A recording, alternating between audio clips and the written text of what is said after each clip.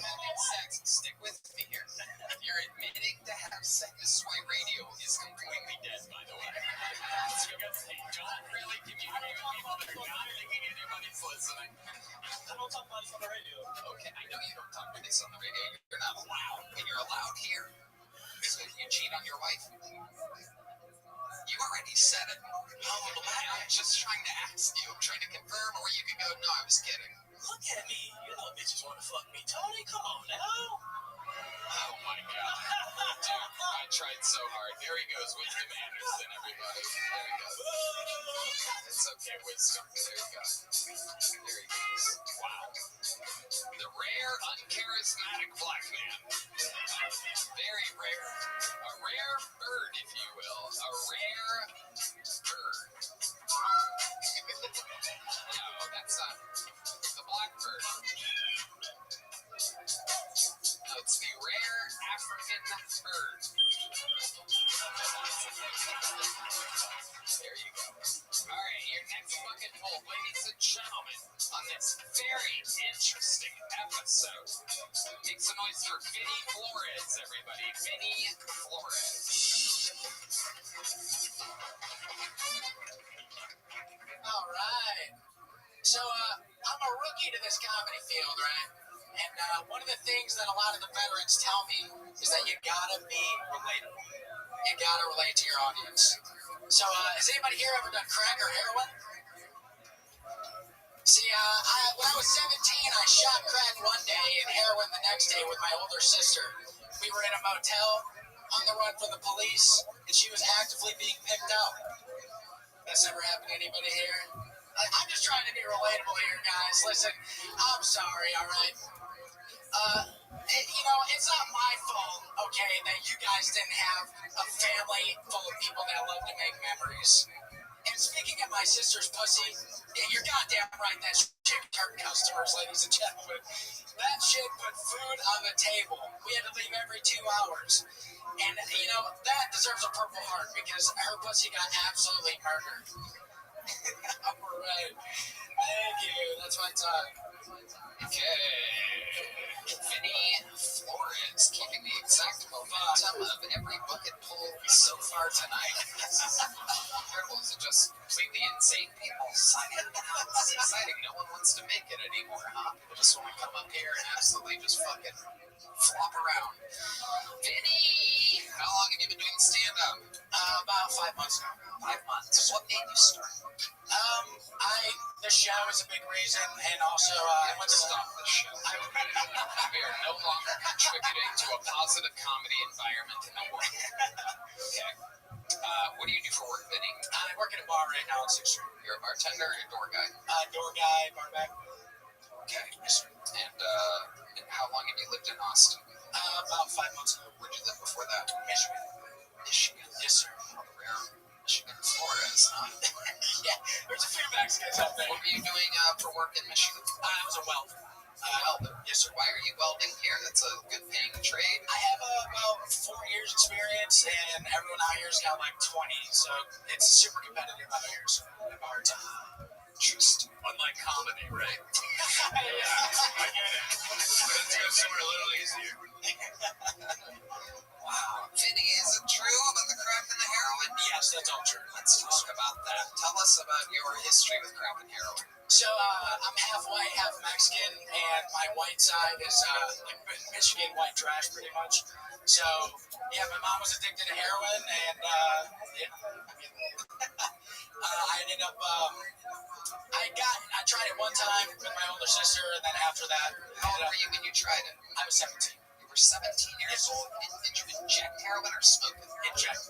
So 17 years old, you had never done it before. Had your sister been doing it? Yeah, but she was actually on the run from a halfway house. So she had been given like some pill or something to where she couldn't take opiates. So she was shooting up crack. So that's why the day before she was injecting crack. She was injecting it, yeah. Yeah. He like melted down with vinegar, I guess. I guess. Wow. Hey, fuck over here. Fucking teaching us how to cook crap. Wow. So she helped you do it, showed you how to do heroin. I actually had to kind of coax her into it because listen, I was young and at the time I was like, I'll try anything at least one time. I want to experience the world.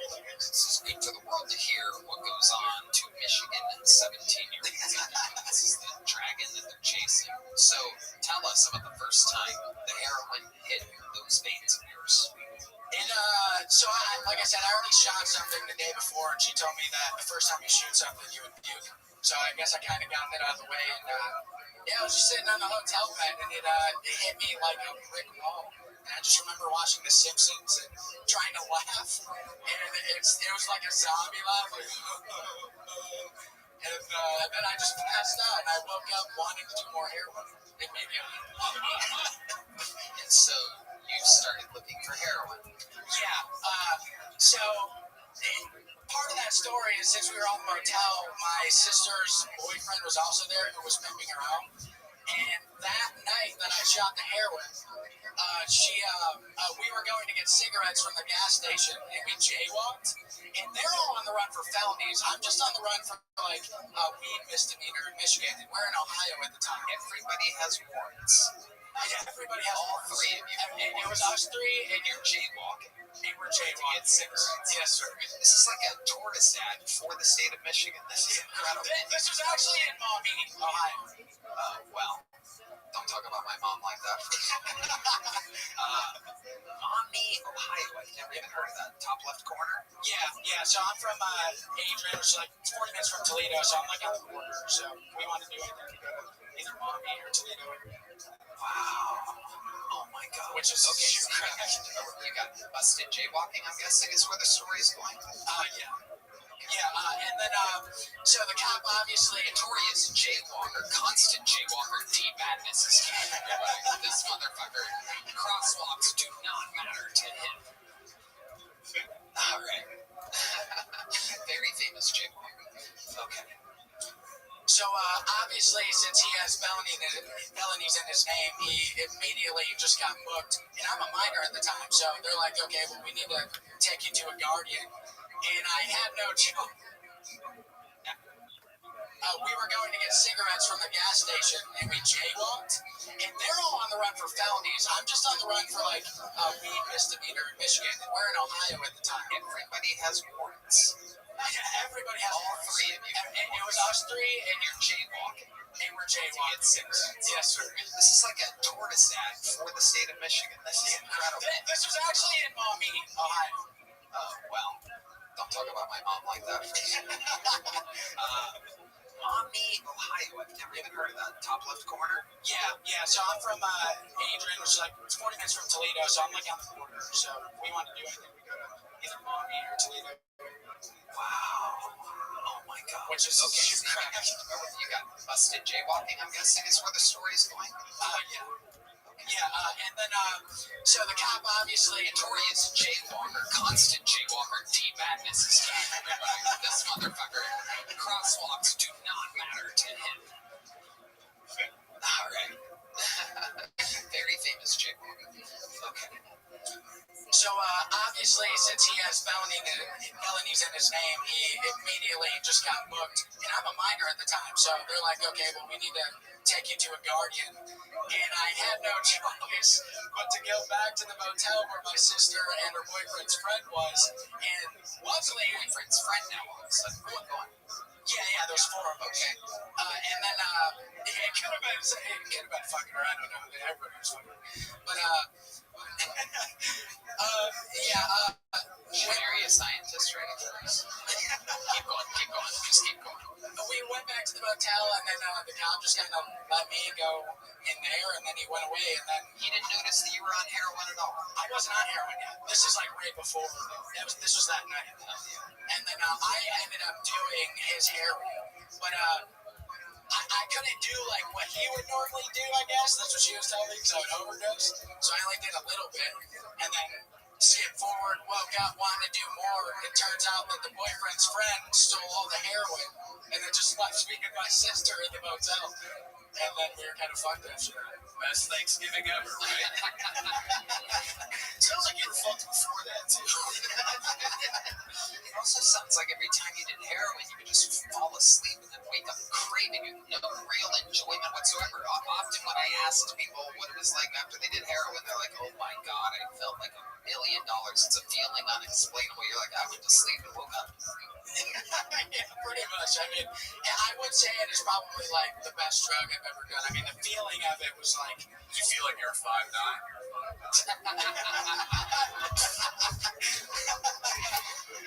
Vinny, what's the coolest thing you've ever done in your life other than heroin? The coolest thing I've ever done in my life.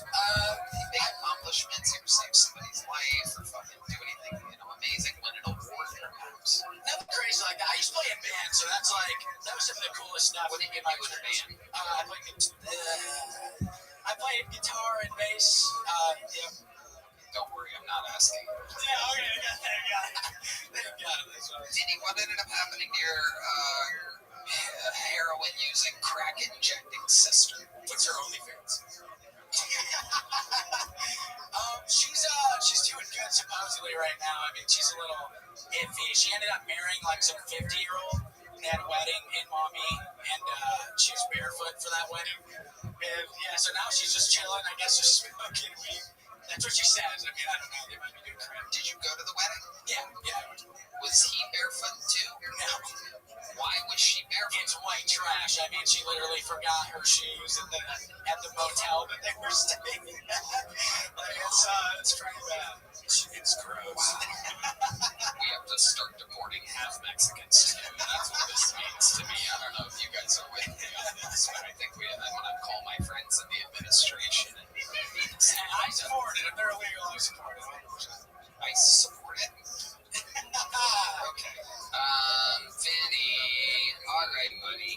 Well, here's a little joke book for you. You can't mix it with vinegar, melt it down, and then smoke it, but you can write some jokes. All right, thank you. There he goes, Vinny Flores, everybody. Keep writing. Keep trying, Vinny. I have to tell people that so they don't fucking relapse on heroin and shit on their way out. They're like, okay, he told me to do it again. Like, keep signing up. Keep signing up, Vinny. Keep writing and signing up, Vinny. Don't give up tonight, Vinny. I'll see him fucking slouched over in the alley tomorrow.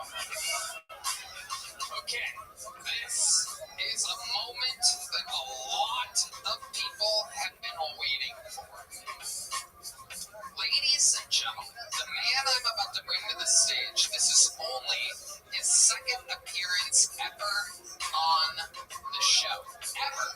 He's not a golden ticket winner. He's not a regular. But the man went so insanely out of control viral his last time on the show that I absolutely had to bring him back. A disruptor of the force of natural movement.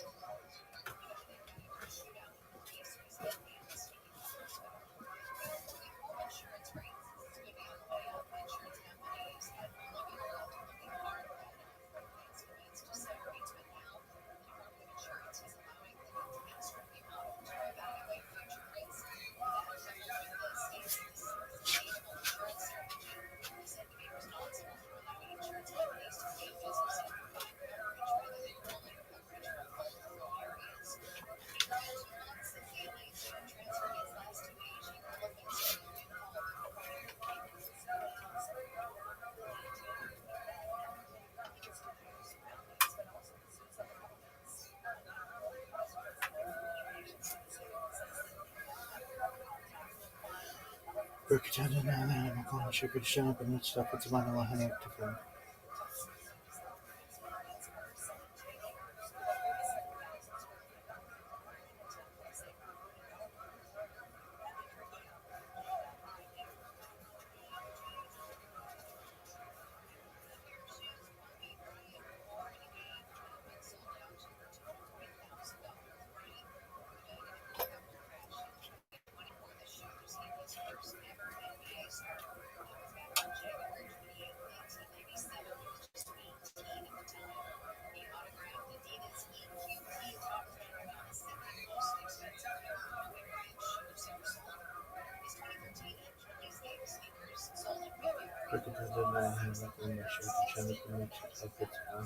On its foot.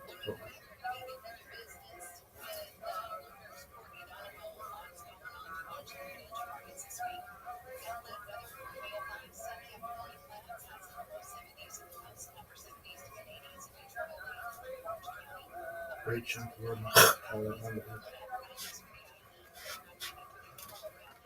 Shema Israel, Adonai Eloheinu, Adonai Echad.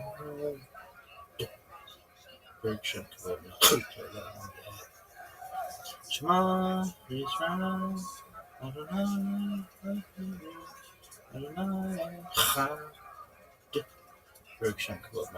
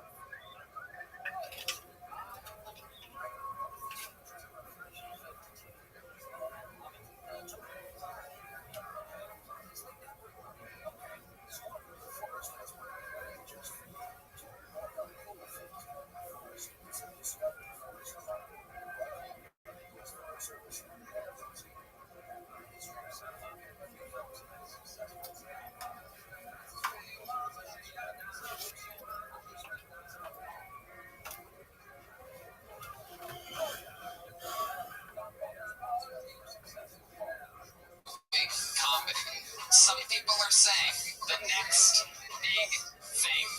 Ladies and gentlemen, I present to you the long-awaited return of Timmy No Breaks.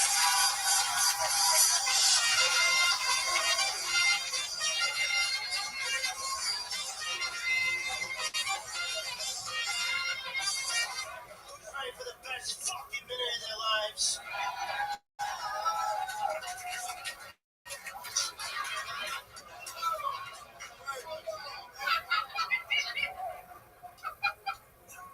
What do you do for a living?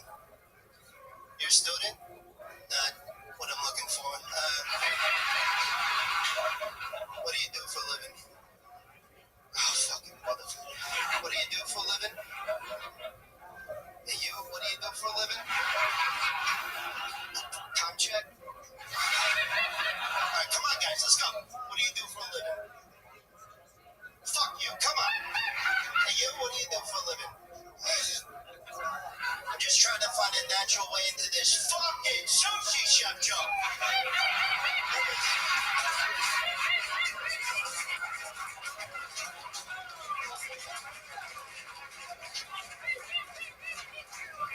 Does anybody work at an airport sushi restaurant?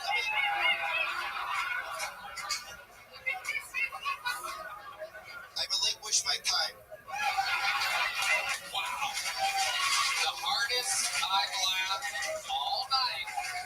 The long-awaited return of the force of 6th Street. Timmy No Breaks. All gas, no brakes. This guy left a dinosaur paw print size footprint on the show the last time he was on. Hard in the paint. Some people said the next big thing. Famously handed off his joke book to the man in the front row, whoever it was. And tonight, threw his sunglasses at a person in the front row. It's becoming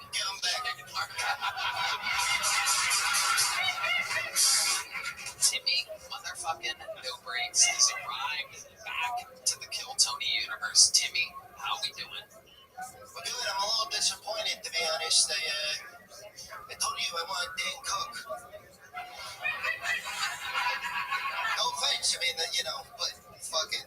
You wanted him on the panel next time you were on, is that what you said? Yeah, I hit you up with some requests. I said a bucket of MHLs. I said Dan Cook, and, none of them are his, so I don't know what the fuck I tried my best to get him. Wasn't easy. We have to settle for Chris O'Connor and Ryan O'Neal tonight. You're Ryan O'Neal? Yeah. It's for you. You just got served, bitch.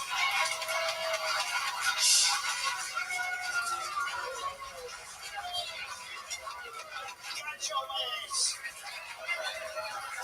Open it up. Yeah, why don't you show everybody what that is, bitch? Why don't you show everybody what that is? There's a picture of my niece's volleyball team. Oh, Rose's man!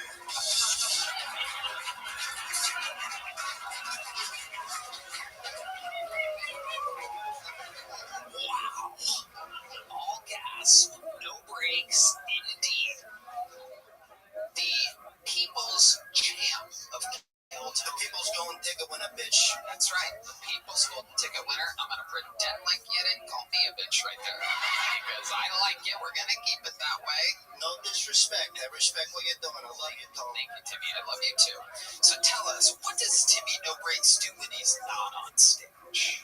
Yeah, I mean, I recently got in some trouble. I went to play laser tag and brought a real gun. That was not good.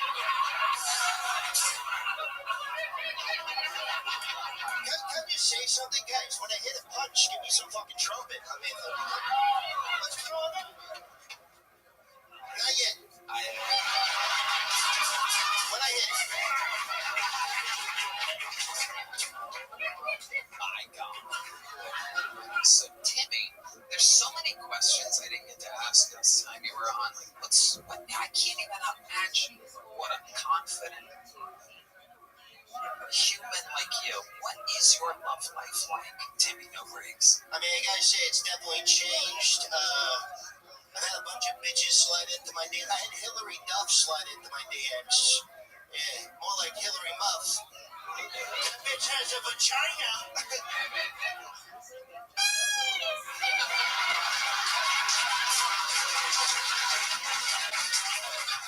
Fucking Mr. Clean out your fucking ears. God damn it. I'm sorry, Tom. I'm sorry. Doing my best. It's fucking, Wow.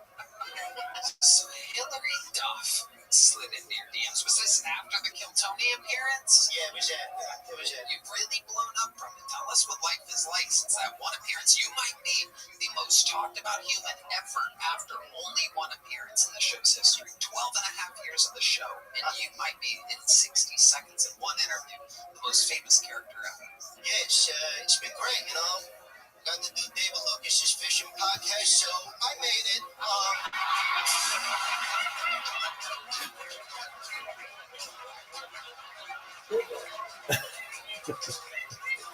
By the way, where the fuck was the trumpet there, guys?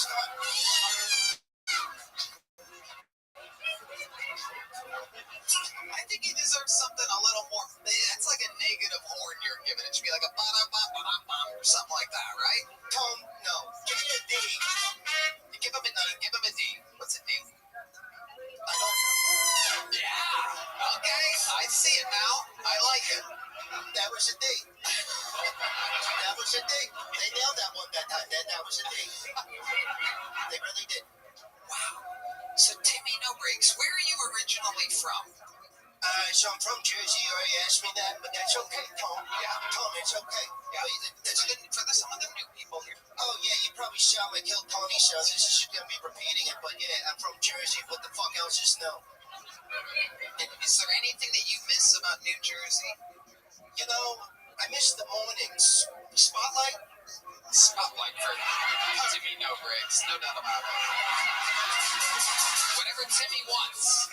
Every member of the Kill Tony crew should know whatever Timmy asks for, Timmy gets from this point forward. There's a thumbs up from the great Yoni.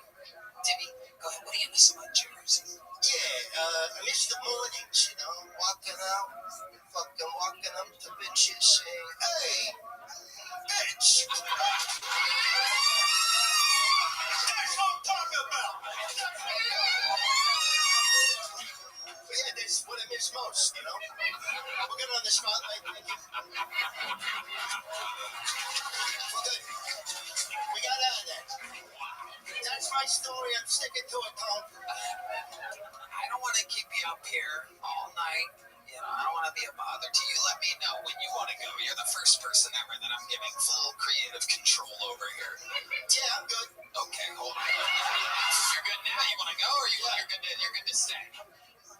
Fuck, Tom, it's your show. I mean, No. I'm literally, again, I've never told the crew you get whatever you want. I've never given creative control to anybody. All right, Timmy, let's do this. Here's something I really want to know, and I don't know if I asked you this last time, but if I did, I'd like to apologize in advance.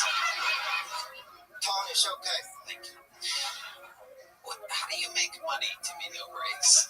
Yeah, you asked me that already, Tom. You know, I used to sell weed. Before that, I was selling coke. Now I'm just coasting on comedy, Tom. Okay. Timmy, hold the horns on that one. Hold the horns. Yeah, it wasn't a punchline. That's for real. Like, I'm doing big shows, doing HEB, I think. Timmy No Breaks is doing HEB? I mean, grocery store or the arena? Tony, you watch your fucking mouth. I'm sorry, Timmy. Sometimes I fall back on my habits here. For making fun of people on the stage sometimes. I mean, no disrespect, Timmy. Hey, no disrespect taken. Let me say this. Yeah. I think you have what it takes. I do? I know. I want you to open for me at Lucky Duck Open Mic. Lucky Duck Open Mic. The best venue in Austin, Texas. No ceiling, no audience, and no breaks. Timmy, what can I say that I haven't said 1,000 times about the New York Yankees? I mean, you are just an absolute fucking empire of your own. A one-man empire. Can I ask you, where do you get a jacket like that? Glad you asked, Tom. So my dad would take me to the spotlight.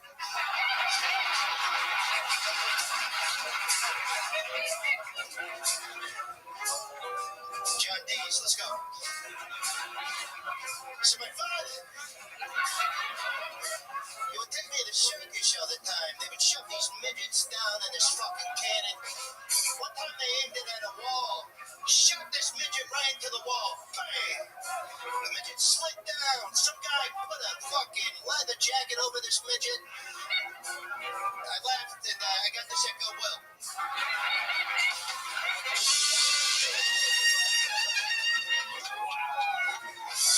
Yeah, bitch!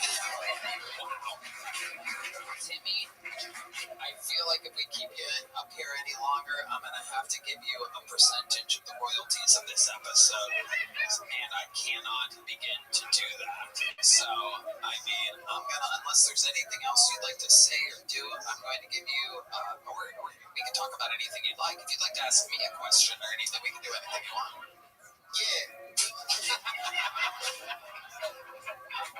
Take your entire life, Tom. What's the most interesting thing about you? Go. Go. Your entire life. Let's go.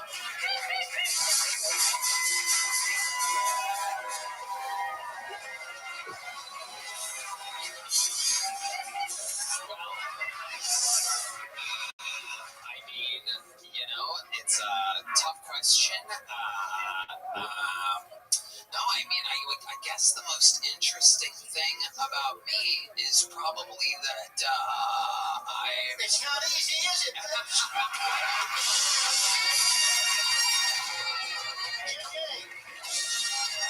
Timmy No Breaks, let it be known that at this moment, I am, without a doubt, registering you as officially, without it, even though you don't want it and you don't need it, you are the newest official golden ticket winner of Hilltop.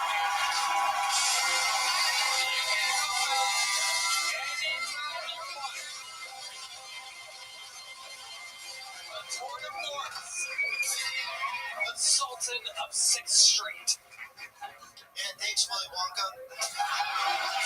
Absolutely. I am excited to be opening for you at the Lucky Duck Open Mic. I will see you there.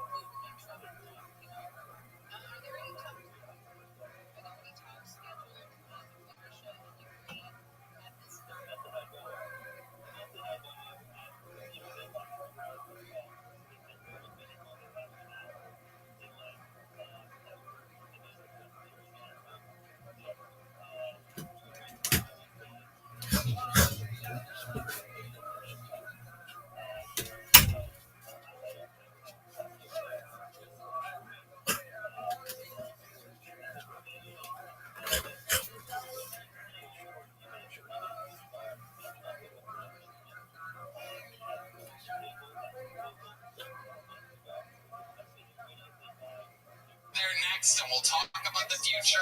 Ladies and gentlemen, one more time to the great Timmy No Breaks, everybody. Wow. Unbelievable. Holy shit. One of those moments you'll never forget. Wow. All right, the bucket pool has to follow that. Not easy, ladies and gentlemen. Not easy. The chatter in the room, for those of you watching the show, is unbelievable. Men are proposing to their girlfriends. This guy's going to do some type of drug right now in the bathroom. There's a lot going on here. The place is in absolute chaos. And it's time for another bucket pool. Make some noise for Isabella Carrozza.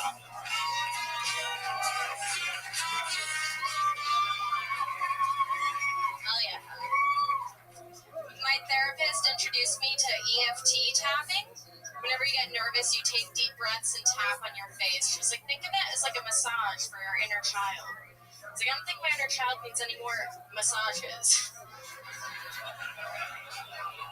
I started going to therapy because I would get really bad anxiety in social situations and become a huge bitch to whoever I was with. And my boyfriends would just be like, oh, it's because you're Italian. And then I went to therapy and she was like, you have autism. And I was like, I'm Italian. She was like, you're retarded. During the pandemic, I worked as a cam girl. I didn't do anything. I just took my vibrator and did stand-up comedy with it. The men were like, shut up and pee. Sorry. Fuck. Was that 60 seconds? It was like 6 minutes. That was. Yeah, you got it right when you said it. That was it. Isabella Carrozza, ladies and gentlemen. Isabella. Hi, Isabella. Hi. You've been on this show before, but it's been a while, right? Yeah, a few years. Okay, how long have you been on stand-up? 5 years? 5 years. All of it here in Austin? Yeah, mainly. Love it. What do you do for work? I'm unemployed. Unemployed? Yeah. How do you survive? I'm a stripper. Okay. Where are you a stripper at? I don't want to say, because last time men came in and asked me to fart on them, which is a real thing. Red Band. Naughty boy, Red Band. Okay. Wouldn't that make you money? It did, but it was a lot. It was overwhelming. We ran out of gas. Yeah. All gas, no brakes. Wow. Did you fart on the guy? I tried. We went into the back for like an hour, and I made like $2,000, and I was like, I'm trying. Because during the interview, I said if men get too handsy, I fart on. I was like, no. But he took it serious, and he went to the Red Rose and was like, Wow. I just said where I wanted it. To the Red Rose, but it didn't smell like roses when you were done with them. Isabella, how long have you been stripping for? On and off, like 6 years. Okay. What are some of the, other than the fart thing, what's some of the craziest stuff that you've seen? I imagine it's a lot. At a strip club. What is crazy stuff? I mean, sometimes like girls fight, but I feel like nothing really crazy. I've seen like, men will whip out their dicks and that's terrifying. Yeah. But like, it's kind of like, I just kind of show up and take money and leave. It's kind of, it's an easy job, I guess. Hey, guys up the girls. What's the on and off? What brings you back into the game? I was like, I don't know, I always kind of did it on the side of what I do. So I was like an ophthalmologist technician. What the fuck, man? Is that you? Part-time ophthalmologist? Can I take a seat? I'm just accidentally hitting buttons over here. What's going on now? What just happened? Can I take a seat? Did you just fart? No! What just happened? What balls under there? I just like sitting when I'm on stage. Is that fine? No, we're just starting work. Oh, sorry. You gotta stay in the frame. Okay, there you go. Wow, the world's laziest stripper, everybody. What's a fucking To be fair, a floor dance from Isabella? I am like the DMV worker of strippers. What does that mean? I just like, I'm very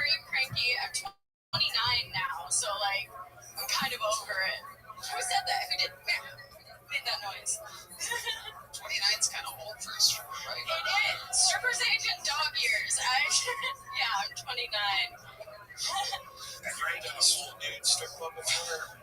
In LA, I did, yeah. Here, cooter balls? You ever do cooter balls? What's cooter balls? Explain to these people what cooter balls are. Senior strip club correspondent Brian Radcliffe here, ladies and gentlemen. Where they sit there with their legs open and try to, crumble a ball and like make a basket inside their vagina. I would Fucking disgusting, right, man? Fucking gross. I can't believe you would ask that. Have you ever done cooter balls before? No, I would climb to the top of the pole and let go. I would not do that. So come on. How'd you become an ophthalmologist? No, I'm not an ophthalmologist. Yeah, I met the doctor at the strip club, and he was like, "Do you want a job?" Yeah. Nothing crazy happens at the strip club? That's what you said before. I don't know. An ophthalmologist hired you? Yeah. I feel like I've gotten a lot of random jobs and stuff like that from dancing.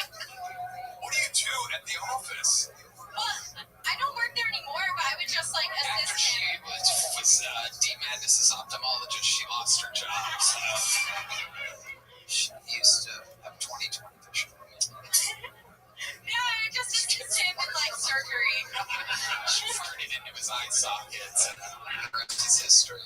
Have you ever been a nanny before? A nanny? No. I think I could be good with kids. Are you about to hire her to like cat sit for you or something? Isabella, what do you do for fun when you're not doing stand-up or strip? This weekend I went to Venice Beach and I did like 8 grams of mushrooms. Wow. So much fun. Okay. Yeah. So like, what happens when you're on mushrooms like that? Well, What do you do? in Venice Beach, it's fun. I once did 8 grams of mushrooms and went to the strip club, and that was crazy. I made a lot of money. Did you notice, were you on the beach, obviously, when you did it, or in a place? I was on the beach. Did you notice that when the waves were coming in, that the waves kept going through the sand? I was once on mushrooms at a beach, and I saw this shit, and they just keep going, and you realize that it's all just one fucking thing. Anyway, I had quick question. a Mexican guy. I was on the beach too. 8 grams? I feel like you're not even seeing the beach. Dude, You're in fucking space. this guy gave me like a drink, so I like chugged it. And You should do. yeah. And it was a lot of fun. I had like, you know how everybody rollerblades on Venice Beach? There was like this Mexican guy like plummeting towards me, and it was like, no, it was just the best time. It was like, oh no. Yourself? Yeah, I do that a lot. But now I feel like I hate saying that on Kill Tony because your fans are crazy. You're gonna go missing. You sound like one of the fans. Wow. I'm anxious. Where are you guys from? Okay. It's a stripper in here.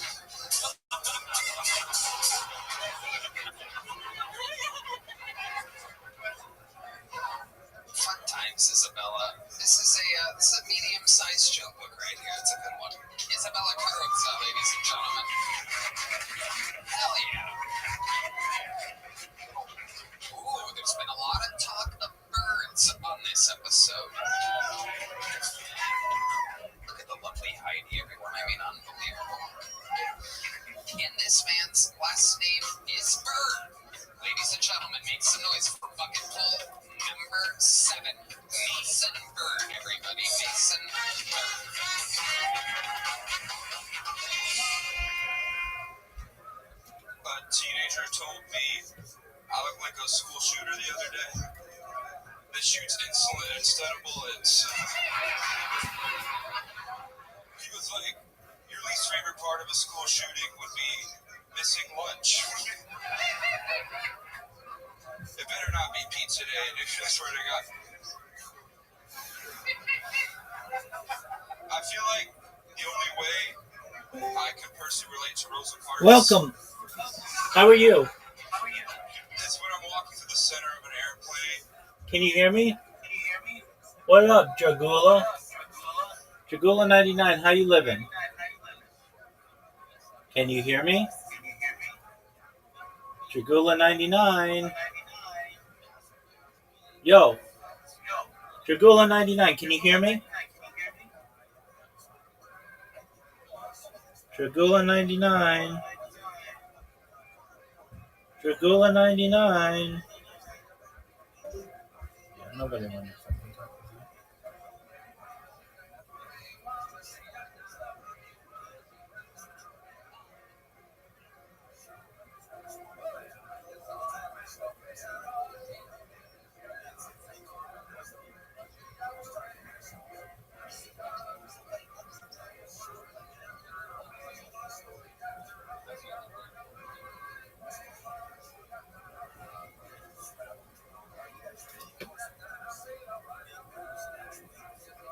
Everyone's staring at me like that motherfucker better not sit next to me.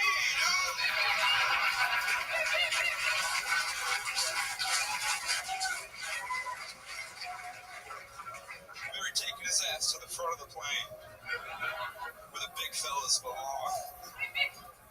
Now I get it though, like I saw a dude fatter than me walking through the airport.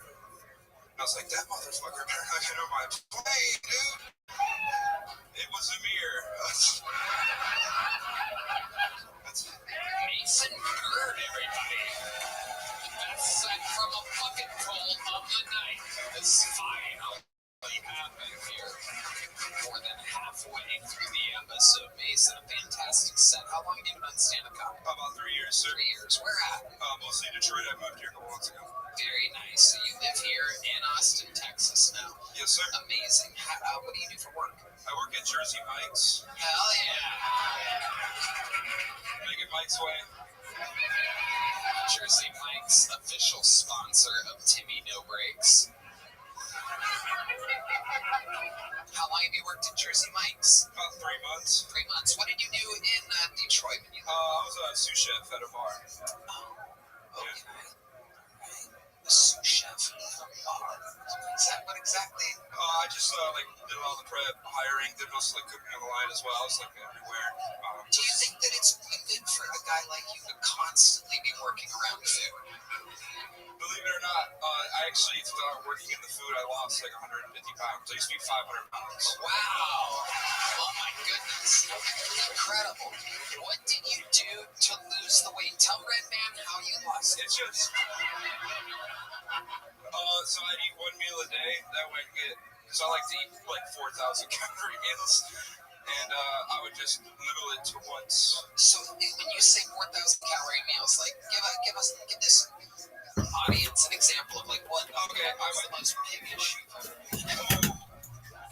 Alright, I like to get 3 chicken quesadillas from Taco Bell, 2 cheese gordita crunches, and I get 2 drinks that way they think the food's for 2 people. What drinks do you get? You gotta mix it up. I like the Baja Blast and cherry Pepsi. Yeah. Amazing. Absolutely incredible. So you still eat the same type of stuff, but just once a day now? Yeah, just get it all in at once. I love it, man. God damn. You're a funny guy. You have great jokes, great delivery. Everything's right on schedule. How long ago were you that fat? 2 years ago. So it's all just happening fast. Yeah. Funnier and lighter at the same time, constantly. We're trying. Hell yeah. Amazing. I just want to know what time you have to go Bigfoot hunting today. He likes to come out around 2:30. Your glasses, can you see out those? They're a little smeary. Yeah, I touched my face. It was from the smack rap earlier, I'm not gonna lie. Timmy No Cakes over here. Timmy All Cakes. I love it. And you're also a ginger. You have that going for you. Yeah. Hell yeah. Represent. Mason, what else? What do you do for fun? Tell us more about your life. What's interesting about you? I like to look at maps. I know all the state capitals. Very proud of that. Yeah, I'm really into maps and geography and topography and all that kind of stuff. Is that because you're shaped like a globe? Yes. Perfect. What got you into maps? I've just always been super, there's a Nat Geo thing when you were a kid, and I was super into that, answering history questions and maps and stuff like that. Okay. Other than maps, what else are you? That's fair.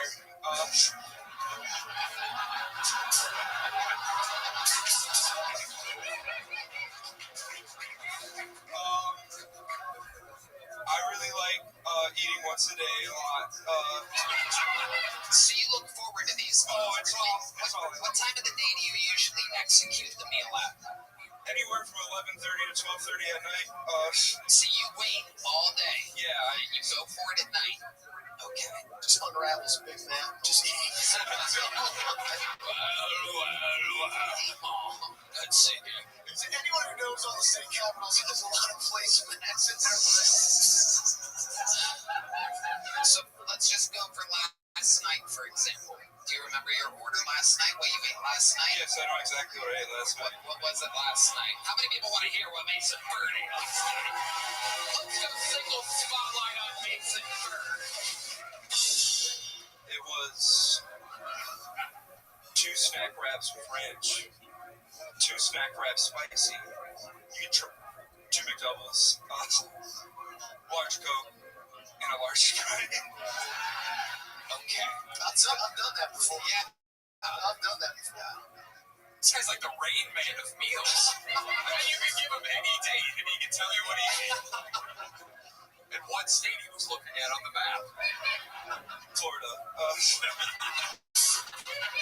Have you ever thought about when you're sacrificing all day and you're hungry and it's the last meal of the night and you're eating the first meal of the day at night? Have you ever thought about replacing the most disgusting, heavy caloric meals humanly possible with something healthy and losing like a few pounds in a day? Yeah, but the thing is, like, if I do that for 2 weeks, I explode and spend like $70 at Taco Bell. Oh, so it's you'll just go out of control. Yeah, it's like I have to, like, I'm going to be out of control because I have to learn how to dance with it. Yes, sir. How to dance. Tony, that's math money. You know that? That's wild, man. When you get done with the meal, are you full? No, You're like, I'm more just like sad. And I'm like, oh, man, I should have got another burger. And then what do? You just kind of go to sleep? Smoke weed, go to sleep. Sometimes I'll look at old like Facebook photos of me when I was really fat, and I'm like, I'm doing good, man. Yeah, you are, buddy. Yes, you are. I'm about to have you on the Secret Show Thursday. Amazing. Big jump up. Mason Bird has arrived in the Coltoni universe, ladies and gentlemen. How exciting is that? Thank you. One more time for Mason, everyone. Ready? Fucking pool number 8. Right down the barrel. Make some noise for Max Sidawi, everyone. Max Sidawi.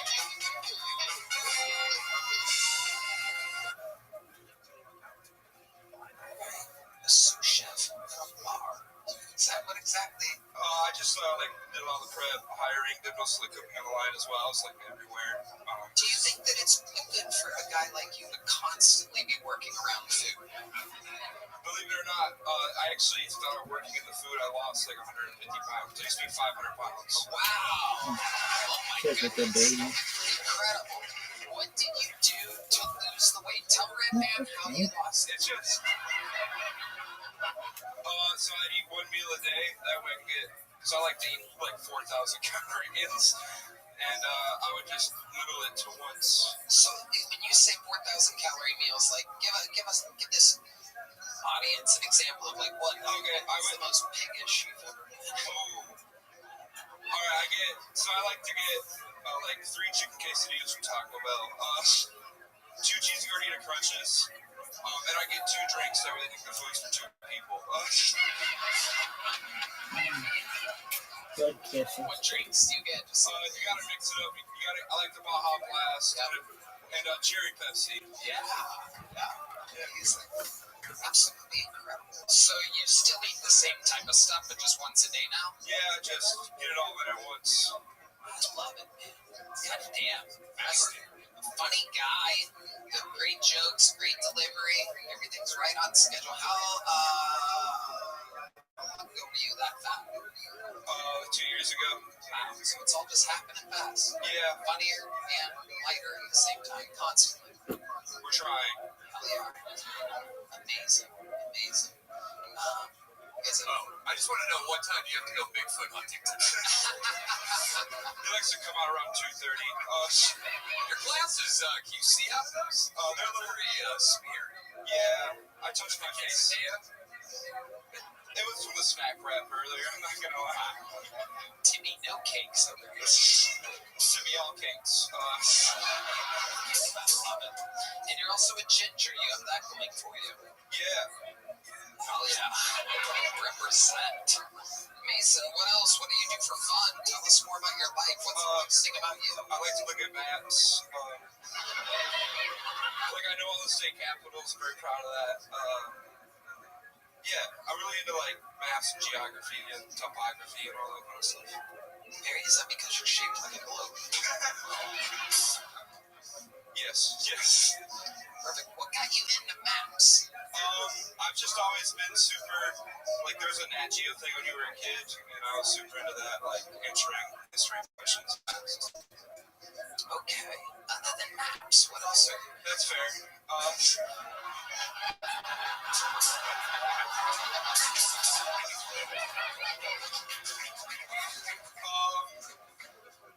I really like eating once a day a lot. So you look forward to these? It's all. What time of the day do you usually execute the meal at? Anywhere from 11:30 to 12:30 at night. So you wait all day. Yeah. And you go for it at night. Okay. Just unravels a big map. Just eats. Wow. Let's see here. Is anyone who knows all the state capitals, there's a lot of placemats in there.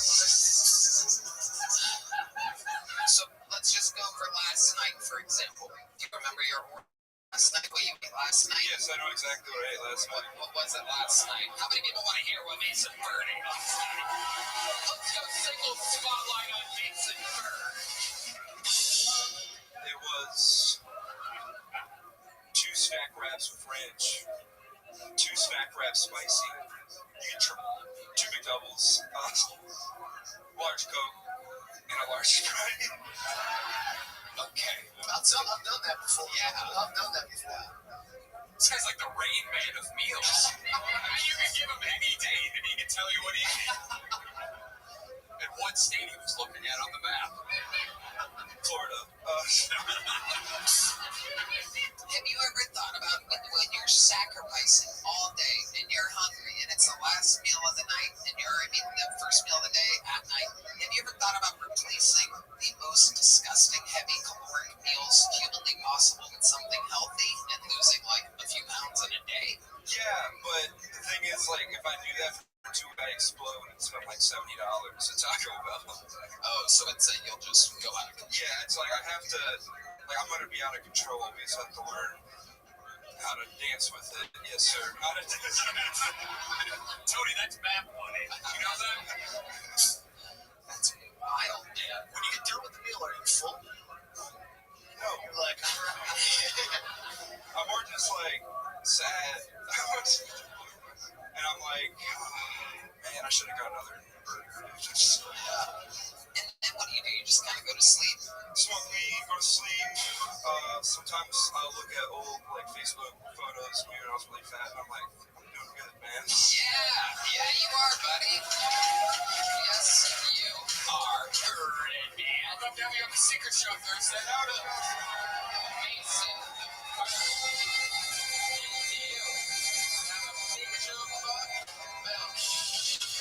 Mason Bird has arrived in the Kiltony universe, ladies and gentlemen. How exciting is that? Thank you. One more time for Mason, everyone. Alrighty. Bucket bowl number 8. Make some noise from Max Sidowie, everyone. Max Sidowie.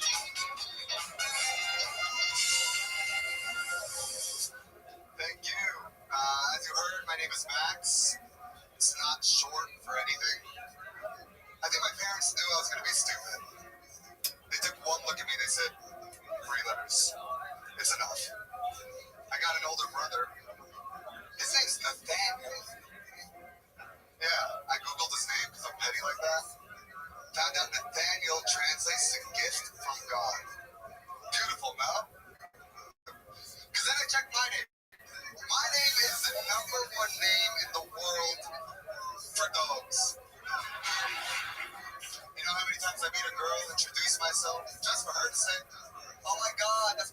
name. It's not a good thing.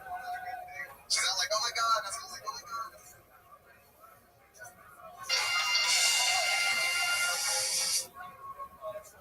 Right down the barrel. Make some noise for Max Sadawi, everyone. Max Sadawi.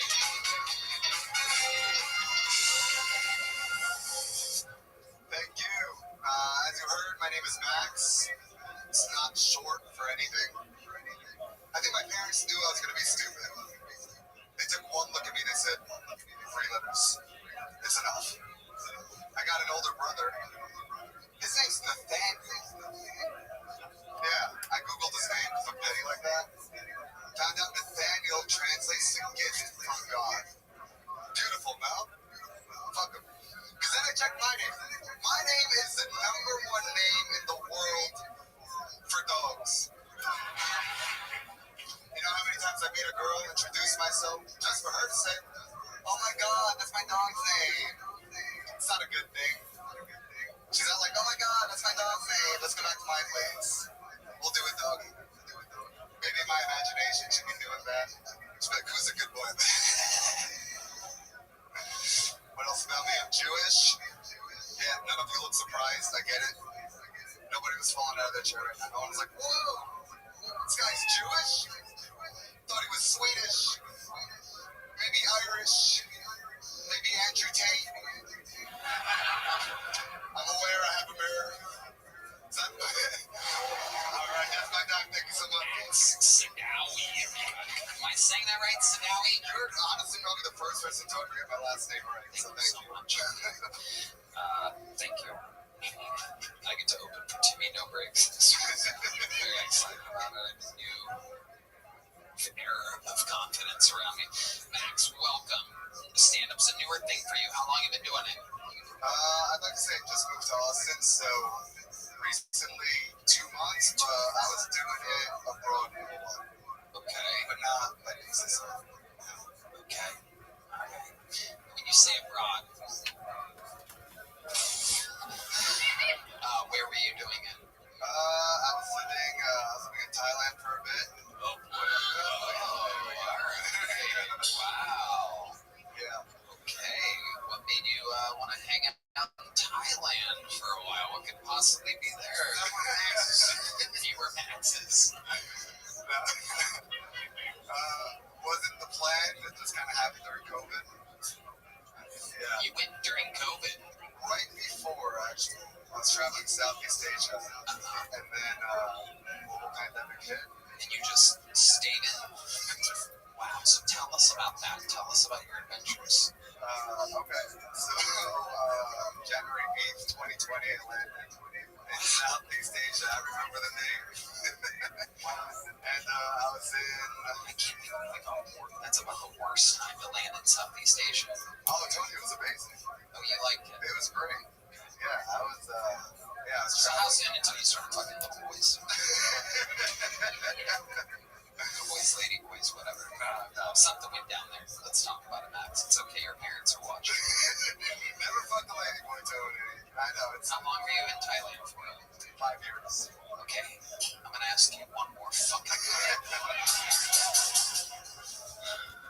What's your lady boy body count? No one ever believes me. I get it. Did you think about it? No, you think about it. Some of them are gorgeous. But that's a tell. Tony, that's a tell. I know it's a lady boy because gorgeous women don't come up to me like that. John Dees has a question. John, would you like to ask it in the microphone? I like you the way you ask it. Just say it the way you just said it.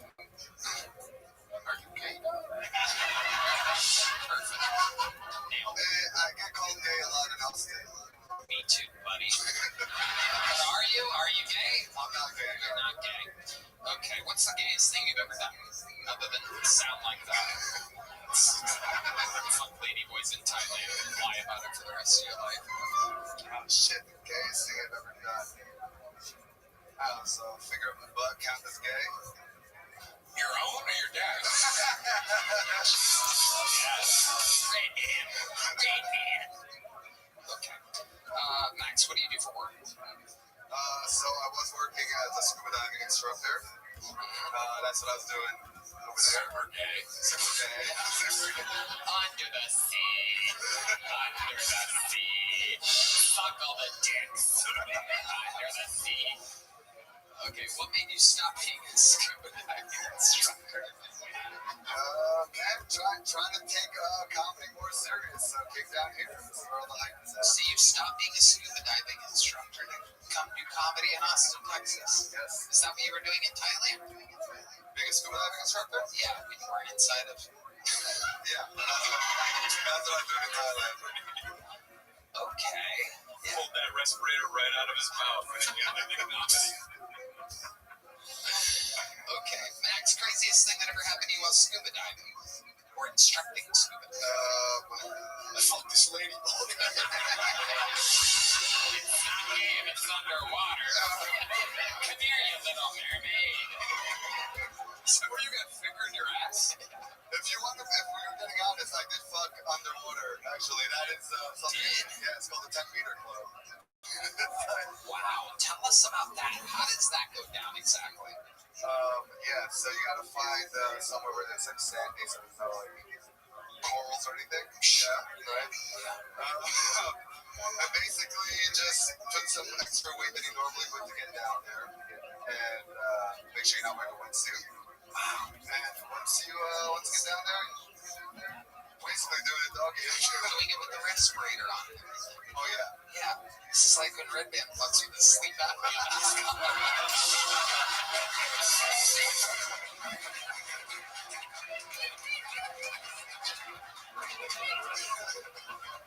Very rarely do I make myself laugh quite as hard as I just did. I pictured it, buddy.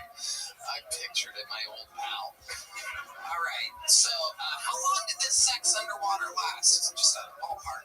Oh, fair. By ballpark, I mean the fact that you both had balls. It wasn't long. It would probably be like, maybe like 5 minutes. Yeah. And you came. Yo, honestly, when I came, it was funny because we were both, it's called neutrally buoyant, so you're not flat, you're not on the top. And once I was about to come in, well, right before I came, I basically just like pushed her off, and she just see her going. I never got to do that in my life. That was hilarious. That is pretty cool. That is pretty cool. Is there like a chum trail? Like the fish came. Oh, yeah. I bet they did. Not in that way. They're like, this cum tastes like shit. My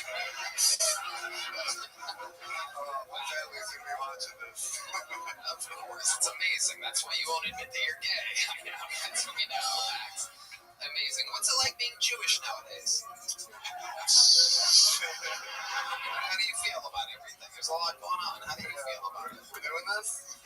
Go right ahead. I'm going to let you take control because that's what you people want. Oh, my favorite Jew, he's not laughing. I might be crossing the line right now. Oh, man. Yeah, it's a delicate line to be crossing right now. Well, I know you guys have your lines and your borders and fucking now those lines are always moving in your favor. Okay. How do you feel being a Jew nowadays? Pretty simple question. You can answer it any way you want. I like being Jewish. Perfect answer. I like being one of the most watched shows in entertainment, so that's all I'm going to ask. There we go. Fantastic, Max Sadawi. Here, my friend, is a big joke book for all people running show business to see that the Jew is getting a big joke book. There he goes, Max Sadawi, everybody. We're having fun here tonight. All right, bucket poll number 9. Make some noise. You guys having fun out there still? Make some noise for Micah Brown, everybody. Micah Brown.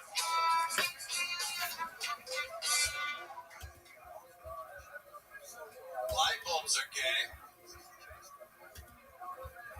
Because I busted my ass, am I right?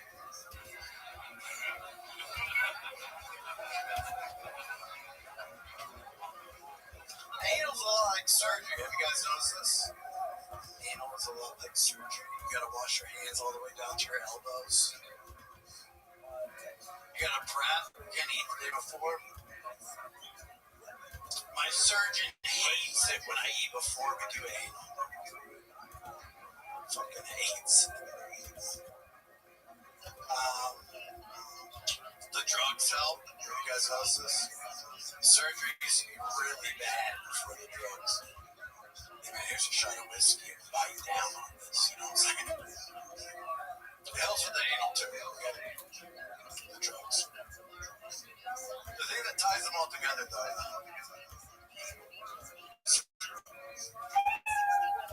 is that the only thing worse is anal surgery. Stay away from those light bulbs, dude.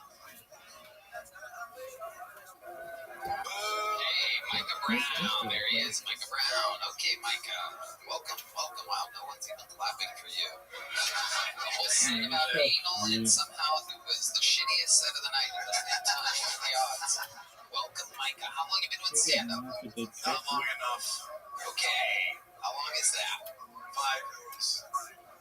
What's this move? What's this move? There's Red Band's one fart noise of the episode. Okay. 5 years. Ryan O'Neal. Well, I was just saying, this guy looks like fentanyl Tom Cruise. You really do. You do look like that. Every mission is impossible to you. Amazing. What do you do for work? I don't. I quit. Quit. Blockbuster 14 years ago. And just haven't done anything. Sponsored now. What did you quit? I was serving at Fressa's. And it was too good. Place with like the quesadillas, like a chicken bowl. Yeah, I love that fucking place. Beans and rice all That's a day. perfect fucking meal. One of my favorite meals. You were a server there? I was a What server went there. wrong? Why'd you quit? Great place. It was a great place. It's not a great place? No, it's great. Yeah, so why'd you quit? Well, Who's this bear? things started going really good for me. Oh, you're such a good baby. I got my foot fucked. You got your what? I got my foot fucked. Your what? I was hanging out. Hold on, wait. Let's go back. You got your... Wait. Micah, you got your what? There was a woman's vagina on my foot. And I couldn't go back to work after that. It was like... This is a true story. They serve chicken. That's why Red Band's making a chicken noise, for those of you wondering what the chicken has to do with getting your foot fucked. So let's slow it down. Let's slow it down. So what exactly happened? How does a woman's vagina end up on your foot while you're serving tables at Fressa's? Supposed to go to work, hang out with a friend. Why did you hang out with a friend at work? Oh, you hang out with a friend instead of work. Got it. Things are going good. Look at me. Stop looking down. Go ahead. It was really fun. It was really awesome. So the girl, Yeah. Chris O'Connor, She was a day. It's Austin. I was trying to figure it out. She's got a girlfriend who's dating a boy, and she's getting... There's no way the story's this complicated. Dude, it ended up with cocaine and my foot getting fucked. I don't know how to get you did the fucking with your foot, right?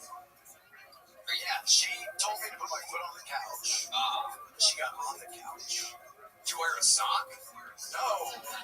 Is that full after the shower? you don't wear protection during foot fucking?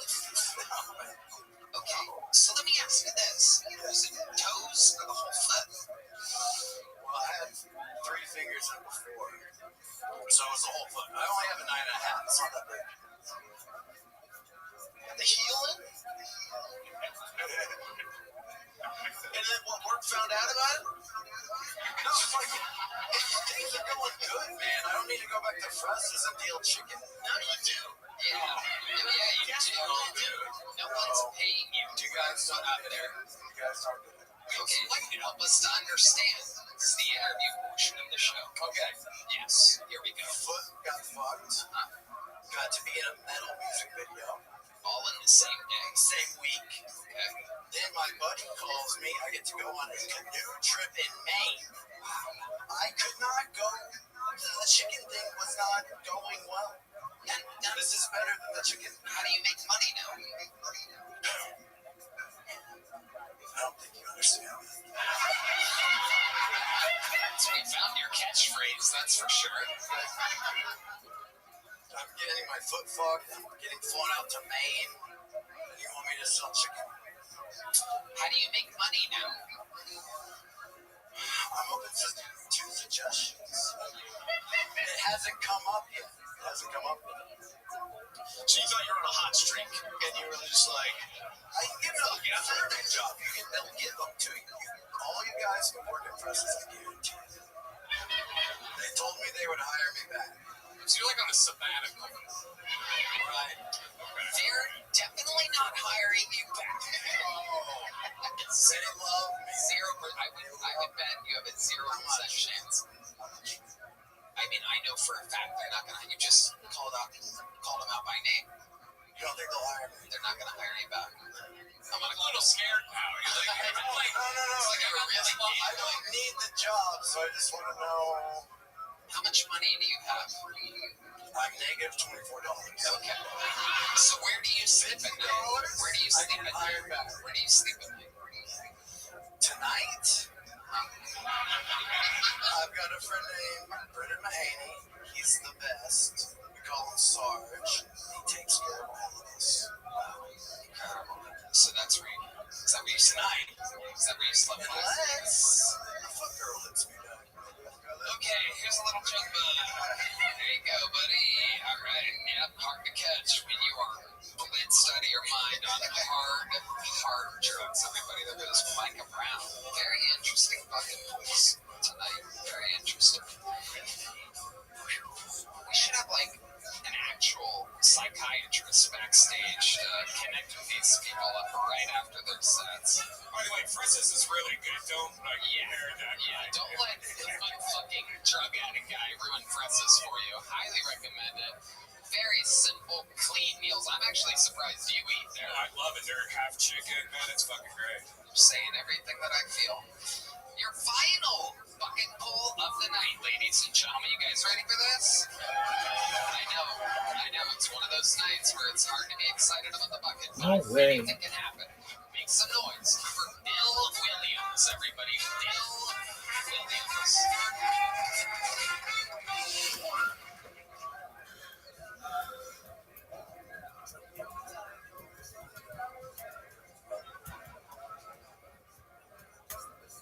I like watching murder shows. You like true crime, rental file, stuff like that. But I noticed recently that whenever they do the reenactments, the actor was way better looking than the real victims. Someone's all sad, like, oh man, can't believe they murdered that beautiful lady. But then I see the real victim, and I'm like, man.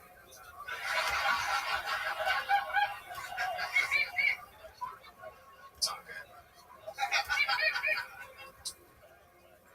I'm dating and dating's hard. The other day I saw this gorgeous woman sitting in a bar. I walked up to her and said, you're stunning. You must work out all the time. She said, no, and I'm a mom. I said, wow, you don't even look like you had kids. She said, if I told you that this body gave birth to 5 children, what would you say? So I said goodbye. Thank you, Bill Williams. Bill Williams, fantastic. I like your style. I like your delivery. I like the whole thing that you're working with here. How long have you been doing stand-up? Where's this baby Year. doing? Wow. Yes, sir. Where at? Baby. San Antonio. San Antonio. That's where you're from? Yes, sir. Hell yeah. Amazing. Fuck yeah, Bill. You perform a lot. You do a lot of like mics in San Antonio. A lot of mics. My first year I did 305. I see. I had a fucking feeling. Some people say they do this 3, 4, 5, 6, 7 years. They're doing it maybe once a week, maybe twice a week, you know. That shit adds up fast. I can literally tell that you've been fucking actually working at it. What do you do for work? Nothing. Jesus. Wow. So I had so much time to do things. That's why we're in deficit right now. Tax-paying, contributing citizens in the country right now. How long have you been unemployed for, Bill? A year. Like, I lost my truck driving job and I just hit it hard. How did you lose your truck driving job? They found a beer bottle in my truck. Yeah, I had a feeling. And then a week later, got a DWI, so we couldn't drive anymore. Wow. Yeah, that happens. Are you a Native American? No, there is some Native American in my family. Mostly Mexican, white, Spanish, a whole bunch of mix. Okay, awesome. Like Comanche, do you know what kind of it? I don't know. You don't know what kind of it? I have no idea. You seem like I can picture you on a horse like riding sideways with an arrow, but that's kind of racist to say, but not really. You do look like that. Have you ever dressed up like a Native American for Halloween perhaps or something like that?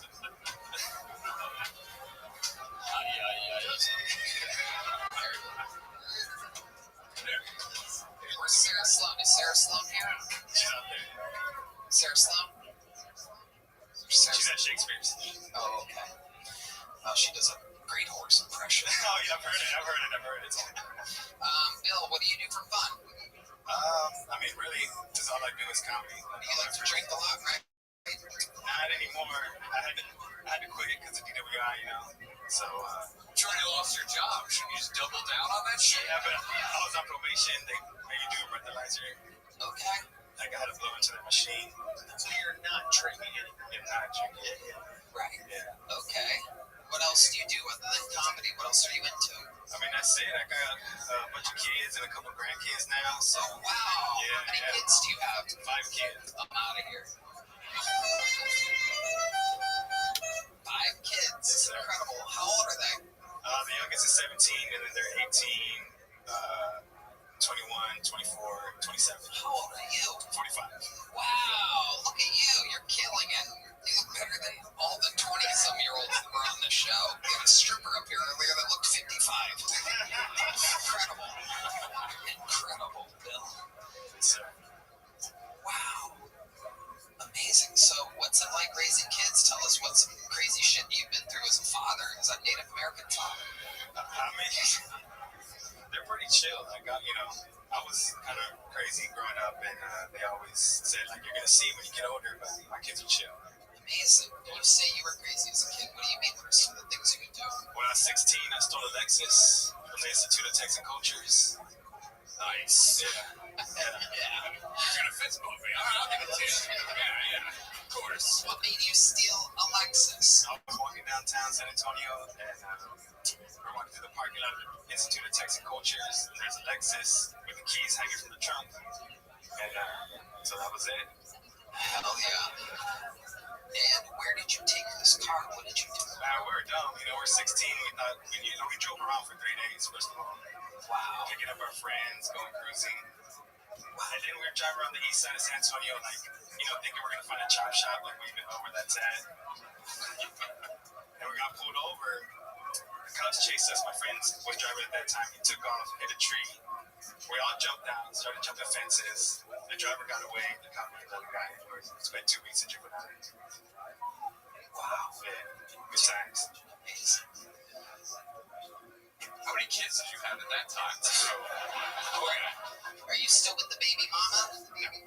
Okay. How long have you been separated from her? Since 2013, I think. Well, separated before that, but divorced 2013. How often do you get to see your kids? All the time. My 2 youngest boys live with me. Oh, cool. Awesome. That's amazing. So you're like a real active father, Real also active. chasing your dreams and being very funny. Yep, thank you. How many minutes do you think you've accumulated in this year? 300 and some sets under your belt. 25 minutes. About 25 minutes. Amazing. I find you to be incredibly hilarious. I'll look at me on the secret show there. Hell yeah. Sarah Sloan. Give me Sarah Sloan. Where's she at? Sarah, come out here real quick. The great Sarah Sloan, everybody. Kill Tony royalty.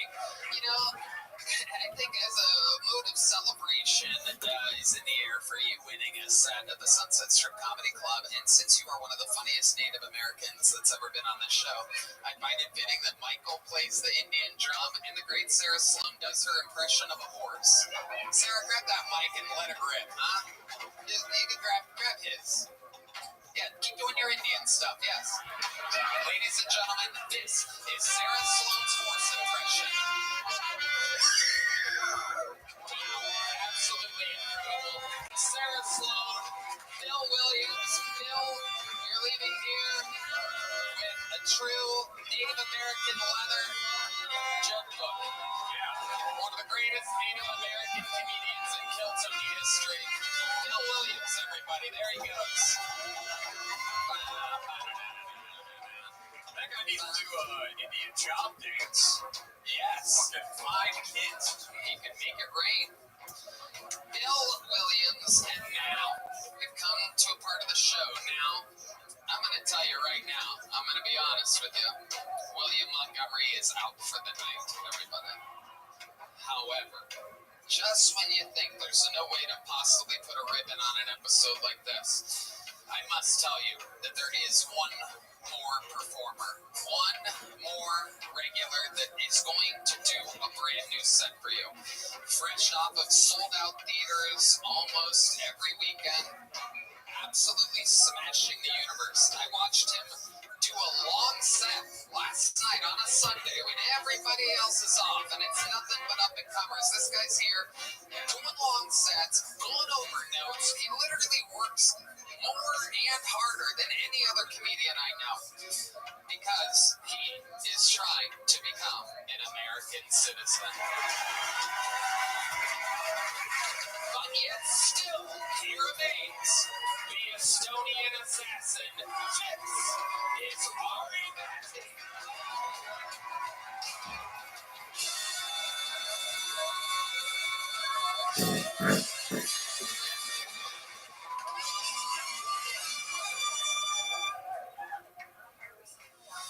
So I've been dating a bitch.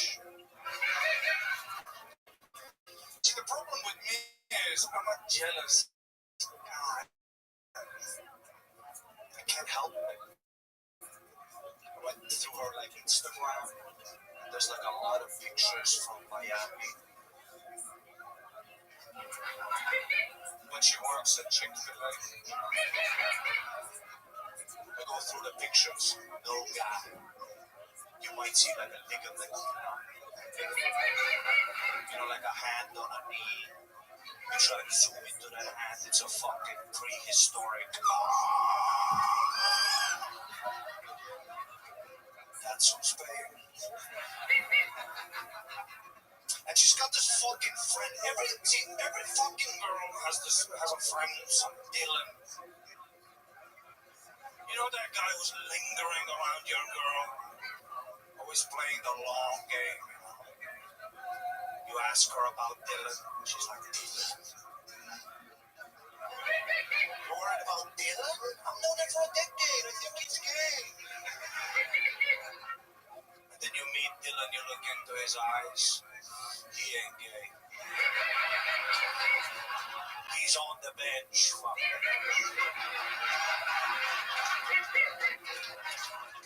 You look at Dylan like, I know the game, Dylan. A wolf knows a wolf. You suck a few dicks to throw me off.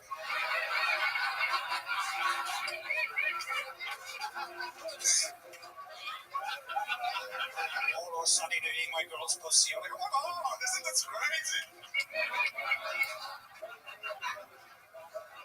So the only thing to do next week, I'm sucking Dylan off. Just to see if it's true. Thank you so much. Thank you. Unbelievable. Let the record show that is 2 minutes and 5 seconds. Once again, Ari Matty doing double work, overperforming, absolutely hysterical. After that intro I gave you, and knowing you and everything, you would think I'd be smart enough to know that you're about to be hilarious. Meanwhile, I decided to take my first sip of this delicious whiskey Coke during your calm setup, and you fucking got me. You got me real good. It blasted. I blasted air out of my nose, and it splashed up in my face and all over me and Red Band's legs. Red Band's wearing shorts, so it raw dog his sweet little hairy kneecap right here.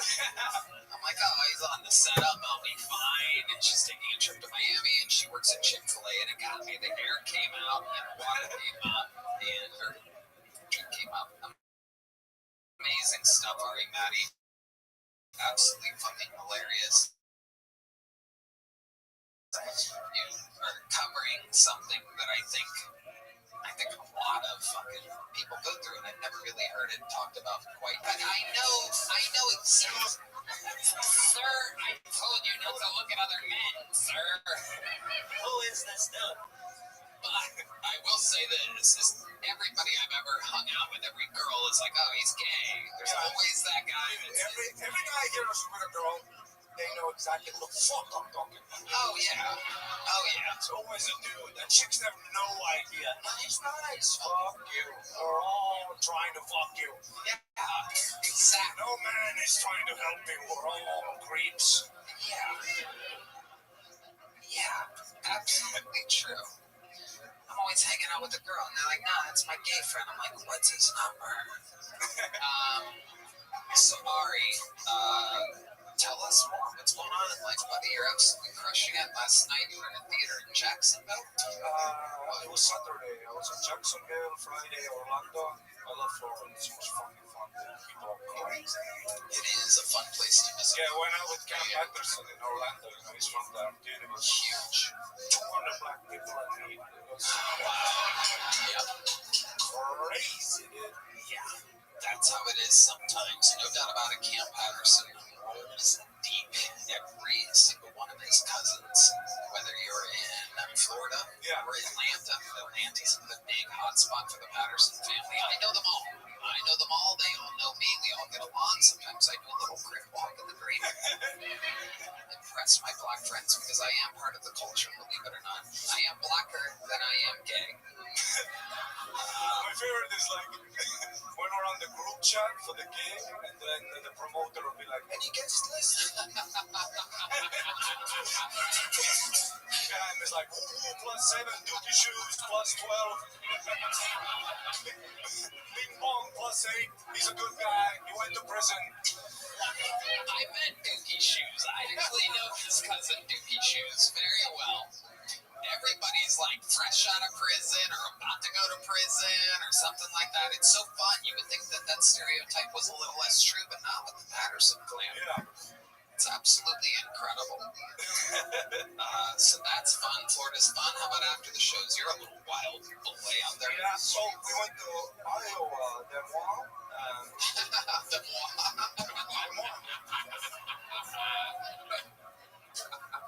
Ever heard of it?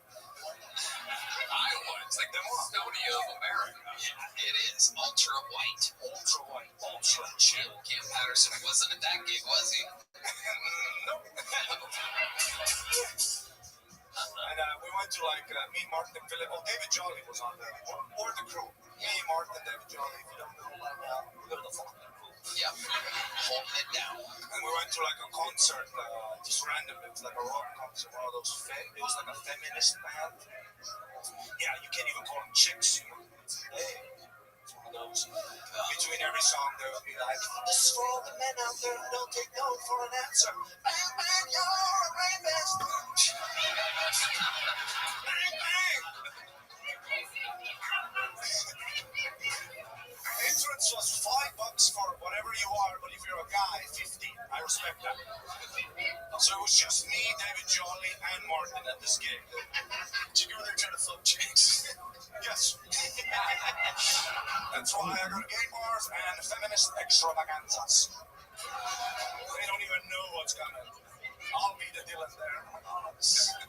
That's this head camera. Come on, totally fucking marginalized community. Can I finger they? Die.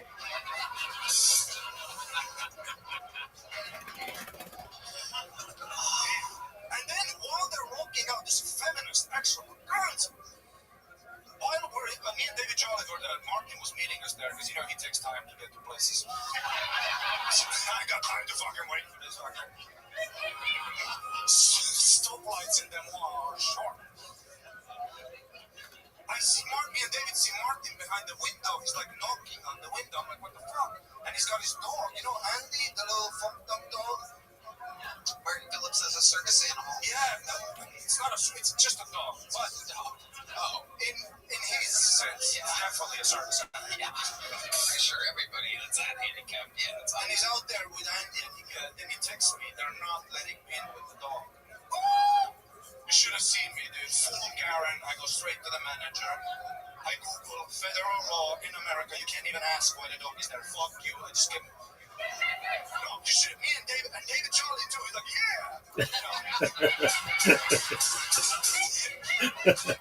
the owner comes to the bar and he's like explaining that it's law. If there's food being served, there can't be a dog around. And then, fuck them. I'm yelling at the bar like, federal law. David's in the back showing the gun. We're fucking.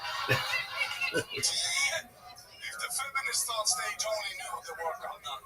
And I got that motherfucking dog in, dude. Yeah. You are a legend, and Ari Matty. And also, does anybody remember that time I went to Florida? I went to Tito Ortiz's bar, and I needed my fucking belt for the fucking raffle. Remember when Tito Ortiz fucked me? Yeah. And you know me, dog. I'm getting my fucking belt. So Heidi, can you bring out my fucking belt? Oh, wow. She won at the Tito Ortiz. Wow. That is incredible. How'd you end up getting it?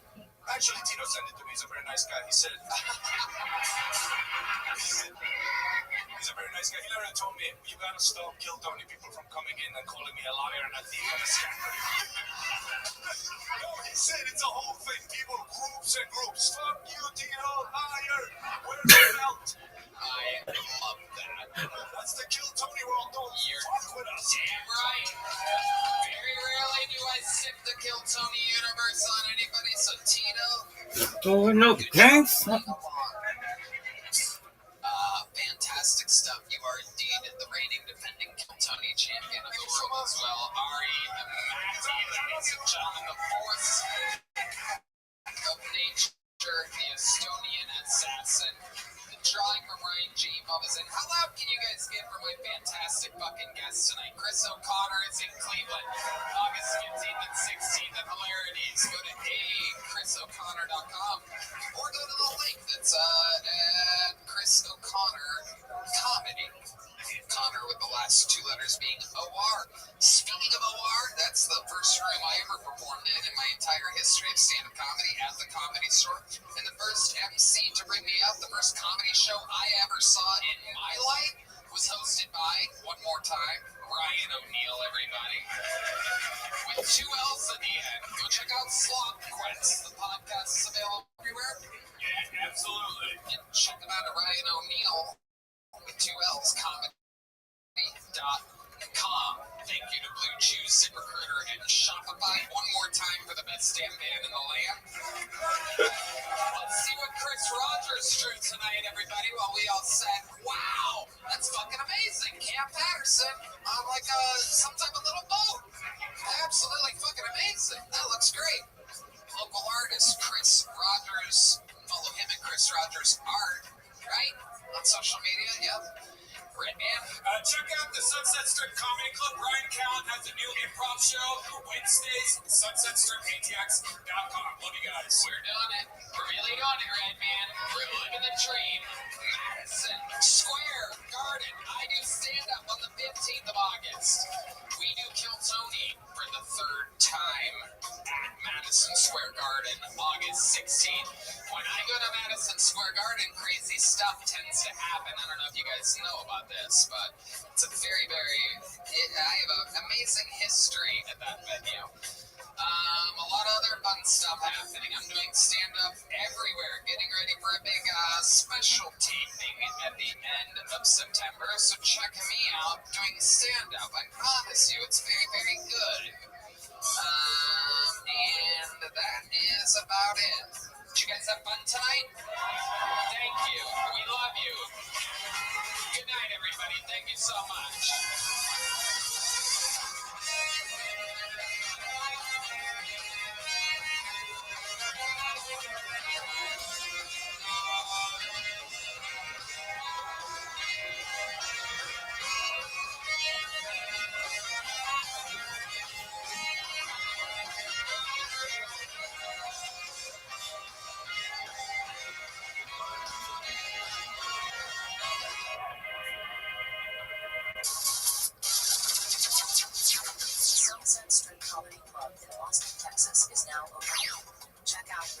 Secret show every Thursday. Go to sunsetstripatx.com for tickets.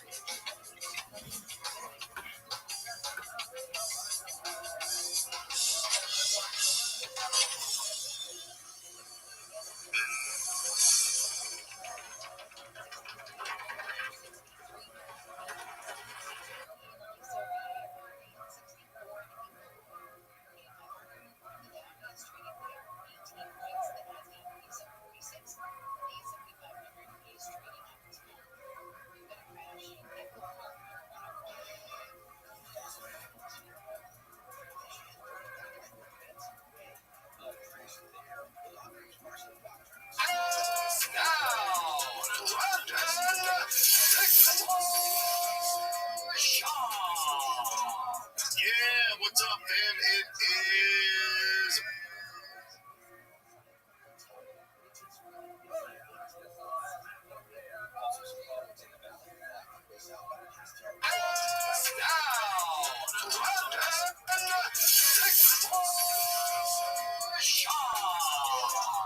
Yeah, what's up, fam? It is a beautiful Monday, humid Monday morning on this lovely Austin Monday.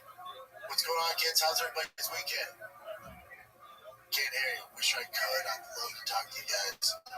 For the parents out there, kiddos, keeping them busy in camp, man. Am I right? We get about 3 weeks here before these kiddos start school. 2 weeks before sports kick up. Both the boys doing football and baseball. I'm ready for these little rascals to get back on their normal schedule. It's the summer, baby. Your boy is the newest boat captain of where I live at, Marina. Chin, when I say boat captain, I know you like to fish, dude. So if you need someone to take you on a boat, I'm $75 an hour. That's take you out so much, bro. Okay, for you, we'll figure out a deal. Dude. I can rent sailboats, regular boats, pontoons, speed boats, jet skis. Everyone that owns a boat told me it's better to rent than buy right now because the boats are a beast. Deal. Are you good at parking? Like back into the dock? Dude, so listen, in order to get my certification, I had to take a 6-hour written test.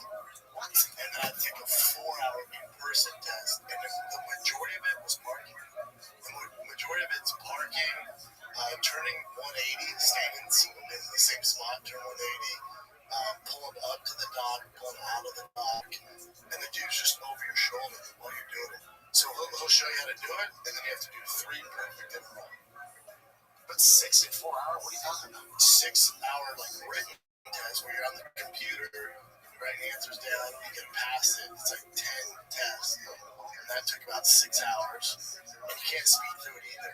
It makes you stay on one page for 30 seconds, and the next one. So that took a hot second. And then the in-person is with a guy from the Marina. He was also part of the Coast Guard, and that's in person. And then again, the biggest thing is parking, docking, and then when you're out on the water, you have to pretend you throw a thing over the side, you're gonna come get them. And again, you have to do everything 3 times perfectly in order to move on. It was a piece, dude. But I just want to do it because my neighbors all have boats, or they're part of the Marina Club. And I'd have to harass them. Like, hey, you guys going out this weekend? Because we go out every weekend, I was like, we gotta get our own thing going. So this is the first weekend. We got our own thing going. Waters were choppy, not gonna lie to you. That's what's scary when it is windy and choppy. Yeah, we have pontoons, though. It's pretty easy to have. Those are way better. But dude, thankfully you don't have to do the actual launch. You know what I'm saying, with the trailer. Yeah, That's so much. There's so much anxiety with that. Not for me. met on Sunday. I was worried about Billy because she's a year and a half, but she is just a Southern Belle water baby. She loved it, man. She absolutely loved it. Jumped in the lake. She loved it. And then on Saturday, one of my boys out here, Jason, has a 300-acre ranch that he hunts on, does all the stuff. So we went out there with ATVs. We have zip line for the boys. The boys were driving the ATVs, shot a bunch of guns. You would love to tell you. Yeah, they hunts out there, but I think he says the hunting season out here is like September. And apparently what he does, he gets a bunch of deer, and then there's some special deer, and then he waits till they mate and have a bunch of babies. So he's waiting until they get bigger, and then he hunts them. That's what they do. We had some Texas shit. It was a Texas weekend, man. It was a good time. Grand old time. Grand old time, man. But let's get to the fights. Let's get to the freaking fights. That's what you guys are waiting for. You had a fight night in the Middle East. So I was mad at the start time of, I want to say, the prelims start here at 11, which I love, dude. Love the early prelims. Prelims were fun. Prelims were super fun. Then you got to the main card. I thought this actually, on paper, was a better free card on ABC than it was the previous week's pay-per-view. I didn't mind it. What can you say about this card? I thought the MVP of the card would be Sheriff Bullet. I think there's a lot of hype on the guy. A lot of people maybe think he's like this paper hype fighter where as long as he gets the good matchups, he'll continue to win. But when you see him get blasted, now granted, he was I want to say like minus 600 favorite, so he's supposed to win this fight. But what I like, if you're a fan of Sheriff Bullet, is his cardio is insane, especially how much he moves. And he was facing a tough opponent, and he got in trouble. Big trouble. Got fucking rocked and was able to respond and literally dominate after that. The 30-27, I can see 29-28, but he definitely won the fight. I was more impressed with his movement from the first round to the third round. I do think he's a contender, but there are some major holes in his game, especially as he keeps moving up. I think something next for him to see, it's shit or get off the pot, maybe, or you keep building him like you did a Sean or something like that. You keep building this kid. You can do that. There's a ton of matchups for him where you can keep winning, just build this kind of resume of his and let him get more experience. Maybe give him a good grappler, a good wrestler, but not somebody crazy experienced. See how he handles that. Because the holes in his game will really come to fruition or really be illustrated when he gets to that top tier guy. So I don't know if he's there yet, but there's a lot of promise there. As far as entertainment wise, take my money. He's must see. He's so much fun to watch. So much fun to watch. I just don't know how he's going to do it against the top tier guys. There's too many holes in his game. But the cardio's there for his footwork to be like that from the first round to third round. Says a lot. If you're going to toss him to the top tier dudes, obviously, Sean Strickland is going to get suspended. They say up to a year. I don't think it's going to be that. I definitely don't think it's going to be that. It's going to be much shorter than that. But let's say Sean Strickland does get suspended even for a little bit. Let's say it's 6 months. I can see 3 months to be honest, but let's say it's 6 months. I think you do Sheriff Bullet and Izzy. It's a favorable matchup for both guys. There's no grappling. The only problem with that is, again, it's a marathon, not a sprint. So if Magomedov were to beat Izzy, now you're there. Now you're playing with the big boys. But stylistically, they need him as a face over the Middle East, right? They need champions. Like, there were people walking out of the arena during the COVID event main event. Because there's a lot of money in the Middle East, and that's why they're bringing these cards on ABC. They're bringing the big cards over there. But that fan base isn't really a hardcore UFC fan base. The fan base in America is way better. No one's walking out of the arena for a Robert Whittaker fight, and he's not even American. Or RDO. Ain't nobody walking out of that. Even if it's fourth round's important. In general, America's a much better fan base. But, they're not backing it up with all this money. So, and the UFC, they asked one of the employees of the UFC. They said, fans were walking out during the main event. Would you consider tailoring towards more of maybe share bullets than main event or something like that? Like somebody that's from the general area. They're like, absolutely not. If you're walking out on a Robert Whittaker fight, you know what the hell you're watching, which I couldn't agree more with. But my whole point is, Shera is a big draw in that general area. So if you want to go Sizzler, you give him Izzy. And then again, let me see the middleweight rankings, because if you're going to beat Izzy, there's some other fights there. If you want to give friendly matchups that are really tough fights, but play into a skill set. Before I look at the rankings, I'm going off the top of my head. Izzy would be a good one. Whittaker, I think, would be a really good one. Robert Whittaker can even be next, or Izzy. I would take either or. Strickland would be a good one. Strickland would be a really good one. Depending on what they're doing with his suspension. Imavon would be a nightmare for him.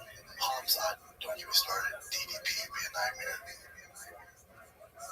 Jared Cannon would be tough for him. Roman, Holocaust would be going.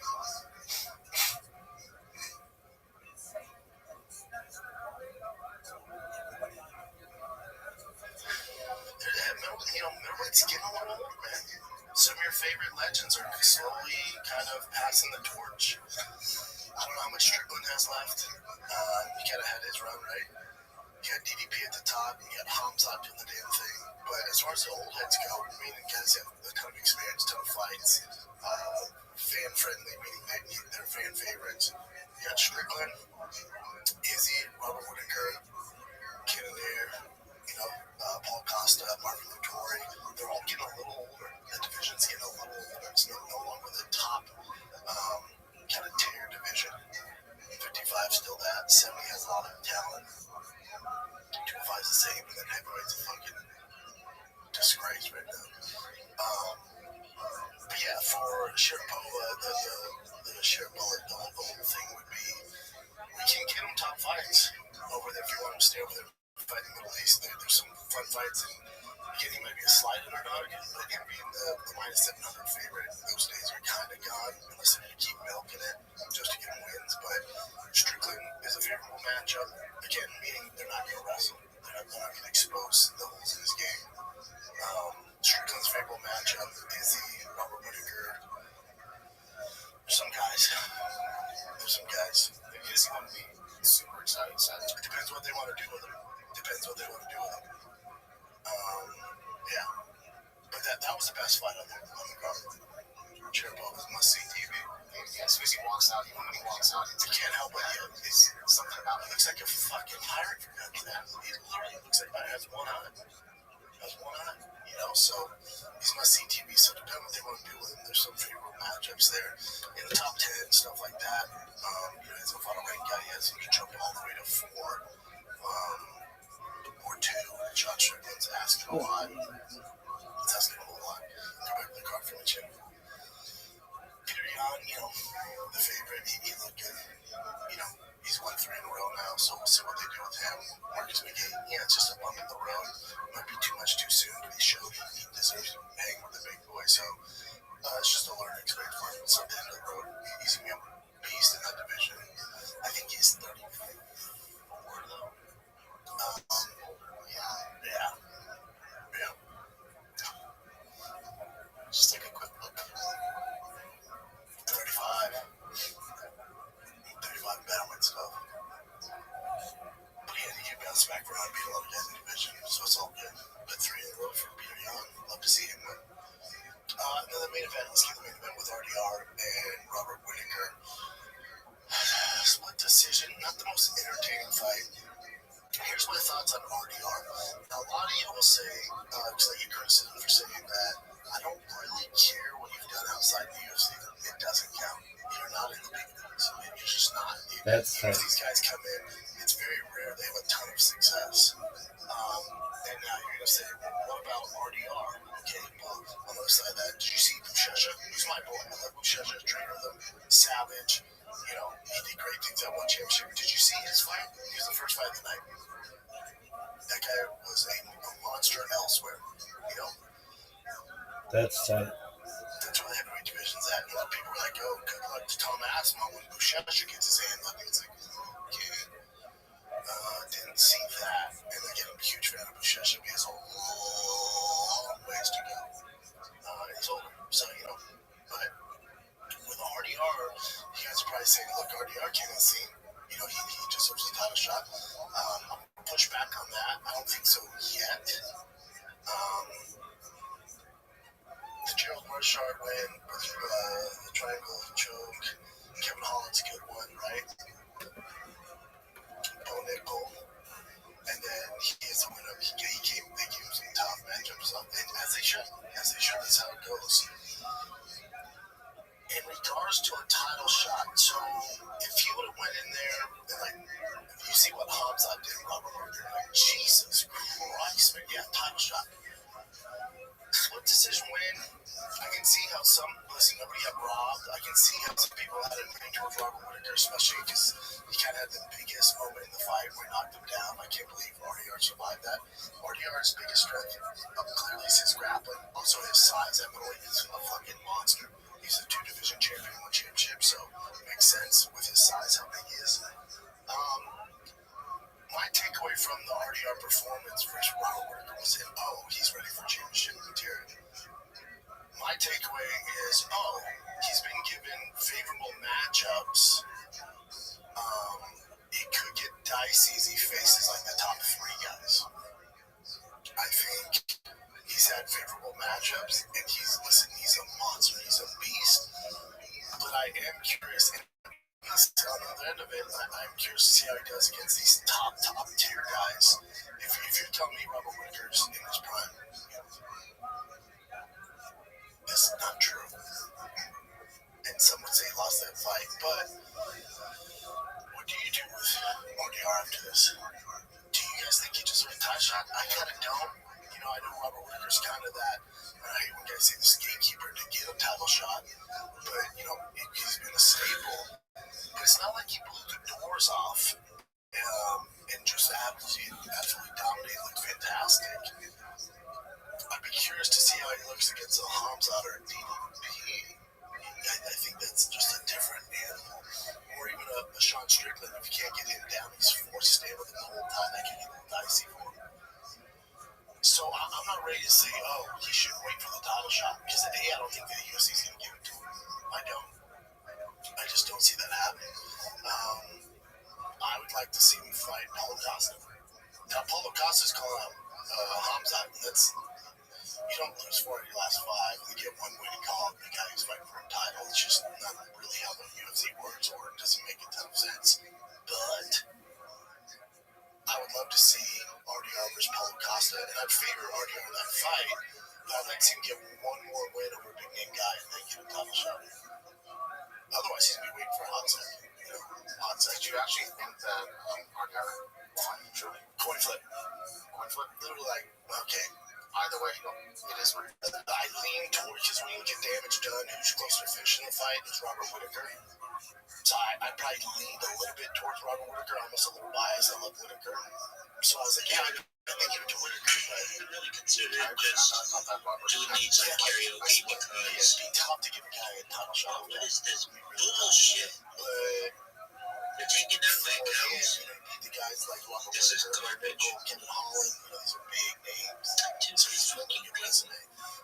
Yeah, you people, motherfuckers, Paul working Costa makes sense. He's discriminating against people. He's kind of more Garbage. fan-friendly. Fans know him.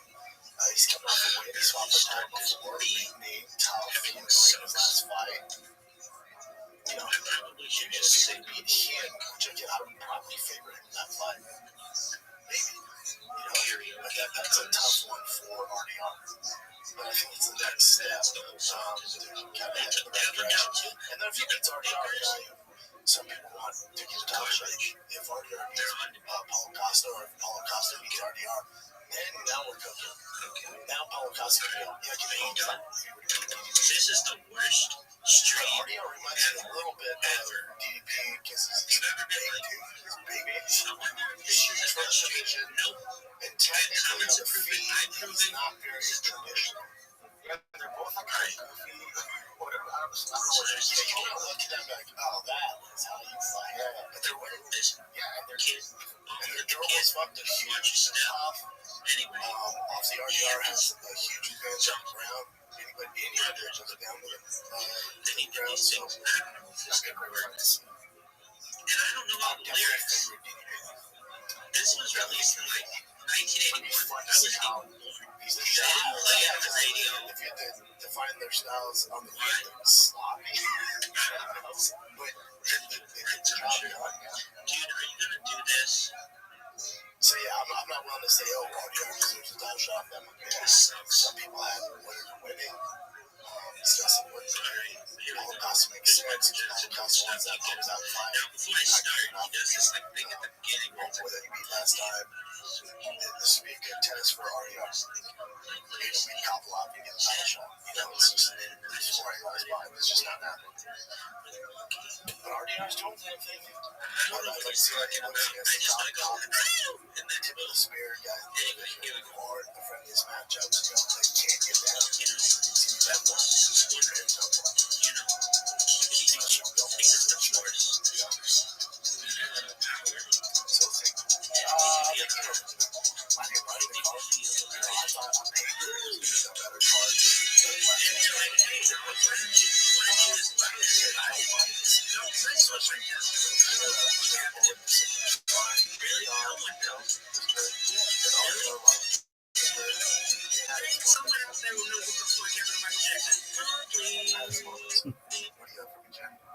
Bryce Mitchell got it done. Hell yeah, that was a tough fucking matchup for him. That was not a great matchup for him.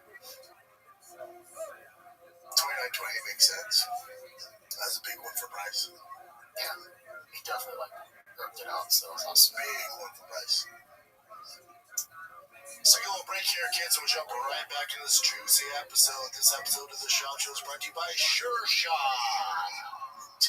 It's the summertime. You're on the lake. You're barbecuing. You're having a few lollipops with the boys, with the neighbors. You don't want to be that guy that's a little out of control. That's why I always bring with me Sure Shot for the boys if they're going to drink. All right, Sure Shot is the world's first alcohol detoxifier that reduces Welcome. content. Yeah, no one wanted to fucking talk with you anyway. So you can have those few extra drinks, those few extra beers with the boys. You don't have to worry about it. Because what else does Sure Shot do besides sober you up? Well, it gives you a sharper mind and body, liver support, well-being boost, gut support, and hydration. So you can be that guy, that friend, that dad that everyone wants you to be. You don't want to be the sloppy drunk. Sober on up with Sure Shot. Go to SureShot.com. Promo code is Brendan. You get 10% off. Or go to your local Bevmo. Pick up a 4-pack for you and the homies. It's that easy. Go to SureShot.com. Promo code Brendan. 10% off. You're welcome.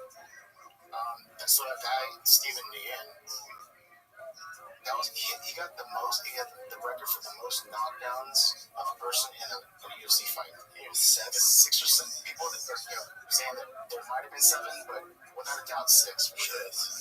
So that was pretty crazy. And people giving Jason Herzog a lot of crap about it, like to stop the fight earlier. But I don't know. What do you think? To me, I'm like, I think when guys get knocked down that much, you could stop the fight. He was always in the fight, though. Like, he was, but he was just so outmatched on the feet. Like, if he get knocked down, whatever the fuck it is, 6 or 7 times, we got a mismatch, you know? So, granted, it just shows you how much better Stephen Gwynn is than Muhammad. Muhammad might have been on there just because he's from the area. You ever seen that meme of the bodybuilders? It shows like literally legit bodybuilders. It shows just some regular dude up there, and he has no business being like, that's what this is. Like when they're like, he's from there, and they're all going crazy, and he just gets fucking blood stomped. You're like, oh, he probably shouldn't be there. He would not be in the UFC if they weren't. If I wasn't there, yes. Like if he goes on Dana White Contender Series, which is popping up soon, I think in 2 weeks, it pops up on Tuesday nights. Best fight show ever made. Before the early Ultimate Fighters, the Ultimate Fighter was trash. Whatever that season 30, where the fuck it is. But Dynamite Contender Series is where it's at. This Muhammad would get absolutely curb stomped on the Dynamite Contender Series. He should not probably be at this level right now. And when you get knocked down 7 times, that's a glaring evidence that he probably shouldn't be. That's pretty hardcore, yeah. Because that's what he delivers that many times, yeah. Get your fucking hands up. We'll talk about this on T5K as well, but so there's updates with Ben Askren. You can see his actual body right now. It's so tough to see, man. When I see this, I'm just like, it's only been weeks too, right? Like, or maybe 2 months. I forgot exactly how many weeks, how many months, but his body went from being like he's a league athlete, to this. Two organization world champion at one and Bellator. Like, he's a fucking monster. But if there's anybody who's gonna beat this and beats all, depends on how you view this, but if there's anybody that's gonna have the best shot at living a normal life with a double lung transplant, which again, I keep saying this, but you gotta realize that the life expectancy when you get a double lung transplant, now you're not dealing with an Olympian, but the life expectancy is 10 years. So I just want to set expectations, man. It's fucking heartbreaking. Yeah. Let me see the video. And then also, just in this video, he's telling you how he can barely right now lift a 5-pound dumbbell. So, you're home for 4 days now. Not bad. Food, here with family. It's crazy. That being said, I still have some sort of physical challenges to deal with. I'm still down about 35 pounds from where I should be. I had a walk in the park. I can't walk. It's fun. Just 5 pound weight. This is actually more physical, right? And the night before I had to the hospital. It is here right here. I was feeling strong. I was like curling like 45 pounds. Something like that. I did like a double with the walker. I'll get through those sprints. What's up, guys? And so, we go back to the sound temperature that I was talking about. I am where I am right now, but I will be somewhat different in a month. I'm going to work my ass off to get better. And so, what can you do? What are you waiting for? Right? There's barely anything. There's one physical condition right now. You can walk with yourself, walk with your 5-pound club. It's fed. It's a little extra. But doesn't matter where we started. It's more different. So some of you guys want to get started. But you don't do it. You start. And I don't want to go. Maybe you too. Let's make it happen. Yeah, if there's anybody gonna do it, it's like, his attitude is so incredible. he's built for this. Very incredibly inspiring too. I love Ben. Here's another thing about Ben too. So this person, John Kim, wrote this and this out. There's so many misleading reports about celebrities paying off the whole double lung transplant cost. This is not true. That is not true at all. If you're able, please consider doing it.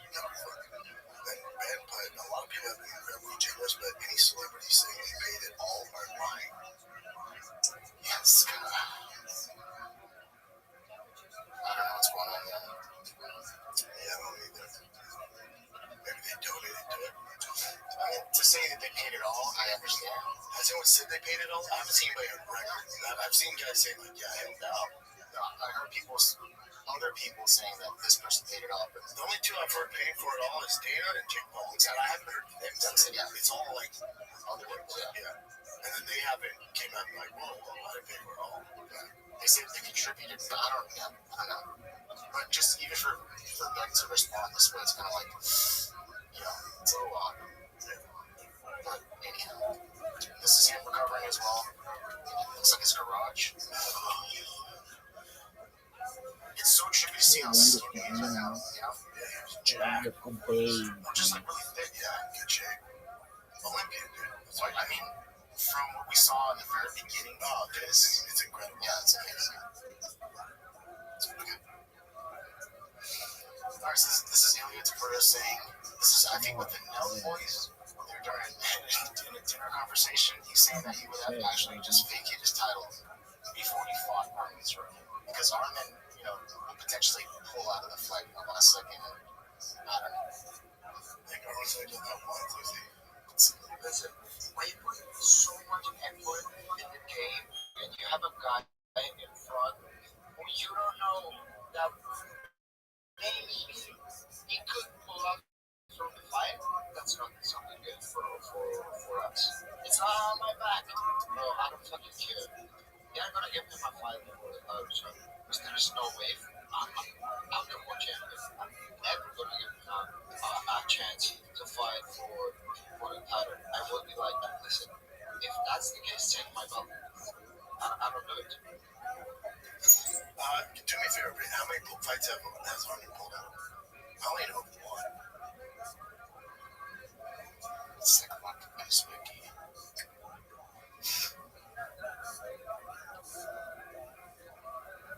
This way.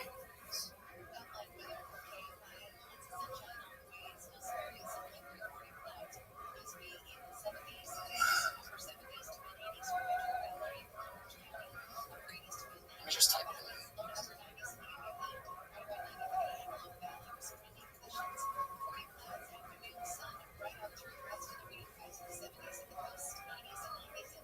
There you go.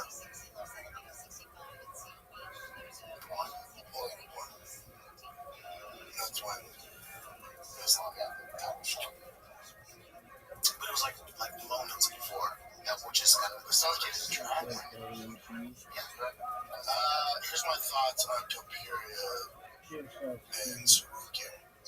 And I said this to Sarukin too. Because I was like, man, when's your next fight? And he's like, I don't know, this guy. I go, listen, if you were champion, would you not do exactly what Topuria is doing? Where clearly you're the toughest challenge in the division. He's still slightly favored, but you're by far the toughest challenge of guys he can choose from. If I'm Topuria, remember it's prize fight, and there's this guy named Paddy Pimblett. That's what they're doing next. So I can guarantee you that's the next fight for Topuria. Would you not want the easier fight? You're getting, and he's a big name. Would you not, if you're the champ, go, give me the most famous guy who's an easier fight? Because I'm making a lot of them. I'm going to fight him eventually. Might as well do it now while it's hot before somebody else beats him. I guess from a business standpoint, that's the fight you would choose. And people are, you're world champion fight anyway. I get all that. It's fun for us to say. But put yourself in the shoes of Topuria and you're going, hold on. Sarukin, again, this is the knock on Sarukin, right? Not the biggest name out of the guys you can choose from. Not the biggest name and the toughest fight. Even though he's a champion, the correct business move as the champ is, I want the most famous, easiest fight possible. Who is that? Out of the guys he can choose from. We think it's Pat. We know Patty's most famous. Is the easiest. I don't know. Patty's looking pretty fucking good. But again, he's had some good matchups, but still. If you look at Gaethje, Patty, Sarukin. Sarukin's third on that list as far as organization, star power. But he's also the toughest matchup. So that, unfortunately for Sarukin, and I said this to Sarukin to his face, hand to God, I'm going to pick the most famous guy that's the easiest fight possible. None of them are easy, but I make the most money being a reigning champion, getting pay-per-view points, fighting the most famous guys possible. It just so happens, unfortunately for Sarukin, it's Paddy Pimblett, not him. Matter of fact, he's third on that list when you talk about Paddy, Gaethje, Sarukin. Sarukin's a very tough matchup for anybody. Unfortunately, he did miss weight once, and now Topuria is just hanging on it. He's gonna fight him. I know this is fun to say. He's not gonna make it. It's fucking stupid. He's gonna have to fight him. He's gonna have to. Sarukin's a tough matchup, man. Stylistically, he's a very tough matchup for anybody. But he doesn't bring the same star power as these other guys. That's it. That's all it is. I told Sarukin, you want to do the same thing? Yeah, I get it. Yeah, that's all it is. You gotta be smart when you're champion. And yeah, I'm not saying Paddy's an easy fight, but compared to Sarukin, it is the less difficult fight. They're all difficult, and the fame thing's a huge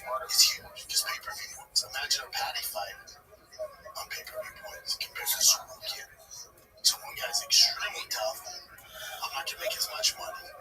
I'm gonna fight him, and hopefully builds up his name and star power.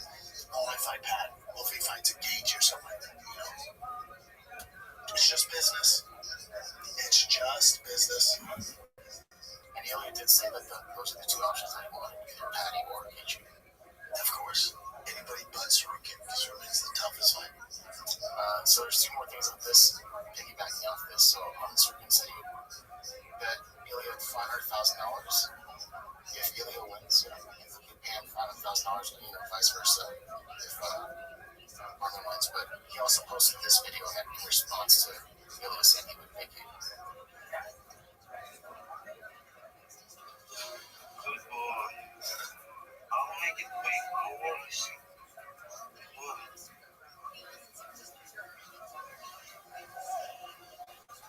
The Sorokin's house, Jesus Christ. Yeah, he's known for being very, very rich.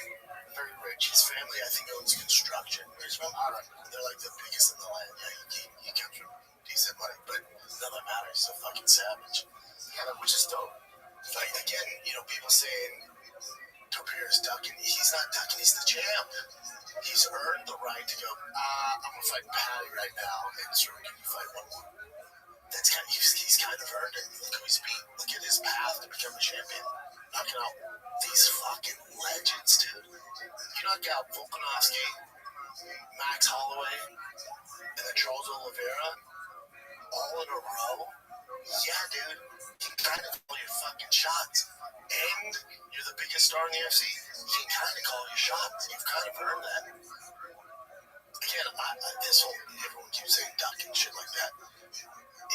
He's not ducking him. You guys are confusing ducking with a business decision. That's all this is.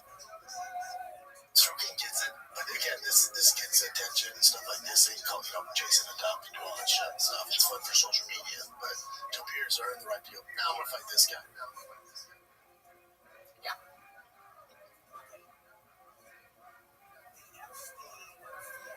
Oh, so this is Ilya sparring with the Mel boys, and it's honestly it seems like a little much. Actually.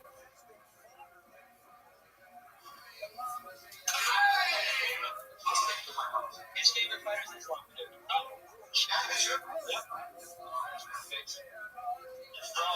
I thought You said it is what it is. I love both guys.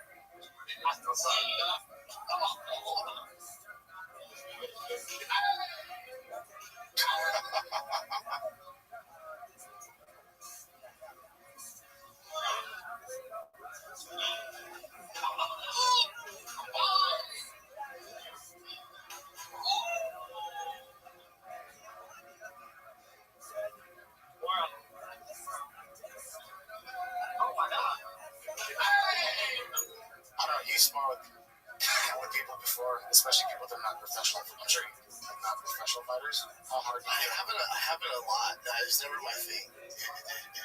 Strickland does it. Obviously, Topier does it.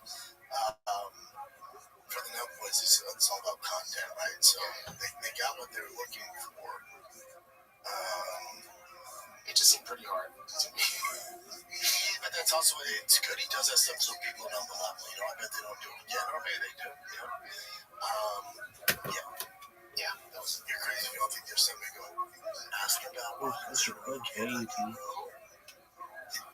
crazy if you don't think they have a handler on it. Which is more power to them. Get your money, boys. So it turns out that Jorge Masvidal said that Jake Paul offered him a fight in the PFL in MMA. But the only issue why Jorge didn't want to take it is it would be less money than he would make normally. But I mean, he would totally beat Jake Paul. Yeah, beat the shit out of him. Yeah, so I would.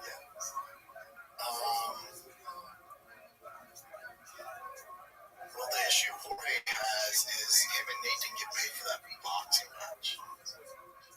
That's what there's a lawsuit against the guys who put that together. So that's why Knockable, I can't guarantee because it's the fight business, but I bet the odds would be high that you get paid for the PFL if you fight Jake. So you have this kid paid, That'd be such an easy thing for Jorge to make money. I know. to see it. Well, there's that. And I know you're not super high on this, but so there's Misfits boxing. No, I don't mind it. No, you don't mind it. Hell no. What Darren Till's doing, Misfits gets a ton of traction. I guarantee you it gets more traction than any fight nights you've seen. It gets more traction even than Whitaker or ODR. You have Darren Till, Rabbi, they're using the Game of Thrones font, which is awesome. But in the Tony Ferguson versus Salt Poppy, I don't know if you know Salt Poppy. He's very, very I know about him. He's a YouTuber, food influencer guy. Yeah, food, not food. He's a boxer, but he does a bunch of other stuff too. I think it was boss here because I thought he was fighting Salt Bay. Remember the guy that was deep throat? Incredible. Salt Bay. Because Salt Bay is this Salt Bay? Salt Bay kind of fell off, right? I think he shut down restaurants and shit. Took the area by storm. So I figured this was him just trying to stay relevant, fighting Tony Ferguson, which would have been awesome. Just want to get some views. But listen, here's the thing with Darren Till. Rock holds bounce around. He did karate combat. He's done the grappling, all that shit. And he's doing real shit. Darren Till left the asked for his release from the UFC so he could go out and do stuff because he has a knee issue, so MMA is tough for him. Darren Till has cut out a pretty good little path for himself. Darren Till in the past talked shit about me. I've always supported Darren Till. I think he burst on the scene when he beat Cowboy and there's all this promise. I think he's more evidence that, and I think the UFC has learned from that I pushed him too fast. They didn't build him up, and they really dropped the ball. Walks the walk, talented dude. Talks a ton of shit. He's good on the mic. They sped him up way too fast. They put him in Liverpool against Woodville. So that would break most guys. 99% of the guys would be done. They get kicked from UFC, whatever. But Darren Till was like, no, I'm going to take please release me. I'm going to get on some shit and make a name for myself. And you gotta respect it, man. You gotta respect it. It's cool what they're doing. Yeah, this is the main people that on the fight card. So Darren Till as well. Rock Culture Mayvet, Salt Poppy, Tony Ferguson, Dylan Dennis, Warren Spencer. I had to look up Warren Spencer too. He's I guess, sort of an influencer kind of guy, but 1-0 record. But check this video out right here. This is Tony Ferguson. It's about his math. Let's just play the. Oh man, it says Tony Ferguson math ain't matching. Everybody, 90% of the fucking comments out there are saying that I'm washed up, I'm old, when I should fucking retire and all this other bullshit. And they're saying that because they can't fucking do this shit. That's crazy. And the other 20% is saying that Salt Poppy's gonna knock me out. So 100% of you bitches are out there hating on me, so you know what? That's no feel for my fucking. Go whatever. It's 110%, baby. So it's a little Tito Ortiz math there. Oh my gosh, that is so true. That's like a Tito Ortiz. But yeah, that's good. Yeah, you wish him the best for Tony. Yeah, man, I really do hope he's doing well. And it's weird, when Tony fights, before Tony has a special. The Diaz bros have this too, but where clearly they should stop. But then when the fight gets an edge, I'm like, God, what are we doing? And as the fight leads up, you're like, I'll watch it. It's like, yeah, these guys can do it, man. Alrighty. Let's move to this. This is another sad one. Our boy Lex actually introduced us to this video. This is BJ Penn asking for Dana White and the Fertitas to help him out. Help him with what? You'll see. This message is for Dana White and Lorenzo Fertitta. I need your guys' help. We're pushed out. This is the house I grew up in through my whole life. Fought in the UFC, became a world champion and all that stuff. And Martin Bastrop, UFC Gym, did really well to help promote the UFC Gym companies. And that's it. That's the house right there. Kicked out of the house, and I moved into all of these houses. I need your guys' help. got me staying over here. Anyone near the house up there, try to get my dogs whenever I can. Be arrested. In the studio. Just think about it. No one's here to help me. And, any of my sponsors out there that, I stayed extra long or I did anything, because I always go, if I was going to do a signing, I never leave early. I always stay if I got to stay longer. But now I'm staying in the studio right over here. They want me to do my laundry at the laundromat. And I'm the world champion. I'm the one who went out there and took the punches, took the blows. Here we are, getting pushed out of everything, having everything stolen from us. All the money I made from the UFC gyms, all my sponsors, all invested back into my family, into everything. Every dollar I made invested back in. Nothing get it all taken from me. And I need you guys to help Dana White, Lorenzo Fertitta, Pat Oregon. Come down this time and help this time, please. That's it. That's all I gotta say.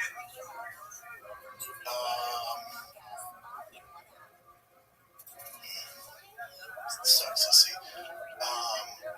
My question would be, if I'm Dana White Lorenzo, like, how can we help you? Because when it comes to that property, it's like family stuff.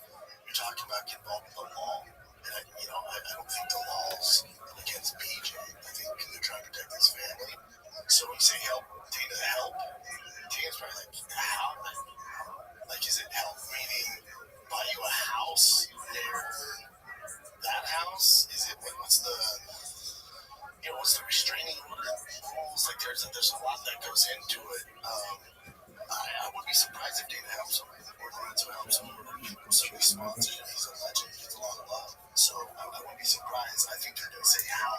These bitches are so hot. Getting that property back, that there's legal action that prevents that, so that that's not really an option. So if he's saying help me get back my house, that's not. No one's going to be able to help with that. Hi. Yeah, I don't know. It's tough to see. Yeah. There was a time when I was like, maybe BJ's just doing it on purpose, but now I'm like 100% like he's just something's going on with his head. He seems better there than he has before. That's just crazy too, though, right? So when he speaks normally, but sometimes. Yeah, it's athleticism. It's like, but that was the most like normal thing he's done in a long time. And now if he says I need help, help me get that house back, there's legal conditions about that. Yeah, like, dude, his mom lives straight. Your mom lives there. That's above, my pay grade. If you want to help getting into a facility to get well, we can probably help with that. If he's willing to take that help, I hope somebody does help him. That would be amazing. They actually got him to help him. Depending what kind of help I'm referring to. That's why I think he needs to define that, because you're saying help. They're going, okay, what?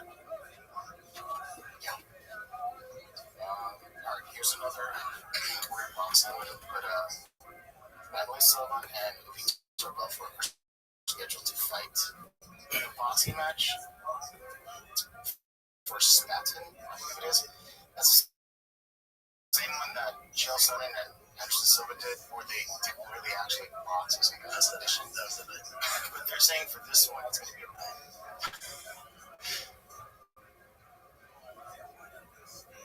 so there's 8-round match, 2 rounds, and a 2-round fight. If they're actually going at it, I'll check it out. No idea.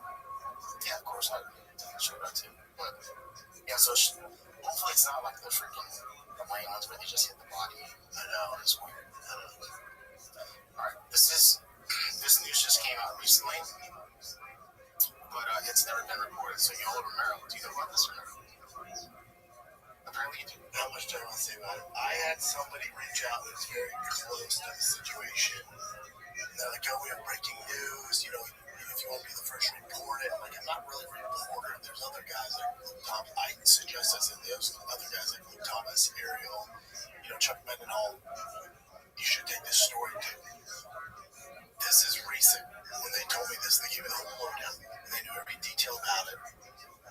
And they wanted me to announce it. And I thought it was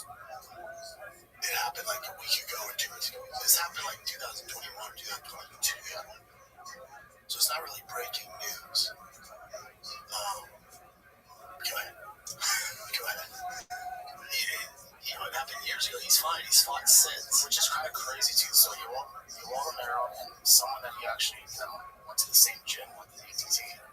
They had some sort of disagreement. It wasn't at ATT. That's what I read. That's what it says on here. Yeah, I can talk to you.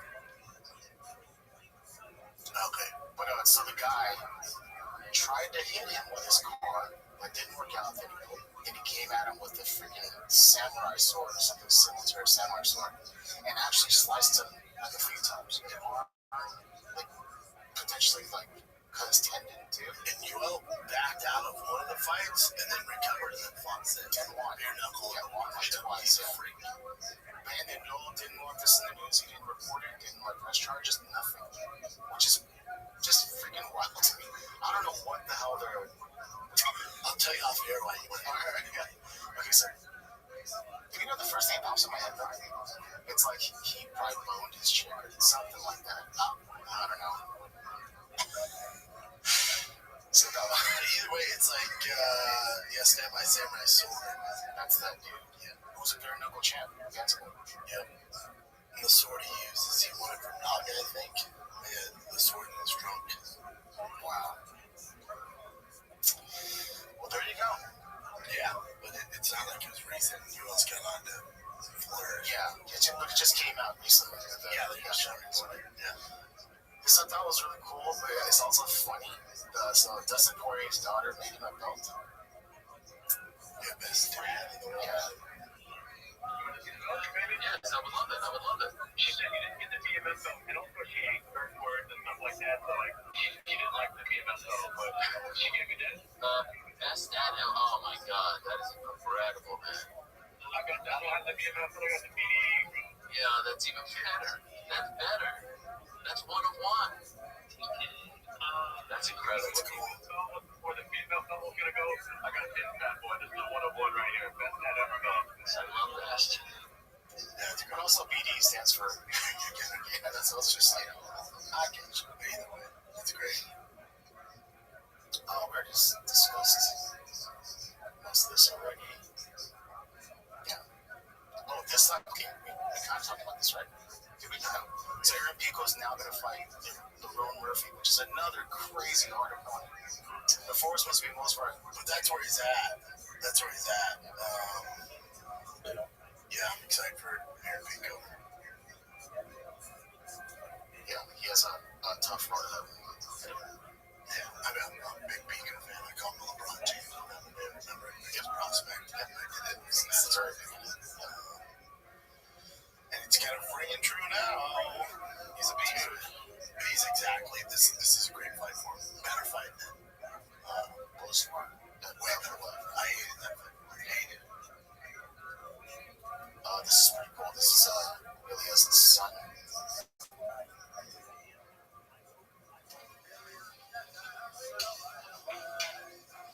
Sick.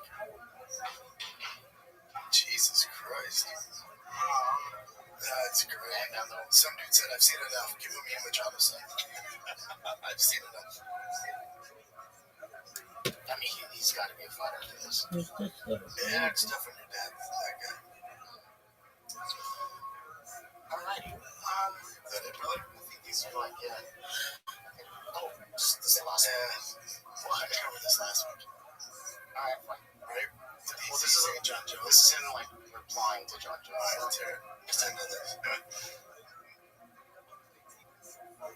So remember that there was controversy because DC said something during the weigh-in show, but then his friends on the show were saying, like, the other host on the line to it was John Jones. Yeah, literally it's John, but DC said something. Yeah, the John saw that, lights him up, like him lifting his head. And then this is what DC says here. I never once said John Jones was the person I was speaking about. I never said it. Go back and watch the clip. I never once mentioned his name. Not true. I never said I wanted to kill him at my house. Maybe John doesn't like people laughing when we talk about him, but a lot of behaviors have a lot of people laughing about him and not with him. We can't fight, so why would I let you off my space in my head? I'm doing great. My life is awesome. I do a job where I talk about the news. You have been the news. I never said it. People assume I was talking about John Jones, but what about maybe I was talking about a guy that made my childhood ridiculous? because maybe it was someone else. Maybe it was somebody that I just don't like outside fighting. You don't know. An insecure person would go immediately. He's talking about me. No, maybe I wasn't, but maybe I was. You don't know. But again, I didn't say his name on purpose. And this is the last one. Here you go. What I tell you last week, you brought this up. You can't say that you're the most painful thing that's happening in a person's life when they've lost a child. I told you. That's the greatest thing in the world. You say I'm the most painful thing that's ever happened in a person's life when they've lost a child or their father got murdered. But again, he knows that. That's why you know you're dealing with a different type of human being. Couldn't agree more. Yeah, DC's father was murdered. He's lost a child. I can promise you, he losing John Jones is the most painful thing. 100%. Yes, support DC on this. Terrible. Next thing, y'all. The next 2 weeks, I tell you, they're edging. They're horrendous fight nights. They just are. It's all good. They should still get a product. The main event for this coming week's fight night is off. LBZ, it's not happening, so they're scrambling to find somebody right nobody's ever heard of except for hardcores. The next 2 weeks are tough. But it's all edging us to UFC 319, which is fantastic. Okay? That's it. That's it. And you also have DIY Contender Series popping up here soon. So it's all good, baby. It's all good. I get it. But they're terrible. Is that it? Oh, yeah, and also the VIP. You pick up VIP. Yeah, so for Drive Fast All Gas, if you're part of the VIP club, which is I think $30 a month, you get $40 in merch every month, and also one lucky VIP member will get selected every month to come out. We'll fly you to Austin. You can sit in on a podcast while I do it. We can drive around some of my crazy vehicles that are below here. Go to lunch. We'll take you to barbecue, or you can work out with me. You pick whatever you guys want to do. We'll just select one lucky winner out of the VIP club. Super easy to sign up. The giveaway for the TRX with over $50,000 in mods and $10,000 cash is ending in August. So we only got like 5 weeks left. I'm working on the next giveaway now. It's the Jeep Rubicon 392. That thing's turned into a monster. Just started doing the lift today on it. That thing's gonna be a beast. So I'm excited for that. But yeah, the current TRX giveaway is going on right now. It ends soon. We got new merch on there, Bethlehem Blue. We got greens, diesel dad gear. Go to drivefastallgas.com. Get you some. It's ending soon. All right, kids. That's it. That's it, man. See you guys around. Yeah, there's join my VIP club. Save 40% off. Every month you get $40 in monthly store credit, double giveaway entries, and 10 to 40% off gear. You can cancel anytime your commitment needed. Alright, that's dope. Every month we send you something, you get gear. It's cool. Join the VIP club, come work out with me, drive around my crazy cars, sit in my pod, eat some barbecue. It's a grand old time. Drivefastallgas.com. It's ending this freaking end of August. Alright, guys? That's it. I'll see you around. If you're in Austin, come say what's up. I'm always around doing crazy stuff. And be nice to each other. Until next time. What's up, guys? I'm giving away the Ultimate Ram TR. Pulling aside with some major problem, some issue that was going on. And he'd say, boss, we got this and that and the other thing. And I'd look at him and I'd say, good. And finally one day he was telling me about some issue that he was having, some problem. And he said, I already know what you're going to say. I said, well, what am I going to say? He said, you're going to say good. He said, that's what you always say. When something is really going bad, you always just look at me and say good. And I said, yeah, when things are going bad, there's going to be some good that's going to come from it. Didn't get your Showtime contract. Taking over Brendan Shanley is good news out on his own. Betting on himself. Didn't get in trouble. Tried to walk, and he let it into your truck. No, that makes sense. No, that makes sense. No.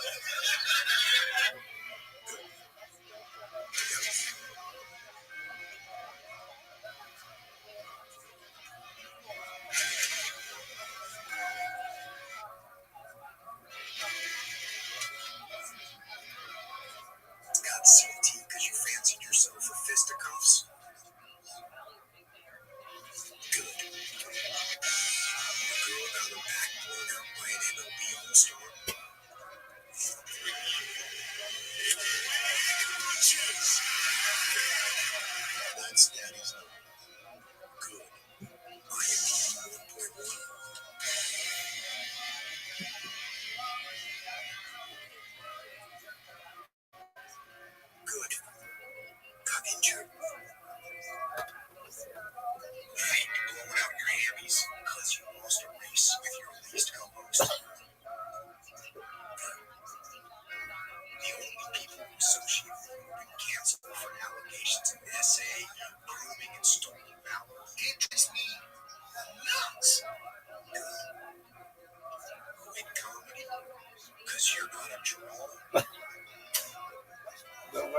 see. Good. Want your family to boast and only to be ignored by your sugar daddy? Ugh. Good. Got served on a 7-figure lawsuit and could possibly face federal charges. Good. That's it. When things are going bad, get bummed out, get startled, get frustrated. If you can say the word good, guess what? It means you're redacted.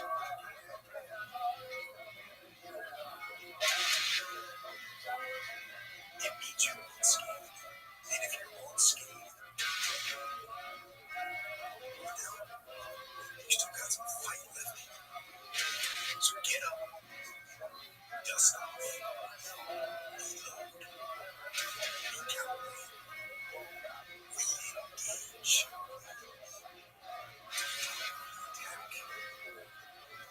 Keep the same energy. These guys have a skill set you do not have. I'm willing to go to the darkest place. That's right. I'm willing to swim in the water. You're not. Ain't the water. Ain't the water.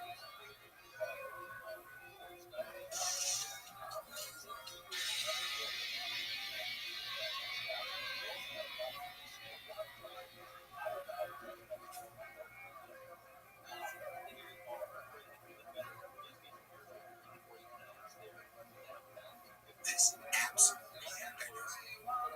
You would call me up, pull me aside with some major problem, some issue that was going on. And he'd say, boss, we got this and that and the other thing. And I'd look at it and say, good. And finally one day he was telling me about some issue that he was having, some problem.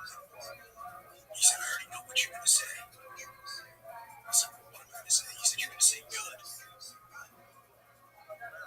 He said, that's what you want to say. When something is wrong and going bad, you always just look at me and say good.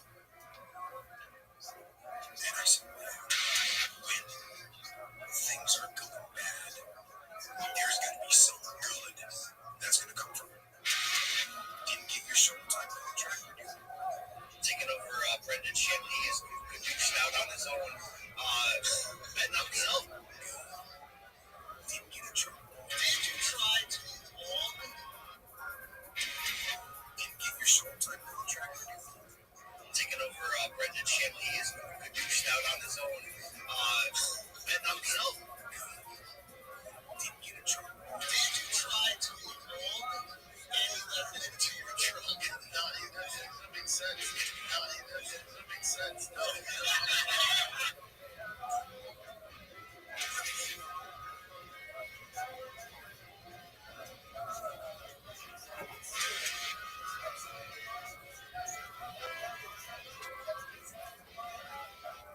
Got CT because you fancied yourself a fisticuffs. Good. Combine MLB All-Star.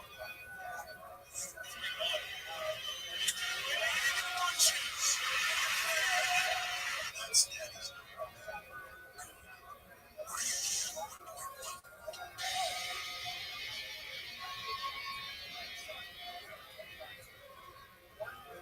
Good. Got injured. Faked blowing out your hammies because you lost a race with your obese co-host. Good. The only people who associate with you have been canceled for allegations of SA, grooming, and stolen valor. It drives me nuts. Good. You hate comedy because you're not a draw. Good. Want your family to boast and only to be ignored by your sugar daddy?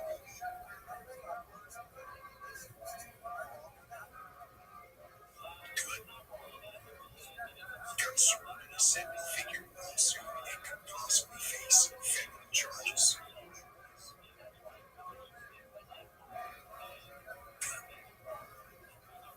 That's it. When things are going bad, get bummed out, get startled, get frustrated.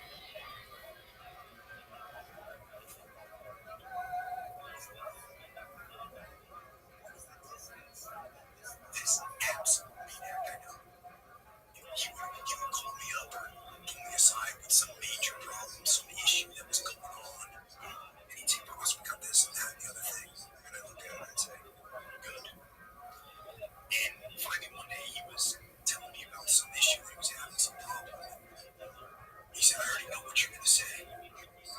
I said, what am I going to say? He said, you're going to say good luck.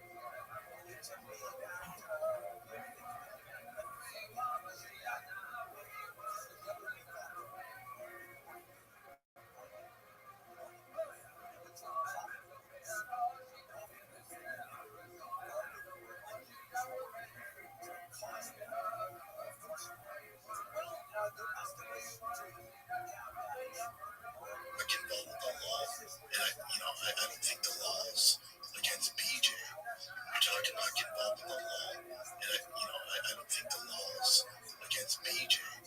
You're talking about getting involved with the law, and I don't think the laws against BJ. You're talking about getting involved with the law, and I don't think the laws against BJ. No ads, no ads. Yeah, there's join my VIP club, save 40% off. So you get how much do I save?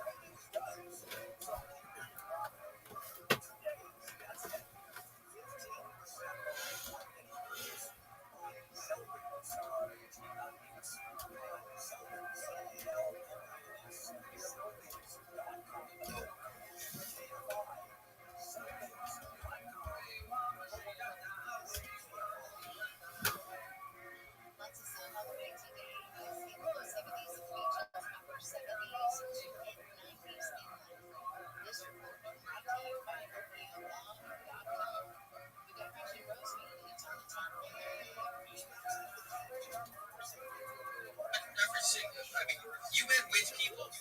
With the $6 a month. With, Or are you gonna do that? like, meet up. Yeah. Yeah, that's a higher tier. It's more than $6 for dinner.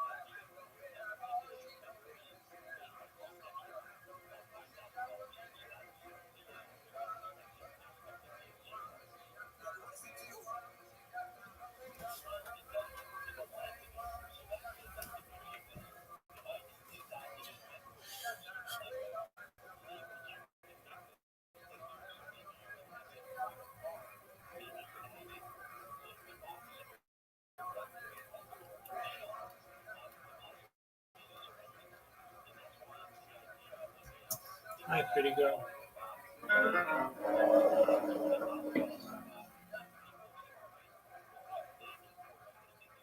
Franz Kafka, absolutely fascinating individual. I think you have to be a psychologist of, global proportion to have any kind of understanding or insight into his work. It will be a challenge for me to say anything relevant or useful about Franz Kafka in terms of a literary analysis, but I'm hoping to place him within a Jewish context, give you some historical background that may have informed some of his rather bizarre and deeply disturbing writings, and hopefully we'll get a better sense of who he was as a person and what he represents within the greater scope of Jewish history. His years, of course, are 1883 to 1924. He died a young man of tuberculosis, but in that time he produced some absolutely fantastic, amazing literary works, some of which he published during his own lifetime, and others which he deposited with his good friend Max Brod, with the instructions that upon his death the manuscripts should be burned.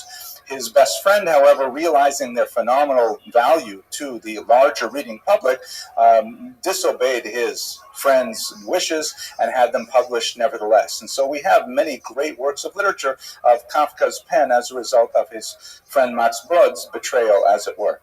I want to thank in particular two sponsors we have for today's lecture. Norm Robinson, who is a great supporter of this series from California. He and his wife Bridget have come to the plate many times to make sure that everything ran well and we were able to raise scholarship funds for our students. And also an anonymous sponsor named Joseph Bienenstock, who also came to this plate and decided to help out with these lectures. We're really grateful for the sponsorships. Your attendance is sponsorship as well, but it's always nice to be able to just make it a little nicer, have the student intern and the food and so on. My research, as always, this is essentially a 60-minute book report where I read a couple of biographies and then try to present what I learned the night before in class. I mean, this is college, right? That's what everyone does here. It happens that I know a little bit more about Kafka because I read him as a young man, but I relied very heavily on this one last book in the series of the Yale Jewish Lives series, Saul Friedlander's Franz Kafka, The Poet of Shame and Guilt. You'll see that the biographies on Kafka are really, they span the gamut. There's a tremendous range of takes on why Kafka wrote the way he did. We'll have a look at it specifically from the Jewish perspective.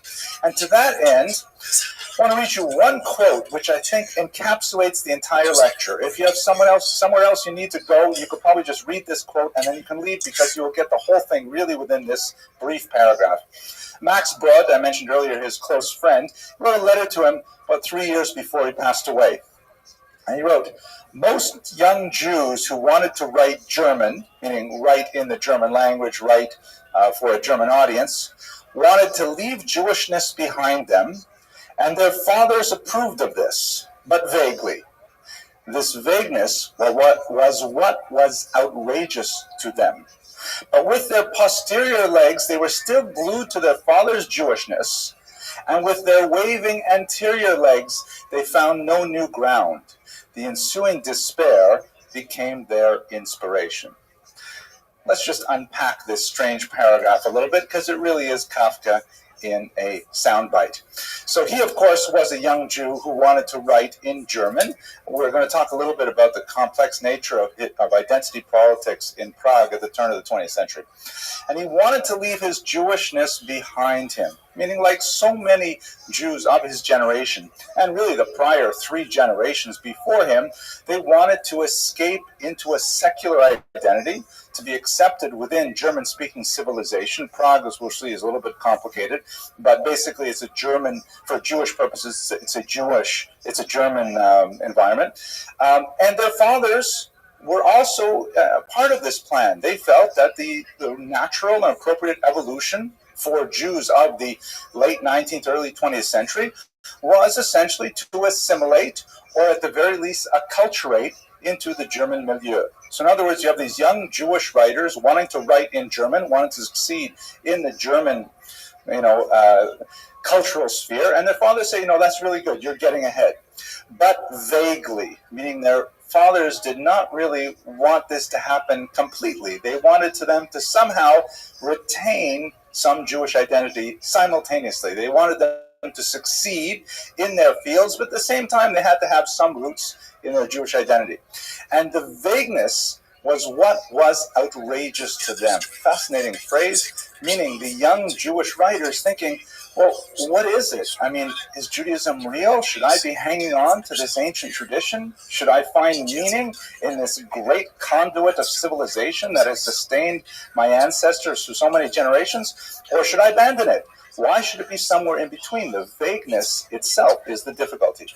And now, if you've read any of Kafka's works, you probably hear the allusion, but with their posterior legs, they were still glued to their father's Jewishness, and with their waving anterior legs, they found no new ground. Anyone recognize that sort of literary allusion? It's okay. If you plagiarize yourself, it doesn't really count. Actually, it does, but the metamorphosis, exactly. It's a strange sort of insectile metaphor, right? There's this bug. The Jewish German writer has posterior legs. They're stuck to Judaism like with a fly paper kind of thing. But the waving anterior legs can't find any traction in the non-Jewish world. Backwards, they're stuck in Judaism. They can't leave it behind, but they also can't move forward properly either. And that nishtahin and nishtaher, neither here nor there kind of position is exactly the sweet spot for inspiration. And this is what gave Kafka his energy. Much of his writing, I think, can be boiled down to exactly this particular statement of identity. He's talking about himself. He's talking about his own appreciation of Judaism, Jewish culture, and Czech-German culture at the same time, not being completely at home in either, and that is where he derived most of his energy. That's the end of the lecture. The rest is going to be all details. Let's go into the details, though. So here's Shamsatz's family. He was the eldest son of Herman and Julie Kafka. The name is actually a Jewish Czech name that goes way back. The name Kafka is a type of a bird. His father was a petty businessman. He had a small store. He was the son of a shochet himself, and he does not fare well in Kafka's writings. Kafka himself, Franz Kafka, was, let's say, obsessed with his father, felt constantly unable to live up to his father's wishes, and felt in many ways that he was not half the man his father was, and resented it very deeply. Julie Kafka helped out in the store extensively, and so Franz, the eldest, was something of a latchkey kid as he was growing up, often alone, spending a lot of time in solitude, which was great for his literary genius, maybe not so great for his personal development. In fact, we have a letter he wrote to his father in 1919, 103 pages long, Briefe an der Vater, a letter to the father, which is and imagine that Kafka at this point is 38 years old, and he's writing this, essentially novella-length letter to his father, in which he essentially dumps on his father for, the way he treated him and boorishness. And we're not talking about abuse here. We're talking just about a personality conflict that was very, very deep-seated for Kafka and fueled much of his own internal anxieties. He gave the letter to his mother, asking her to give it to the father, and his mother refused. Later, after his death, it came into the hands of Max Brod, who published it, so we have the entire text of it, and psychologists have made quite a bit of hay understanding the context of his conflict with his father. He had 3 younger sisters. There were 2 younger brothers who did not survive infancy. He was very close with his sisters, and in fact, he lived at home until he was 31. So he was very close with all of them in every context. You notice that the frightening thing, or the unfortunate, sad thing about their names is their date of death is 1944, 1942, and 1942. They were all, of course, killed in the Holocaust. We will not go into many of the other psychoanalytical topics that are associated with Kafka, but let's focus on the Jewish aspect of it. So He is a son of Prague, the great city of Czechoslovakia, which is dominated by the great figure of the Maharal, shown here in a statue outside of one of the main buildings in Prague. The Maharal, great rabbi, very prolific, the author of a large series of writings that take up on my bookshelf in an older edition about 1.5 feet of deeply philosophical writings. Rumored, but incorrectly, to have created a golem, incidentally. Many people who know something about the Maharal say that he created one of these artificial anthropoids that later went and wreaked havoc on anti-Semitic circles in Prague, but that's actually a legend that's not appropriately associated with the Maharal. At any rate, Prague is a beautiful city, still beautiful today, very, got a beautiful castle that figured deeply in many of Kafka's writings. But what's important about it for us is its identity politics. Here you're going to have a look at where it is in the year 1913. This is a map of the Austro-Hungarian Empire. The red line here indicates its borders, and perhaps the most obvious thing that should jump out at you is that it is a deeply multinational empire. A very large Jewish population that were spread out from the borders of Switzerland in the west all the way out to Ukraine in the east, and it was made up of many different nationalities, many different languages, many different faiths as well. You have Christians of various denominations, Jews and Muslims all living here, and after 1863, led by a dual monarchy made up of Austria and Hungary, hence the Austro-Hungarian Empire. Prague is right up here in the Czech Republic at the very top. And Prague is a very complex spot within the larger Austro-Hungarian Empire because, first of all, it's an urban center. Jews tended to live in urban centers. There were some that lived particularly over here in northern Hungary, for example, that tend to be in much smaller centers. But for the most part, Jews gravitated to cities, medium and large-sized cities. About 6% of the population at the turn of the 20th century was Jewish in Prague, which is a little bit lower than many other cities. At any rate, Prague was complex because it was a city within the Czech lands, meaning that the vast majority of the people who lived in the surrounding region, and the farms in particular, were Slavs, speaking Czech, which is, of course, a Slavic language. But the cities tend to be dominated by Germanophiles, that is, those who gravitate to the German tradition, either Germans themselves, Austrians, or perhaps, of course, Austrians speak German, same language as in Germany proper, and Jews as a minority tend to gravitate towards state power when they live in cities. Like, for example, if you look at Montreal, which is overwhelmingly Francophone, French-speaking, but the Jews who lived there, especially up until the 1970s with René Lévesque, who was one of the most important separatist leaders in Quebec, the Jews in Montreal overwhelmingly spoke English because they gravitated to the dominant power in Canada, the federal government, which was English-speaking. When Quebec became much more Francophone and much more strident in its attacks on the English language speakers, then Jews migrated out of Montreal, big time into Toronto, for example, where all of a sudden the bagel consumption went up and considerably improved over the pre-Lévesque era. That was a joke too, but nobody laughed because they're not Canadians, but it was actually really funny. And anyways, at that point, after a lot of the Anglophone Jews left, then the Jewish population became much more Francophone as Jews from, for example, Morocco came there and started populating the region. But in general, Jews tend to sort of orient themselves towards the state power. So Jews living in Prague generally did not speak Czech. They oriented themselves to the Germans. They spoke German, and they wanted to identify with at least Austria, perhaps with Germany as well. Of course, if you go further another 20, 30 years into the 20th century, this would be the starting point of World War II, because Hitler would demand the Sudeten Mountains, which are just around the outside of the Czech Republic, saying they're essentially part of Germany. Chamberlain would release them, declare peace in our times, and then war would immediately ensue. So if you were a Jew living in Prague in the year 1900, there were a lot of different competing forces trying to define your identity. Whether or not you were a Jew, whether or not you were a Czech, and the Czechs were undergoing a tremendous renaissance of their national identity at this time, whether you were a German, or whether you were an Austro-Hungarian, some kind of nationality-less member of the large federal government that included all of these different peoples. There was no strong, monolithic, single culture to which you could belong.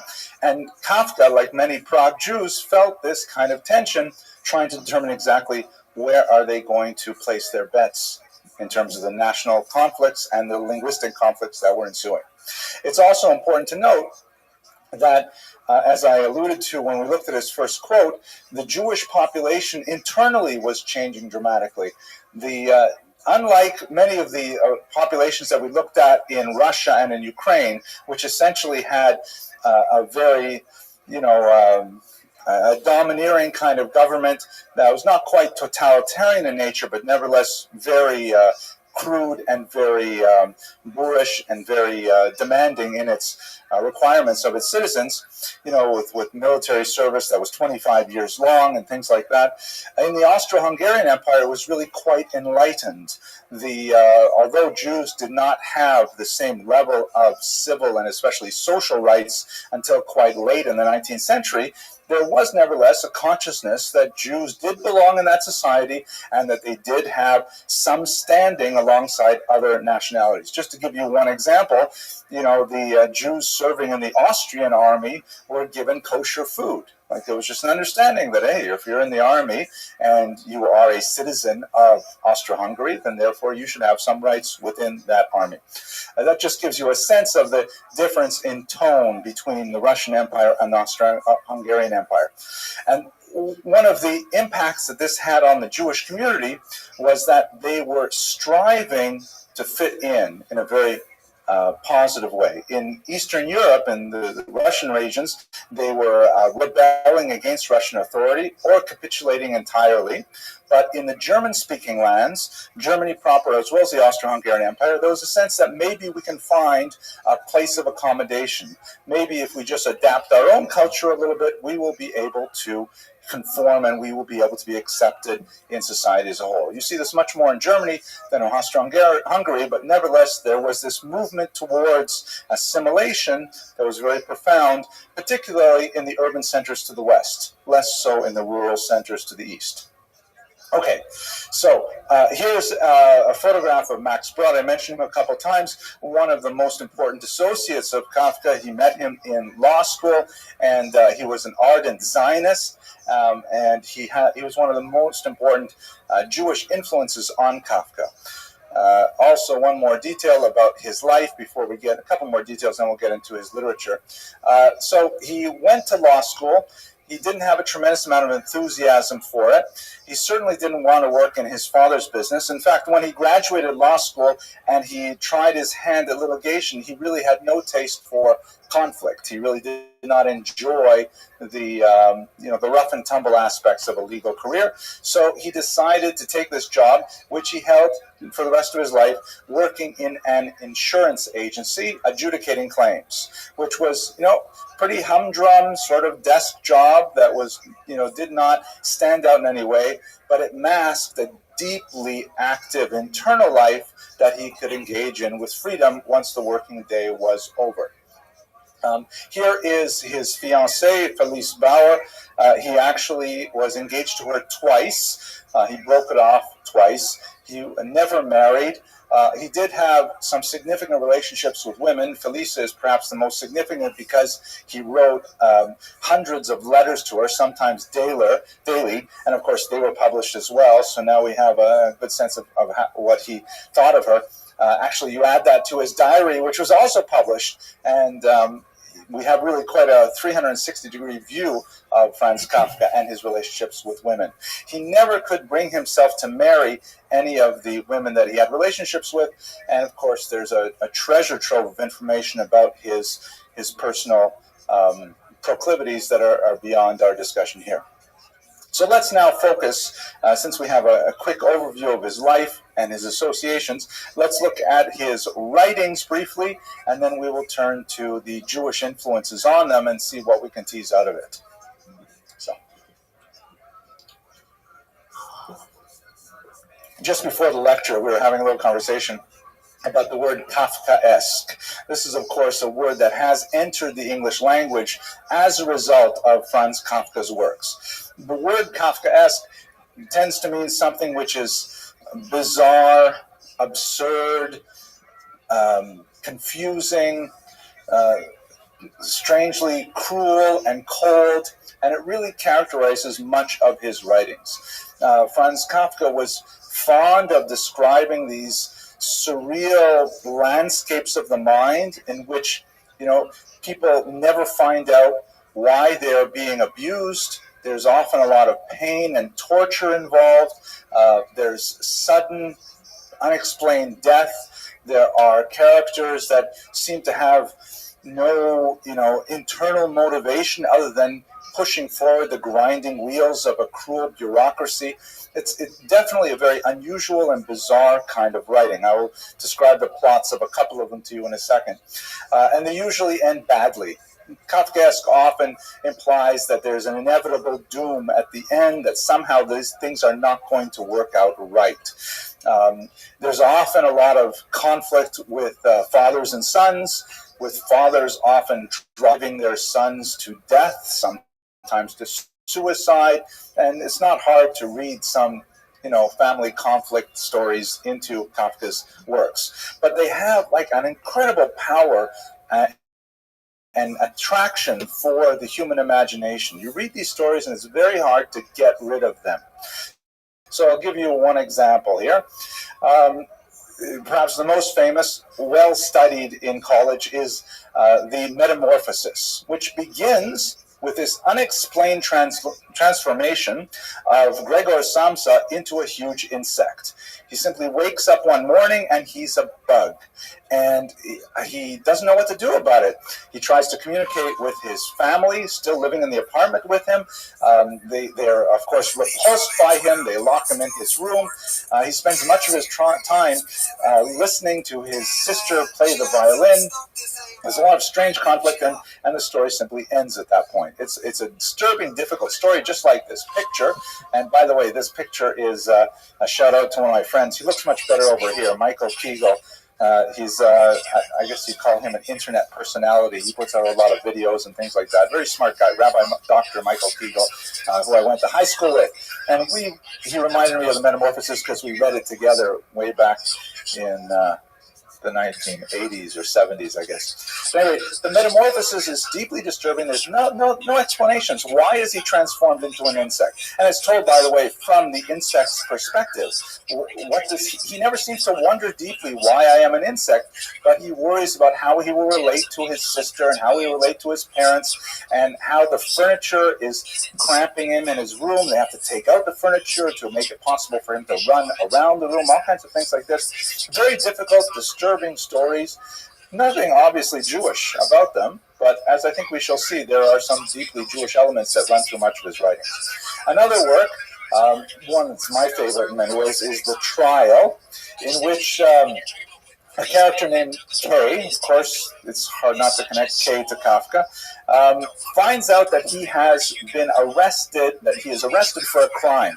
And no one can explain to him exactly what his crime was, who is accusing him, what is the punishment, and it's all this lead up to a massive trial. And the entire novel is, him worrying about, why am I on trial? What did I do? Who is this accusing me? What's the basis of their accusations? And it's just set in this kind of like nightmarish kind of scenario, suspended in a universe that has no center of gravity to it. Very, very difficult kind of writing. Really great for undergraduates in their 20s, I think, who are, amazed by those things. But when you get older, I think it's very tedious. My wife would actually hate reading Kafka.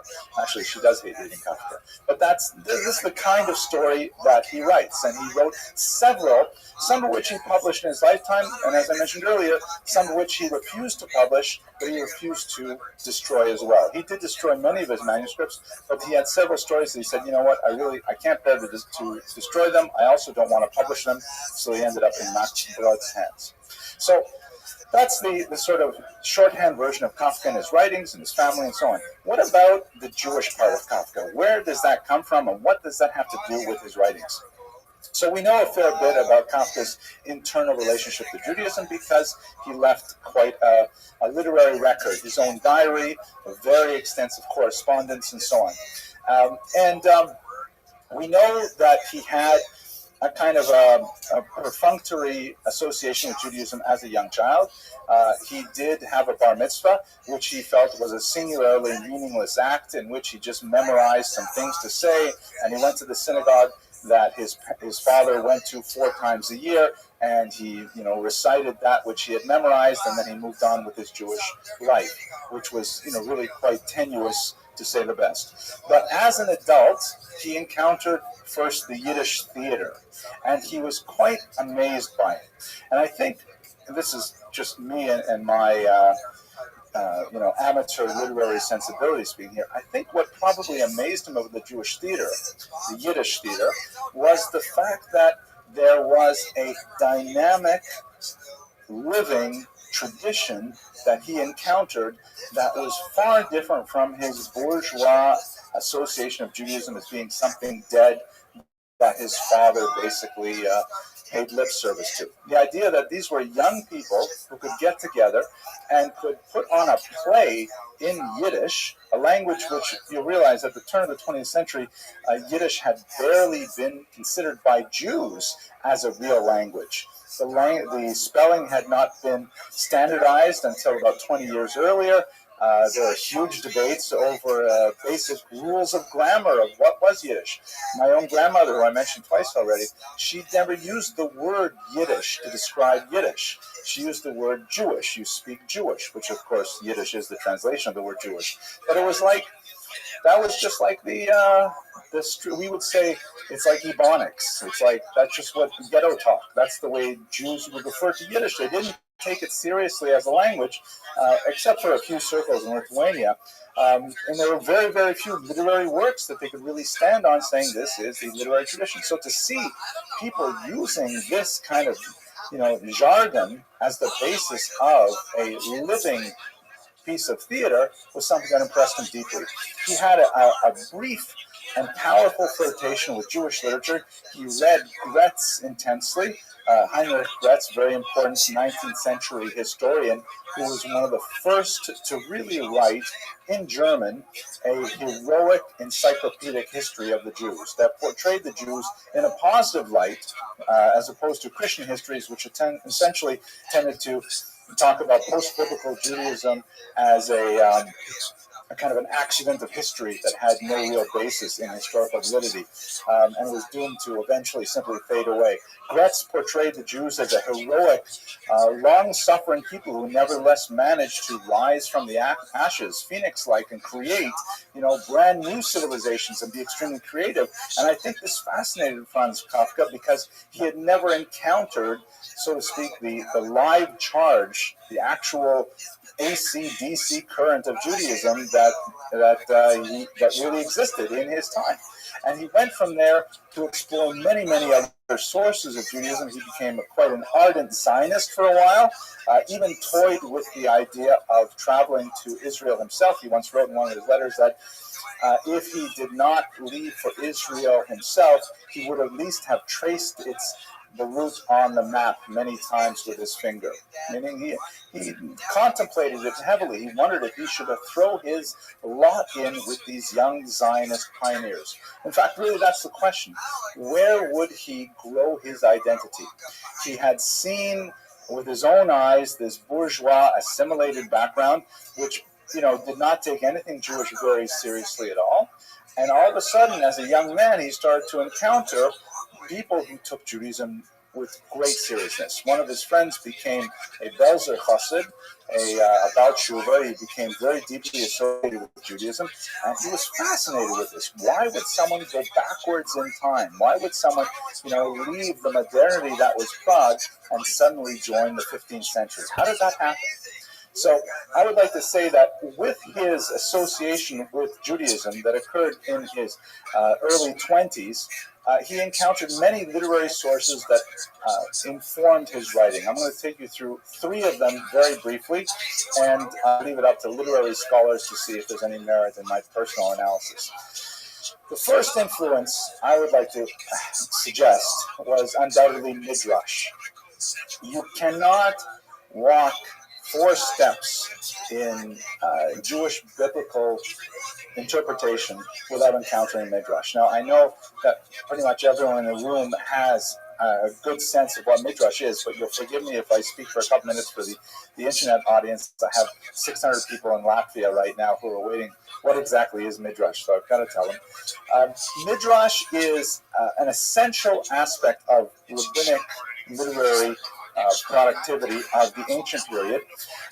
According to Orthodox theology, Midrash comes from Sinai, meaning it has the same kind of authority as the biblical text. It does not have the same authority in terms of how it is read, however. Meaning the rules of hermeneutics are quite different from Midrash than it is for biblical text. For example, as Midrash does not necessarily point to direct and clear conclusion. I'll give you one example that I just read this morning, for example. So this week is Parshas Toldos. We're reading about the deception of Isaac by his son Jacob. And in the context of describing the relationship between the father Isaac and his 2 sons Jacob and Esau, the verse says that Isaac loved Esau because game was in his mouth. Game meaning not like he's got game like white guys playing basketball, but game like, birds that you shoot and eat. I'm having fun. I don't know about you.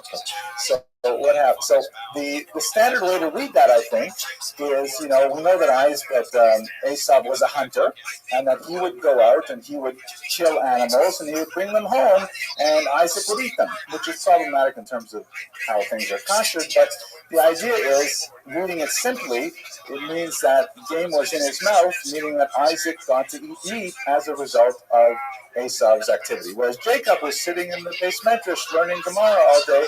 He wasn't bringing home any, kosher rabbit stew or anything. But Rashi quotes a midrash that says, wait a second, you assume too much with the pronouns here. Game was in his mouth does not refer to, hunted food that was in Isaac's mouth. Rather, game was in his mouth, meaning that Isaac was trapped within Esau's mouth. For Isaac loved Esau, for he was game in his mouth. Meaning that Esau had completely fooled his father Esau into thinking that he was a very special and honorable person. Not the case. And Isaac was helpless before him like a rabbit in the jaws of a hunting dog. So that one little midrash that simply points out the ambiguity of the pronoun who was in whose mouth is all over the Torah. Midrashim left and right. Some of them, however, are much more enigmatic and difficult to understand. For example, one that my good friend Rabbi Yaakov Trump spoke about in one of his classes recently, which is on the web. Maybe I'll put a little link to it here. The Medrash says, speaking about Abraham, that, and this is a very Kafkaesque Medrash, by the way, Abraham was walking along the way, and he saw a palace on fire. And he said to himself, wow, this palace must be ownerless. Right? Meaning, like, who would let their palace go on fire? And this is my palace. And that's the end of the Midrash. It goes on to connect it to say this is referring to Abraham's discovery of God. But the problematic thing is, like, Why is the palace owner staying in the palace if it's on fire? Why is the palace owner not asking Abraham, hey, put out the fire? What's happening in the story? Why is it on fire? It's a very, very complicated, difficult midrash, which Rabbi Trump, following Rabbi Sachs, says the unstated material in the midrash is what's important. That really the owner of the palace is saying to Abraham, I am the owner of this palace. I'm completely aware it is on fire, and the reason it is on fire is because I want you to act on putting it out. Similarly, the medrash is that God has left us in an environment that is imperfect, where there is cruelty and there is inhumanity, and our obligation is not to simply observe it, but to interact with it and to try to put out the fires, so to speak. Very appropriate, I think, in the context of what's going on in Israel today, so that's why I thought of it. But these kinds of midrashim, this difficult way of teasing out meaning in the biblical text, is essentially Jewish. It's been the Jewish way of studying the Bible for thousands of years, literally. Kafka certainly came across this, and in many ways, his stories are sort of twisted, midrashim. They're strange, enigmatic. They end up badly, unlike the midrashim that often end up very positively. But I'm sure that this literary influence was heavy in his mind. Okay, that's number one. Number two, Zionism. Like I mentioned with the context of the theater, I think just the audacity that the Jews would want to pick up and create a new national homeland in the ancient territory of Israel, that is such a shattering kind of idea. Thank God, we've lived with it for 70 odd years. So for us, it's like, well, of course, there is Israel. But to put yourself back even just 110 odd years to the turn of the 20th century, to try to imagine what it must have been like for people to suggest that the Jews, who are a minority everywhere, decided to go back and retake a territory that they had lost 2,000 years ago. It's astounding. It's hard even to imagine such a thing. But people were serious about it. It was a very, very powerful movement. It swept up Jews all over Europe, and it engendered tremendous change. And Kafka, encountering Zionism as a living, breathing force, certainly had a strong impact on this. We know of this from his diaries, but I believe that this channel of meaning, this huge conduit, the river of energy, is something that affected him. But if you recall, I think that Kafka was scared to step into these rivers. I think that he was fascinated, overwhelmed by the tremendous surge of meaning that these things would impose on him. That if he were, for example, to become completely engrossed in biblical study, what would that say about the relatively comfortable and, placid pedestrian life that he had created in the insurance industry? All of a sudden, would it demand changes of his own lifestyle that he was not necessarily ready to impose on himself? He also harbored a tremendous degree of self-doubt and even self-disgust. His diary are filled with all kinds of passages about his disgust with his own personality, his own body in particular, his sexuality, and the idea of connecting himself to a source of meaning as powerful as ancient Judaism or Zionism was something that threatened him deeply, and he was terrified of. Finally, the last influence that I think is very significant would be Hasidism in particular. Hasidism was enjoying an interesting renaissance in the 20s and 30s in particular. It's a little bit past his time, but nevertheless the roots were there when he was becoming more engaged in Jewish things. Martin Buber, of course, wrote his famous collection of the tales of Hasidism around this time. And Hasidism was discovered by assimilated, westernized Jews as a source of tremendous poetry and meaning that could be actually applied within the Western context. They did not view the Hasidim as kind of backward peasant type Jews. Rather, they were actually somehow holding on to truths which were inaccessible to the bourgeois Western mind. In particular, Nachman of Breslov was a huge influence on Kafka, at least according to a friend of mine who did some research on this area. I didn't actually have a chance to run it down myself. But Nachman of Breslov certainly makes a lot of sense. Nachman of Breslov was one of the most enigmatic Hasidic leaders of the 19th century. He was also fairly prolific, at least in the stories that were recorded by his major disciples. And these stories often have, if we can use the term anachronistically, a Kafkaesque kind of element. So for a couple of examples, and you can see I hope you'll see the Kafka echoes in them. The famous story of Rabbi Nachman of Breslov about the prince who thought he was a rooster. So it's a famous story. It basically goes like this. There's this prince who thinks he is a rooster, and he spends all his day naked on the floor, pecking at little bits of corn or whatever he can to eat. His king, his father the king, and by the way, in Breslov stories, the king is usually a metaphor for God, is distraught and has no idea what to do. So he calls all kinds of doctors, and no one can cure the son who thinks he's a rooster. Finally, this one sage comes, and the rabbi says, I can cure him. So the king says, really? He says, yeah, the only thing is you have to do whatever I say. The king says, anything to cure my son. So immediately the rabbi takes off all his clothes and goes under the table with the son. And the prince looks at the rabbi and says to him, what are you doing here? And he says, what do you mean, what am I doing here? What are you doing here? He says, well, I'm a rooster. I'm eating, crumbs off the floor. And he says, I'm also a rooster. I'm also eating crumbs off the floor. So the prince, accepts that. Then the rabbi signals to one of his attendants who throws him a pair of pants, and he puts on the pants. And the prince says to him, what are you doing? He says, what do you mean, what am I doing? I'm putting on pants.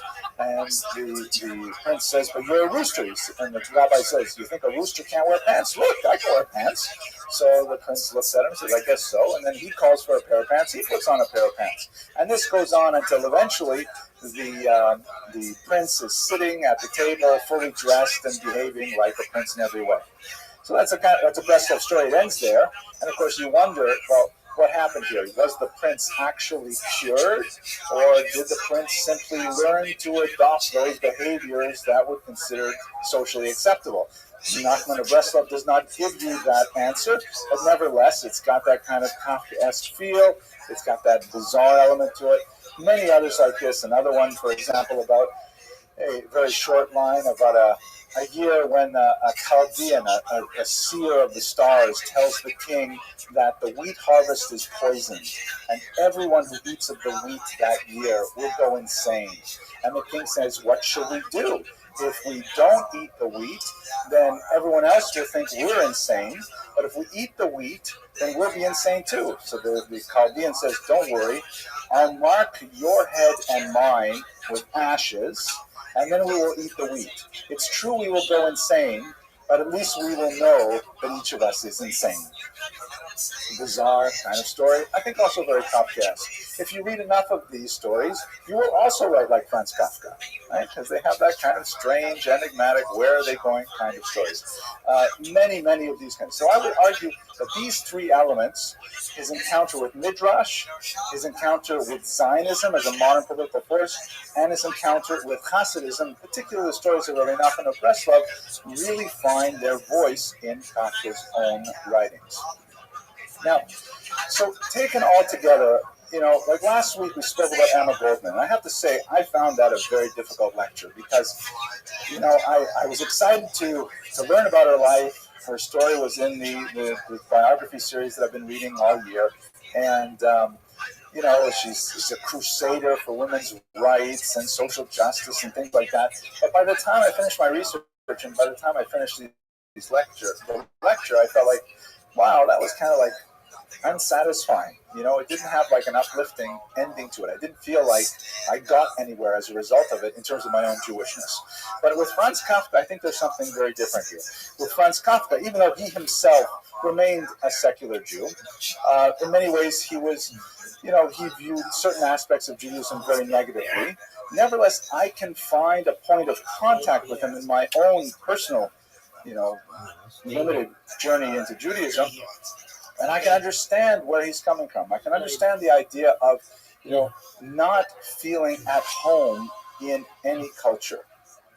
Feeling so cosmopolitan that I don't have roots in, this culture, that culture, this language, that language, even English, my mother tongue. Why is it my mother tongue? And sometimes I read books in Hebrew and I think, will my great-grandchildren be able to read anything I publish in my own language? More importantly, will they want to read anything I publish in my language? This is fun for me. Thank you for, giving me therapeutic moments. But Kafka's alienation from Judaism creates kind of like a magnetic dynamic where he's drawn to Judaism, repelled by it at the same time, wants to get drawn into the orbit of Judaism, but at the same time wants to maintain his own trajectory. And that huge tension between wanting to be absorbed within Judaism and at the same time wanting to maintain his own way of thinking about things is really what generated a huge amount of energy that was ultimately expressed in his literary works. So I think reading Kafka, even though it's painful and sometimes very difficult, I would especially avoid the short stories. Those tend to be much worse even than the trial or metamorphosis. But reading them again with a view to thinking about the Jewish condition, I believe will generate quite positive and powerful insights into the nature of Jewish identity in the modern world. And with that, we have to conclude with his death. He contracted tuberculosis in 1917. He broke off his engagement with Felice in large part because he saw that at the time this, of course, was an incurable disease, and ultimately he passed in 1924. But his legacy is phenomenal. He's a truly original writer. There's no one at all like Kafka in the Western canon of literature. He had a huge impact on all post-war writings, to be sure, because of that ambiguity and of the lack of meaning or the desire for meaning or the lack of it present at the same time. And so he's had really a phenomenal impact on thinkers for the last century. With that, I want to thank you again for your attention and your endurance. You've really been great to talk to. I've learned a lot about myself in this psychoanalytic session. Thank you very much for coming.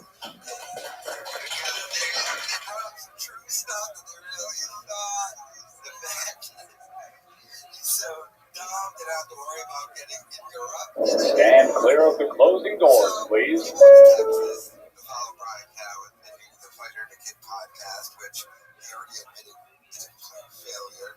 The next stop is Avenue J.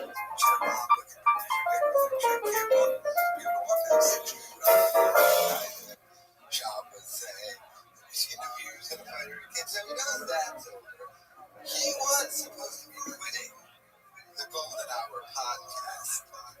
And now it seems like... Good evening, everyone. Thank you for coming. I'm especially grateful that you're here today because it became clear as I was doing research about this individual and speaking to many people that a lot of Americans have never heard of Janusz Korczak before. And I'm just curious, how many of you in this audience have ever heard of Janusz Korczak? So for everyone in Latvia, I think we're looking at about 10 to 15% of the audience has heard of Janusz Korczak, which is amazing because it is such a phenomenal story that goes along with his life. And I'm really grateful to be the one to give so many of you your first introduction to this heroic and inspirational figure. So let's get straight into it. Who was Janusz Korczak? First of all, how do you pronounce his name? I hope I'm going to get it right. My Polish is not so good. Janusz Korczak. It was a pseudonym. His real name is Henryk Goldschmidt, which is much easier for us. But he wrote under the name Korczak. He became famous as the name Korczak. In some contexts, he used both names, but he was quite a literary figure, and so he adopted this as his pseudonym, and it happened to stick. He's known by one of his most famous biographers as the King of Children because his great contribution to global society is a complete re-envisioning of the rights of a child. He was a pioneer of children's rights in the early 20th century, and a heroic, legendary figure. He took care of orphans in particular in Poland. And so much of his work reaches into so many areas that affect us today in terms of how we relate to children. I mean, it's a strange sort of thing because, we think that the concept of a child is fairly constant throughout intellectual history of the world, but it is not, in fact. If you look at, for example, pre-Renaissance paintings in particular, children tend to look just like small adults with adult proportions, only smaller in scale. And that's not even what they look like. Children have different proportions. You ever see a baby, for example, raise his hands over his head? His elbow is pretty much at the top, is lower down because their proportions are quite different to their body. We have the same kind of blocked mindset with regards to how we understand child psychology. So Korczak was one of those figures who really gave us a radical new way to look at the child, a fundamentally humane and sophisticated way that has directly and indirectly benefited the lives of millions. His years are 1878 or 1879. There was some doubt as to the actual year of his birth until 1942 when he was killed by the Nazis in the Treblinka death camp. I am relying for today's lecture quite heavily on this biography, The King of Children, by Betty Jean Rifton. Really quite a lyrical and beautiful biography, and I strongly encourage you to read it yourself. She was also a pioneer of children's rights, particularly with regard to adoption. She titled her own memoir Twice Born, and it was the story of her search for her own birth mother, and the kind of innovations and the kind of promotion that she put forth towards the rights of adopted children has changed much legislation in this country and elsewhere to release information about adopted mothers to their children as adults. So, and by the way, her husband is also a very famous historian, Jay Rifton, who wrote some important works on the Holocaust. She researched this book while she was traveling with her husband, doing his own primary research as well. So let's go straight to the life of Janusz Korczak, known as Henryk Goldschmidt. He came from a rather unusual background for this particular series.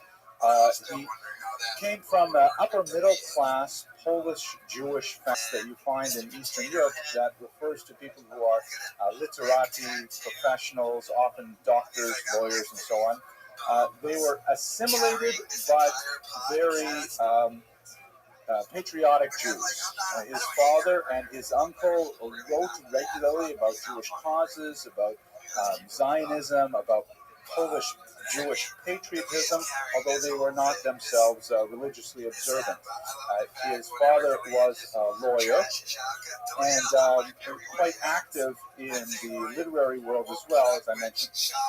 Unfortunately, his father would ultimately have a nervous breakdown and be committed to a sanatorium for the rest of his life. And Henryk Goldschmidt always felt a kind of an ambivalence towards his father. As a result, he occasionally referred to himself deprecatingly as the son of a madman, and it contributed most likely to his own decision not to marry and have children himself. We'll get to that decision a little bit later in our presentation, but his background was basically an assimilated Polish Jewish family. He occupies, and his family occupies, a very special moment in Jewish history that we really only have a few examples of this throughout our millennial past. America happens to be very similar to the Polish Jewish moment in many ways, but let's kind of explore what the 19th century meant for Jews living in Poland. We should bear in mind the demographics. Poland, of course, is home to Jews for about 1,000 years. A major immigration of Jews starts in the 14th and 15th centuries, although there had been Jews living there quite a bit longer than that. As Jews are kind of forced out of Western Europe by growing anti-Semitism, Jews are invited to Poland by the local lords and by the kings who saw the Jews as economic engines of development. Jews were active in the early minting of coins in Poland and very active in leaseholding and things like that. So there's a massive buildup of Jews in Poland, and they were not really penetrating into Russia because Russia had an anti-Jewish position from the late 15th century that made the border kind of like a big stop for Jews. So Jews are piling up as they immigrate into the Polish regions. And their relations with Poles was sometimes difficult. Jews were brought in to act as middlemen for the most part between land holdings. The Jews would collect taxes, land taxes, and tax farming of various types, and then report the money back to the Polish landlord.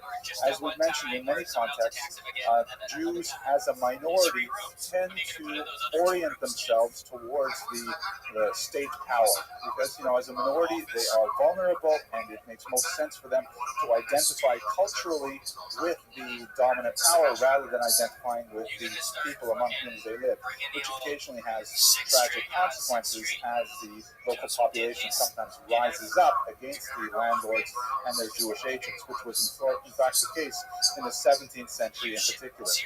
But in the 19th century, Jews and Poles strengthened this relationship in a very profound way, primarily because Polish and Jewish intellectuals found common cause in their quasi-exile status. They found a meeting of the minds that resulted in a unique flourishing of Polish and Jewish, rapprochement that we also saw, for example, in Germany in the 19th century, and we see to a large degree in America as well. A good part of the reason for that, I forgot to mention one thing here, just to give you a sense of the rootedness of Jews in Poland. The Jews were given such significant freedoms and rights within the medieval Polish kingdoms that they actually organized all of their municipalities, called kehilot, into one massive superstructure called the Council of Lands, sometimes referred to as the Council of Four Lands. This is a couple of pages from the minute book of the Council of Lands, which effectively created a Jewish state within a state that extended from the Baltic to the Black Sea and allowed the Jews a phenomenal degree of self-government that they really had not had since they had left Israel 1,500 odd years before. That came crashing to a halt just shortly before the partitions of Poland. And this is where the Polish-Jewish synthesis really begins to take effect. Poland, a large but comparatively weak country, was envied by its three neighbors: Germany to the west, Austria to the southwest, and Russia to the east. And so in one of the most cynical political acts of the modern era, these three large empires simply made a deal with each other to carve up Poland in three successive partitions. So you can see this sort of color-coded. The German Empire took these yellow and orange sections between 1772 and 1795. The Austrian Empire took these sort of purplish sections, and the Russian Empire took this yellow-greenish section in three separate partitions. So within the space of a couple decades, Poland simply disappeared from the map politically, and Poles were absorbed into the populations of these three great empires. Now, the Jews, of course, were a minority who were living in exile, quite comfortably in some cases, for many centuries, and the Poles all of a sudden found themselves living in exile in situ, meaning they're still living in their homes, but all of a sudden their country is no longer part of Poland. And so as the Polish drive for re-establishing a national state began to grow in the 19th century, they found common cause with many Jews who had identified with Polish culture, creating this unique moment that only lasted about 60 or 70 years when Poles and Jews found common cause with each other. There's another way to look at it that's more relevant for our story today, because we're going to be looking at Warsaw, of course, the capital of Poland, which was deep within the Russian Empire. And the Russians in particular, realizing that the Poles were not only geographically more European, they were culturally much more European, much more Western, much more advanced than most of European Russia. They really put their foot down on any kind of Polish national expression. Polish language was forbidden in many contexts, the Polish educational system and so on, and they really did everything they could to try and Russify the Poles. It's funny when I show my students this, they really can't believe it, but Russia is a monstrous country. It's 1/6 of the world's land surface, but it really only ends right about here, not in Moscow, maybe over here. You got the Ural River, and everything past here is all Siberia. So most of what happens in Russia is this tiny section here, which is European Russia. And Poland represented the most European of the Russian section. So this is the period of time in which Henryk Goldschmidt was born. It's a period when Jews and Poles are coming closer together than they ever had before. There were some failed uprisings of Poles, 1863, for example, that the Jews participated in actively. They sang songs about them, and they celebrated this kind of alliance of peoples, hoping to throw off the yoke of Russian servitude. This is something that Goldschmidt himself was very much in identification with. He was a Polish patriot. He served in the military on 2 occasions, and by the way, during the Holocaust itself, it's unusual. He refused to take off his Polish military uniform, even in the ghetto, which was essentially a way of guaranteeing your death sentence. All of his assistants would insist that he keep an overcoat over his jacket when he went out in public to make sure that he wasn't accosted by some Nazi for wearing a Polish military uniform. But in his youth, he was attracted to 2 different career paths. One career path was literature. That was his first love. He had a wicked sense of humor. He had a brilliant satirist pen, and he wrote frequently in the local papers and longer sections that were eventually published as small booklets. And he became very, very popular. As I mentioned, he took the name Janusz Korczak as a pseudonym when he was competing in an essay competition. He just happened to see a title or a book that featured the name Janusz Korczak. He spelled it wrong, and that's how we got the Janusz Korczak. It just sounds like a very Polish name. It's the syllables and it doesn't have a Germanic ending like Goldschmidt. So therefore, he thought, I'm going to adopt a really Polish name, just like an American writer might choose John Smith or something like that. It turns out he was a beloved writer to many, and this is how he was known to the population as a whole. However, he also had a tremendous love for children. That would be his abiding love for the rest of his life. And he was especially moved by the experiences he had working with children in Warsaw, and eventually he would be attracted to helping out in orphanages. And he decided that he could help children more actively as a medical doctor than he could as a writer, so he elected to go to medical school. At this time, by the way, much of his studies were conducted at the so-called Flying University, which was an illegal Polish nationalistic university that was operating sub rosa in the Russian Empire, having occasional lectures in people's apartments and things like that. Eventually, it grew into a full university status, especially after Poland achieved independence. But he went to medical school. He ended up becoming a medical doctor, and he was drafted into the Russian army in 1904 to fight in Russia. This is a picture of him in his youth when he's in his Russian military uniform, where he served as a medic on the Japanese front. He had a lot of encounters with Chinese orphanages at that time, and he brought back a lot of his experiences and incorporated them into much of the children's writing that he worked on. At the same time, he is not losing sight of his philosophical musings about the nature of childhood, and he's writing as he is working both in medicine and later as he is working in the army. By the way, just to give you a sense of his wicked sense of humor, he began to lose his hair in his early 20s, and his bald pate was one of the ways in which he was often most recognized by his childish followers. And you read accounts of what he was like as a doctor when he would come to people's homes to heal sick children. And if the children were feeling bad, he would let them, for example, draw on his head with crayons, things like that, anything to get a laugh out of the children. He was also beloved to children as beggar children as well. I want to read you one little passage that's from around this period that's also quite touching. I wasn't intending to read this to you, but it just occurred to me. Well, it's worth it to read it exactly the way it's written.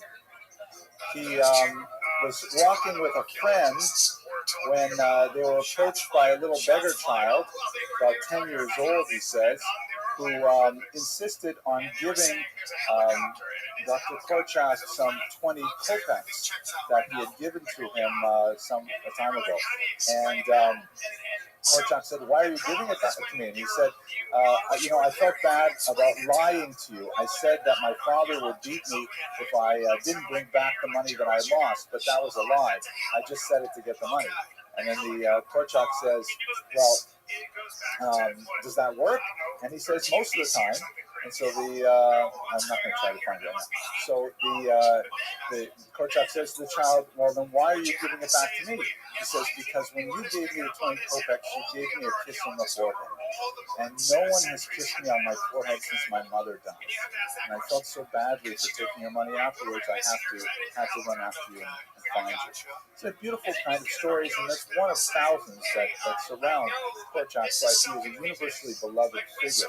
And I should really emphasize that he was beloved as a Polish hero. That might be part of the reason why he's so poorly known in America, but in Poland, he is a national hero. He happens to be incidentally Jewish, but he is truly someone that the Poles look up to in a saintly way. Here's one of his books translated to English, How to Love a Child, the inspirational words of Janusz Korczak. And just, if you can see at the top, there's a little blurb that says, "For the world today, Janusz Korczak is a symbol of true religion and true morality. Pope John Paul II." So John Paul II probably knows a little bit about organized religion, you would think, and it's ironic that he should call a secular assimilated Jew a symbol of true religion. Fascinating kind of observation. I should also point out, since we're talking briefly about this, that even though he himself was not observant, since the vast majority of his charges when he was operating the Jewish orphanages in Warsaw were from observant backgrounds, he maintained strict kashrus and Shabbos observance in the orphanages so that the children would feel more at home. Shabbos was celebrated. He never married. He never adopted a child of his own. They were all his children. Shabbos was celebrated together with the orphans, and he was celebrated by reading them stories and making up stories for them as part of their bedtime rituals and so on. Now, what exactly did he have to say about child rearing that was so special? We could really delve into this in great depth. I'm going to focus on one idea in particular, and that is his fundamental disagreement with John Locke. I'm sure you're familiar with Locke's ideas, a very influential Enlightenment thinker who had a huge influence on American political philosophy, for example. But one of his biggest psychological insights was the idea that people or children are a tabula rasa, meaning a blank slate. His idea was that once a person was born, the brain and the mind had no data whatsoever, no programming, no inclinations to do X or Y, no proclivities whatsoever. Tabula rasa, a blank slate, right? Like a blank hard drive, to speak to maybe some of my undergraduate students. And then what flows from Locke's thinking, which was really, orthodox thought, little orthodox thought in child psychology, is that, therefore, if a child's mind is a tabula rasa, all we have to do is imprint upon it the correct data. And as long as we teach the child the correct information, then the child, of course, will grow up to be superhuman in so many ways, completely moral and hyper intelligent and all kinds of things like this. Of course, it's been a colossal failure ever since. We have not been able to put in place this perfect educational system, primarily because a lot of brain science has shown that people are not born as a tabula rasa. People are born with a lot of pre-programmed information. They've done this with, for example, twin studies and things like that. One of my favorite twin studies, by the way, is the so-called Springer twins from Ohio, who are they should be about 60, 70 years old right now, but they were separated at birth, and they happened to meet each other 40 years after they were separated, and it turns out that there's like an uncanny series of similarities. They build the same kind of wraparound porch around their home.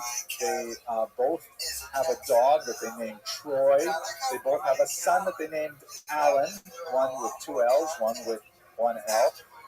They were both married twice. This is weird. The first wife was named Betty. The second wife for both of them was named Linda. But one of the twins divorced Linda, and he married another girl, I think her name was Kathy or something, which made the second Linda very nervous every time her husband hung around with a girl named Kathy. At any rate, how did Korchak differ? He said no. He said it's not that they are tabula rasa. They are imprinted with a degree of holiness and purity. They start out perfect. The adult world progressively ruins them.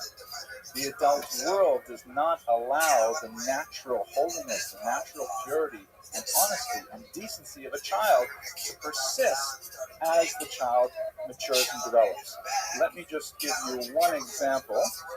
No, I don't give you this example. But this is the basic idea that it was a starting point, a very simple idea, that the child starts out perfect, and we as adults just burden them with so much negativity and so much contrariness and so much bureaucracy that simply the children break down under the weight of our abuse. He felt that children were the least valued in society because they were intrinsically powerless, because they did not have the strength, the might, the money to change their realities. And it is the adult world's responsibility to shelter that goodness and allow it to flourish to maturity. And that was his starting point, and it informed his life thought for decades. Among the kinds of things, the innovations that he introduced in the orphanages, of course, he was drawn to orphanages because these are children who are the least powerful. These are children who don't even have adults to advocate for them on a regular basis. And he pioneered so much of the design of orphanages, the regimen of orphanages, and so on. This is, by the way, the cover of an English translation of one of his most famous children's books. He wrote children's books simultaneously with his adult feuilletons and so on. King Matt the First, which is about a child who becomes king after the passing of his father. It was, ironically, one of the first books that really told or described the world from the perspective of a 10-year-old boy. It was something that, we think of these things as being, so bound up with children's literature that must go back thousands of years, but in fact, it's very hard to think of many examples of literature written from the perspective of a child, him or herself, before the 19th century. Maybe Huck Finn, things like that, but certainly it's a similar time period. Anyways, King Matt, in his attempt, and it mirrors a lot of Korchakian thought, Matt attempts to, reform the world by putting all the children in charge, because the children are intrinsically good, and making the adults go to school. So they really deserve to be retrained after everything. But the problem is the children don't know how to, run the streetcars and perform dentistry and things like that. So they ultimately have to pay to the adults to take over again, but we both learn from the experience. Fascinating story in many ways. The kinds of innovations that he introduced, for example, is judgment by one's peers. So in the orphanages, he set up children's tribunals to allow the children to make their own decisions about who should be punished and under what circumstances they should be punished. Obviously with a certain degree of moderation, but the children were able to exercise greater compassion for the transgressions of others because they understood them so much more clearly. He was also very big into empowering the children by creating a children's parliament. allowing them self-governance in their own homes in the orphanage, creating their own media. Yeah, I'll show you a picture of one of the children's newspapers that he authored with them. And so there was a tremendous amount of emphasis placed on giving the children the power to chart their own destiny. Including this, for example, was what he felt was the child's right to die. This is a period, the turn of the 20th century. Medical technology is not far advanced in Western Europe, and children are dying of malnutrition and typhus and all kinds of things. And he felt that children, when they were that sick, and this is writing as a medical doctor, that they should be allowed to die with dignity. That they should not have heroic measures applied to them if they felt they were just too exhausted to go on. Fascinating, I think, in many of his ideas.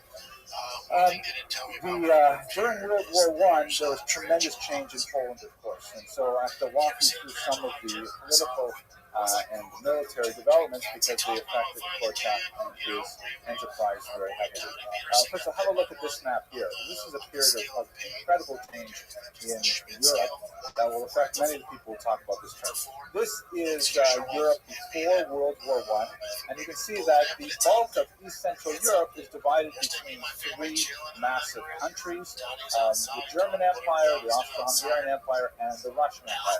Poland, of course, is right in the middle here because it was swallowed up 100 years prior by those three massive states. After World War I, amazingly, all three of those massive states were devastated. Germany, perhaps the least, although it lost East Prussia here, which is unfortunately in orange. It really should be the same color as Germany over here. The Austro-Hungarian Empire is devastated and broken up into all these tiny states over here. Yugoslavia, of course, made up of many smaller states. Russia, although it's still labeled Russia in this map, which I just took off the internet because I like the colors, Russia is, of course, no longer Russia. It is the Soviet Union. It's a different country. So those are the big losers of World War I in many ways. But there are lots of winners, like Czechoslovakia, brand new country carved out of the top of Austria-Hungary, Yugoslavia, I mentioned earlier, the Baltic states, Lithuania, Latvia, Estonia, but most famously and most largely is Poland, this massive new country that has risen phoenix-like from the ashes. 100-odd years earlier, everyone thought that was it for Poland because it was absorbed by its three larger neighbors, and then just over a century later, it emerges once again as an independent country. But it is an independent country with a lot of problems, to be sure. In fact, as one of my teachers liked to say, the World War II should really be understood as World War I Part 2, because the peace treaties after World War I were so clearly thought out that World War II was rendered virtually inevitable because there's so many dissatisfied players. Looking at Austria-Hungary, for example, fully 2/3 of Austrian citizens live outside of Austria. Lithuania, up there in the north, the capital city of Lithuania is located in another country. It's located in Poland, Vilnius. And Poland itself, with 2/3 of its citizens not Polish in terms of ethnicity. So there's this complicated, difficult situations as a result of this map. Poland now struggles to establish itself when it has a lot of restive neighbors and it has a lot of subgroups living within it who feel like, how come Poland gets to have a country? We live here too. Why don't we get our own state? Like, for example, the Ukrainians who were given a Soviet Socialist Republic out here, but they felt they're still being just it's Ukrainian name only. They're really dominated by the Russians under Soviet guys. But there's lots of Ukrainians living here in the south of Poland who are saying, hey, what happened to us? How come we don't get a country? And then there's a sub-Ukrainian group called the Rus who are saying, wait a second, you're forgetting about us. And they're saying, no, you're also Ukrainians. Oh my gosh, it goes on and on forever. And what about the Jews? The Jews, of course, have no specific place anywhere in the map. there is a rising movement for Jews to move to Israel, but Poland still houses over 3 million Jews, a very significant number, and it has to figure out what to do with them. Poland essentially decides to follow a democratic path, creating a Sejm, a parliament, in which Jews organize themselves as political parties all across the spectrum, including religious parties, as like Agudas Israel, and they serve in the Polish parliament. So it's really a special kind of moment where this Polish-Jewish synthesis that matured in the 19th century, that persevered under the intense Russian persecution in the last decades of the Russian Empire, finally flourishes in the 1920s. Very difficult time economically, very difficult time socially and politically, but nevertheless, it's sort of like a honeymoon for Poles and Jews as they experience this first rush of freedom in a reconstituted Poland with freedom for all. And it's in this context that Korczak really becomes a national hero. He's well known by this point for his many humorous writings. He's well known and well loved in the city of Warsaw, the capital, for his work on behalf of orphans. He ultimately decides to leave his medical practice and exclusively devote himself to the care of orphans. He spends much of his time researching and traveling throughout the world, including to Israel a few times, to try and understand what is the best way that orphans may be cared for. Here's an example of one of his orphanages, a very modern structure that was built exclusively at his direction, with wide open spaces. For example, he built the dormitories, the sleeping rooms, very large open rooms with a glass cubicle right in the center where he would work. That was his office, and so he could look in on the children sleeping, boys on one side, girls on the other side, and they could, if they woke in the middle of the night, they could see him working late into the night at his desk and be comforted by his presence. Here's a picture of him with some of his charges. We'll zoom into where he is. He employed many of his own graduates. These children would go on and later wish to come back and work in the orphanages. And he was a heroic figure on the level of someone like Maria Theresa, someone like the nun from Calcutta, things like that, kind of viewed as a truly good, holy individual, and at the same time a very brilliant sense of humor. This is an example of the printed version of his children's newspapers, which originally started with his children submitting handwritten stories, which then would be read on Shabbos morning. Eventually, it became a regular feature of a national newspaper. The stories that these orphans would write were published throughout the country. It was on one of these trips that he made this profound decision not to have children himself, not to marry and have children. May have been partially affected by his own ambivalence and concern about the fate of his father, perhaps other factors, but he traveled to England. This is, by the way, a postage stamp from Israel that commemorates his work. He traveled to England to view the facilities there for orphans, and he went into one fairly average orphanage, as he describes it, but it was located in a suburb of London, and he was absolutely astounded by the beauty of the place. It was, set in rolling hills with wide, airy spaces and all kinds of play areas for children, and it was very sanitary and it was well staffed. And he suddenly, and we contrasted that with Depression-era Poland and the urban nature of the Warsaw ghettos that he was associated with, and he felt deeply ashamed that he could not care for children as well as far richer English countryside did. And so at that point he said, I simply cannot have children of my own. I have to devote myself entirely to the children in Warsaw.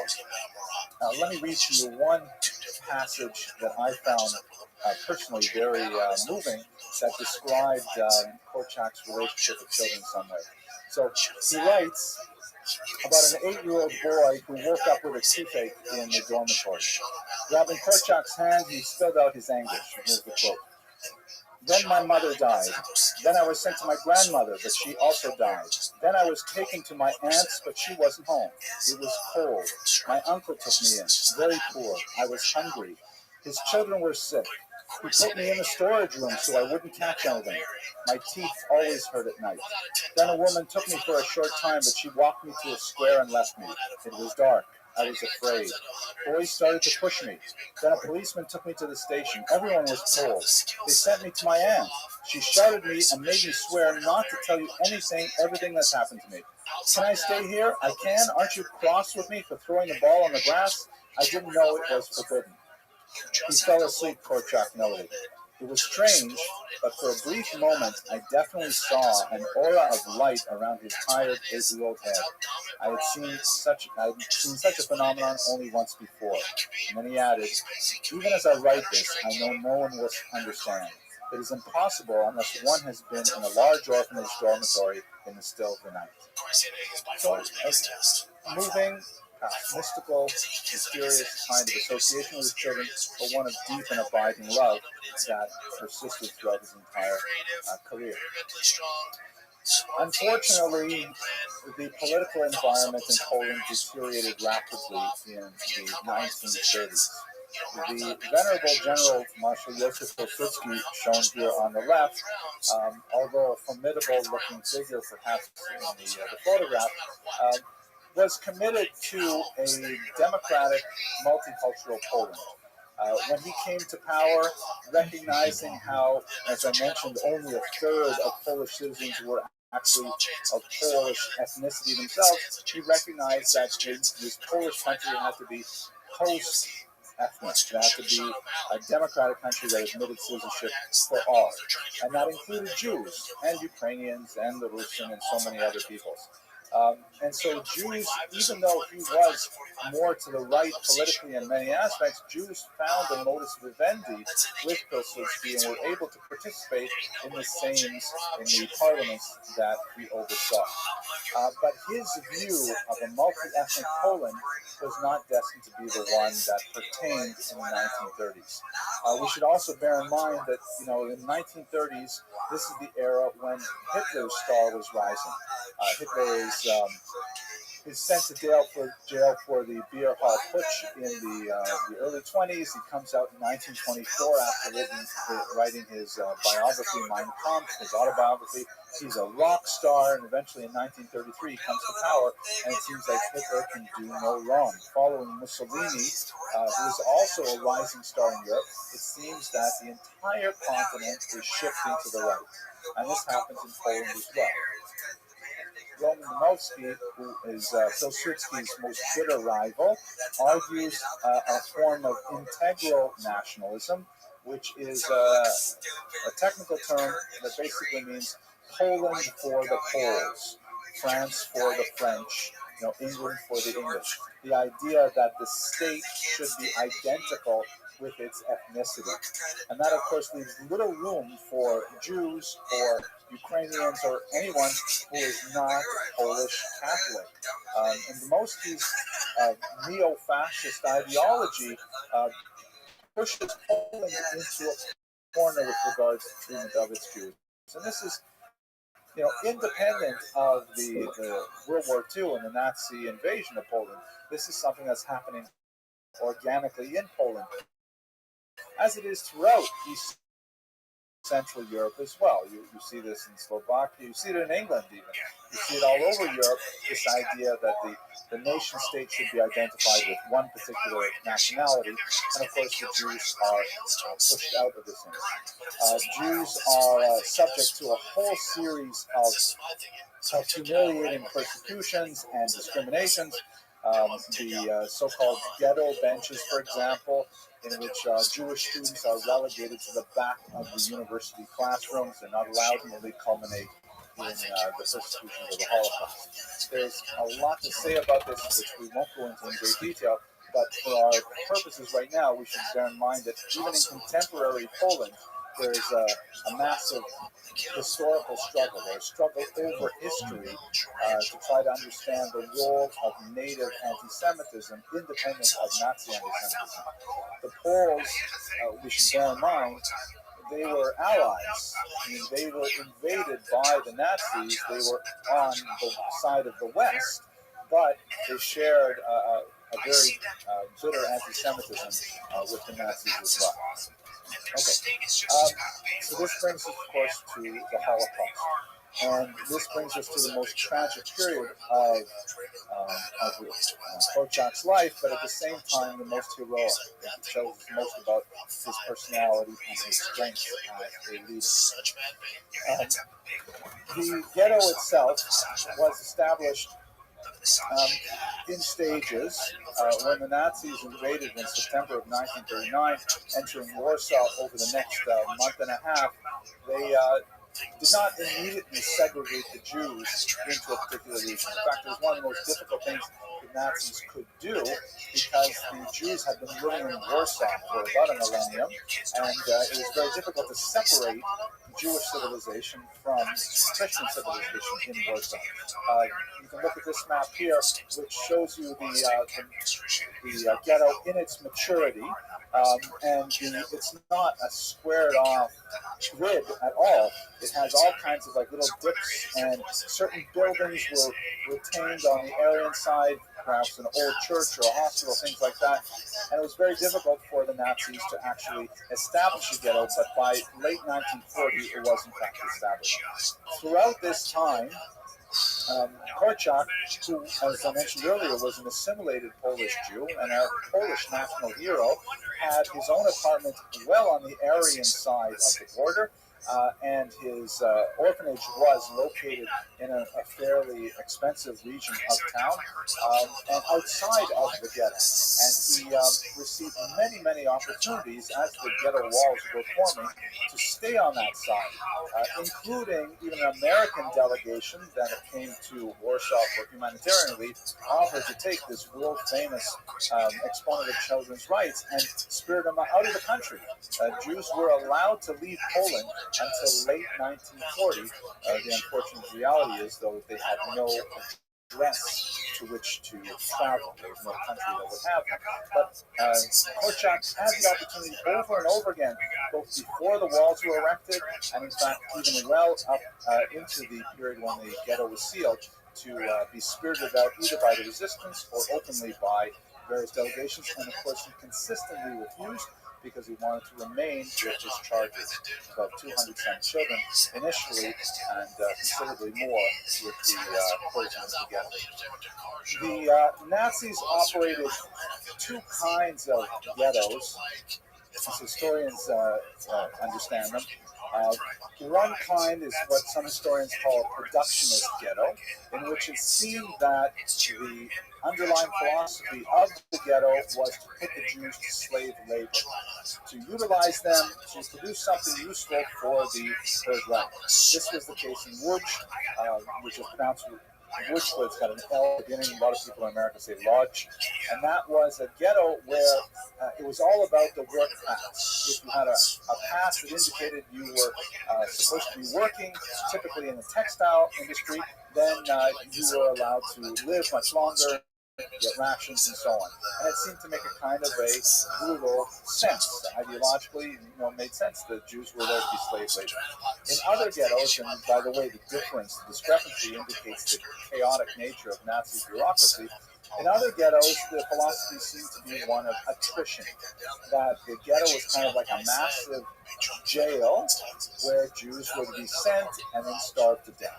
And that is in fact the case in the Warsaw ghetto. Warsaw was sealed off, and goods were very difficult to bring into the ghetto whatsoever.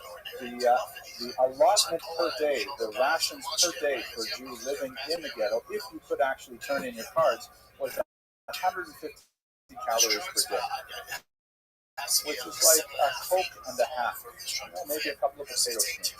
For Poles, it was 750 calories, which is also not its subsistence level, but the Poles at least had access to the countryside and agriculture and things like this. But for Jews, it was a starvation regimen. You can see here some of the walls. Most ghettos, by the way, did not have walls constructed around them. They were enforced by the population surrounding the ghetto who would betray Jews who were trying to escape. So here you see an Aryan street in the middle, and two sections of the ghetto with a footpath over the top. The ghetto was managed by the Jews themselves, and in fact, this is one of the Nazis were able to achieve so much, primarily because they employed Jews in their own destruction. It's a complicated, difficult subject, more than we have time for today. But in the case of Warsaw, as with most other ghettos, the Nazis would arrive in town, and they would demand to see the local leadership, and they would indicate to the leadership that now, like the city, the Federation, for example, to use an American example, they would say to the president of the Federation, okay, we want this and this and this from the Jewish community. The president would typically deny it, and then he would be shot, and they'd say, okay, who's second in command? The vice president would then have the same question, and either live or die as they decided, until they finally found someone who was already in the Jewish leadership who would take over the Jewish community. In the case of Warsaw, it was the troubled individual Adam Cherniakov, shown here, who was the leader of the Judenrat, the Jewish Council, and he administered as best he could the distribution of scarce resources to the Jews trapped in the Warsaw Ghetto, as well as implemented Nazi designs, including the establishment of a Jewish police force that would ensure that Jews would give up their valuables when demanded, that they would be sent to deportation, ultimately to Treblinka. Cherniakov is a problematic figure for the 1950s. He was regarded widely as a collaborator and as a war criminal because fundamentally he was working with the Nazis, like many of the Judenrat leadership. In some rare occasions, they actually rebelled, but most of the time the Judenrat went along. But the publication of Cherniakov's diary and the fact that he committed suicide when he realized that his efforts had failed has rehabilitated him to some degree in the historical mindset, and we see him as a difficult figure trying to balance rather impossible odds. At any rate, Cherniakov worked very heavily, very diligently with Korczak to try and keep the orphanage going. It was eventually moved into the ghetto itself to far inferior circumstances, and Korczak spent so much of his time trying to protect the children in the ghetto, trying to raise money for the ghetto from impoverished Jews living in Warsaw to protect these children. To give you a sense of the kind of controversy surrounding it, and also a sense of Korczak's personality, one of the local Jewish newspapers that was published in the ghetto, the Jews did have access to tremendous cultural resources when they were all gathered together. Despite the fact that they were starving, they still had an active underground medical school, they had plays, a lending library, and so on, besides the orphanage. So in one of the newspapers on January 1942, a paper wrote in the opinion section, "The orphan's home has never been and never will be Korczak's orphanage. That man is too small, too weak, too poor, and too dim-witted to gather almost 200 children, house, clothe, and feed them, and give them training for life. This great task has been accomplished by the joint efforts of hundreds of goodwill people with enlightened minds and insight into the problems of the orphan child. They are merely the custodians of precious property." And the letter was signed J. Korczak. So, and then when you see that he's criticizing himself, then he goes on to say that we're going to have a memorial service, and the people are invited to come to a puppet show of charming tales narrated by Dr. Janusz Korczak on Sunday. Whatever, tickets for both children and adults are available for 2 days, and he was using it as a fundraiser. So in other words, he published this bitter attack on himself as a way to get people's attention, and then he turned it around into a fundraiser. And this is in January of 1942. This is a very, very dark and difficult time for the Jewish people in the Warsaw Ghetto. But the real story, of course, the sad elements of it are the children. The children's lives in the ghetto were indescribably awful, particularly from the winter of 1941 onward. Tremendous suffering due to typhus, disease that is exacerbated by malnutrition, And we have so many photographs. Most of these are taken by the Nazis themselves as they traveled through the ghetto and documented their children and adults would simply lie down in public, unable to move on, and expire. And their cold bodies would then be picked up by the Tzava Kadisha the next morning and buried in mass graves. We have many, many heartbreaking pictures, images of this nature. I don't want to belabor the point, but you certainly understand. One of the heroic aspects of children's lives in the ghetto, however, is their involvement in smuggling. In fact, Emanuel Ringelblum, the tremendous historian of the Warsaw Ghetto, who created the Oneg Shabbos underground archive that gives us so much of this documentation, he said that if a memorial is ever erected to the ruined Warsaw Ghetto, he said it would not be of some military leader, it would not be of some rabbi, it would be of a child. Because children kept the ghetto alive through their incessant smuggling efforts. Children, see, the ghetto was, I showed you a map of it, it's in a heavily urbanized area, and there's all kinds of ways, no matter how big a wall you build, there are always ways around it. So, for example, when walls like this were abutting onto the Aryan side, especially if they were inside houses that were duplexes, they would create small holes that children could fit through, and they would go across the other side and peddle whatever valuables they could get from the Jews inside the ghetto and exchange it for food. The ghetto had an incredible amount of activity in manufacturing, especially recycled goods, like brooms were turned into brushes and all kinds of things like this, and then they were sold for potatoes on the Aryan side. So children were the principal runners of goods inside and out of the ghetto. And they could also scamper over the walls when guards were not looking and things like this. So the children really were a major element in the entire food chain, which gives validation to Korczak's view of the child as an intrinsically powerful and an important member of society. They were also, unfortunately, hunted down by the Nazis. This picture is shortly after the uprising, but the Jewish police as well were complicit in the murder of so many children. Korczak's end comes after heroic struggle, despite and denying so many repeated efforts by the Jewish resistance, by the Polish resistance, who again regarded him as a national hero, even by the American Red Cross to spirit him out of the Warsaw Ghetto. He insisted on remaining with his charges. When the order came to deport the children from the orphanage, the deportation orders proceeded in stages, typically beginning with the oldest and the youngest. So people over 70 were deported, children under the age of 10 were deported first. The Nazis were masters of euphemism, and they portrayed the deportation as a resettlement to farming colonies in the east. In some deportation stations, the Jews were actually given little containers of honey to take with them on the trip to make them, more compliant and believe that perhaps this was actually where they were going.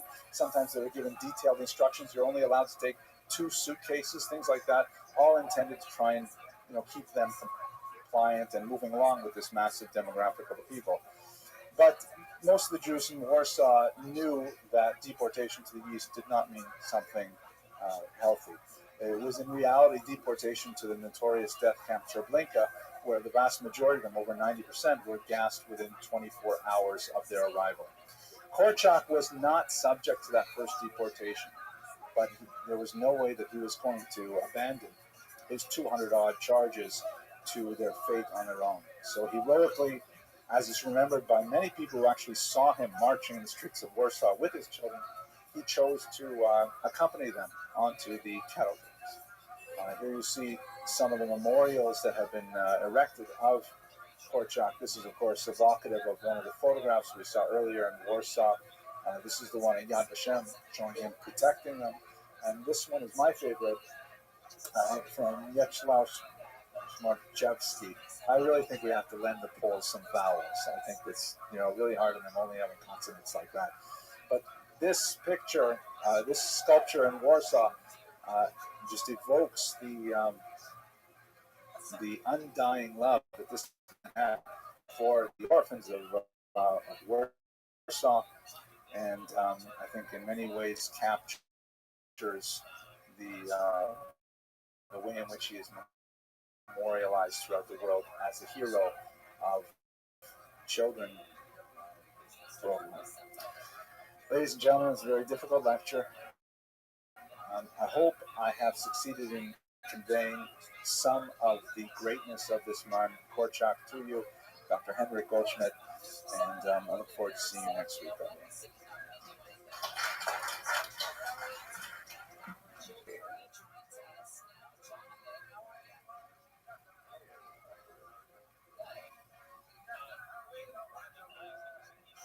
The next stop is Avenue J.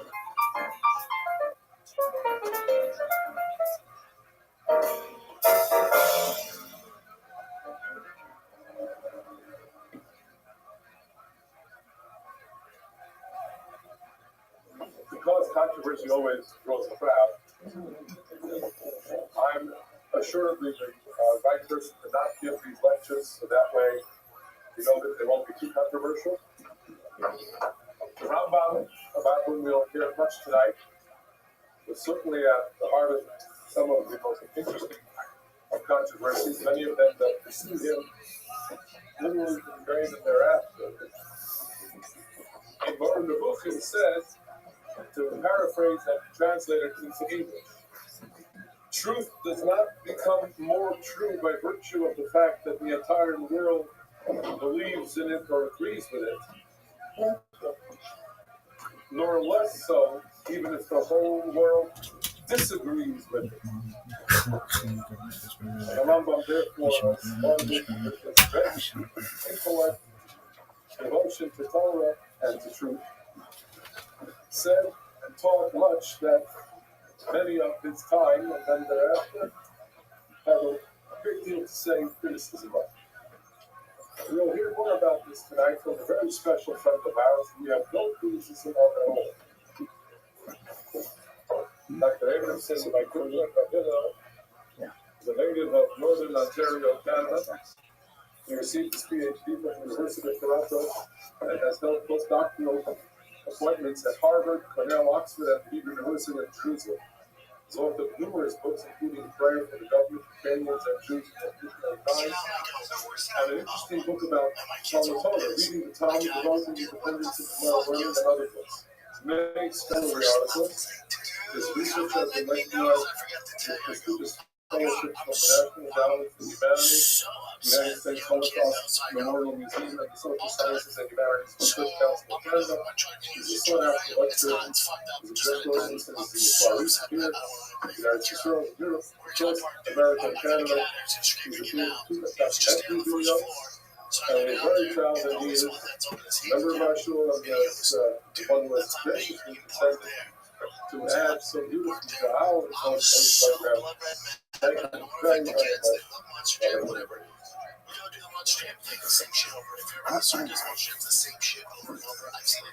Thank you very much, Rabbi.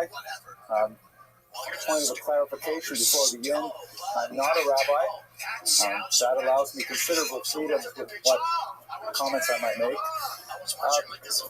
I have to say that I've been looking forward to this talk for a few weeks since they've invited me to speak here, because I have been enjoying participating in the minyanim and the programs of this fine institution and enjoying the words of wisdom of the rabbis. But that all changed about 10 minutes ago when Rabbi Beryl Wine walked in the room. And at that point, my blood pressure dropped, and I realized that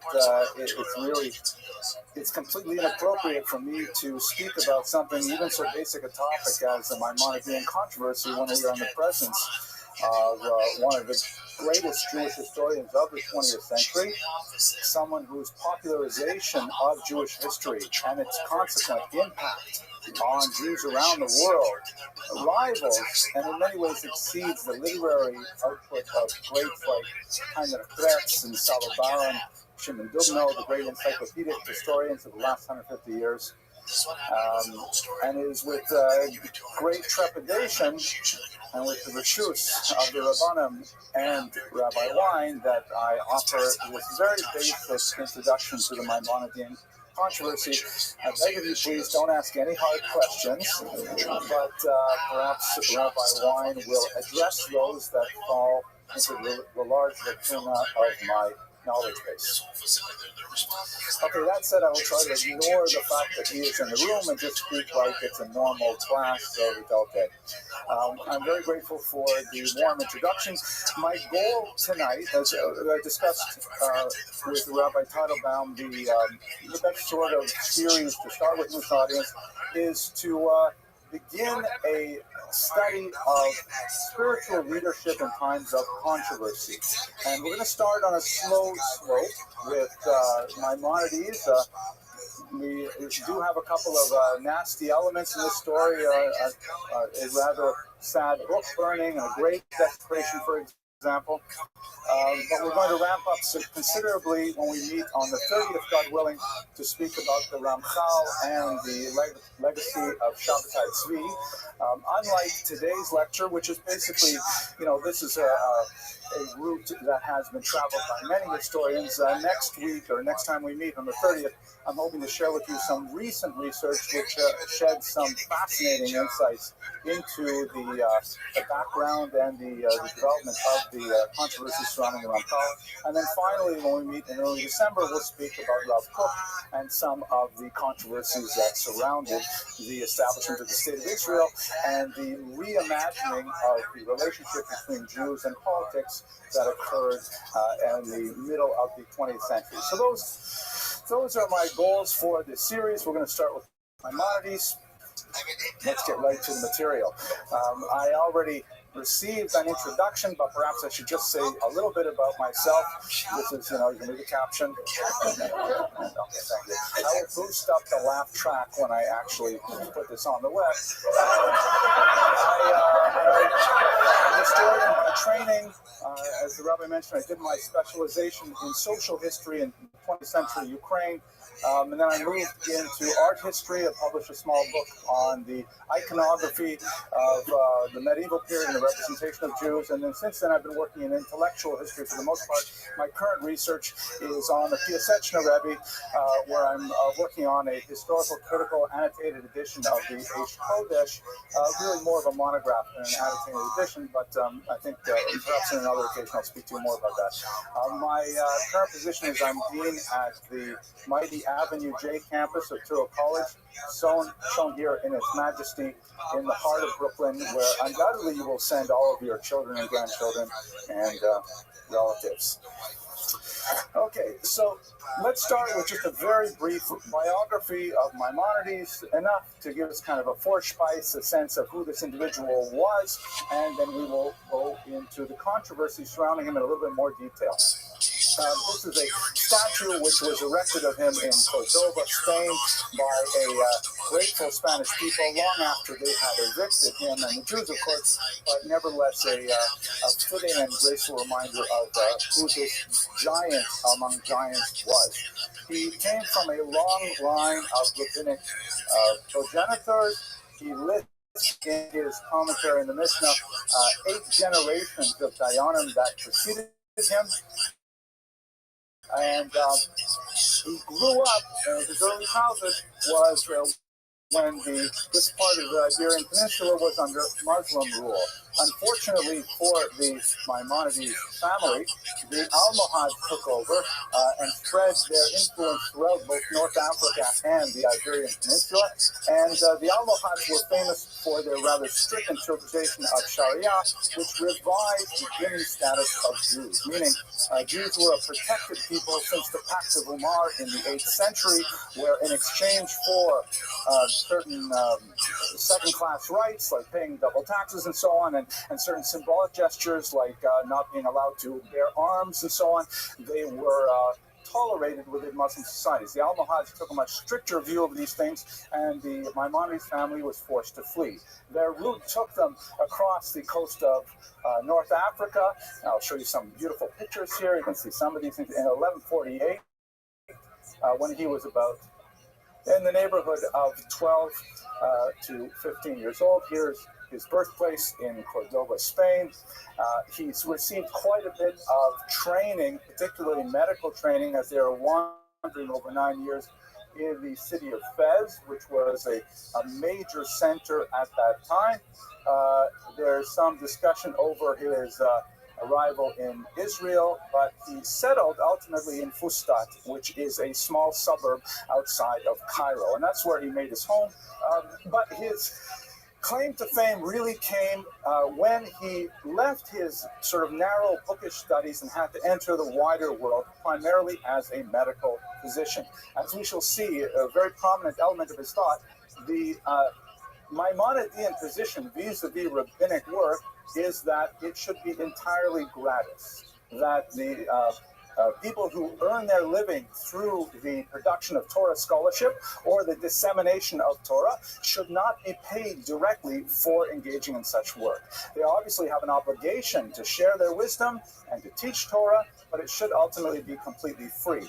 And so those 8 generations of Dayanim that preceded Maimonides held fast to this truism, and Maimonides had to seek a career, particularly when he was orphaned by his father, and his brother, who supported the family as a jewel merchant, drowned in a shipping accident. So Maimonides had to turn to a career, and of course he chose the good Jewish profession of medicine.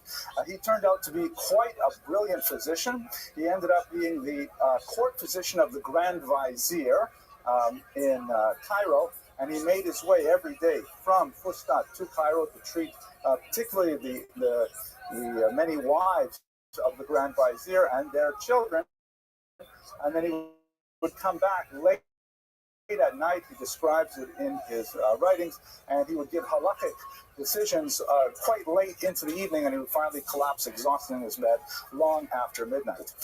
He was sought after by Saladin the Great, the important Muslim leader of the region, and according to some rumors, even Richard the Lionheart from England courted the idea of appointing Maimonides as his physician. That did not come to pass, but it gives you a sense of what kind of reputation he had. We will not spend much time talking about his medical expertise, but it is really quite fascinating. He was very widely published in Arabic. He wrote treatises on hemorrhoids, on asthma, on sexual dysfunction. Most of this was written on commission. Various members of the Muslim nobility requested these various medicinal treatises, and he complied happily and produced quite a significant body of medieval research, heavily dependent on the classical wisdom of the Greeks and Romans.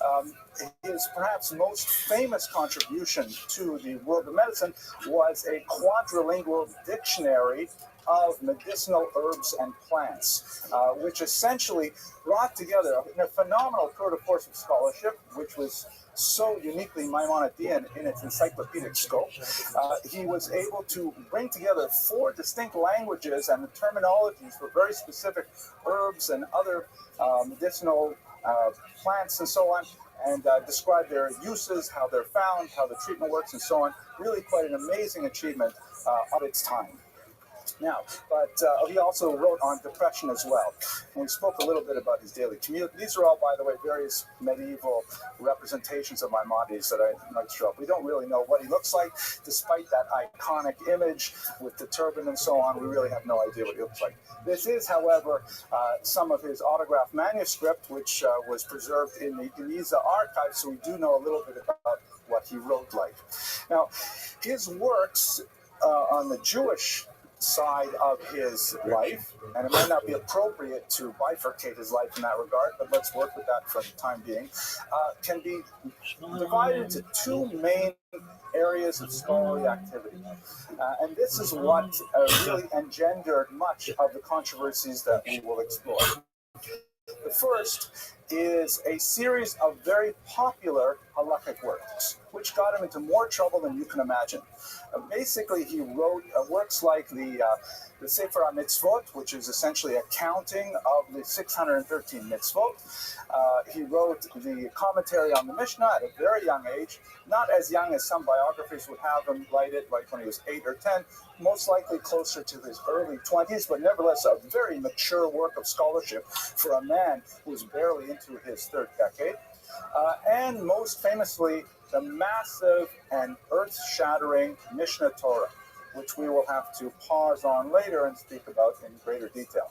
But this is essentially a multiple volume compendium of all Jewish law. It's a phenomenal achievement for the time. The other body of works that occupied his energy were advanced philosophical works, mostly written in Judeo-Arabic, which was the lingua franca for the Jews, the vernacular for Jews at that time. And these were much more complex philosophical works. The Guide for the Perplexed is certainly the most well-known of them, in which he works with Aristotelian philosophy and Jewish thought and brings together a synthesis. That's a very loaded word that we shall see shortly. But these are the two main areas in which he devoted his pen, and as we shall see, he got in a tremendous amount of trouble for both of them.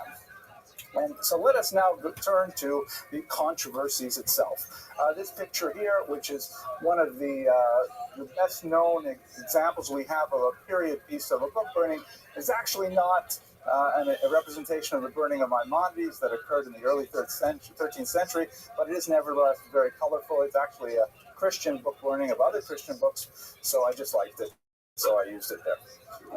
Okay, so let's look. The controversy about Maimonides really can be broken down into four main periods. The scholars of the Maimonidean controversy emphasize that there's a lot of overlap between the four periods, and in the major charges, we can trace certain themes that are related to the dissemination of his writings in Hebrew, because, for example, the Guide, being written in Judeo-Arabic, was inaccessible to the scholars of Europe. But once the Ibn Tibbon family and others translated it into Hebrew, then all of a sudden his more controversial works were accessible, and of course a new generation of critics of Maimonides arose already 3 decades after his death.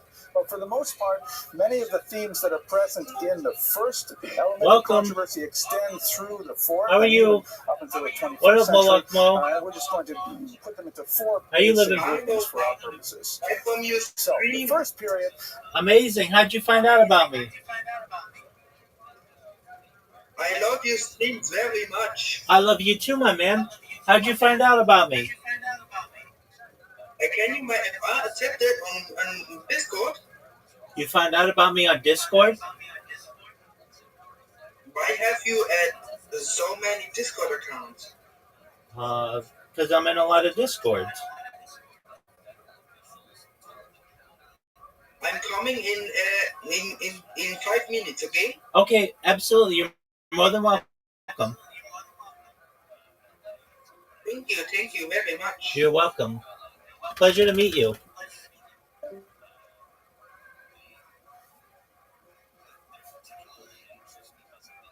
What are the odds that person ever returns? Maybe one, maybe. Who knows?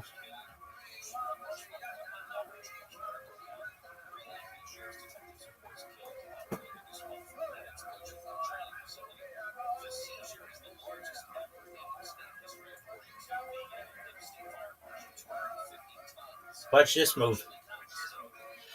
Hey! You're so good looking.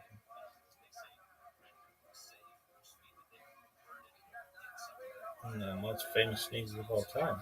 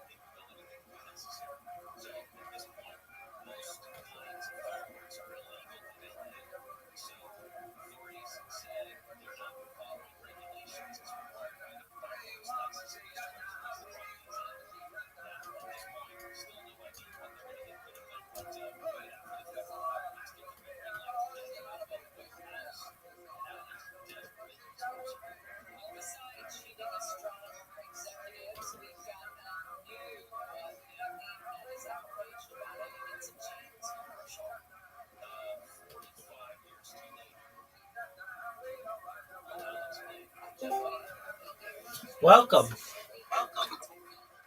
Well, welcome. I coming in 1 minute. My friend, I'm helping my friend. Okay. Take your time.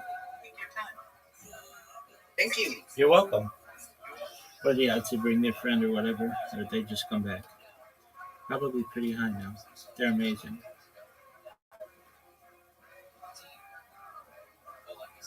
They have a fan. It's gonna be amazing.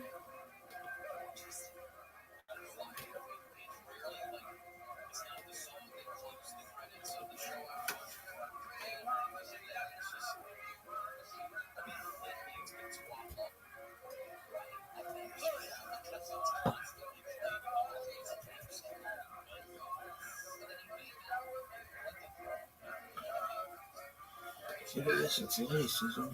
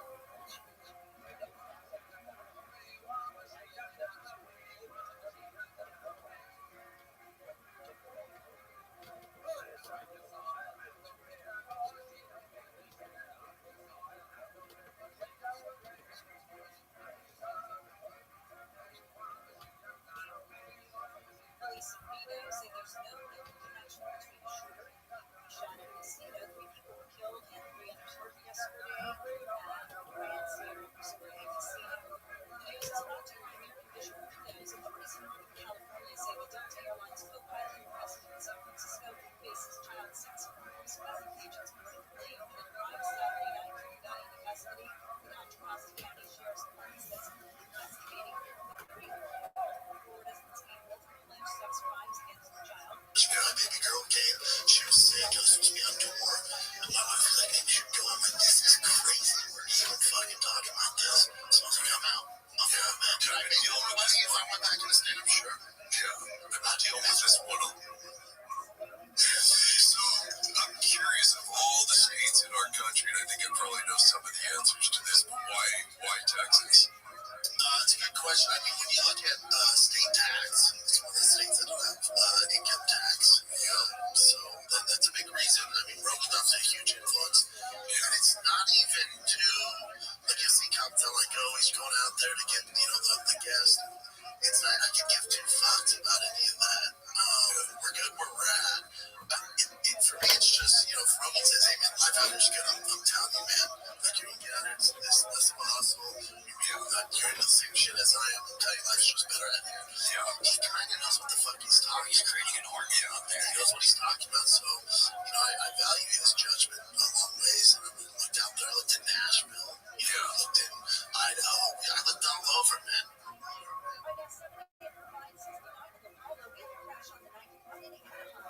So Brendan Schaub admitting to cheating on his wife, and then talking about why he moved to Texas. Now, another thing he did was admit that he did cheat on his wife. However, him, quote unquote, stop doing that. He's still doing that, by the way. It's only a byproduct of him not doing stand-up anymore. Not one of the reasons. He lied. The reason why Brendan Schaub is no longer doing stand-up is because Brendan Schaub cannot sell tickets. So when they followed up the question, he said, I make way more money on the road. No, you wouldn't. You would book 2 gigs at comedy clubs, call it a tour, and then have to cancel them because you couldn't sell any tickets. why he doesn't do stand-up. Not able to sell tickets. That is why. No other reason. If he could sell tickets, he would still be doing stand-up. But this just goes into the psyche of Baba. Like, dude, can you just be honest about something? Even when he's like, drinking too much, cheating on my wife. Yeah, he's probably wondering too much and cheating on his wife. But that's not the reason why he quit stand-up. He quit stand-up because he can't sell tickets. So even when he tells the truth, he's lying. Look, the opposite of Scar. I always tell the truth, even when I lie. But his Papa face, the dummy can't stop lying. And then, as far as with the Texas thing, with the Texas, they 100% follow Brian Calvin. He didn't want to let Brian go, like he had to let C.O. Long go. He learned his lesson, so he followed him down. The state income tax thing is about that true, but like I said, that's a benefit of moving to Texas, not the reason why he moved. It's like that cheating on his wife, that's a byproduct of him having to quit stand-up because he couldn't sell tickets, not the reason why. It's just a pathological liar has to lie about everything. Stuff you don't need to lie about. So, by the way, he did this podcast. Whose podcast is this? I don't know. Every time I trash these people, I go, who the hell's podcast is this? This is nobody. I come up with no, man. That guy's a UFC Grand Wizard or some shit. But another annoying thing about Brendan Schaub doing these interviews on nobody channels, these nobody channels might, become somebody's, but they ask Welcome. real questions. Rabbi, my friend will coming in the talk. He will a tutorial how to join this call. Okay, very well. So he doesn't know how to join? Also he's on the Discord server, but he can't join here this 24/7 live stream. Why not?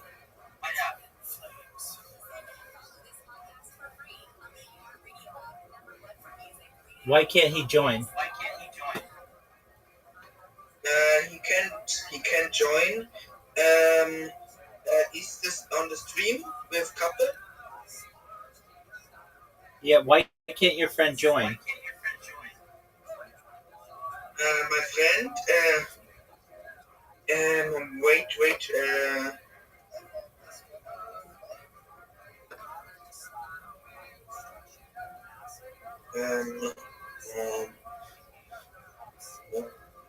I'm from Germany. I'm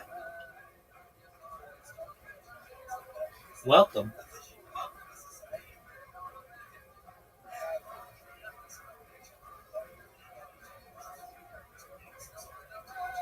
from your stream.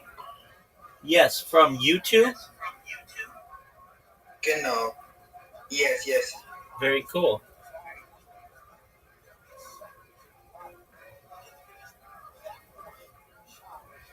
How did you find out about me? I see you in the eager world. Oh, okay, very cool. World. Yeah. Excellent. Yes, and I follow you on YouTube, and then I go your talk. Excellent. Yes.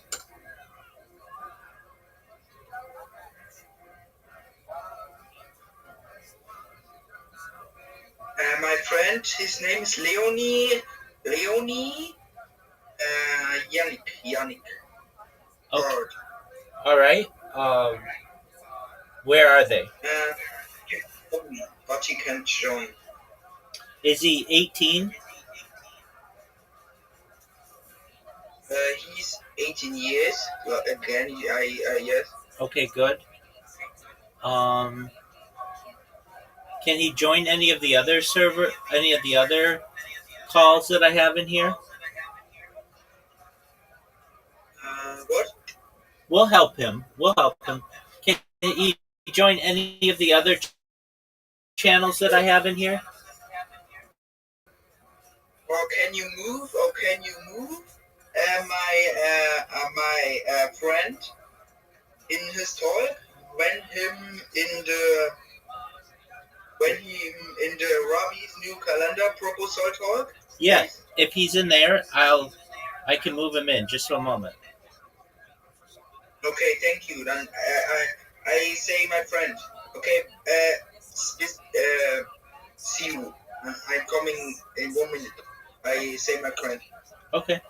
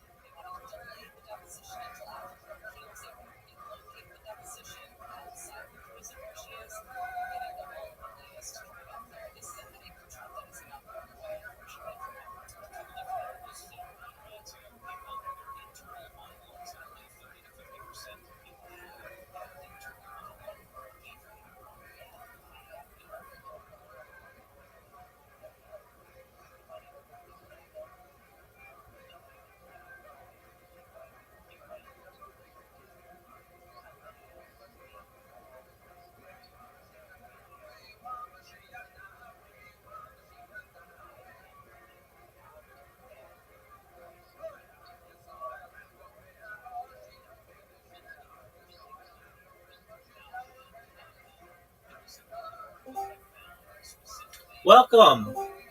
Oh, you got it. You figured it out. How are you? Meet my friend. Hello. Hello. Hi, Rabbi. Welcome. Just for a moment. Did your friend know German? He's German and I'm German. Excellent. Okay, just one moment. I'll translate. Okay. I'll translate. Translate, okay. Digga, das ist doch keine Götter, das ist Ehrenmann. Welcome. My name is Rabbi ROTHSCHILD. I stream my life 24 hours a day, 7 days a week for world peace. I've been doing so for more than 3.5 years. I have more data on the internet than any person ever. Willkommen. Mein Name ist Rabbi Rothschild. Ich streame mein Leben 24 Stunden am Tag, 7 Tage die Woche für den Weltfrieden.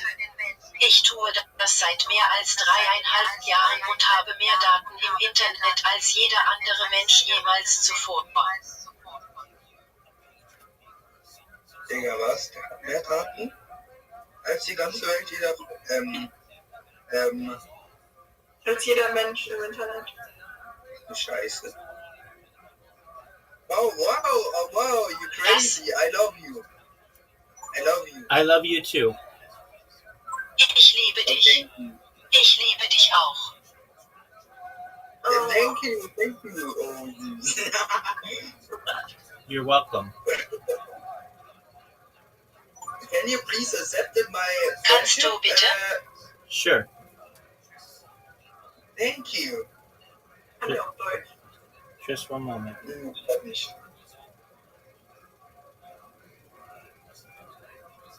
Und das fühlt ein ganzes Leben. I accepted it. Digga, Mann, das ist ja geisteskrank. Das ist der da, das sieht der andere. Das ist ja crazy. I have more data online than any person ever. I have over 100 YouTube accounts, more than 22 going simultaneously at any time. Ich habe online mehr Daten, als dass irgendjemand jemals über 100 YouTube-Konten und mehr als 22 gleichzeitig aktiv gehabt hätte. Wow. Der ist bei 22 Accounts gerade live und hat über 100 YouTube-Accounts. Das ist krass. Digga, wie viele PCs hat der denn? Ja, Digga, das ist jemand nicht so. Von wo kommt der aber? Ach du Heilige. Oh wow. Oh wow.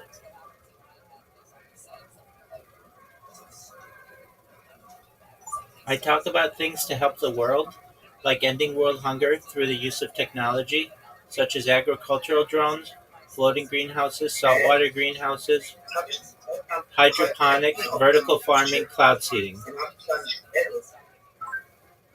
Ich spreche über Dinge, die der Welt helfen, wie etwa die Beendigung des Welthungers durch den Einsatz von Technologien wie Landwirtschaft, Drohnen, schwimmende Gewächshäuser, Salzwassergewächshäuser, Hydrokultur, medizinische Landwirtschaft, Wolkenimpfung.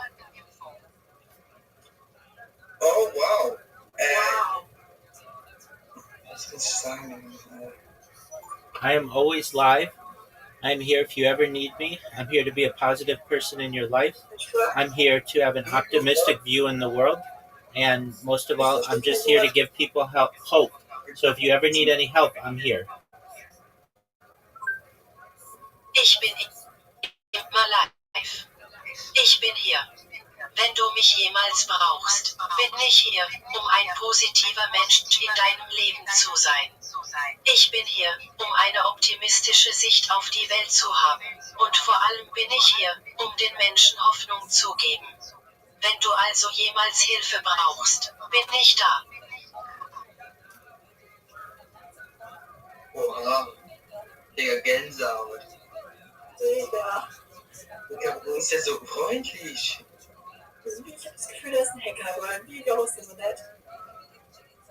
Ich glaube auch, weil ich habe hier nämlich einen Freund namens, der hieß doch gerade noch anders da. Nein. Er hieß gerade, hier, warte. Ich komme auf seinen Account. Digga, du hast die ganze Zeit Fliege, du weißt nicht. Wie ist der da? Heißt der da? Und dann, wenn ich drauf drücke, steht da. Und da heißt der Rabbi ROTHSCHILD. Ja. Digga, ist da hinter der Gardine irgendwas? What is in the, wait, Moment, das muss ich selber kurz übersetzen.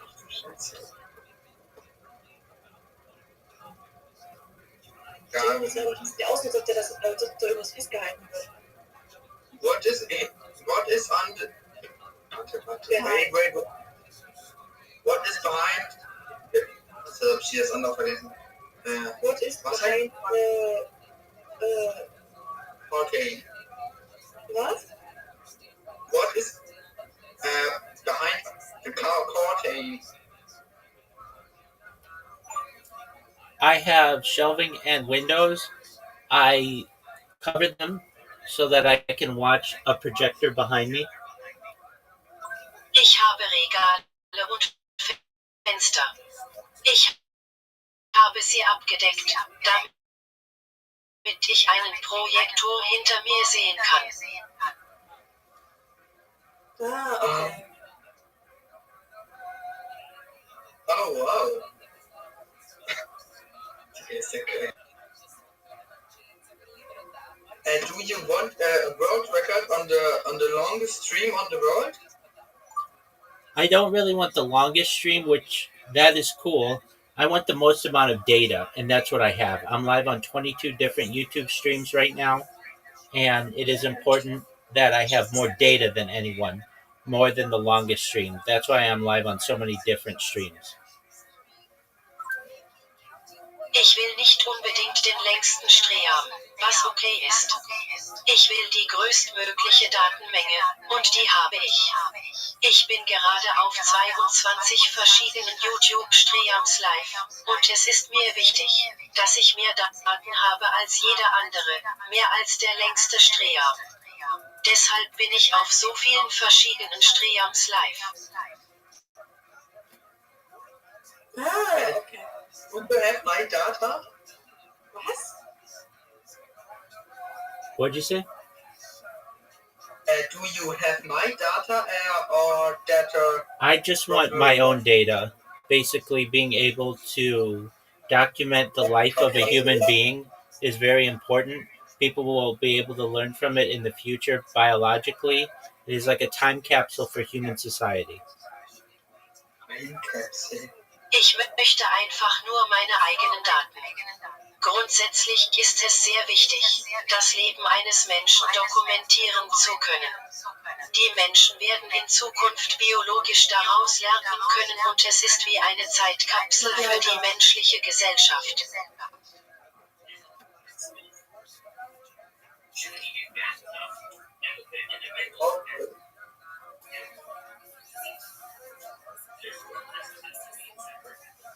Ich habe gerade das Gefühl, dass der ist ist. Ja, ne?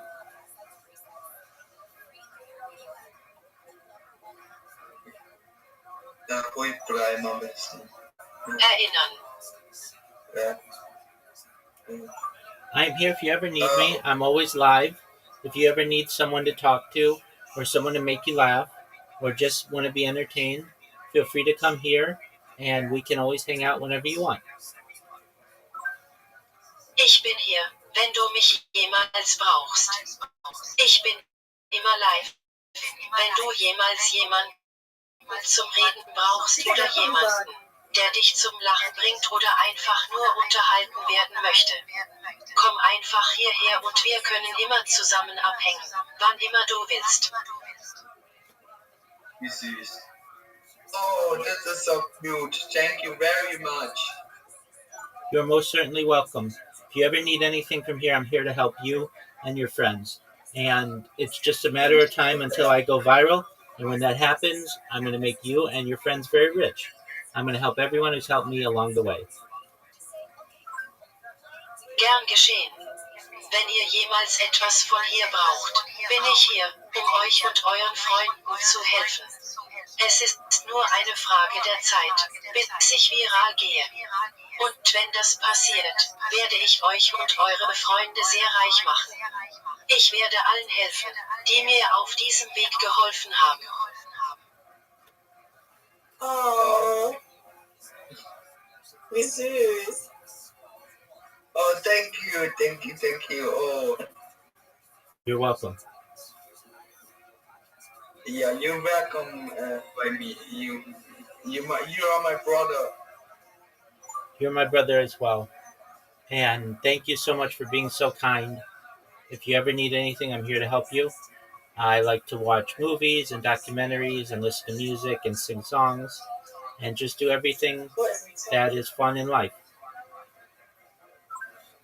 Du bist auch mein Bruder. Und vielen Dank für deine Freundlichkeit. Wenn du jemals etwas brauchst, bin ich für dich da. Ich schaue gerne Filme und Dokumentationen, höre Musik, singe Lieder und mache einfach alles, was im Leben Spaß macht. Oh, that's very interesting. Thank you. Dankeschön. You're welcome. Digga, ich kann kein Englisch. How old are you? I'm 39 years old. Ich bin 39 Jahre alt. Oh. Ich hätte gedacht, der ist älter, weil sonst wäre es schon traurig, wenn er jetzt schon gehen würde. Ja. Er ist der Ehrenmann. Digga, irgendwie, der macht mir ein bisschen Angst. Soll ich mal privat kurz anrufen? Was? Soll ich dich mal kurz privat anrufen? Warum? Weil, falls du was sagen willst oder so, keine Ahnung. Nein, alles gut. Okay. Do you working? I am a certified project management professional. I've launched apps on the App Store and Google Play, and I have financing from that and investments from that. Ich bin zertifizierter Projektmanagement-Experte. Ich habe Apps im App Store und bei Google Play veröffentlicht und verfüge über Finanzierungen daraus und über Investitionen. Wow. Oh, wow. Wow. Frag ihn mal, was für Apps. Ich kann kein Englisch. What your apps own? What your apps own you have? I can't really talk about exactly the apps because I have non-disclosure agreements. Ich kann nicht wirklich genau über die Apps sprechen, da ich Geheimhaltungsvereinbarungen habe. Okay. Das ist smart. Das ist smart. Digga, warum sieht das traurig aus?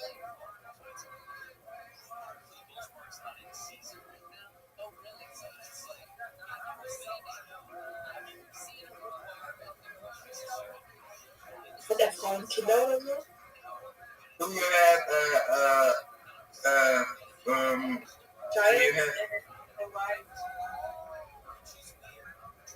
do you have a wife and kids? No, I'm a single person.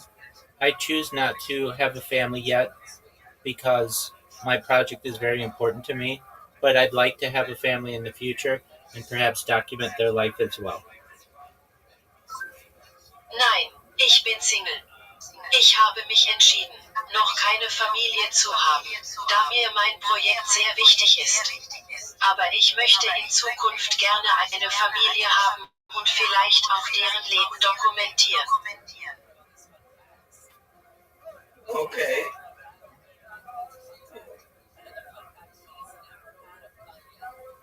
Okay, das ist auch. Ich habe mir das Gefühl, da steht Deutsch. You have 1,819 members on your Discord server. Applaus. Applaus. Thank you. Well, Dankeschön. Thank you.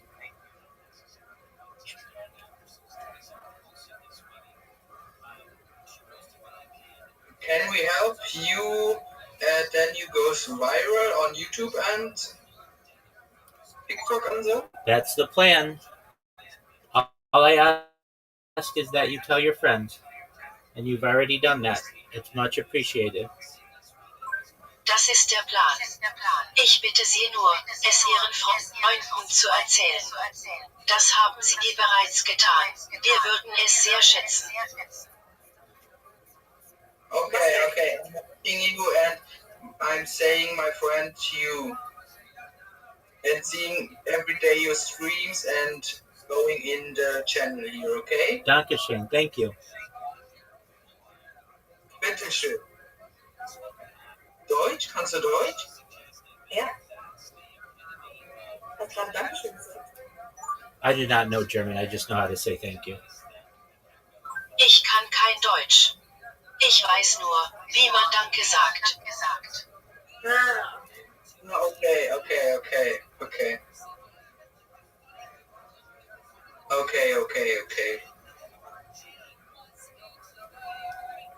Is it okay when I going and I'm coming yesterday? I come in morning. You coming ein? Absolutely. You go do what you need to do. I'm always available, whether I'm asleep or awake. If you need me, I'm here.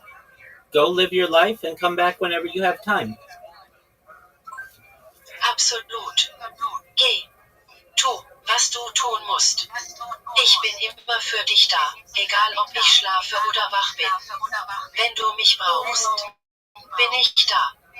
Lebe dein Leben und komm zurück, wann immer du Zeit hast. Okay. Thank you very much. Thank you so much for coming. Thank you so much for bringing your friend. It was a pleasure to meet you and your friend, and I look forward to our friendship. And again, if there's anything that you need, I'm here to help you. Vielen Dank für Ihr Kommen. Vielen Dank, dass Sie Ihre Freunde mitgebracht haben.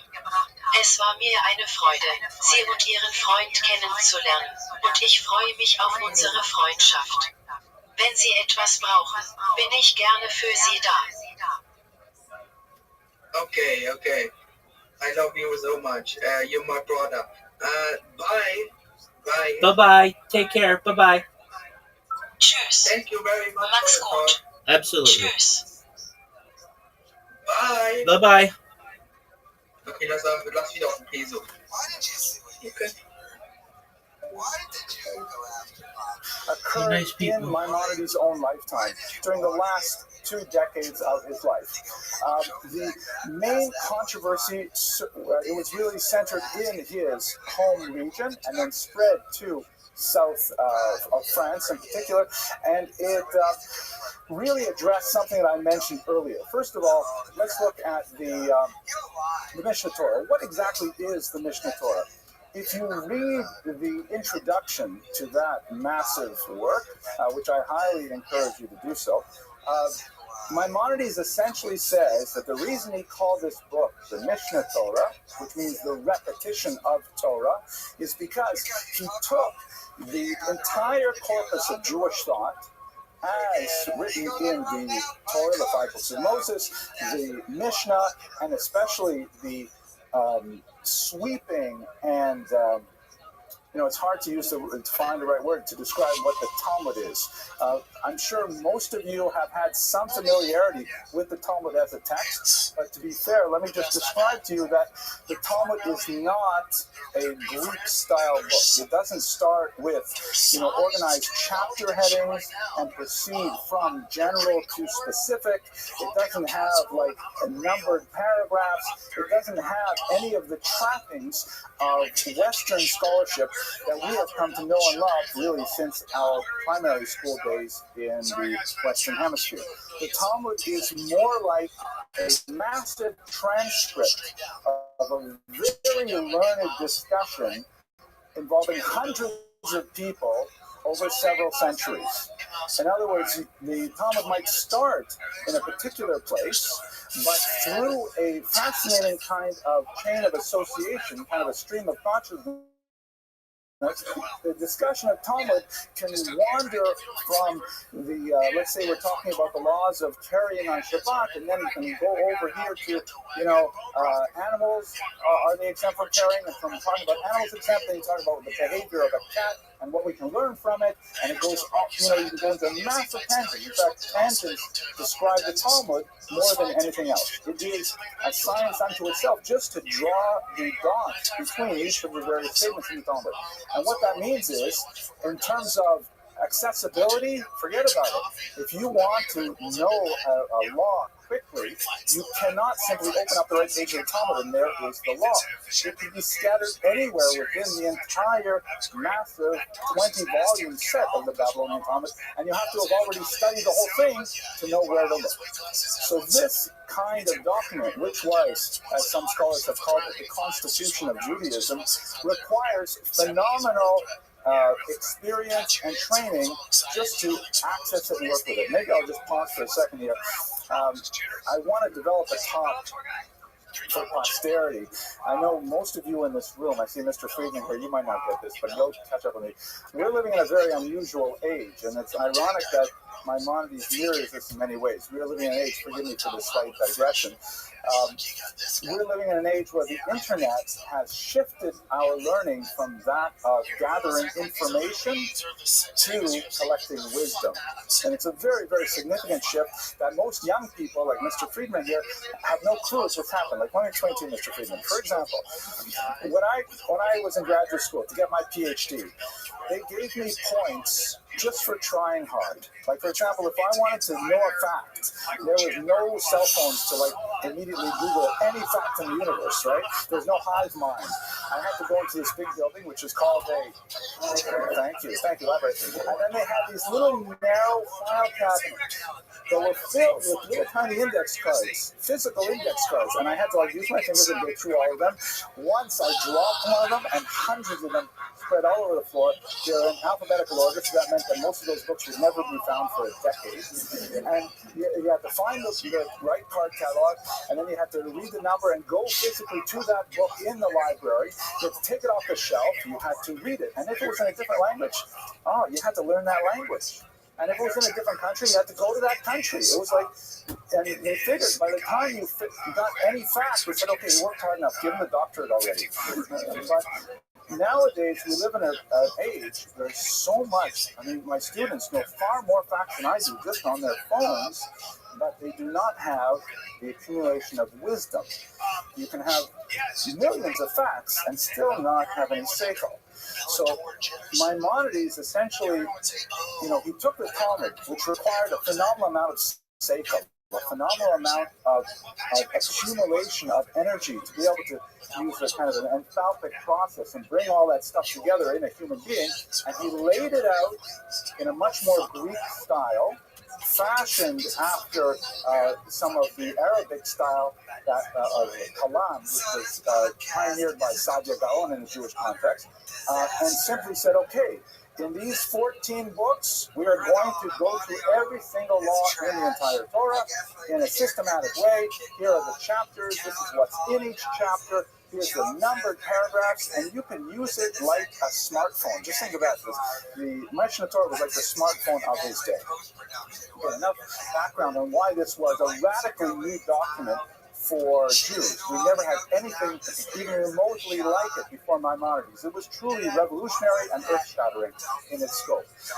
It had a phenomenal economic element to it. Because what does this mean? When you have a book of this nature, what happens to the industry of rabbinic instruction? Anyone to hazard a guess?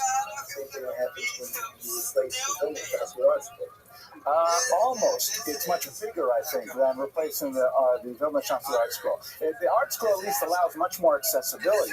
I think it's more like replacing the Vilna Shas with the Bar Ilan project, where all of a sudden anybody and his brother knows every single reference to tuna fish in the entire 3,000 years of Jewish literary tradition, whereas before it would take you a gallon of incredible portions just to know 10 references to tuna fish, right? And there are references. So in other words, the rabbis, particularly those in Babylon, in the Gaonic institutions, were very threatened by Maimonides' Mishnah Torah. They felt that not only did it represent a tremendous arrogance to say, I am going to repeat the entire Torah in one book, and essentially, together with the 5 books of Moses, this is all you need. This is like the Mishnah Torah was like a complete revolution, and you add that to the fact that Maimonides criticized the economic mainstay of the rabbis, saying, why are you doing this for money? Then the Babylonian rabbis felt very threatened. Maimonides, by the way, did not suffer from hesitancy when it came to criticizing his intellectual opponents. And he spoke his mind very clearly. So some are, which would ironically lead to Megamida, he would later find in some of his critics. But the Gaon Shmuel ben Ali, for example, took tremendous issue with Maimonides, accusing him of tremendous arrogance by creating this book, by saying that people are now going to abandon their rabbis because they're just going to use their Mishnah Torah, and life as we know it will cease, and people, ignorance will spread, and people will be breaking the halakha all over the place because they will think they don't need to go to a rabbi anymore. Ironically, by making information more democratic and more accessible, they increase the amount of learning overall, and now the Mishnah Torah is an essential part of any Jewish library. He was also criticized, however, because he did not include source material in his Mishnah Torah. The Talmud is full of debates, full of disagreements, and it's very difficult to determine from the text of the Talmud itself what exactly is the final conclusion, what is the law. So Maimonides did not include the background as to why he agreed with one rabbi as opposed to another. He simply said the halakha is like this, and so if you happen to feel that the halakha should follow another rabbi, there was no way to fact check him. There was no way to run it down and say, well, what's your logic to say we should agree with Rabbi instead of Abaye in this particular situation? So he was criticized once again for arrogance in the sense that his literary style, which favored simplicity, you don't want to overburden the book with footnotes. Of course, one of the very first things rabbis did as soon as this came out is they started adding more and more footnotes. The Shulchan Aruch himself, Rabbi Yosef Karo, added a massive footnote, the Kesef Mishnah. When his work reached Europe, he was also criticized quite bitterly by the Rabbi, a very, very important rabbi who did not pulled back in his extreme criticism, often ad hominem criticism of Maimonides, which is, and I think this is a beautiful aspect of the Jewish tradition, the Raavad is printed right there, front and center, on every page of the Mishnah Torah. So Jews typically read dispute as part of the central text. We do not, send the dispute way off to some other little notebook at another side of the library. It's right there on the text itself. Once the Guide for the Perplexed was translated into Hebrew, as I mentioned, then the criticism expanded still further, but this is sorry, I'm getting my reminders up here. This is the kind of controversy that surrounded him. Right, you're going to see probably Call Mom will come up soon. I didn't call her yet today. But this is what the main areas in which he was criticized during his lifetime.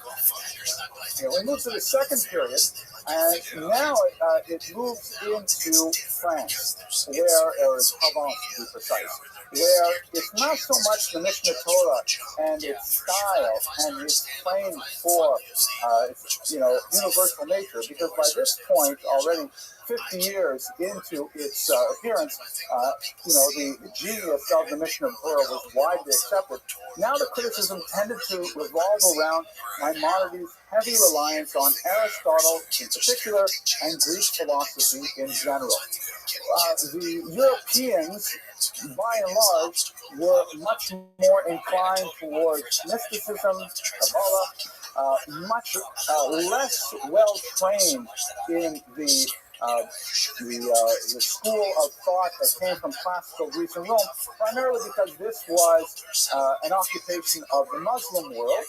Quite often, Arabs were reading versions of Aristotle and so on that had been translated by Jews, but in Christian Europe, this was not the case, and so there was much more hesitancy about Maimonides' heavily reliance on these philosophical sources. And there was a very deep debate, which persists to this day, as to what degree is philosophy, that is, the rational, logical, empirical approach to reality, compatible with a faith-based religion. The idea of emunah. Can you have emunah and philosophy in the same faith? The church was very heavily weighted against the rationalist views of the time, issuing several bans against Aristotle, for example. And as I'm sure you've heard the expression, as es Christel sich, es yield sich, Jews tend to follow the tenor of the times, and so the Christian ban on philosophy sort of flowed over into the Jewish world against Maimonides. Rabbeinu Yonah, the famous author of the Sha'arei Tshuva, and many other figures, Nachmanides, took quite an issue with the Guide, and they tended to focus on three major areas of criticism. The first, arguing that Maimonides denied the possibility of the miraculous, because that tends to be an anti-rationalist stance. If God made the world in a rational fashion, it should follow rational laws throughout without any need for change. In fact, the change represented by a miracle indicates somehow a defect in God's own function, as it were. Second, the allegorization of Scripture, that the various anthropomorphisms that you find in the Torah tend to be dealt with quite often on a symbolic level by Maimonides. And finally, an assertion that with this kind of approach that seems to rely more on the mind than on the heart, it will result in a laxity in observance. So there were some defenders, such as the famous Rabbi, the Ragat, but the controversy swirled to such a point that in 1232, shockingly, the Dominicans, the Dominican friars, set Maimonides' works aflame. There's a certain amount of dispute as to exactly why they were motivated to do so. Many scholars have argued that the Jews denounced Maimonides to the Dominicans, who were very happy to comply by burning Maimonides themselves. And as I believe I heard Rabbi Wein say in one of his tapes many, many years ago, the spot where the Dominicans burned the Maimonides 10 years later would be the exact spot in Paris where 24 wagon loads of Talmud were burned as well. Rabbi Wein, if I'm quoting you incorrectly, Please don't say so. It will embarrass me terribly. Now, also, amazingly, the Rambam's own grave was desecrated at this time by his opponents. Terrible, terrible Shanda and a horrible Chil Hashem. Maimonides' son, who incidentally differed with his father on many areas, as much as Maimonides himself was a rationalist, his son Abraham was actually a mystic and very much into Apollophia and Kabbalah, nevertheless defended his father with tremendous vigor and commitment, and put to shame many of the opponents of the Rambam. But this is perhaps the sharpest point of the controversy surrounding his works. The third period is much less significant later on in the 13th century and centered in Israel, by an unfortunately named Rabbi Shlomo Petit. That's a French word, of course, meaning small, and also in Hebrew, Petit means idiot or fool, and many of the defenders of Maimonides would use this rhetorically against him, but also circulated criticisms of Maimonides' excessive reliance on Greek wisdom, which did not have much of an impact. But the fourth period, which is perhaps the most significant for our times, which goes into the early 14th century, at this point, the idea of a synthesis, the idea of somehow the possibility of Judaism meeting with a rational standard, meaning you could use a philosophical ruler or yardstick to understand the basic tenets of Judaism, this was a less controversial position. However, there were nevertheless still quite significant fears that should young Jewish boys leave the Beis Medrash to explore the thought of people like Aristotle or perhaps even Plato, that would prove to be such a heady mixture of a new way of thinking that would result in abandonment of Judaism. And there are some good reasons to argue that this isn't the case. This is, in fact, the reality. The end result of the controversy swirling around Maimonides at this point was in 1305, the great Rishon Rashba issued a ban which had a limited scope, indicating that young men under the age of 25 should not be allowed to study philosophy. There were a couple of exceptions. For example, they were allowed to study medicinal works. Medicine, at this point, the distinction between philosophy and science was not so well developed. So the idea of studying medicine, even if it had philosophical origins, was all right. And furthermore, Jewish philosophers, like early art scroll publications of the 14th century, were also considered kosher substitutes. Many scholars of the time, however, opposed the ban, including the great Rishon the Meiri, so it was far from a settled field. Nevertheless, this quick overview takes you through some of the major elements of the Maimonidean controversy during his lifetime. Let's wrap it up by moving to two more modern iterations of this controversy. The first, and it arises from time to time throughout the Middle Ages, but it becomes significant once again once you get to the 18th century, when Moses Mendelssohn, shown here, argued more forcefully than ever that it was possible to somehow create this word synthesis, to bring together, European wisdom, which is essentially the Greco-Roman tradition, and Judaism. To use the words of Gordon, to be a man, a Jew at home and a man in the street, that somehow Jews should be able to participate in the wider circles of non-Jewish culture, that it should not be regarded as fundamentally toxic to the ethos of Judaism. And the supreme role model of all these things is undoubtedly Maimonides, who was a great scholar of medicine of his day, and at the same time, a tremendous authority in Judaism. And these two combinations, you have occasionally great rabbis who are also fairly successful in secular fields, and of course we have many Jews who are incredibly successful in secular fields but don't know very much about Judaism.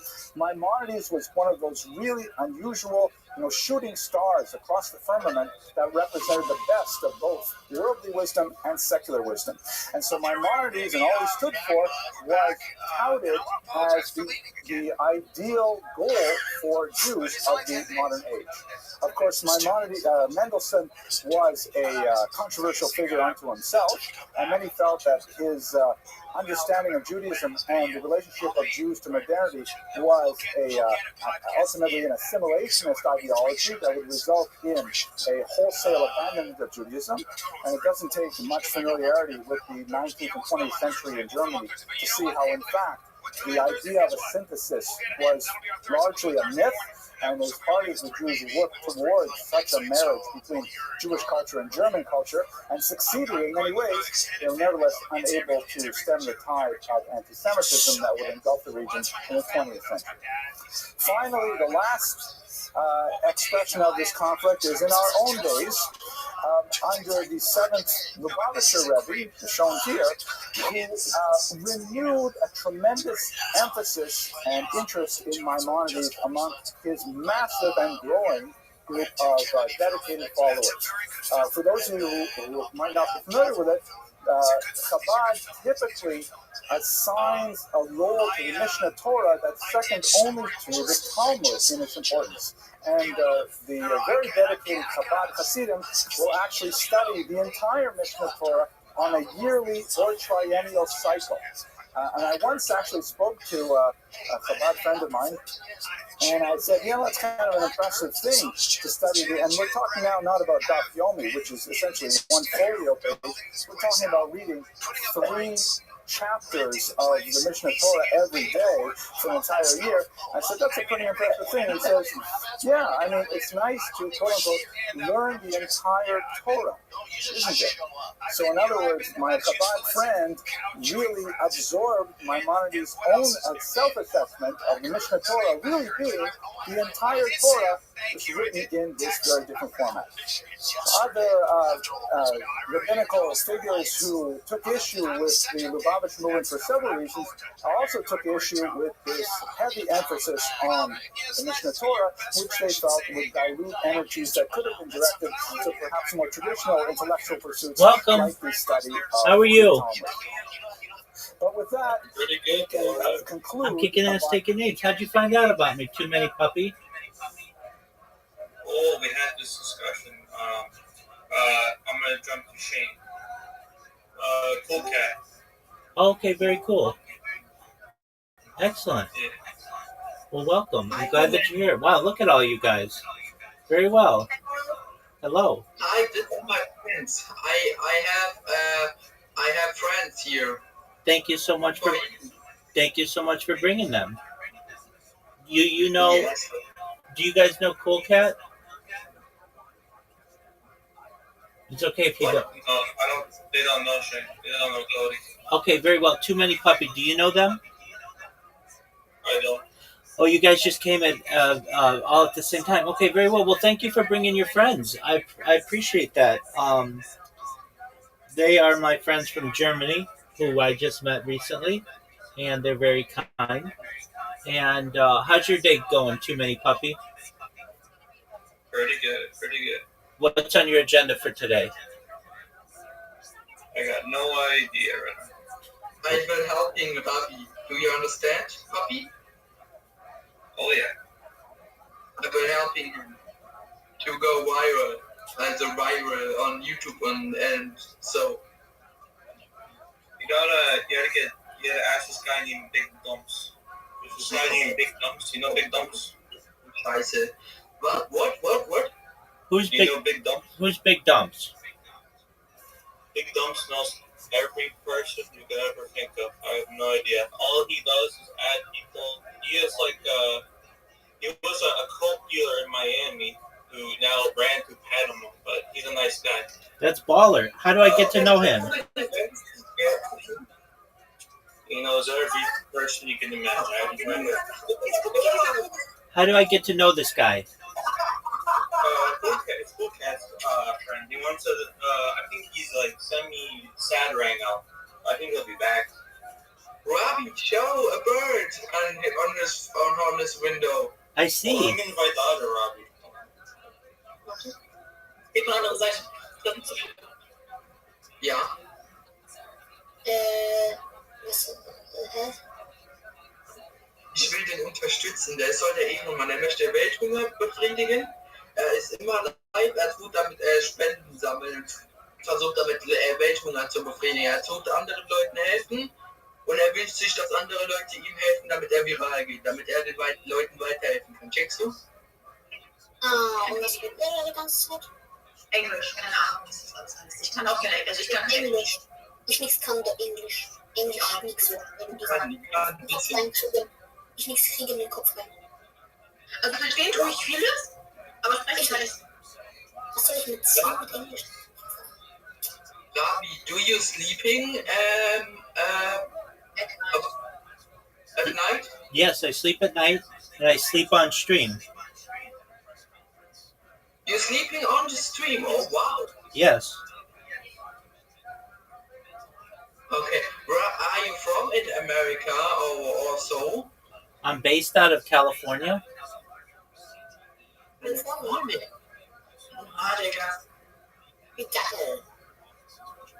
wow. Oh, wow.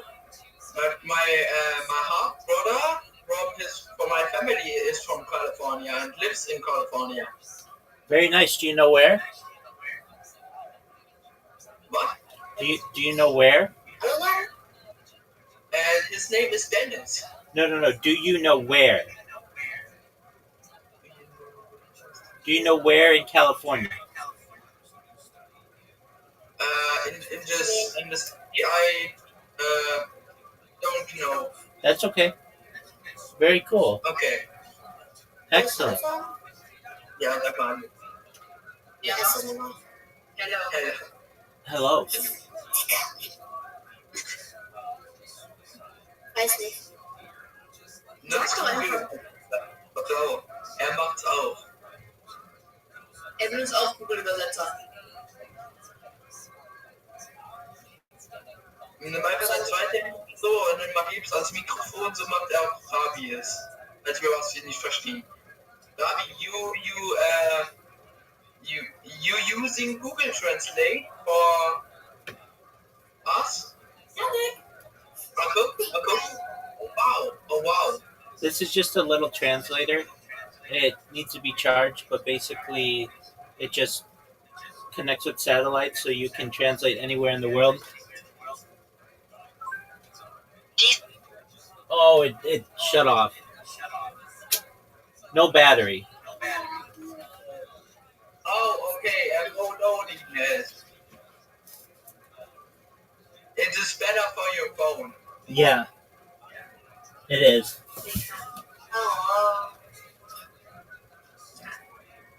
It's better on the phone. Ja, auch nicht. Ich nix kann Englisch. Englisch nix kommen in meinen Kopf rein. Ich kann nicht viel verstehen, aber ich nichts kann entsprechen. Ich auch nix kann sprechen. Auch was. Aber das Ich schlage auf einmal eine Scheiße. Zum Beispiel, ich sag so, ja, 10. Ja. Ganz wenig. Too many puppies. Show. This is my balcony. Ach, der. That's beautiful. Nicht schon wieder Büro. It looks very nice. Den kann keine Füße. Nee, Sven ist noch nicht wieder Füße gelegt, ne? Ja, ich hab keinen Fuß gelegt. Doch, früh mit einer. Ich kann dir sogar sagen, was für eine Farbe deine Socke hat. Deine Socke ist weiß. Ja, das ist Adi. Das ist Gottlos. Eins ist einfach, sie weiß was Deutsches. Sie weiß nicht, ich nichts kann Englisch. Wie heißt es nochmal? Was? My friend Yannick can't speak English. That's okay. Das ist okay, sagt er. Das habe ich verstanden. Ein bisschen kann ich, aber nicht so richtig viel. Auf dem höchsten Universitätsniveau. Ja, ich kann Englisch, weil ich Duolingo mache. Digga, Duolingo ist so tot. Benutzt du Anton? Kennst du Anton? Schon, so. Also Anton hat tatsächlich unsere Schule Ja, mir nicht. Also unsere Schule benutzt es nicht mehr so viel, aber ab und zu halt nochmal für Arbeiten dringend lernen müssen und so. Und wirklich kein Kind, also für kaum Kinder das Thema gecheckt haben, dann machen wir mal anschauen, aber sonst nie. Nie. Nö, sonst nie. Nicht mehr sowas. Oh mein Gott, ich habe Aufnahme. Sieht man da was? Sieht man aus? Man sieht all. Man sieht alles. Was? Okay, Zeig mal deine krasseste App, die du hast. meine krasseste App. Meine Lieblings-App ist McDonald's, weil ich da über 2000 Punkte habe, weil ich gefühlt 3-mal im Monat bei McDonald's fresse. War es, als du es gezeigt hast, war es noch bei 7-mal in der Woche oder so irgendwas? Ja, jetzt nicht mehr so. Jetzt habe ich 2543 Punkte, das ist schon nicht. Wichtiges etwas.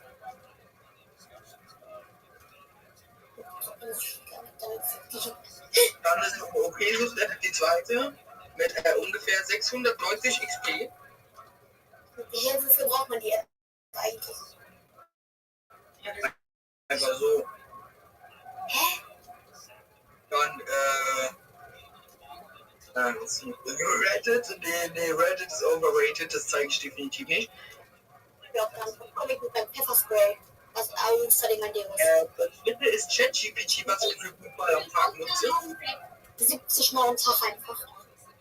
Also der Hintergrund wird auch richtig geil. Discord? Kannst du mal Discord zeigen? Mein Discord-Server? Ja, kannst du mal zeigen. Muss. Ach du Scheiße, warum so viel? Ganz weniger, Mann. Kannst ja mal mit mir gucken, habe ich viel. Ich habe auch noch viele Server-Tags.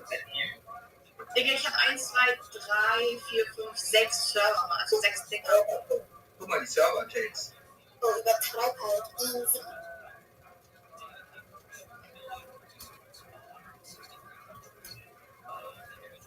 Ich mach so wieder aussehen, Rabbi, da. Wie machst du Stream aus? Hieß so? Der schläft schon. Nee, der kennt nicht. Was macht der denn da? Was war schon? Der sitzt so. Ich verstehe sowas nicht, wie Leute so sitzen können. Ich check's nicht. Wie sitzt der da? Leon, wie sitzt der da? Der liegt einfach nur, der liegt einfach, sieht so komisch aus, aber seine Beine sind unter der Decke. Sieht so Amerika aus. Wie lange ist der schon live? Der ist 3,5 Jahre live. Seit 3 Jahren.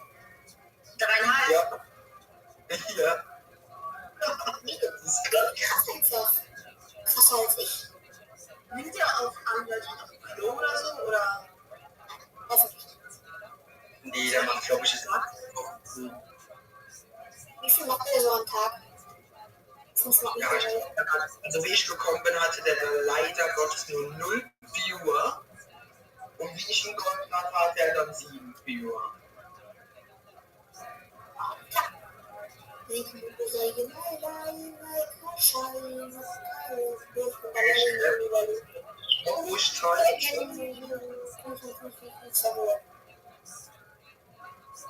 Was machen wir hier eigentlich? Die Frage ist halt, bei welchem App ich am meisten investiert habe. McDonald's. Das empfehle ich nicht, weil ich doch meistens in Bar bezahle. Du hast Geld? Ja, ich kriege im Monat so ungefähr 120 Euro. Wieso so viel? Weiß ich nicht. Wie heißt der mal? Rabbi, ROTHSCHILD. Rabbi. Ey Leute, ich muss auflegen. Also ich muss raus. Wollen wir nachher noch mal ein bisschen bei uns auf dem Discord gehen? Ja, können wir vielleicht mal machen. Okay, Rabbi, I'm coming morning and have a good sleep. Thank you. Have a good day. Take care. Okay, good sleep to you. Was ist nochmal? Hab einen schönen Tag und pass auf Nee. dich auf. Nee, warte, wie heißt es? Bis bald. Bye. Einfach nur bye. Bye. Bye. Bye, bye my brother. Goodbye, my Have a brother. nice day. You too. Bye-bye. Ciao. Ciao.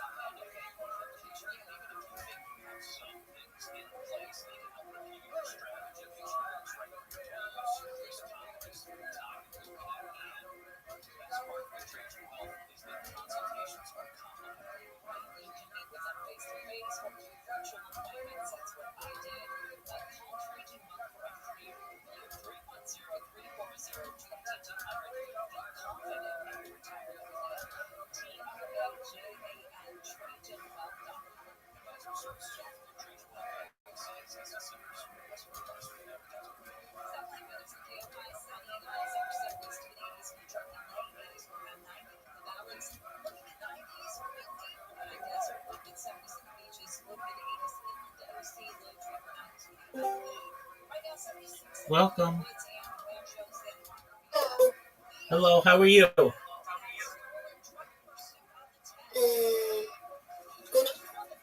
How'd you find out about me?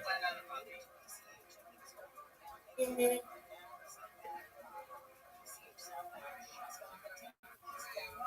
Very good. Very good.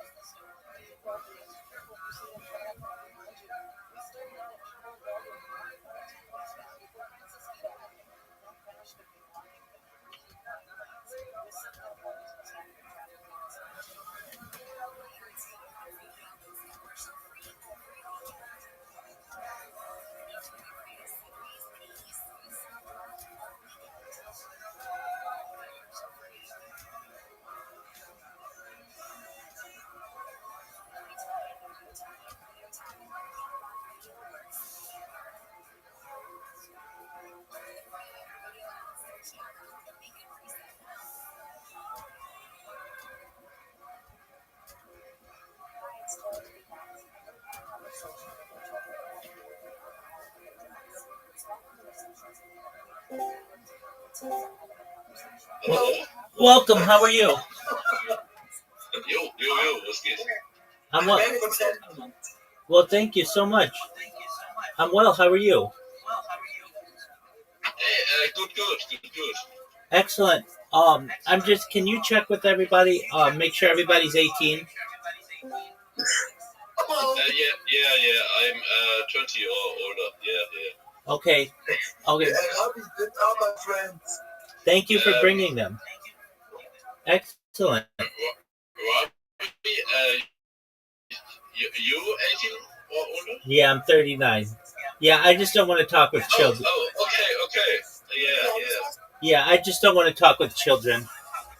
Das heißt gottlos. Was ist das hier? Wie alt ist der? Ich hab's nicht verstanden. Rabbi ist 39. Der kann so alt sein wie das. What games play you? What games do I play? I like to play a lot of mini games like chess and checkers and mini golf and table soccer and carom and mancala and Uno. I like poker. I like card games. I like board games. I like Monopoly. And then I like Grand Theft. And then I like Grand Theft Auto. Yes, Grand Theft Auto 5. Yes. That's right. Do you know how long until Grand Theft Auto 6 comes out? I'll tell you right now, I've got a countdown. It is exactly 300 days. Grand Theft Auto 6 is 300 days away. That's nice. Und dann sogar hier üben kann, was kann. Muluk, was heißt nochmal? Was ist dein Lieblingssong? Gar keine zurzeit. Nein, ich meine auf Englisch. What's your favorite song? What is your favorite song? Oh, I don't know if I have a favorite song, but I like Motown music. I like soul music. I like pop music. Can you... sorry, Motown music. What is this? Have you a song or what style is this? Rock. It's like rhythm and blues, R&B. Ah, nice. Yeah. Oh my god, nice. Yeah. Oh, nice. I like rap. I like pop. This is crazy. Word, dog. Do you know the song 99 Luftwaffe Balloons? 99 Balloons? Yes, good. Yeah, that's a fun song. Warum live wird. Da erzählt er es dir. Das ist voll cool. How long live you? Yeah. Frag ihn mal.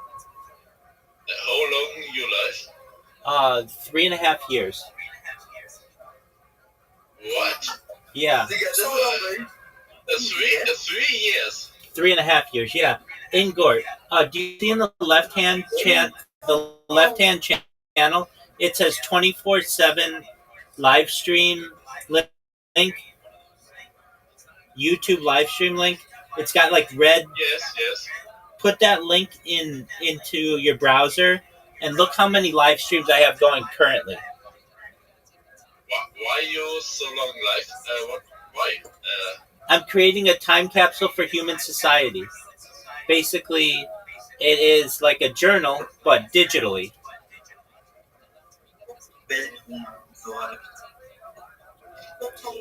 Crazy.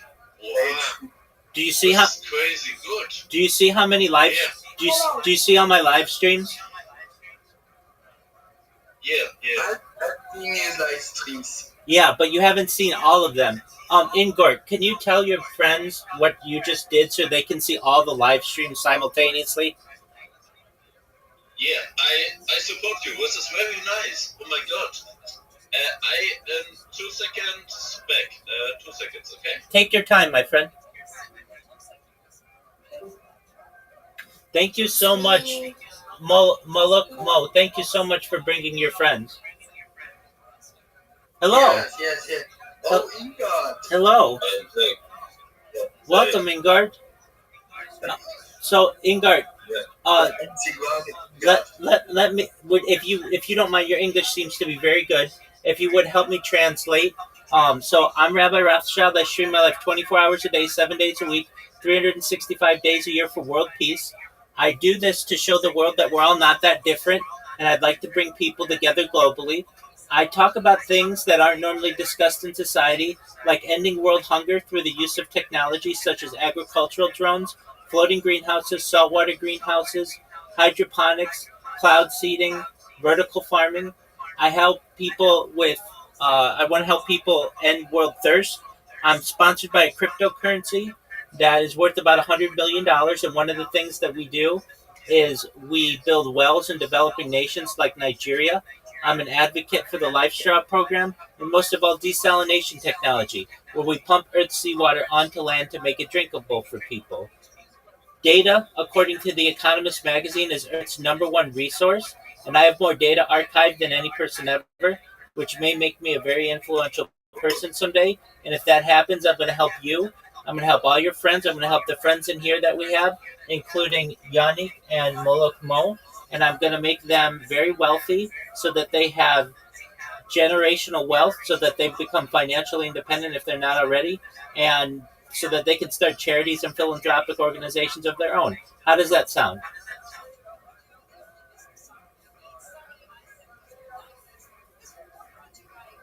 I can't hear you if you're talking.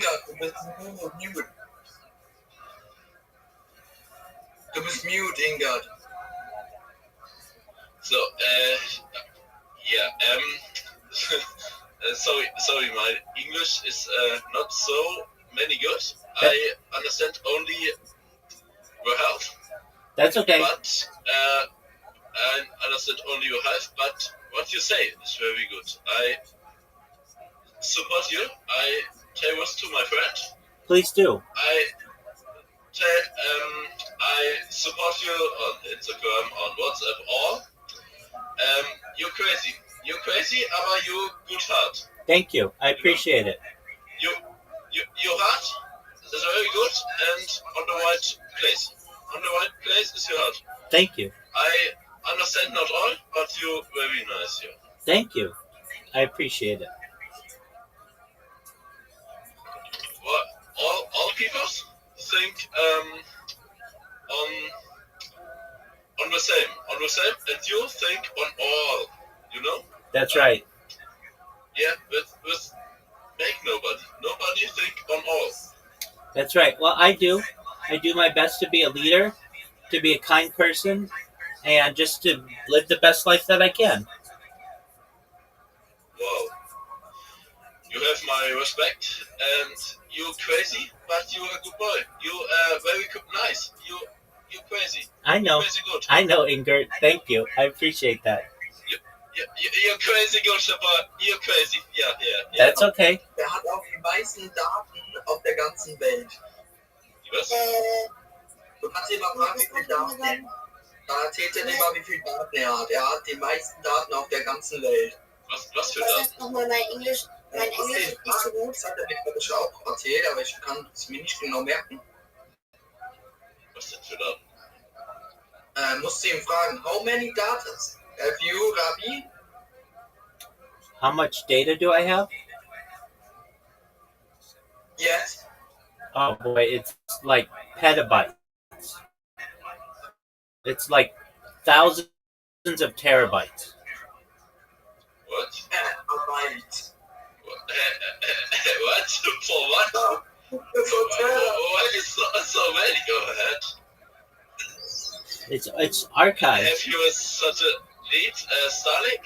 Satellite? What? Well, it's saved on like servers from Google.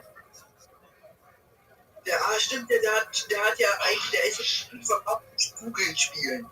Und da hat ich Daten und so. Was? Der ist der Co-Owner und Moderator von Google spielen. Bei manchen. Was? What? Rabbi, 1 second. I think English is great. That's okay. Yeah. How you support people with so have not so many food? What make you so? Yeah. Sure. Things like agricultural drones. Those are like drones for farms. Floating greenhouses, like a greenhouse on the water. What? Yeah. And person like you. Oh, how do I eat?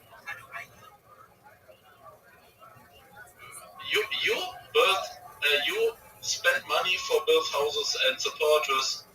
Yes. For wells in Nigeria. Nice. Oh my god, you crazy. I know. Okay, you very crazy. You have a good heart, but you're crazy. I don't know. What do you want me to do? You're oh my god. Yes. Hello? Hello. Hey.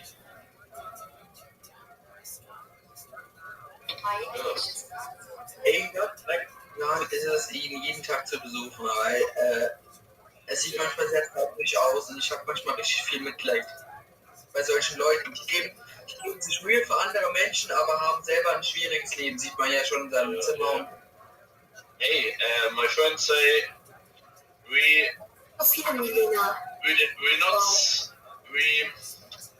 visit you the next days. Please do. So say hi. Say absolutely. You're always welcome. You're always welcome. Check in, and we'll become very good friends. Yeah. You're very crazy and nice. Thank you so much. I appreciate it. Yes. Ich weiß nicht, wie das heißt, aber kannst du mir sagen, dass mein Englisch nicht gut ist? Ja, Rabbi? Yeah. English is not so good. It's bad. That's okay. Das habe ich verstanden, aber halt nicht ganz viel.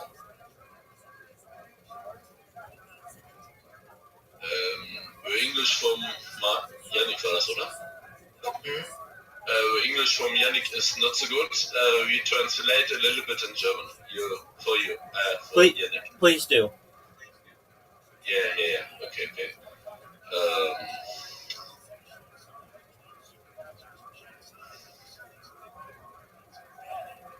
Hallo? Ja.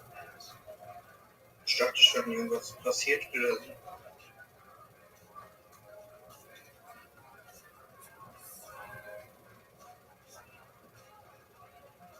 Rabbi? Yes.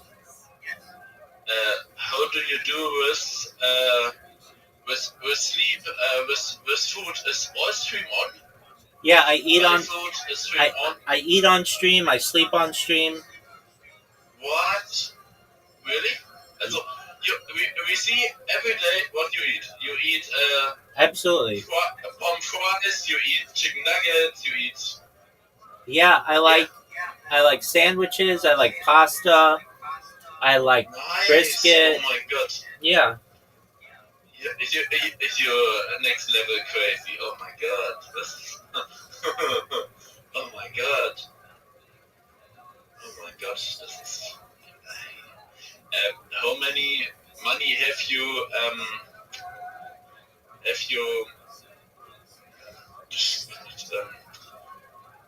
supported and spending? How many money have you spending and supported to the food programs?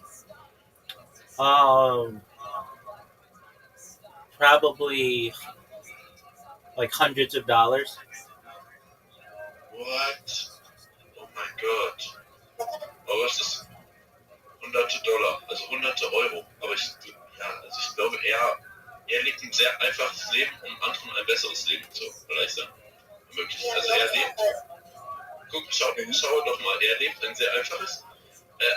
I'm not sure, but I think you live a very simple life. Yes. Yes. Next people have a better life. Exactly. I'm right. Exactly. Yeah. Okay. This. Oh my God, you crazy. You. Yeah. Oh my God. Rabbi, you're next level crazy. You. I know. Crazy. Also er hat gerade bestätigt, dass er ein sehr, sehr einfaches Leben lebt, vielleicht im Wohnwagen oder vielleicht irgendwas, um anderen Menschen ein besseres Leben zu ermöglichen. Um Leuten, die hungern, um Leuten, die leiden, denen will er ein besseres Leben. Also das ist krass. Ja, okay. Ja. Thank you so much. Yes, I thank you. You're helping others. Danke, hat er gesagt. Danke schön. Yeah. I never meet a so crazy and big heart guy before you. A guy was so big heart. Thank you. You have a very, very simple life, but people was hungry, was very in fight, was all problems. Exactly. Was have a better life. Exactly. This is crazy. This is so crazy.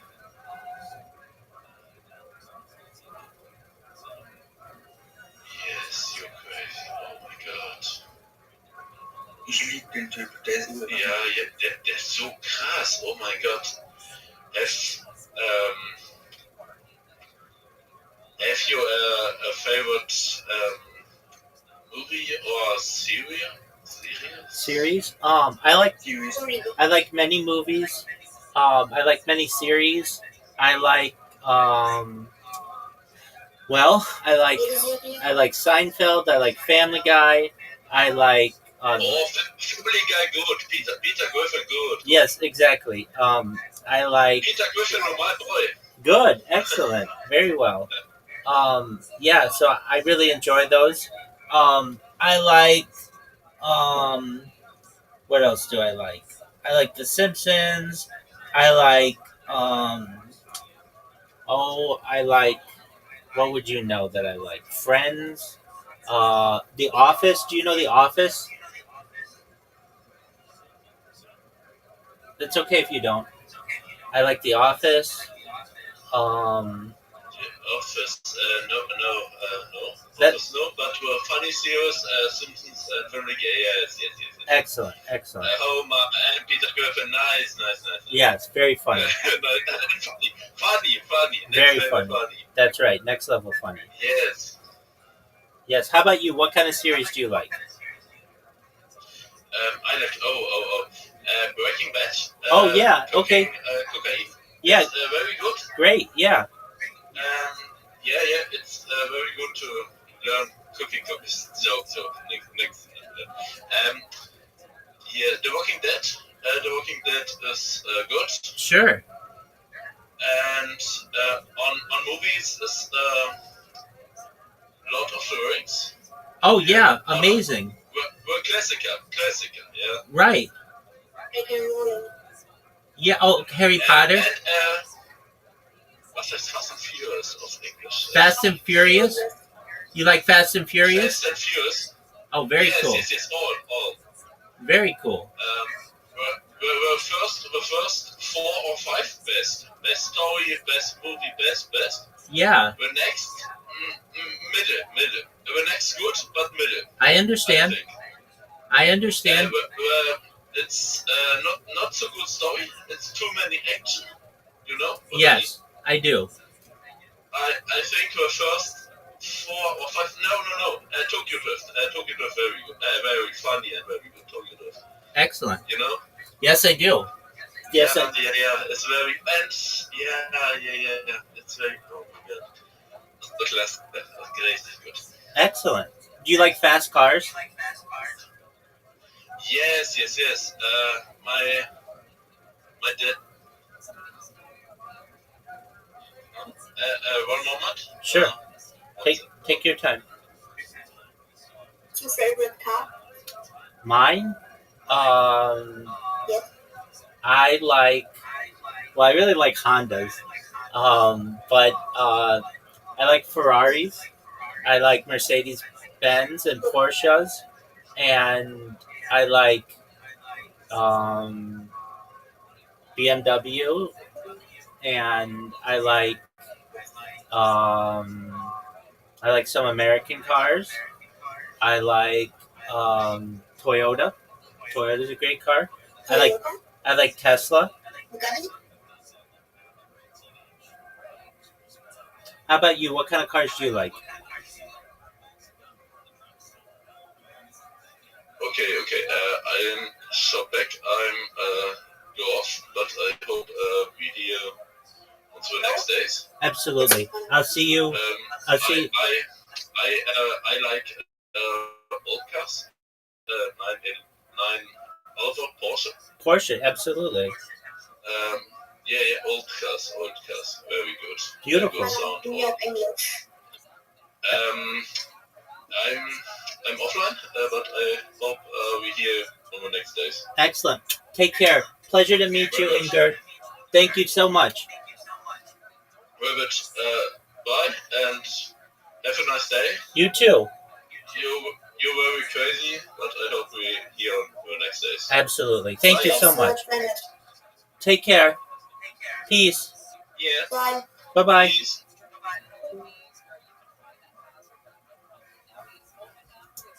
By speaking briefly about Maimonides' legacy, I think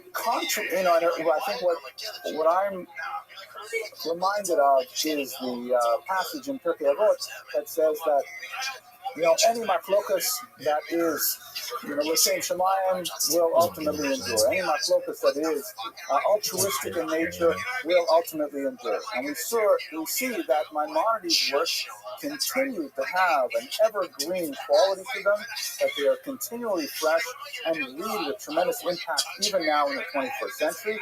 And yet the controversy that swirls around them, although perhaps not as intense or as focused as it was in the 13th century, nevertheless is something that exists with us to this day. And with that, I conclude the first lecture. I hope you found it interesting. I thank you very much for your endurance and your patience. And I'll hang around for some questions if you like.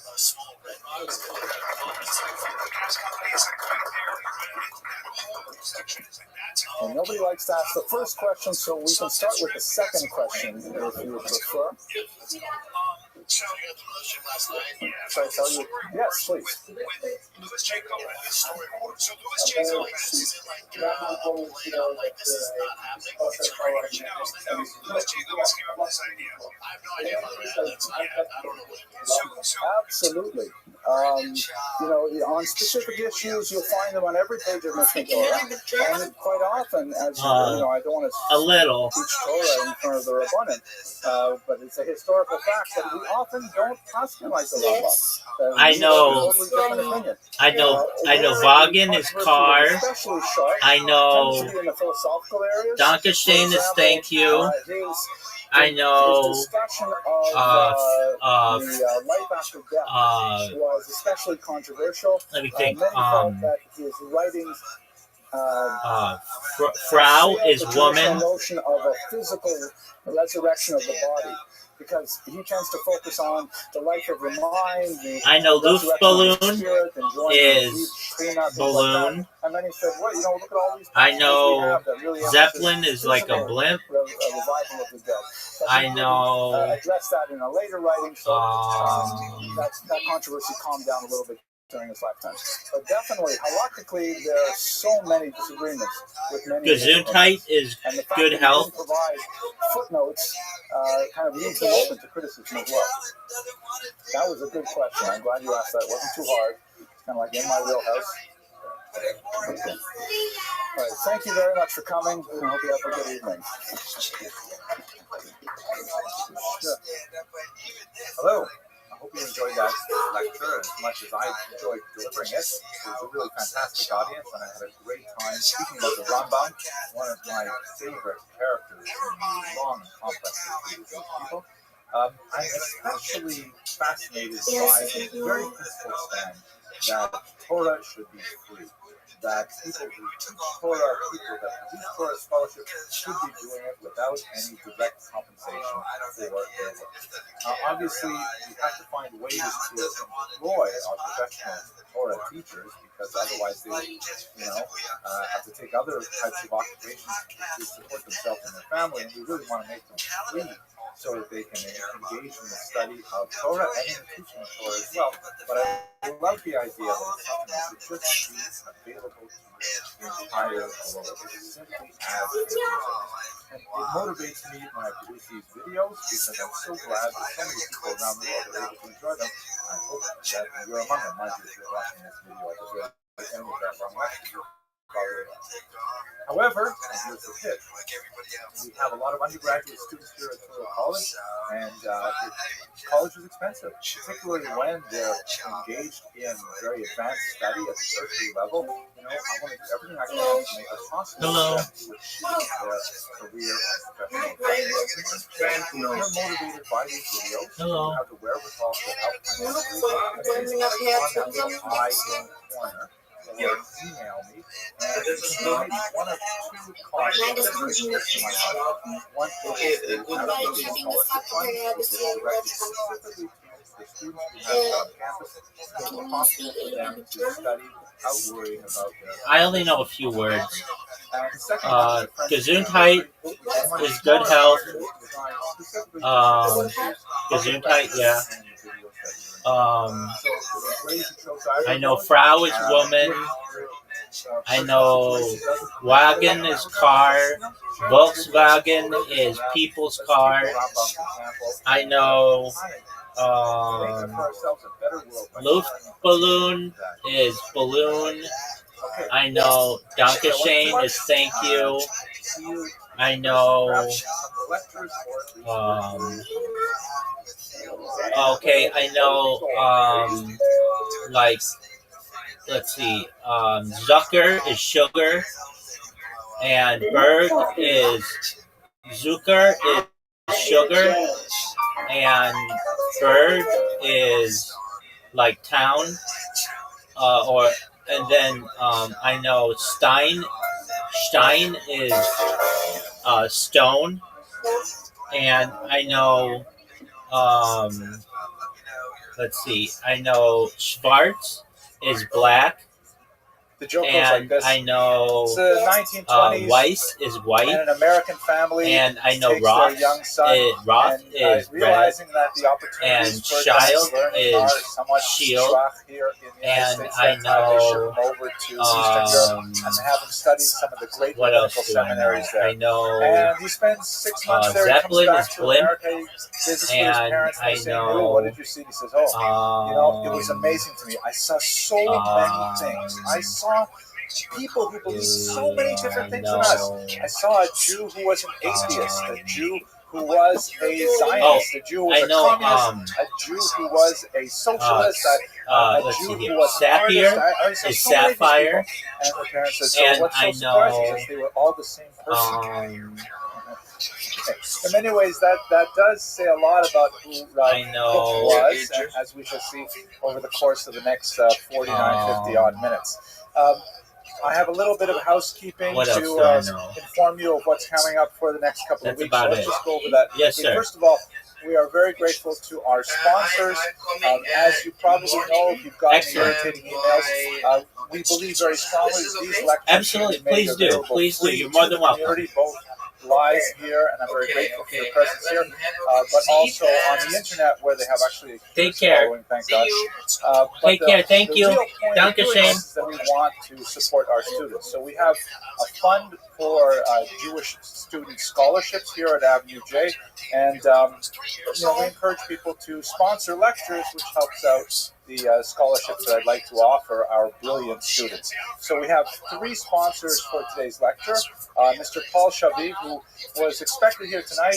He's been a long-time follower of these lectures. He's stuck in traffic, but maybe we'll see him when he comes in, and we'll embarrass him with a big round of applause or something. It's in memory of Dr. Yishai Shachar. We also are grateful to Ms. Sharon Byers, who has dedicated this lecture to Homer Byers. And finally, Ms. Pat Elvin, who's also a longtime follower of these lectures online. And one of the things I like about Ms. Elvin in particular is that many people watch the videos and then they like them, which is always nice. You see the little likes appear on your screen, and I get a little burst of oxytocin, which is a brain chemical that keeps us going back to Facebook time after time. But other people comment, that goes another level, and thirdly, people share. So she is one of those people who does all of those things, and she is sharing now in a material way by helping us produce these lectures and offer scholarships to students. So we're very grateful to all of our sponsors. Housekeeping that I have to announce is that next week we are not scheduled to meet. If you've gotten the handy little bookmarks, they work very well, by the way. I've tried them out. They work in books of all languages without any difficulty. I will be, thank God, I'll be a scholar in residence in Toronto next week in connection with the Shabbos Project. So we will not be meeting here in Brooklyn next Monday. We will pick up again the Monday afterwards, and we have a fantastic topic. We're going to look at Emma Goldman, so-called Red Emma, who is labeled by the FBI as the most dangerous woman in America. And finally, for those of you who are in the Five Towns area, I have a small lecture series that's going to look at it's going to be a little bit more advanced, I think, in terms of the content, a little bit more, sophisticated for people who have already spent a lot of time in these types of classes, looking at 3 rabbis who were criticized bitterly in their lifetimes, who later went on to create major influences on Jewish history as a whole. Specifically, we're looking at Maimonides, Rabbi Moshe Chaim Luzzatto, and today we're looking at Rav Kook, so it overlaps there. Okay, that's it for the housekeeping. Why don't we go straight to the lecture itself then? So, Rav Kook, an incredibly important individual in 20th century thought. He is known, of course, most famously as the Ashkenazi chief rabbi of Israel, the first chief rabbi of Israel under the British Mandate authorities, and he had a major influence on the political direction of the Israeli polity. He also had a major influence on the nature of Israeli thought and Jewish thought worldwide. And we shall see it was a representation of a unique blend of Kabbalistic and Mitnagdic and Mussardic trends within his one syncretic kind of worldview, which was really quite appealing and continues to have a lasting impact to this day. His years are 1865. He was born in the northern part of the Pale of Settlement. I'll show you a map shortly. And he died in Jerusalem in 1935. As I like to say, none of these lectures have anything original whatsoever in them. They are completely derivative. I've relied very heavily on 2 biographies. One is the rather amazing biography of Rav Kook by Yehuda Mirsky, which appeared in the Yale Jewish Live series. Definitely very worth reading. And I also had the pleasure of reading the scholarship of Jacob B. Agus, who a scholar from a previous generation who published a work on Rav Kook entitled Banner of Jerusalem in 1946. It's written in a very rich and evocative prose, which is characteristic of that era of scholars. People like Cecil Roth also wrote like him. And as far as I'm concerned, anyone who is publishing in Jewish history in 1946 is a hero into his own right. So I was very grateful to have the opportunity to see these somewhat different views of Rav Kook, but they have enriched my understanding and hopefully yours as well. So those are the basic sources for tonight. The rule is nobody is allowed to ask any hard questions, and I'll go straight to the material. Okay, so Rav Kook was born in 1865 in the Russian Empire. This was an unusual and very special time, which ironically seems to have repeated itself in terms of the Weltanschauung, in terms of the zeitgeist. Very good word. If you were undergraduates, I would write it on the word. Zeitgeist means the spirit of the times. It was characteristic of what Turgenev, the novelist, called the period of fathers and sons, the title of one of his most famous works, because there was an incredible gap between two generations in the 1880s in particular. This certainly affected the Jews, perhaps even more than it affected Russians, Ukrainians, Latvians, and so on. This was a period of tremendous technological change, but more significantly, social change, political change. There was a tremendous upheaval in the former Russian Empire at this time, as turned their backs on their father's way of life, challenging them in so many different ways. To look at it from the non-Jewish perspective, this was the era when serfdom was seriously challenged. That is something that hadn't happened in almost 1,000 years. And one of the tsars in the middle of the 19th century had finally emancipated the serfs, although in many ways it was an emancipation that paralleled the emancipation of the slaves in America, which was not entirely successful for many reasons, but beyond our topic today. For the Jews, it represented, oh, and by the way, with the emancipation of the serfs came a lot of challenges to governmental authority, ultimately resulting, of course, in the abortive revolution of 1905 and the successful revolutions of 1917 that brought the Soviet Union to power. For Jews, it was even more significant because particularly in the under the impact of the 1881 pogroms that we discussed briefly last week when we talked about Jabotinsky, there was a tremendous challenge to rabbinic authority that sometimes expressed itself as a Zionist impulse, sometimes expressed itself as a socialist impulse, sometimes expressed itself as an assimilationist impulse that could be expressed either in the Russian Empire itself, as Jews chose to nominally convert to other faiths, particularly Christianity, or they chose to come to America and famously threw their tefillin overboard as they were approaching Ellis Island. So there are all of these tremendous challenges of fathers to sons. I would hazard a guess that many of us in this room are the descendants of those children who challenged their fathers, those who came particularly in a great wave between 1882 and 1928. And we are in many ways trying to pick up the pieces of that Kulturkampf that existed in the late 19th century. The reason why I mentioned earlier that it's kind of got a parallel in the 20th century is if you think of the hippie era, the 1960s and 1970s, the age of Aquarius, tremendous challenging, the technological and social revolution associated, for example, with the development of psychotropic drugs, the reliability of modern contraception created such tremendous social changes that were unheard of for generations prior, resulted in a very different society in the 1980s. Similarly, we have this happening in the time of Rav Kook's period in the late 19th century.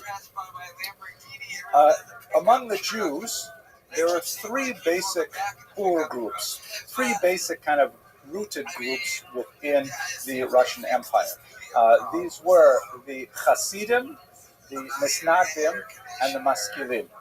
I'm sure many of you are broadly familiar with these various groups, but let me take a minute to just give you thumbnail definitions of them so that we can all be on the same page. The Hasidim are primarily an 18th century phenomenon, a reform movement within Eastern European Judaism that rebelled against the rather let's say, I'm looking for a fancy word for dry acerbic intellectualism of the northern regions, the Lithuanians.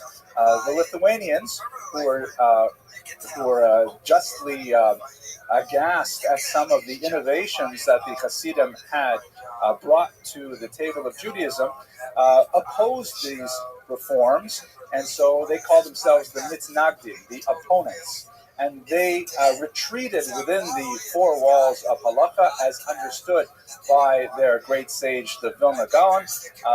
Mitnagdim today, also known as Litvaks because they tend to be associated with the area of Lithuania, are known for their brilliant minds, effervescent wit, very sharp sense of fashion.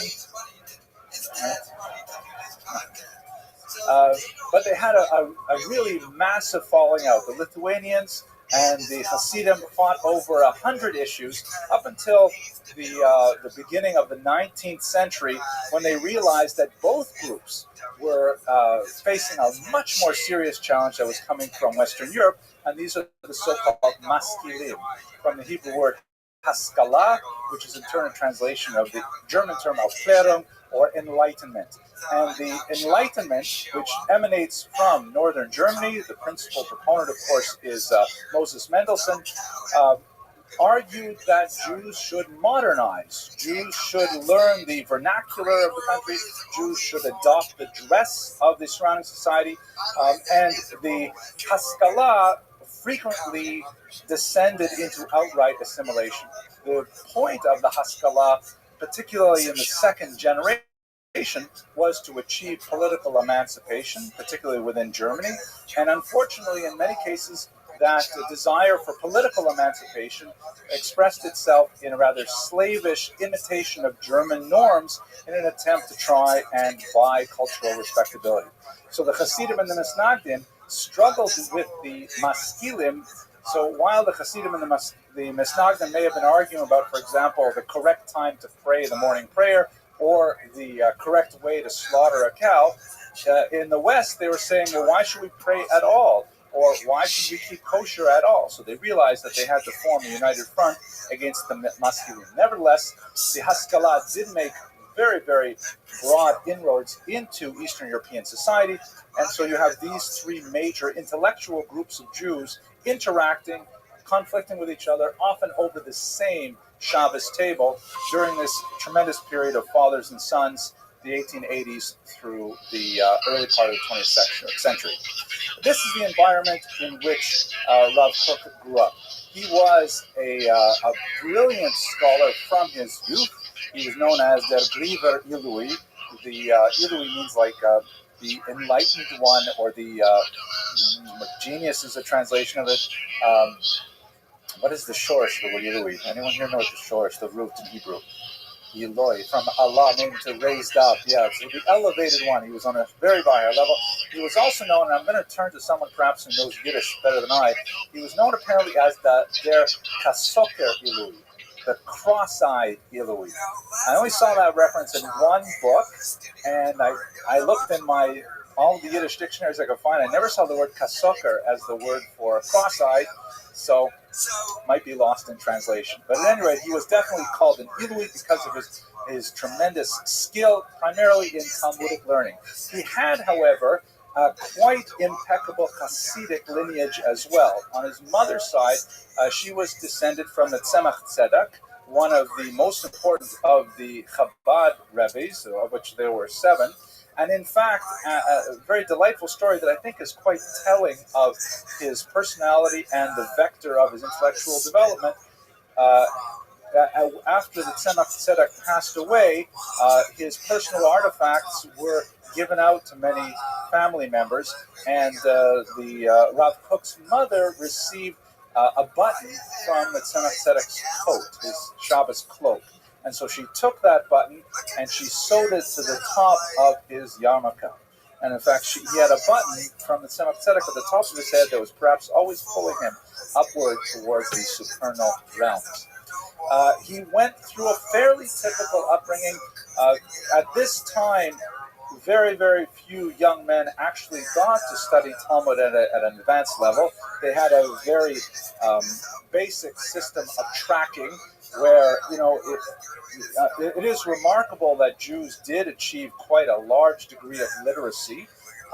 It's not as high as you would think. The 1897 census indicates that Jews were literate at a rate of about 60%, which obviously dwarfed the Ukrainian and Polish peasantry and was actually superior to the nobility as well. But still, 60% literacy is a remarkably low rate compared to modern standards. At any rate, after about 4 or 5 years of mandatory education for boys and quite often for girls as well, decisions were made as to how far they would go. And most boys, by the time they were 10 or 11, it was already decided as Shoin Genug, that's enough learning for you. You know how to pronounce the prayers in Hebrew. You know how to follow along Chumash. Maybe you know some Rashi, so that's enough for you. Now you're going to work as a shoemaker or a dairyman and so on. And only the elites could really afford on an economic level to continue in higher education, and even that was at tremendous penury. Rav Kook fell into that class, and he moved from city to city learning in smaller yeshivas. The great yeshivas were just beginning to form at this time, until he eventually did study at them. Often eating at different families' homes 1 day per week, with the kind of humiliations that go along with the lifestyle of a Talmid Chacham, of a Torah scholar. He was ultimately married to the daughter of a scholar, which did not, improve his economic circumstances very much, but nevertheless, he did have a very happy life with her. And around age 22, it became clear that he simply could not continue studying full-time, so he was advised by the Chofetz Chaim to take a rabbinic post, and he took several of these rabbinic posts dealing with the average issues of shtetl Jews. The major influences, by the way, this map, this is the Pale of Jewish settlement. This is the region in which Jews were allowed to settle in 19th century Russian Empire. It was a kind of a compromise that was set up by Catherine II when she conquered this region. Up until this point, no Jews were allowed in Russia proper. As in 1479, there was a ban on Jews in Russia proper. But when Catherine conquered this region, she really didn't know what to do with this massive amount of Jews. So ultimately she said, okay, fine, they can stay where they are. And she even expanded some regions down here towards the Black Sea. But otherwise, it was kind of like a massive ghetto by the end of the 19th century.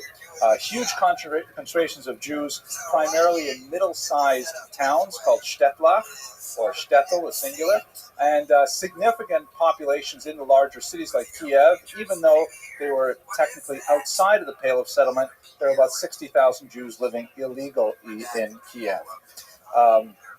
They wanted to build a wall around Kiev, but there was a huge political fight whether or not a wall would... Nobody gets my jokes. Okay, so we'll just go on. Someone gets it. Okay. All right, so anyways, they're living there. Now, the northern part here is traditional Mitnagdic territory, with the exception of the Chabad Hasidim, who also come from the north. They're called the Litvischer Hasidim in some circles. And Hasidism proper is more towards right bank Ukraine here, right bank of the Dnieper River, and into central Poland as well.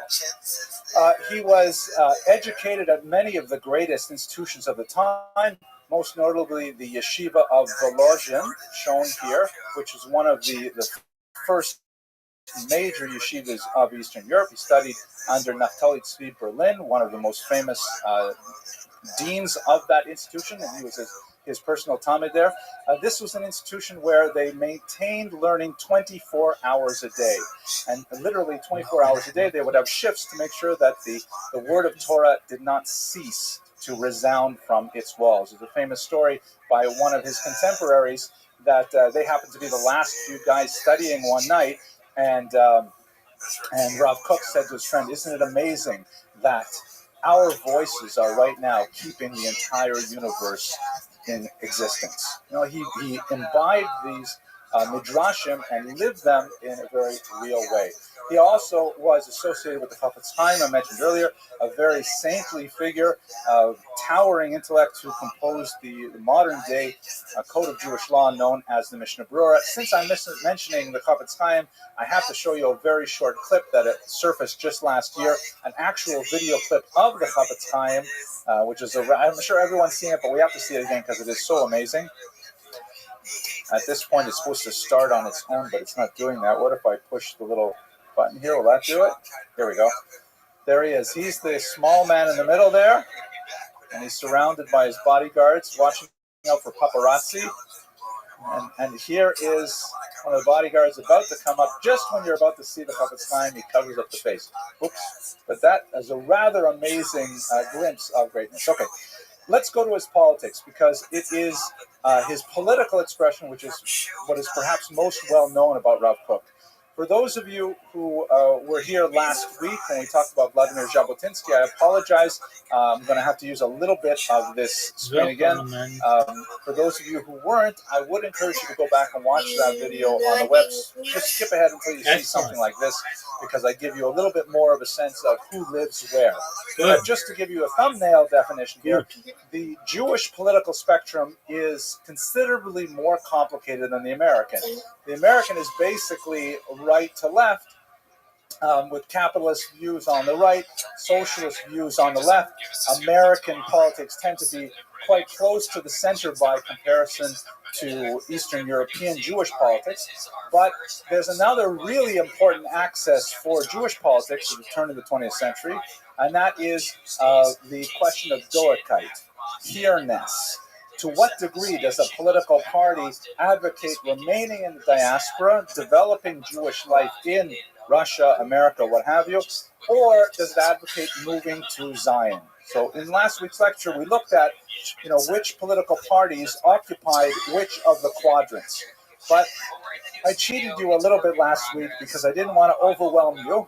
It's actually more complicated. There's a third axis. Besides the X and the Y axis, there is a Z axis, or as they say in my homeland, a Z axis, that tracks the religious nature of the parties. So far, all of the parties that we talked about last week were fundamentally secular or even anti-religious.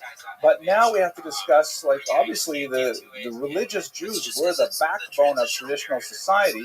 They easily comprise the majority of Jews, depending on how you want to define religiosity. So what did they think politically? So there are two main parties that we should look at. The first one, and you have to imagine this line here is like making this three-dimensional, right? It's the Z-axis out here.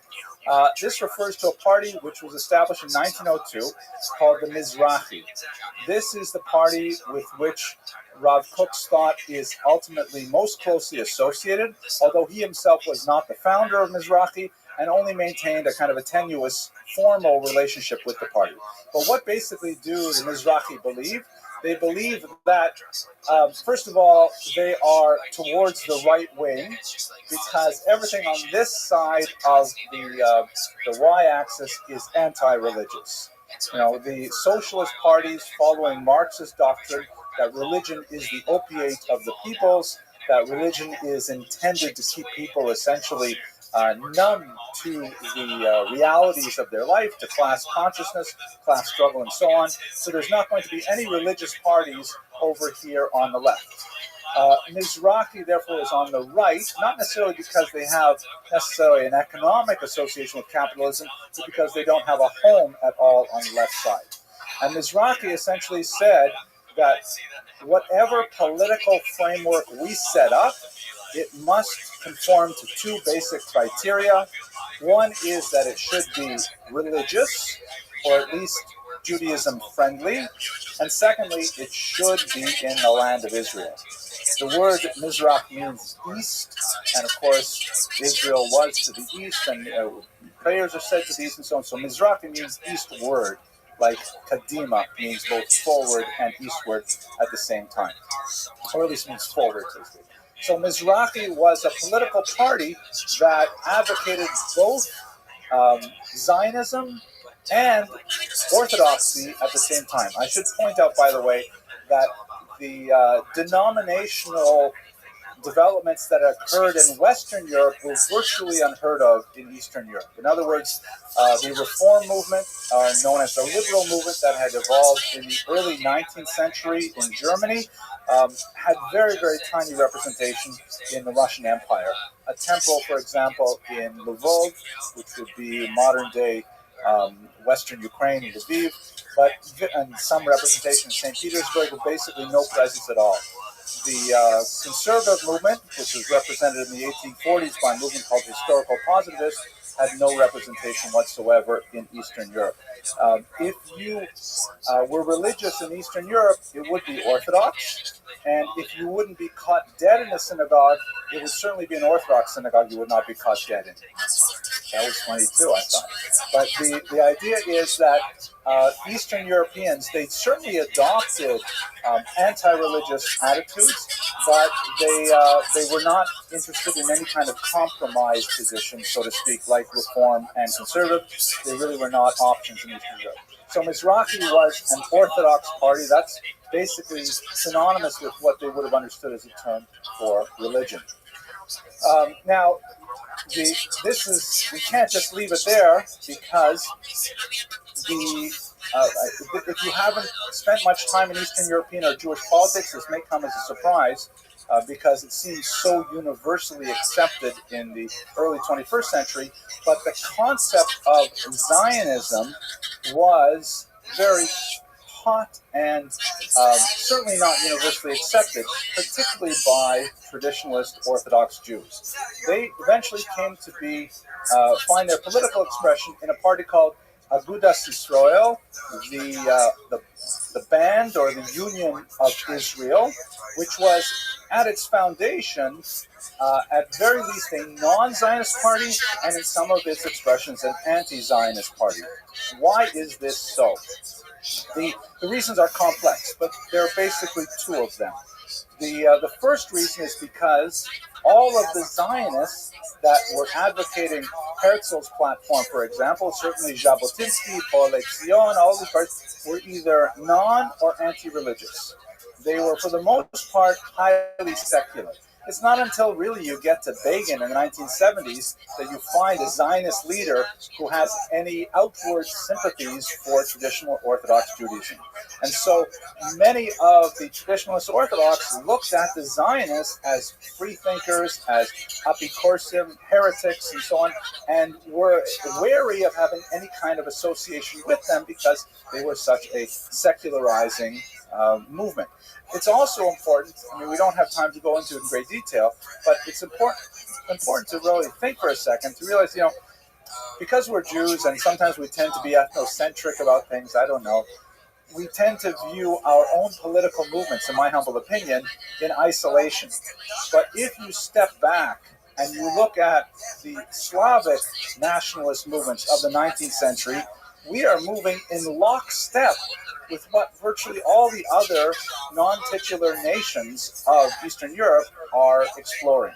The Ukrainians, the Czechs, the Poles to a certain degree, Latvians, Estonians, all of them are exploring the idea of having an independent state of some form, self-determination, and they're working through their language issues, they're working through their self-definitions and so on, with the goal of creating their own nation states. And so Zionism was in many ways simply a Jewish iteration of what all the non-Jewish nations of the region were similarly doing.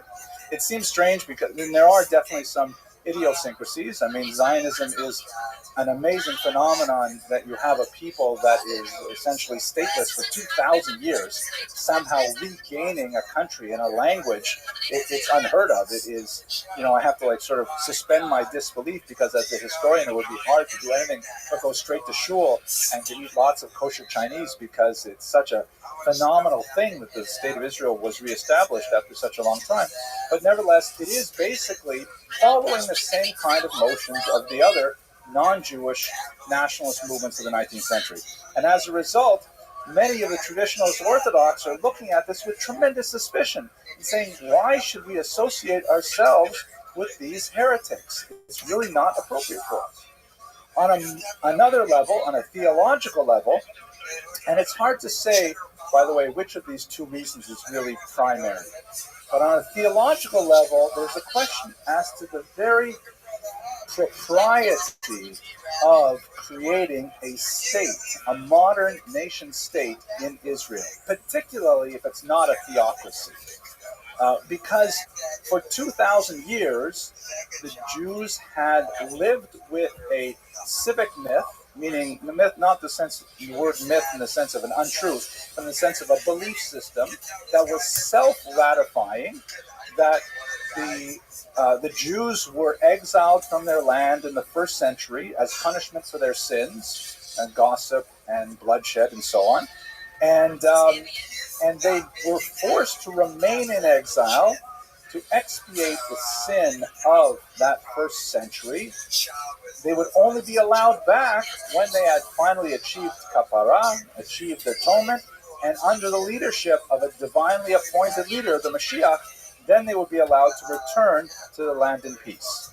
And that's the metaphor that Jews had taken deeply to heart and given them the strength to withstand persecution throughout 2 millennia.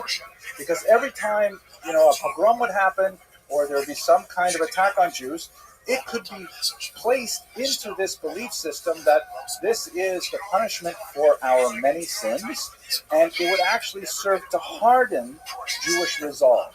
Kind of like, as I'm sure you know, the metaphor, why is it that Jews eat hard-boiled eggs on certain sad occasions? And the metaphor is because the longer you boil the egg, the harder it gets. And so Jews view themselves in this sense as actually toughening up with persecution. God forbid, we would rather like to take it easy for a while.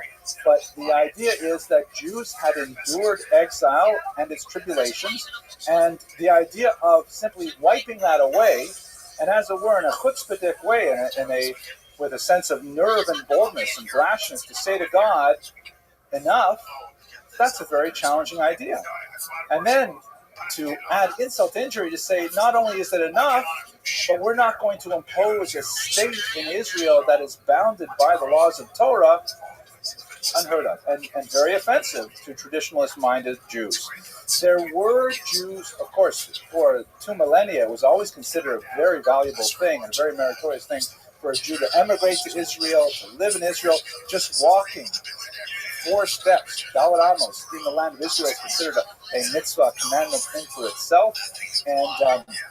And there were movements like Rabbi, for example, who tried to establish religiously observant settlements in Israel under these circumstances, and they did not meet with the opprobrium that the later Zionists did. But those 2 basic reasons, the idea of working with secular or even anti-religious non-Jews was difficult, and secondly, the idea of challenging God's will by forcing God's hand, so to speak, and demanding to live in the land of Israel, this was extremely difficult for Jews to take. So as a result, by 1912, notice how late it is, by the way. The first political party starts illegally in 1897, and then it's already 15 years later, the Agudat Yisrael comes along.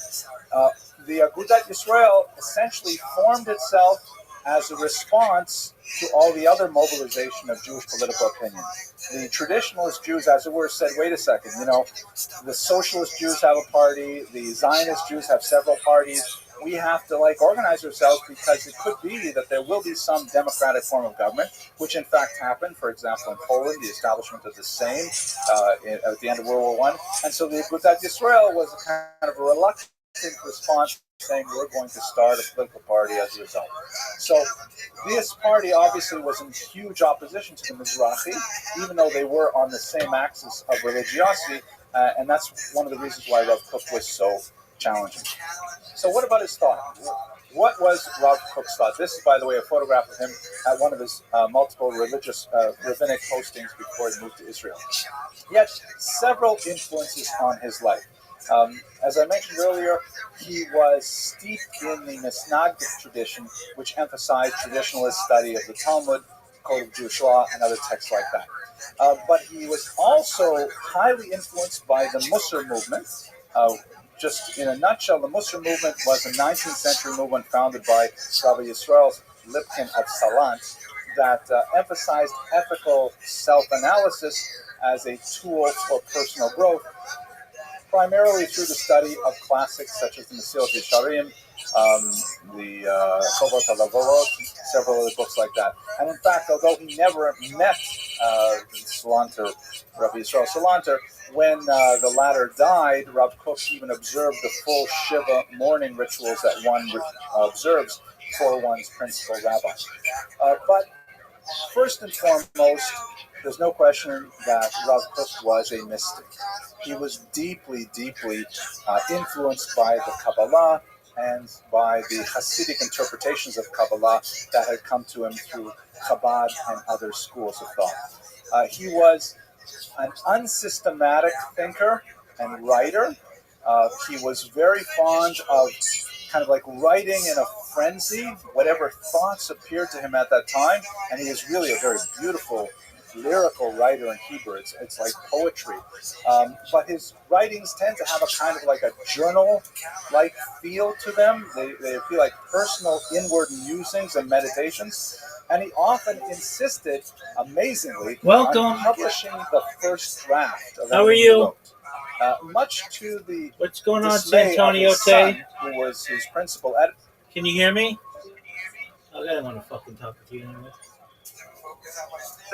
She was insisting on don't change a word, even the things that I later regretted saying, even things that I took back, put it all out there. It's kind of like a stream of consciousness writing that was. It's really, really powerful, but it's difficult to kind of like systematize. Immanuel Kant, he was not. He didn't like move from step to step in a logical fashion.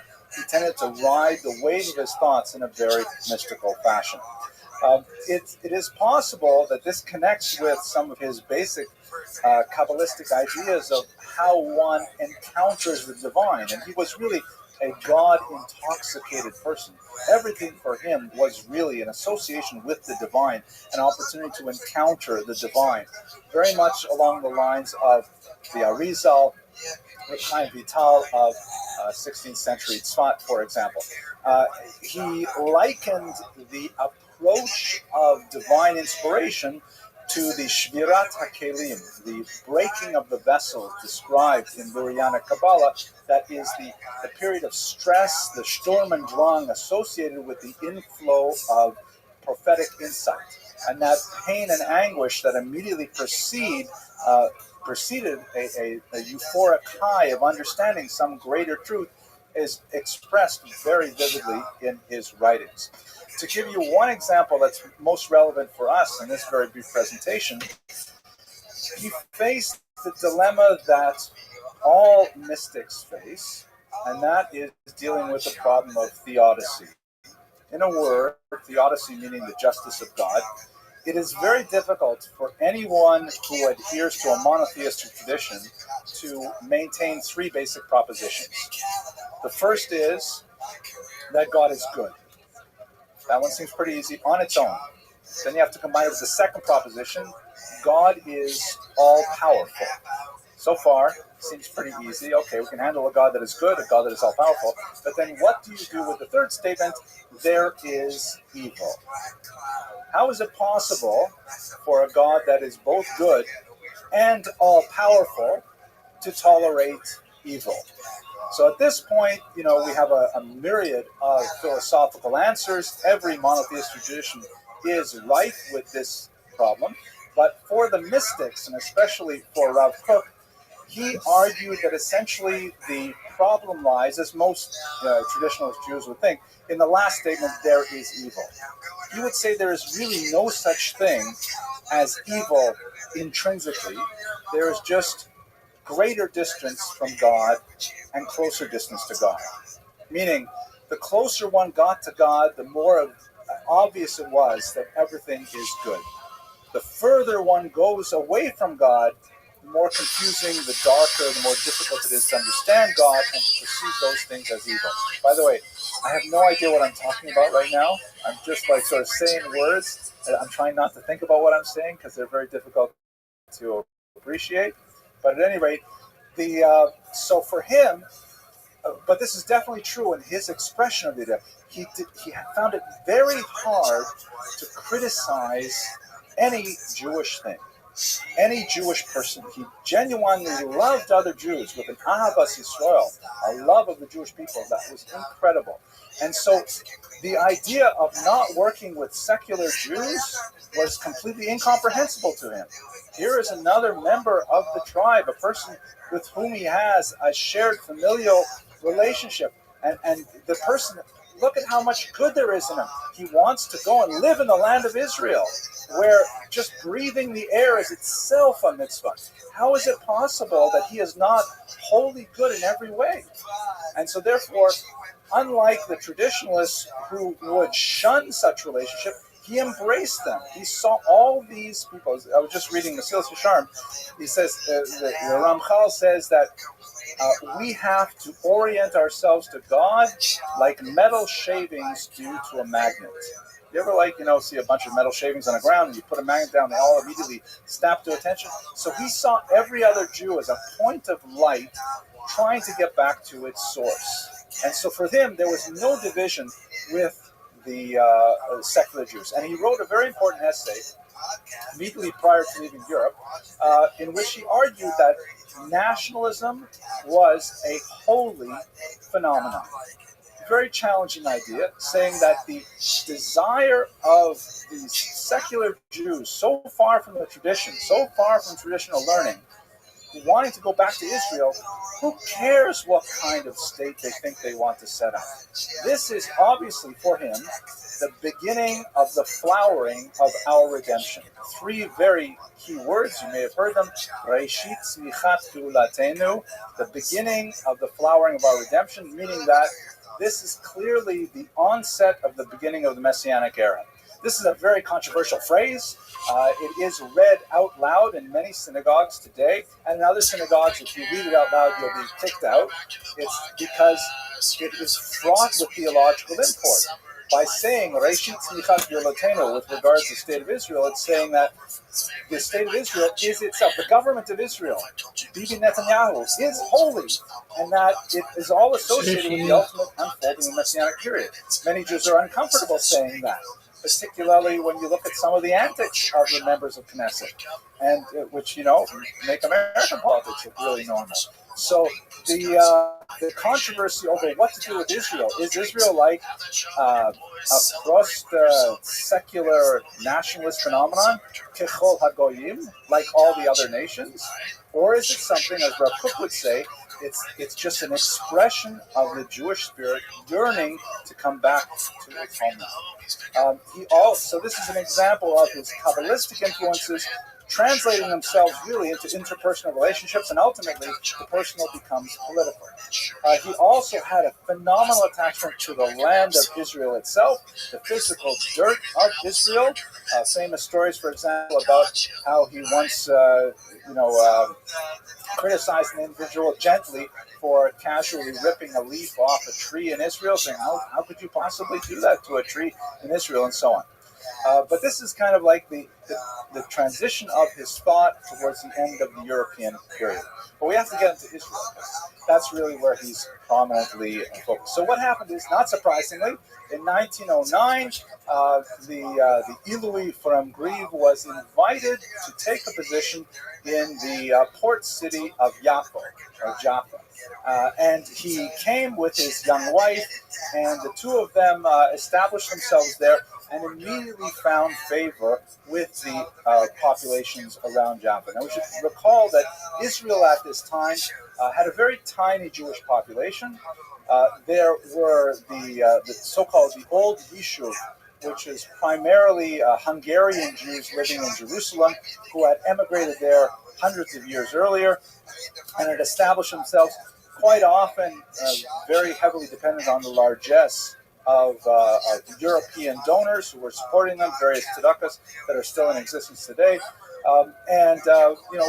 concentrated on the older established path of holiness and self-improvement dictated by the study of the Talmud and other texts. And then, on the other hand, you had all of these young, intellectual, free-thinking kibbutzniks who were practicing free love, experimenting with social organizations, and even the family unit was challenged, and doing things that were completely unheard of in the old Yishuv. But Rav Kook was amazingly able to bridge the gap to both communities. The former community he impressed initially, at any rate, because he was so obviously a master of the traditional texts, and his learning could not be assailed by any opponent. But for the kibbutzniks and so on, he was beloved because, first of all, he insisted on speaking in modern Hebrew, which he did, by the way, also in Europe. Even in Volozhin, he had a habit of speaking only in modern Hebrew while he was in the yeshiva, not speaking in Yiddish, the vernacular. And so his fluent and lyrical Hebrew impressed them with his commitment. We should remember, even we saw last week, Jabotinsky in his propaganda film was speaking in Yiddish.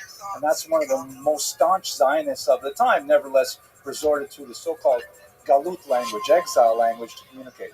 So and furthermore, besides his Hebrew literacy, the fact that he clearly had such deep-seated love for these non-observant Jews immediately won over their favor as well. So when he was well poised to become a popular and populist leader of the Jews at the beginning of the 20th century. After some prodding and persuasion, he was eventually He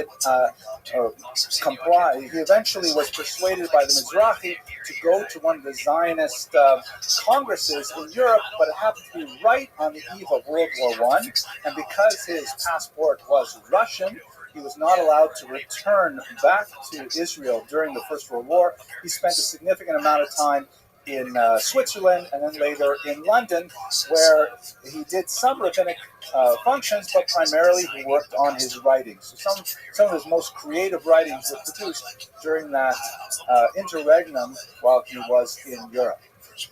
Here is a quick look at what Israel looked like politically right after World War I.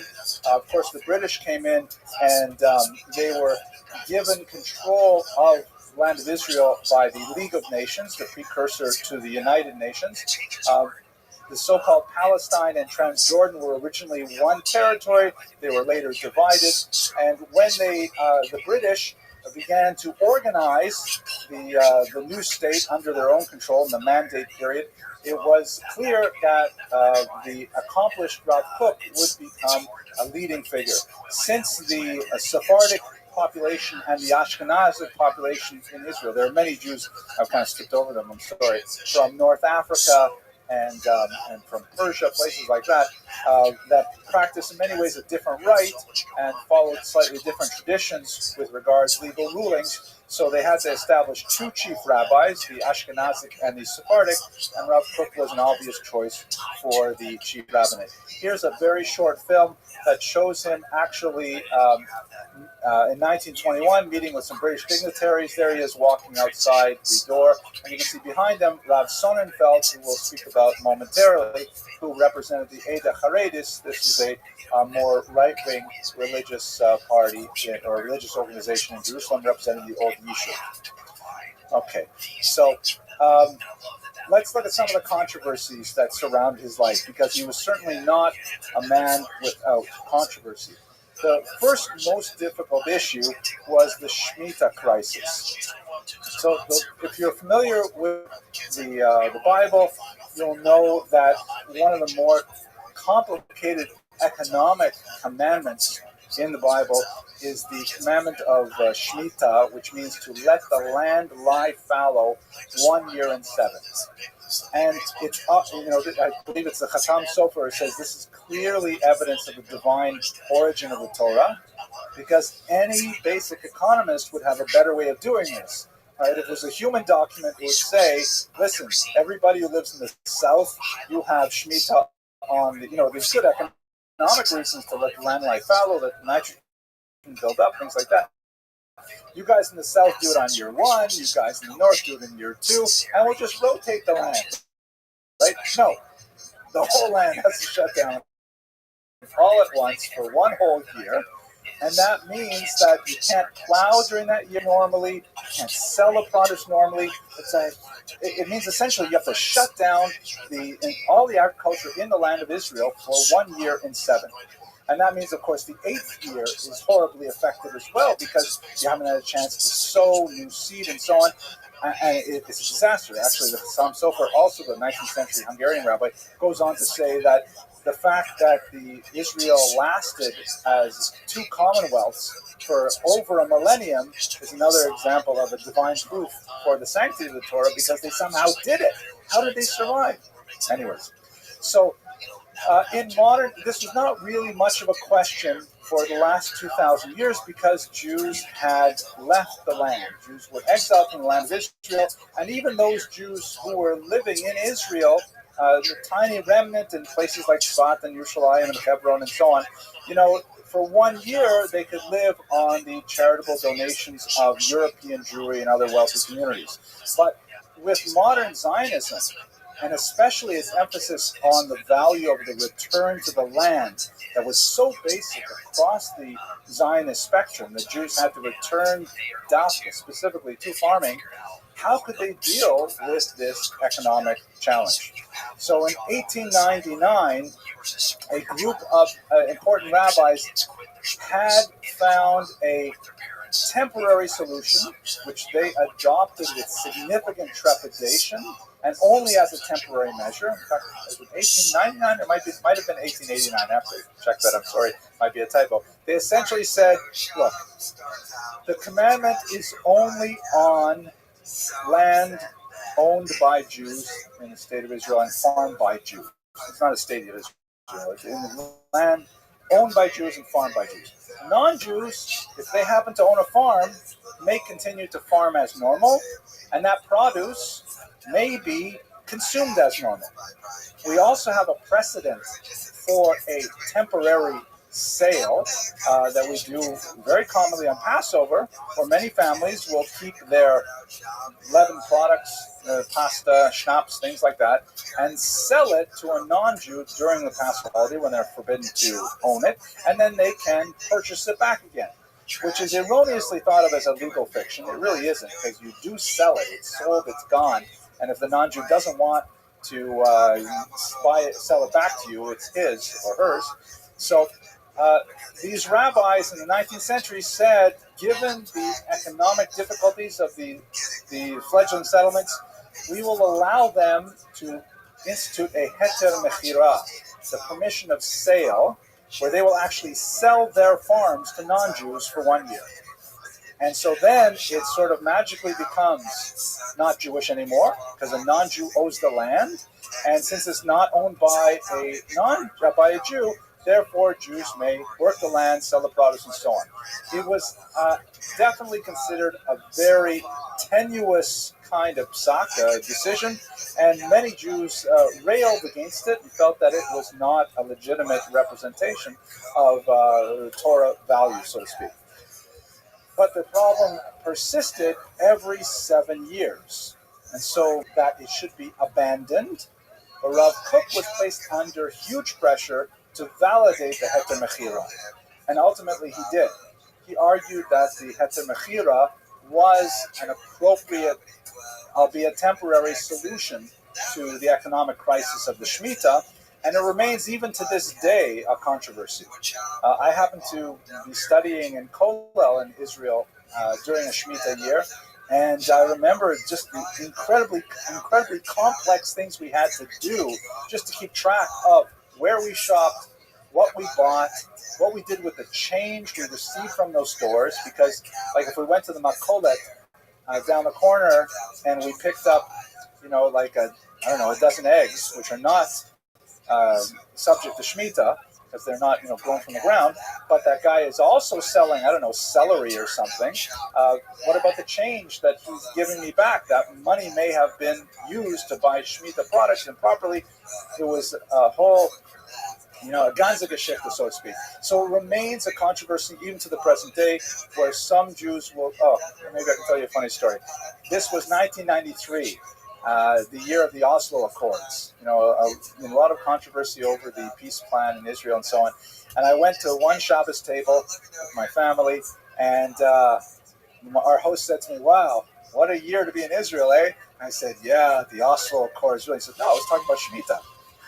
Then I went to another house a few weeks later, and he said some person said the same question. "What a year to be here!" I said, "Oh yeah, Shemitah." No, I was talking about the Oslo Accords.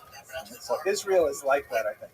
At any rate, very controversial because he took the lenient position on Shemitah that it continues to be controversial today.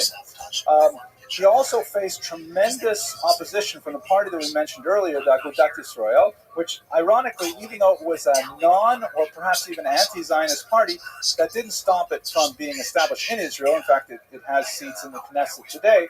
Obviously, after the Holocaust, many of these political calculations had to be reworked out. But they were extremely opposed to his soft ideas, what they perceived as soft ideas with regards to secular education. He felt like nationalism was a holy force.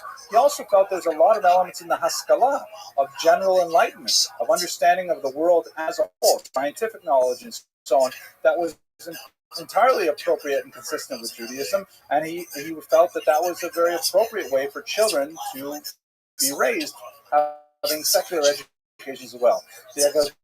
Yisrael maintained a much stricter view, wanting to limit education to solely religious subjects, and as a result, he faced many challenges and criticism. He tried to establish a kind of a midway point, an organization called Degal Yerushalayim, the flag of Jerusalem, but it was so totally wrapped up with his own personal charisma that when he passed away, there was no way for these organizations to continue. He also had quite strong words with Rav Yosef Chaim Sonnenfeld, who was the head of the Eda Haredis, the congregation of the tremblers. Chared means to shake, in a sense of to be very sensitive and concerned to fulfill the will of God. It's based on a verse in the prophets. And contrary to popular belief, they actually respected each other tremendously, and they got along famously, as you can see in person, but they bitterly disagreed with each other on a whole host of issues. For example, because Rav Kook was both a religious and a political figure, he was a representative to the mandate authorities of the Jewish population, he had to be involved in the construction of municipal governing authorities. And he differed from Rav Sonnenfeld on things like, for example, should non-observant Jews be allowed to serve on municipal councils? Should women be allowed to serve on municipal councils? And he always argued for a more liberal, tolerant, open-minded approach to many of these issues, whereas the Eda Haredis wanted to try and hold the line with the traditionalist approach, and so they were frequently at each other's throats, figuratively. In reality, they had tremendous respect for each other. You can see even they're sitting in such a way that shows their friendship. He also, and again, you can see this is an expression of his personal understanding of the holiness of every Jew. It was a very, very controversial event when the Zionist, the left-wing Zionist, very prominent associated with Histadrut, Chaim Arlusorov, was assassinated. And here's a picture of him in 1933. There was a huge hue and cry because he was a very well-known leftist politician, and suspicion fell on several of Jabotinsky's followers in the Beitar movement, most notably this man here, Abraham Stavsky. He was arrested and tried on very, very limited evidence, but it was a capital crime. And Rav Kook was absolutely convinced that he was not guilty of this crime, and he exerted tremendous effort to defend him, even when it was a highly unpopular cause. In the end, Stavsky was acquitted, but it cost Rav Kook a lot of personal prestige to back such an unpopular cause. So I hope in the course of 60 minutes I've given you some sense, just a glimpse into the greatness of this individual. Really, you can get the most of Rav Kook by reading his works. And had we more time, I would have liked to have shared with you some of his writings. Even in English, they come across in extremely lyrical and transformative fashion. But I'm grateful very much for your indulgence and your attention. I'll remind you we won't be meeting next week. We'll meet the week after, but if you're in the 5 towns, a week from Wednesday, I'll have a lecture this series then. Thank you very much for coming. Hello everyone, I hope you've been enjoying the new series of lectures that we put on this fall. We thought we'd do something nice for you because we really appreciate the feedback and the comments and things like that. So we had these bookmarks printed up. They are genuine Jewish history at J bookmarks.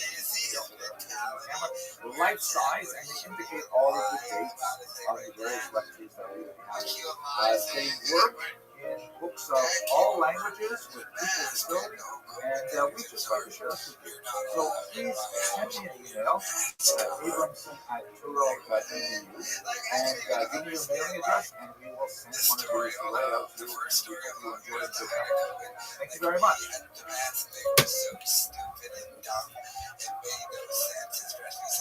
The vast majority of people were just wearing cloth masks that did nothing but whatever. You put the stupid mask on and clear up the store. But the fact that people get into a fight over that is dumb and ridiculous.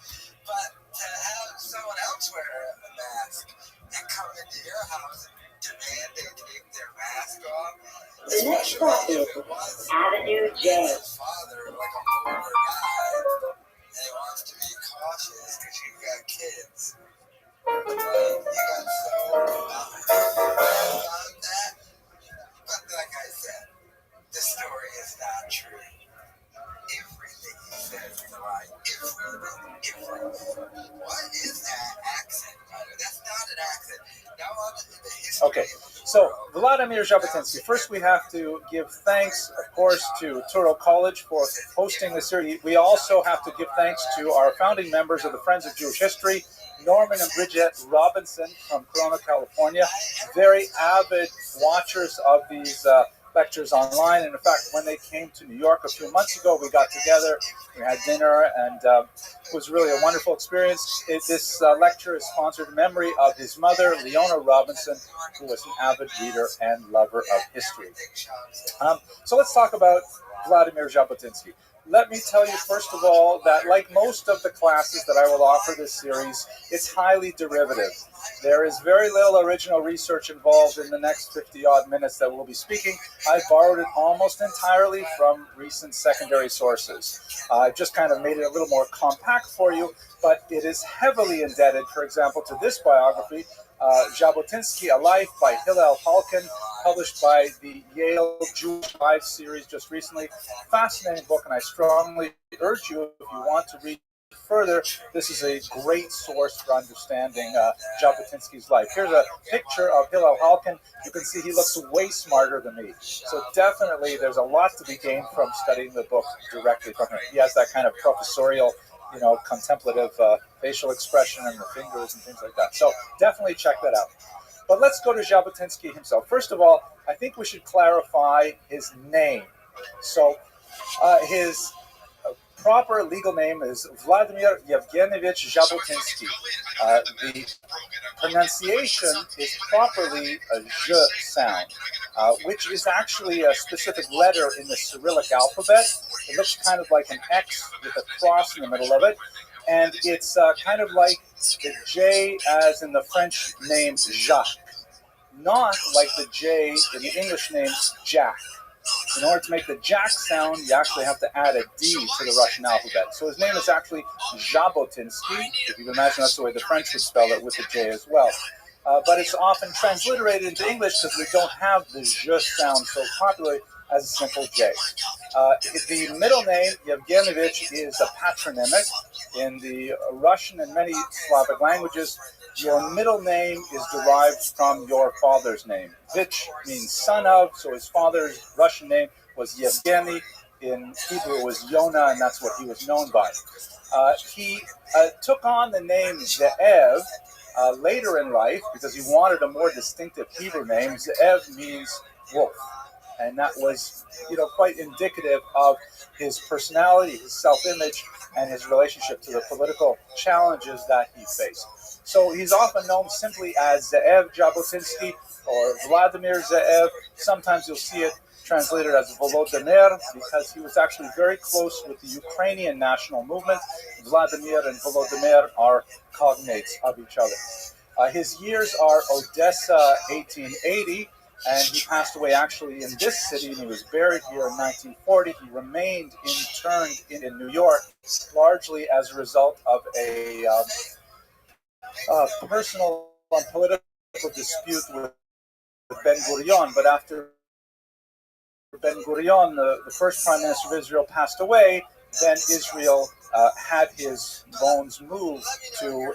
this is a picture of Odessa that's roughly dating from the time that he was born. And we should understand this is a very unique city in Russia. Odessa is a new city. It was founded in 1794, and it was kind of like, if you will, the Las Vegas of its time. It was created by Catherine II as a new deep water port on the Black Sea, and it attracted all kinds of non-traditional Denzians. Unlike the vast majority of the Ukrainian heartland that surrounded it, which was overwhelmingly agrarian, filled with peasants, with a smattering of shtetla that were overwhelmingly Jewish, and cities that were about one-third Jewish, one-third Polish, one-third Russian. The Odessa was almost all migrants. That is, it took in all kinds of people who did not have any natural connection to the land or to farming. Jews were very significant in Odessa, some point over more than one-third. Also Armenians, very big in trade, Greeks, and others. Russian was the lingua franca because that was the best common language for all of them, but it was a highly syncretic culture where Russian regularly borrowed from Yiddish words and from Greek words, and it created a kind of unusual commercial melting pot. It was an unusual cosmopolitan center created anew out of the Ukrainian heartland, and so it's a very special city. Many Jews who come from Odessa today are far more Russified than Jews even coming from, let's say, Lvov, or Kiev. They will be more Ukrainianized there, but Odessa retains its Russified character as a result. It was also, ironically, one of the more tolerant cities of the Russian Empire, since the vast majority of people who lived there had very limited historical depth in the town, and since they had no one population had any clear majority, it was therefore a city that had a much more of an open attitude towards immigrants, to strangers, to fremde, to foreigners, and so on. So that was the kind of environment in which he grew up. Here's a photograph of his family. I've got some great photographs from the Jabotinsky Institute in Israel, which is without doubt the world's foremost repository of Jabotinsky materials. You can see two of his elder sisters. His father, Yona, was a grain merchant.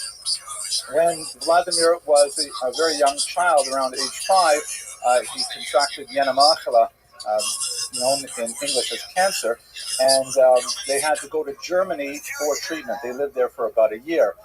His father passed away in Germany, and so young Vladimir was orphaned at a very young age of 6. He also, from that time, even though he was fluent in German, he retained a very bad feeling about the language and the land and so on that never left him. Here's a closer image of the young Vladimir by his mother's side. Here is another picture of him. He just got this beautiful new haircut.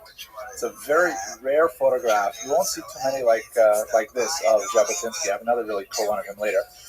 His Jewish education was somewhat idiosyncratic.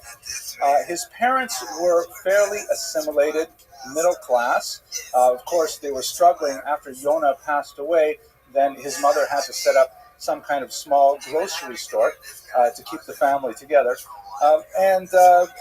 Vladimir grew up with only a very attenuated connection to his Judaism. Let me read you a passage from one of his memoirs. He was, by the way, extremely prolific, writing not only memoiristic literature, but 5 novels, a number of plays in several languages.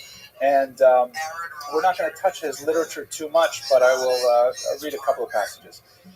So here he is reminiscing about his childhood, and he writes, Had a Christian boy asked me what I thought of the Jews, I would have answered that I liked them well enough, but a Jew would have gotten a different and more naive reply.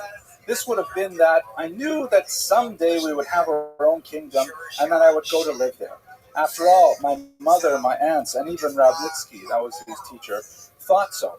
I didn't have a clear notion of it. It was just something taken for granted, like washing my hands in the morning or having soup for lunch. In other words, he grew up in a Jewish milieu where there were lots of Jews around, and he associated well with them, but he associated just as well with the Ukrainian boys, the Russian boys, and he knew that he had his own tribe, distinct from theirs, but nevertheless, they were really Odessans more than they were anything else. His mother was strictly observant, lighting candles, keeping a kosher home, and so on, and she engaged a rather unusual teacher for his bar mitzvah lessons. She was, by the way, his first teacher. She taught him the Hebrew alphabet at the age of 6. His teacher was Yoshua Rabnitsky, who you may have heard of because he was Chaim Nachman Bialik's prime collaborator.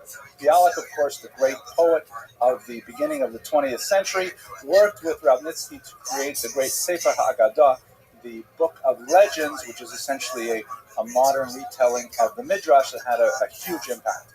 Rabnitsky gave him his bar mitzvah lessons. For a while, he had some kind of attachment to it, but when he reminisced about it later, he said basically that he had no inner connection to his Jewish faith.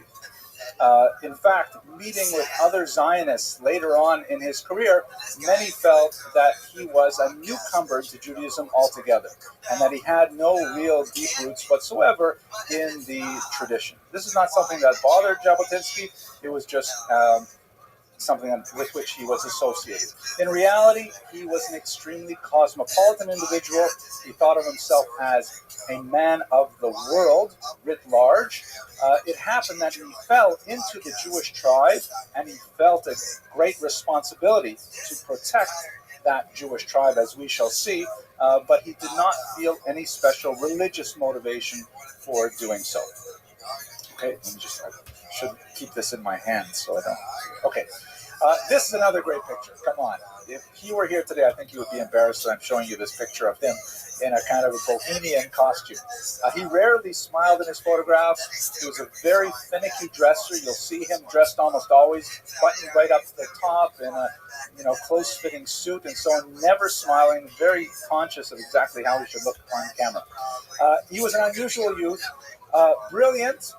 Did very well in his classes. His mother enrolled him in one of the gymnasia, one of the more advanced high schools of Odessa, and he dropped out just a few months short of graduation in order to travel Western Europe and work as a journalist. He spent several years in Rome and in Switzerland, had a tremendous knack for languages. One of his closest collaborators and later biographer, Joseph Shechtman, relates how once they were eating dinner at a restaurant in Rome, and there were 5 waiters working there, each from a different region of Italy with a different dialect, and his friend Vladimir would speak to each of them in their own distinct dialect. And perhaps that's a little bit of an exaggeration, but there's no question that he developed a deep affinity for the Italian people and the Italian language. His pseudonym was Altalena, a very significant name later in Israeli history, a very important incident with a boat named after it.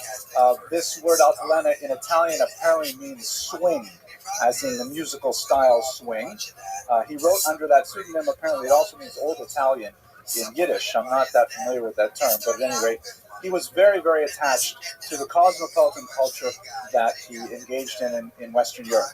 He eventually, when he came back to Odessa to visit his family, when he was already only 20 years old, the local newspaper, Odesskaya Novosti, offered him a job as a full-time journalist, and he took it, so that's how he ended up being rooted back once again in Odessa. And that's where his life would take a dramatic turn with the 1903 pogroms. Let us understand Russia at the beginning of the century. So it was ruled by the last of the Romanovs, Nicholas II, a rather ill-tempered, fussy, anti-Semitic Tsar, assailed on all sides by forces wishing to change his country, to improve it through democratic reforms, and he resisted them brutally whenever possible. He was a great friend of the organization known as the Black Hundreds, very anti-Semitic organization that sponsored pogroms, and in fact, it proved to be one of the most favored strategies of the defenders of the old regime to blame change on the Jews. This is something, of course, that never happens since then. They're never blamed for change in society. But at any rate, there were many agitators throughout Russia, particularly in the right bank Ukraine, which is the right bank of the Dnieper River. That means towards the west of the Dnieper River that bisects Ukraine, who were agitating for violence against Jews to try and control the revolutionary impulses, and these were ultimately expressed in violence against Jews. The most horrific of which was probably, if you look at one individual event, the horrible 1903 pogrom in Kishinev, which is very close to Odessa in the country of Moldova at this point. Jabotinsky, who had not a deep connection to Judaism and not a deep connection to Jewish philosophy or something like that, did have a very, very deep connection to the Jewish people. And he was just transformed almost overnight from a somewhat effete and cosmopolitan journalist to a staunch physical defender of the Jews. He immediately worked to organize self-defense against the pogroms, and he became quite prominent using his pen as well as his back and his arm in an attempt to protect Jews from further violence. Let us recall, by the way, that this is truly a revolutionary position for Jews to take at the beginning of the 20th century. Just to step back a little bit and put this in context, for millennia, Jews have evolved a strategy for dealing with violence. Typically, it involves one of two options: either bribe the would-be attacker or run away. That's essentially how Jews have, because, we're a minority. It's impossible to rise up en masse. There's no democratic, organs where we can express ourselves. Forget about things like the Bill of Rights. These things did not exist. So the only way the Jews could deal with, real and present danger is to either pay off the would-be attackers or run away. What one of my students once called the fee or flee strategy of Jewish existence. And this is, actually well supported by much of the rabbinic literature, that, Jews should remain politically quiescent. They should try and, stay out of the notice of larger populations and simply, manage their businesses honestly and decently, but, not try to aggravate the state authorities.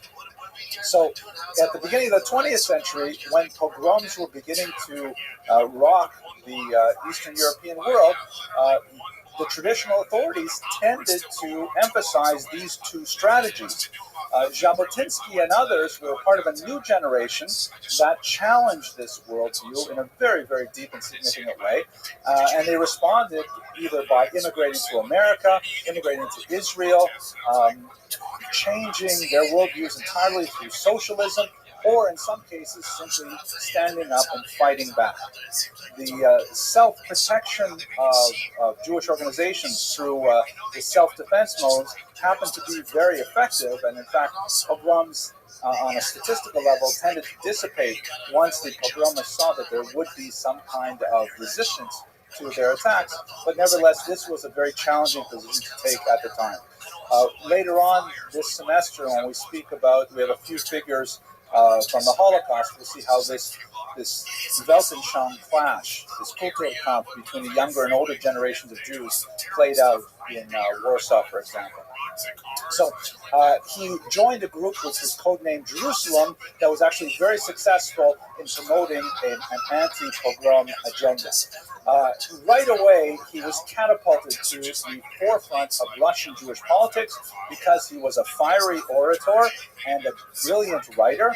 And he was amazingly, within a few short weeks, elected to be a delegate to the 6th Zionist Congress in Basel. And we should remember, until this point, Jabotinsky was not really a Zionist. I mean, as we read a passage, he had this idea that eventually the Messiah would come, the Jews would return to Israel, but he was not in any way a Herzlian, a Zionist. He was not in any way in fact, he famously said the only time Herzl ever spoke to him was when Jabotinsky went on a little bit too long at one of these congresses, and Herzl apparently said to him, "Your time is up."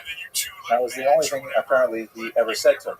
But Jabotinsky was largely transformed through the pogroms.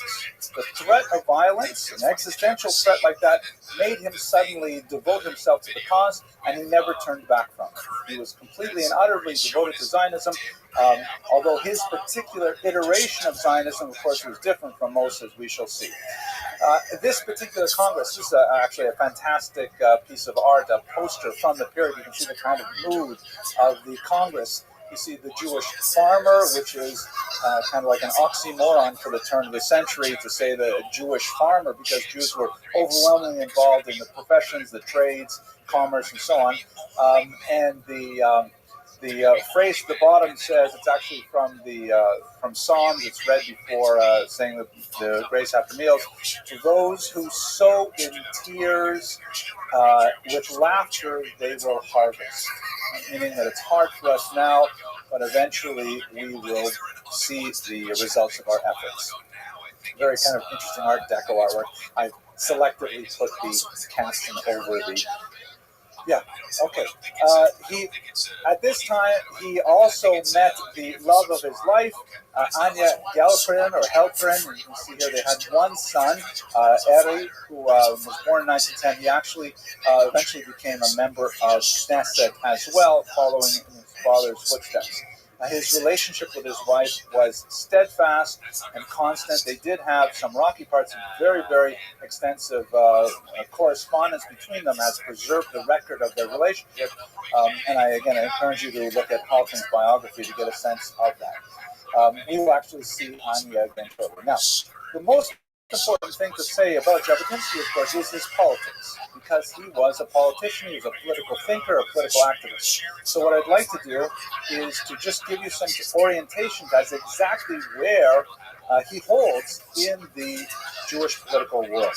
I hope this will not be too boring for those of you who are deeply immersed in Jewish politics, but for those of you who are new to it, hopefully this will make it a little easier. So, in American politics, we have the political spectrum, which extends basically from the left to the right. Left-wing politics, right-wing politics. On the left wing, that, of course, moves towards socialism, the notion that the government should be larger and take care of more things in society, education, healthcare, unemployment, Social Security, things like that are all towards the socialist end of the spectrum, believing that the government should do more things for the average individual.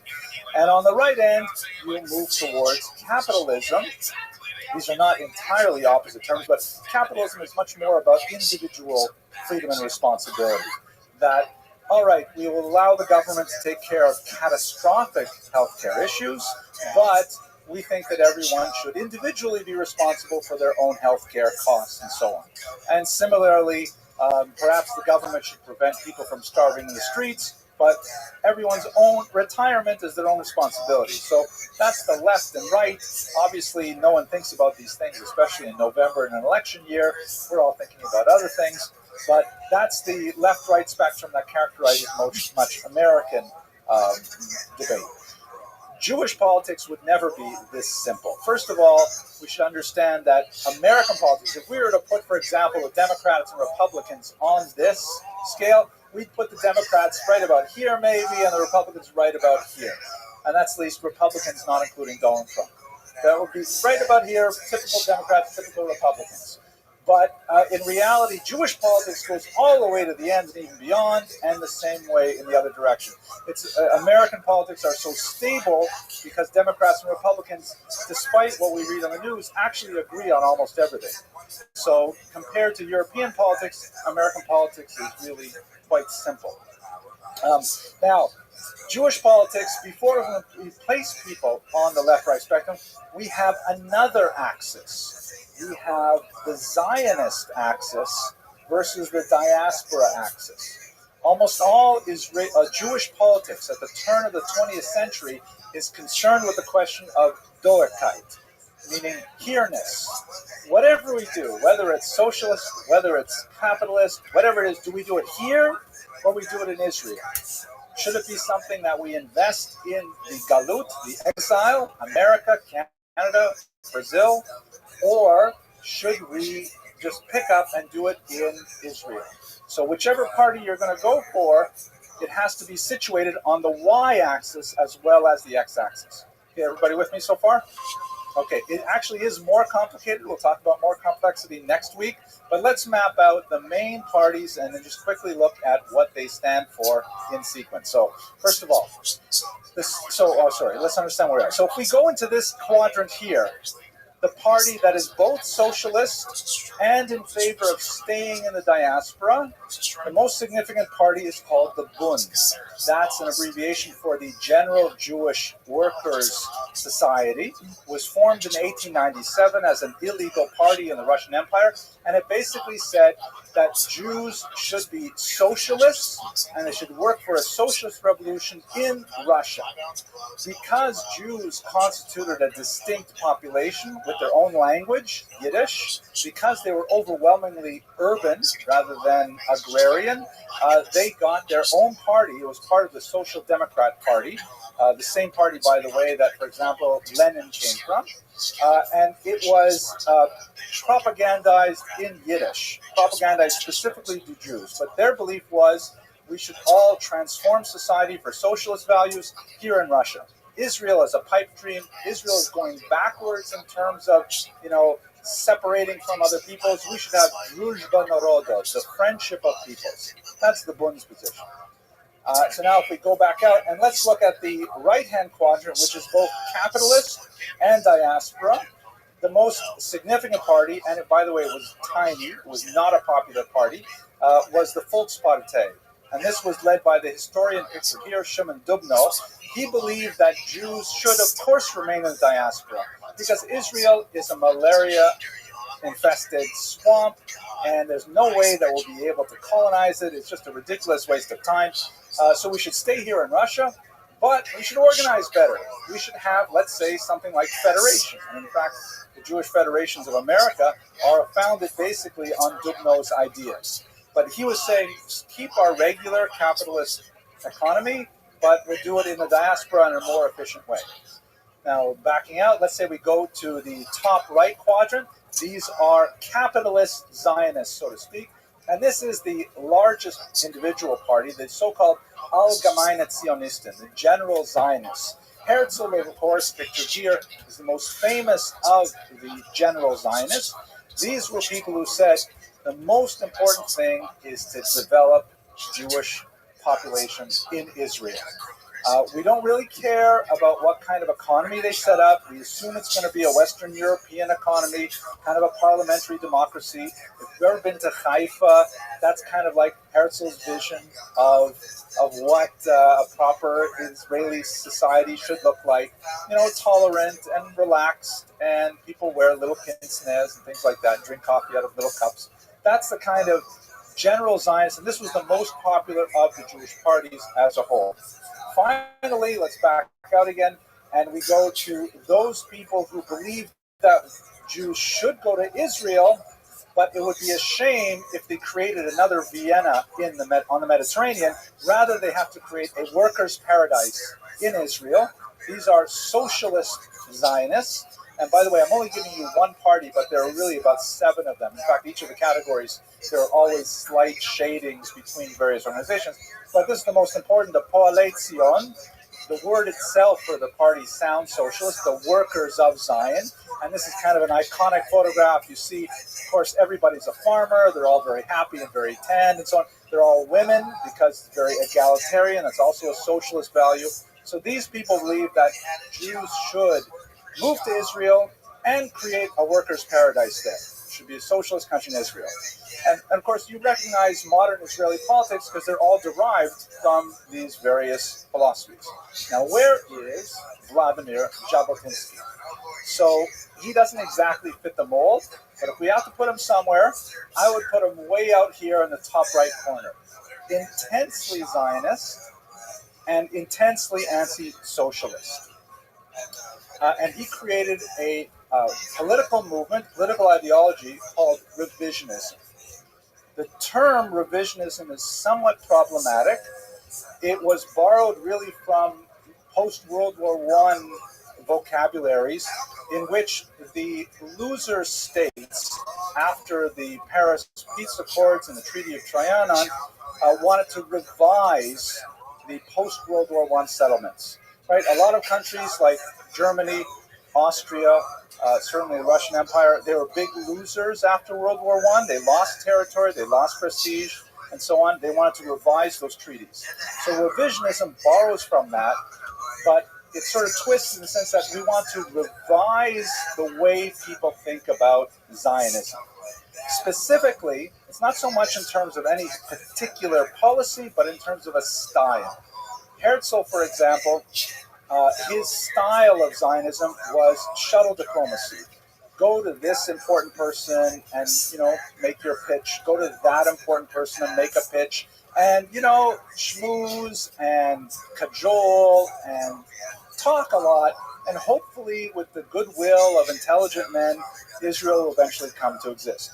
Jabotinsky felt that that was a huge waste of energy and that no one will allow Israel to be established without the force of arms. And therefore, he argued for a military approach, a hard-nosed, prone to violence, or at least ready for violence approach that was forged in his experience with pogroms. But you don't have to believe me. I have a very special treat for you now.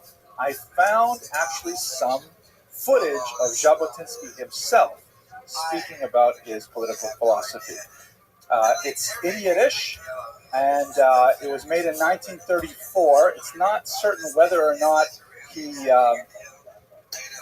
actually released this film, but before I show it to you, I just want to give you a couple of words of introduction.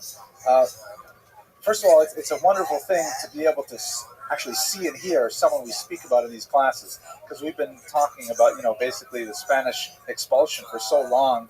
I was so surprised that we could actually, get this kind of footage. He made this film as a kind of a propaganda effort to sell people on his view of Israel. Remember the year 1934, right? Hitler has just come to power. The Nuremberg laws have not been passed yet, but there's definitely, a lot of threat imposed on the Jews of Germany. The English are very, very hesitant to allow Jewish migration into the Holy Land and so on, and so he's speaking really from a neo-prophetic stance about what will happen to Judaism and what to the Jewish people. It's a staged film. You'll, in fact, at one point, because it's not edited, you'll see one of the filmmakers come out and actually hit one of those clapbirds to say, we're on the fourth take now. He used an audience of his family and friends. You'll see his wife and his son in the audience and his close collaborator, Joseph Shechtman, and they're listening very attentively to what are clearly prepared and rehearsed remarks. It's not a live presentation whatsoever. It's in Yiddish, and it came with Hebrew subtitles. I added some English subtitles to make it a little easier. This is a 2-minute video. Let's hear Vladimir Jabotinsky himself speak. Unsere Arbeit nach dem Krieg hat angefangen erst eigentlich in 1920 und solche Resultaten in 13 Jahren Zeit.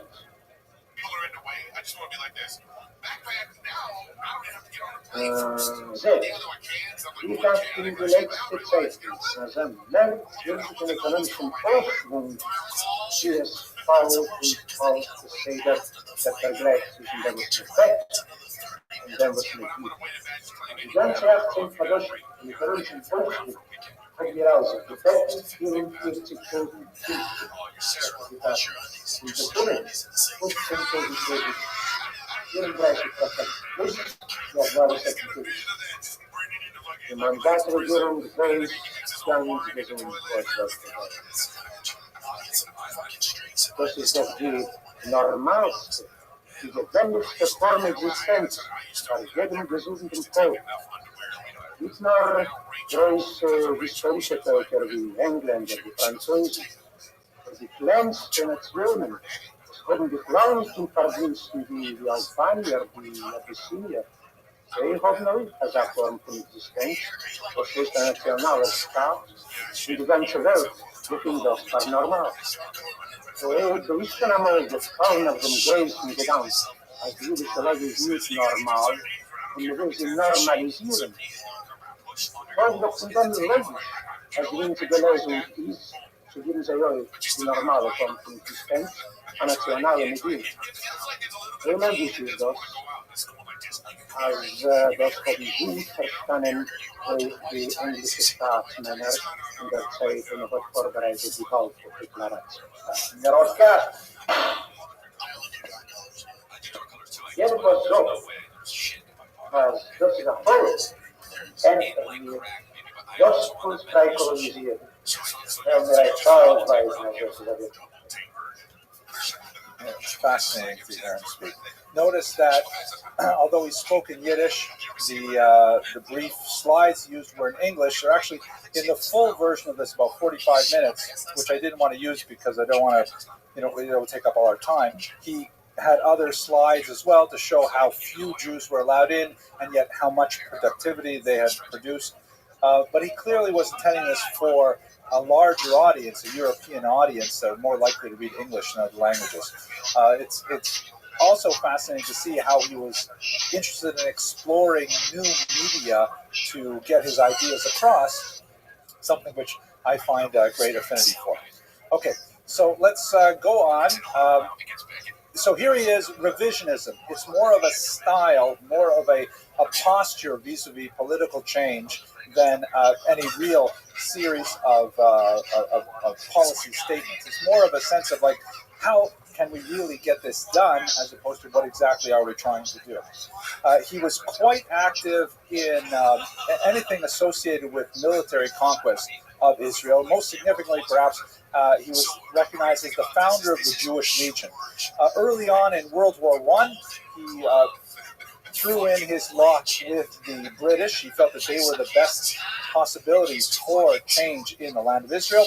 And the British ultimately gave in and allowed him to create a mule corps, which is kind of like a transport corps that ultimately saw combat in Gallipoli. But they did not actually see combat per se in Israel. Later, he did serve in a different division, actually, in the combat as well. Here is his association was especially promoted by this very close bond he formed with Joseph Trumpeldor. This is a war hero from Russia, lost his arm in, I believe it was the Crimean War. No, that couldn't be. That was like 40 years before he was born. So he lost his, I think it was in the Russo-Japanese War. The one that brought my own grandfather, to Canada because he did not want to fight the Japanese. Despite the proximity of authentic Chinese food, he decided to go to Canada. Sorry about that. Trumpeldor is a war hero both in the Russian context when he became a Zionist and moved to Israel. He was, of course, martyred in the Battle of Tel Hai. But he and Jabotinsky formed a lifelong bond. They saw things very similar to one another. And in fact, Jabotinsky would name his youth movement Beitar after Brit Trumpeldor, the covenant that we owe to Trumpeldor. It also has an ironic name. Beitar also is the name of a city, of course, that was lost after a brutal war to the Romans back in roughly the year 70. Here's a picture of the Jewish Legion. You can see it's fascinating that one of the first military organizations that featured Jews is associated with Jabotinsky himself. In the Mandate period, that's when Jabotinsky becomes really a national hero for the Yishuv, for the Jews struggling in the British-held territories in in Israel. This, of course, is a document that transformed everyone. At the time, this is the Balfour Declaration, which Jabotinsky, like other Jews, saw as a transformational document that would pave the way for the state of Israel. The key text here, of course, Balfour was the prime minister at the time, and he delivered a letter to Lord Rothschild which expressed the king's thought, which said, His Majesty's government view with favor the establishment in Palestine of a national home for the Jewish people and will use their best endeavors to facilitate the achievement of this object. At this point, the party was on. Everyone broke out Kiddush because, that was all that the Jews needed to hear, that the British government was in favor of setting up a home for the Jews in Israel. However, if they had read a little further, they would have seen that they were pulling back from that statement a bit by saying, it being clearly understood that nothing shall be done which may prejudice the civil and religious rights of existing non-Jewish communities in Palestine. So this second clause of the Balfour Declaration was later used by the British to backtrack on many of the promises that they had made and to limit Jewish immigration, because saying, hey, the Balfour Declaration was only given in the sense that it wouldn't offend the people who were already living there. And of course, that created a tremendous amount of tension, resulting ultimately in the near civil war that caused the British to leave it to the United Nations. In 1920, there was one of the many anti-Jewish riots that occurred in Israel at the time, and Jabotinsky, as you would expect, began to agitate and organize Jews for self-defense. 19 of his comrades were arrested for being involved in this agitation, and they were sentenced to 15 years for the illegal possession of 3 rifles, 2 pistols, and 250 bullets.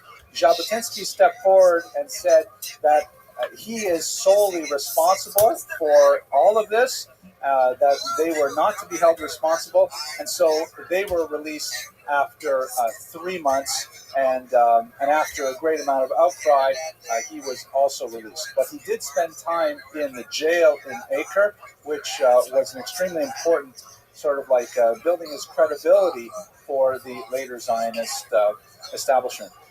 At this time, his political philosophy, really through the 1920s, his political philosophy began to coalesce. He adopted a very militaristic standpoint. He adopted a philosophy of Jewish political life that really conformed to the dictates of something called integral nationalism. Now, this is one of the very touchy aspects of studying the life of Jabotinsky. And if you have been following some of the pre-lecture debate that has been going on Facebook and other social media, there are people who will actually call Jabotinsky a fascist, very strong word, and there are others who will say that he is the most clear-minded visionary of all Jewish politicians of the modern era.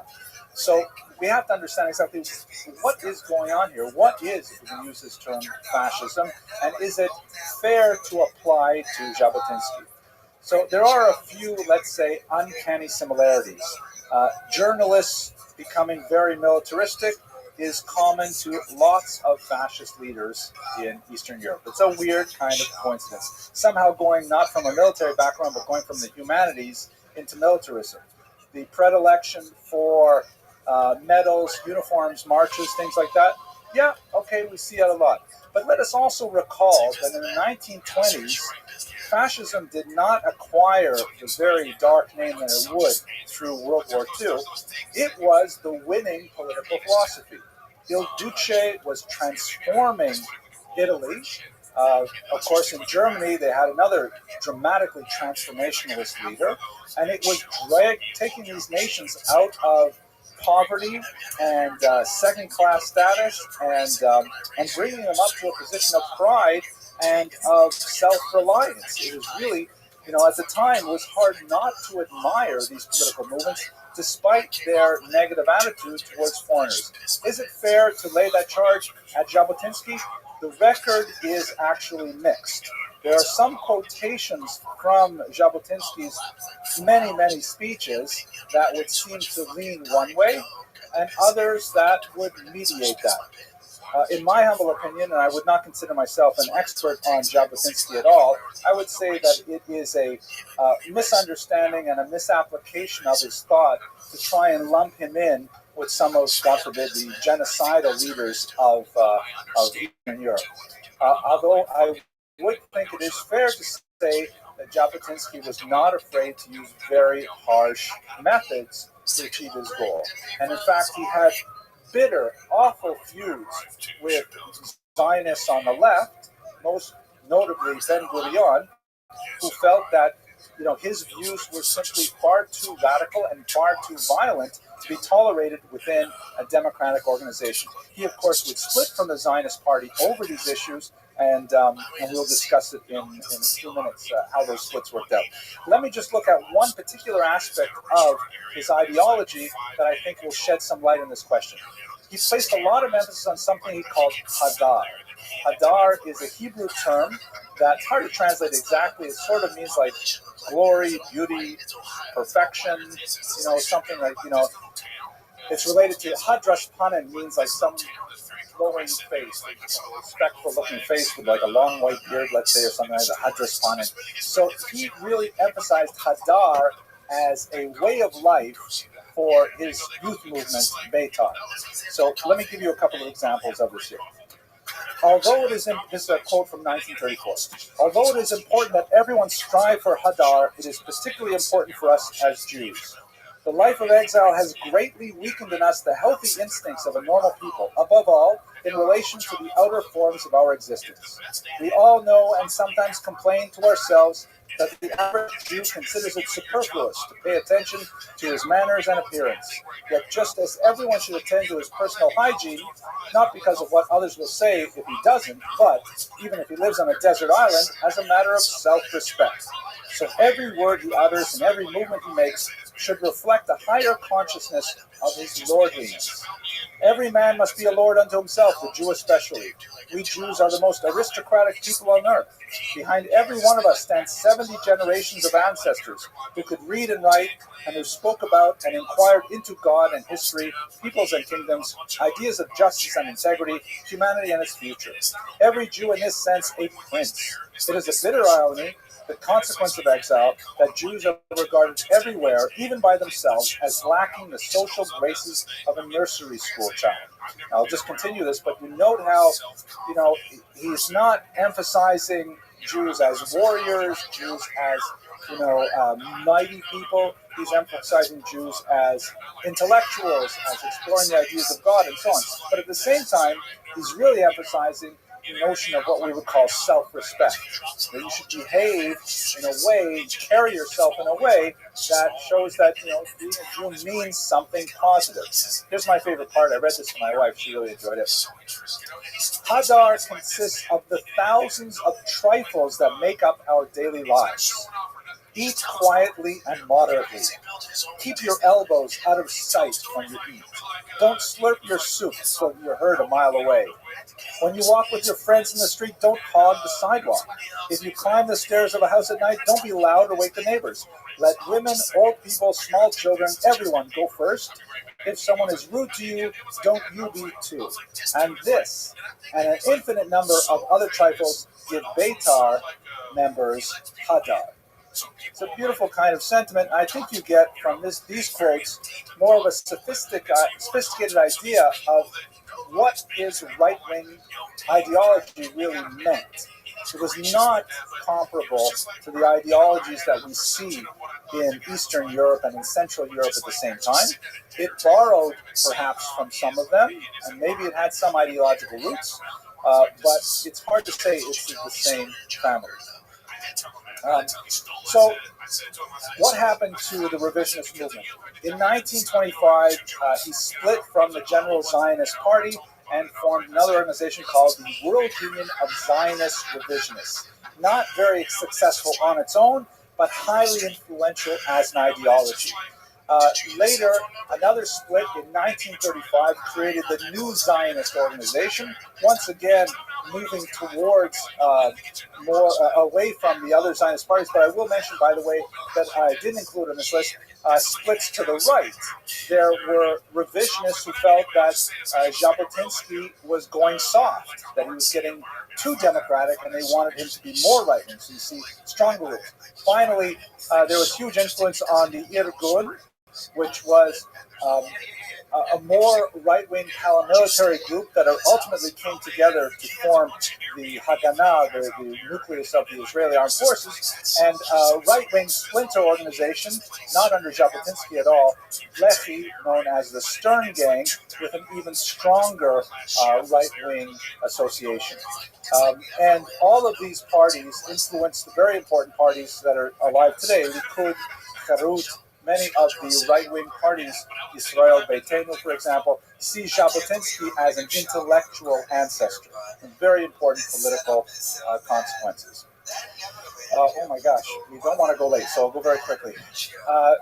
Turning point in 1929, Beitar members on Tisha B'Av of that year staged a demonstration on the Temple Mount.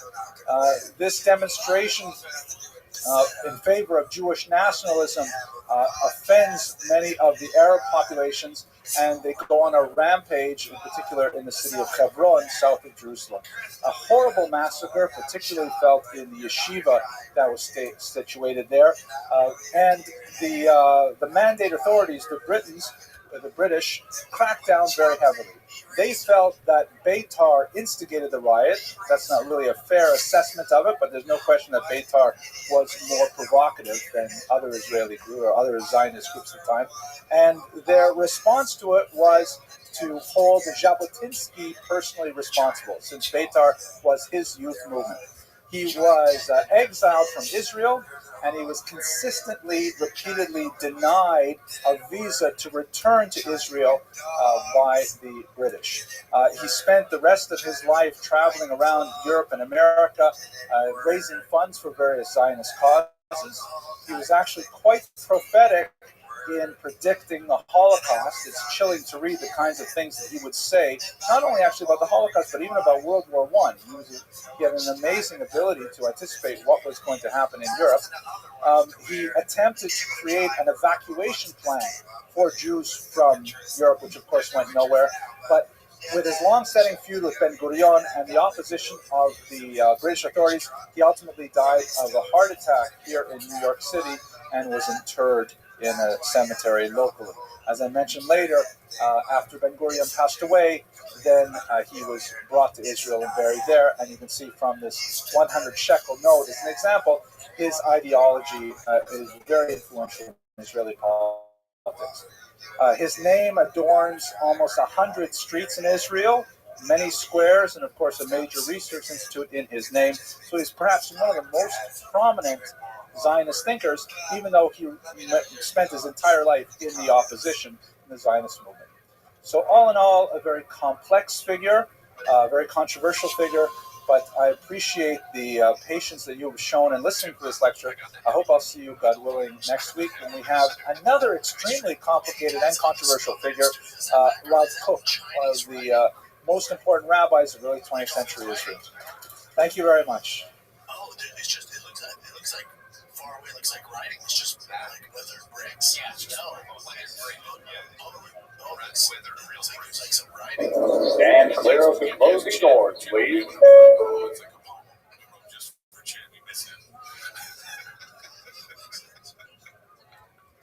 What's the studio like over there now? Are you guys done with it? No, not even close. I saw the clips. They look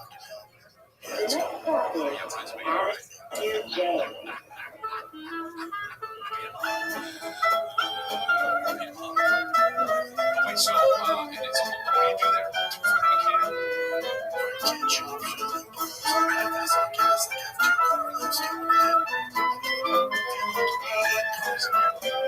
Tonight, actually, we have a rather remarkable figure to study.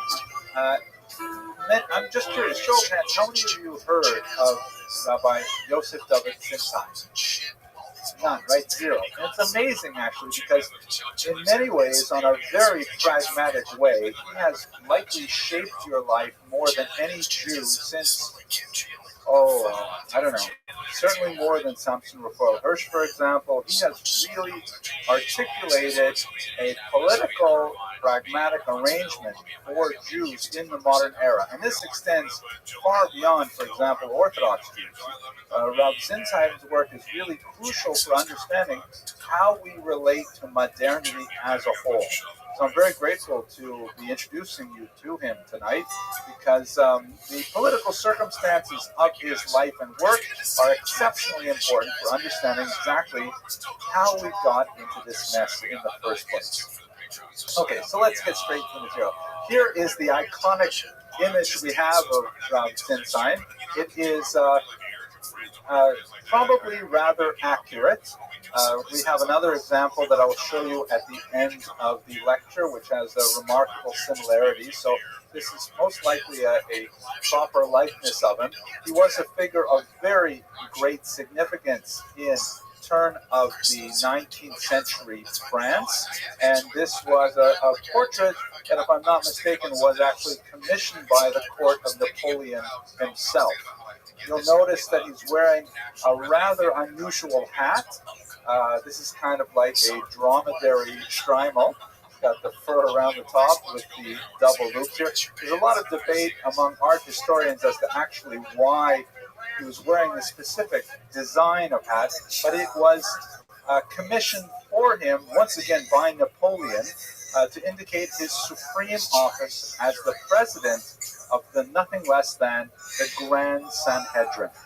Rather amazing phenomenon in modern Jewish history, when under Napoleon, now we're seeing some recognition here, under Napoleon, he actually assembled what he hoped to be a 19th century reproduction or replication of the grand court of the Jews that had not sat in some 1800 years, as an attempt to make a validating body to articulate and legislate the relationship of Jews to the modern state. That's, in a nutshell, exactly what Rav Zinsheim was doing, is articulating how we are supposed to relate to the state as a whole. And I'll take you through the story right now. Okay, so let us just do a little bit of background and discussion, though, on what we mean by modernity. So the term modernity really comes to us from Western historiography. And by Western, I mean basically European Christian historiography. European Christians look at the world as kind of like, and this is a little bit outdated, but let's say until about 100 years ago when this model started to evolve, European Christian historians sort of looked at the world as there was a high point in the ancient world, right, with Rome and Greece, the Periclean age, Plato, Aristotle, the great tragedians, things like that.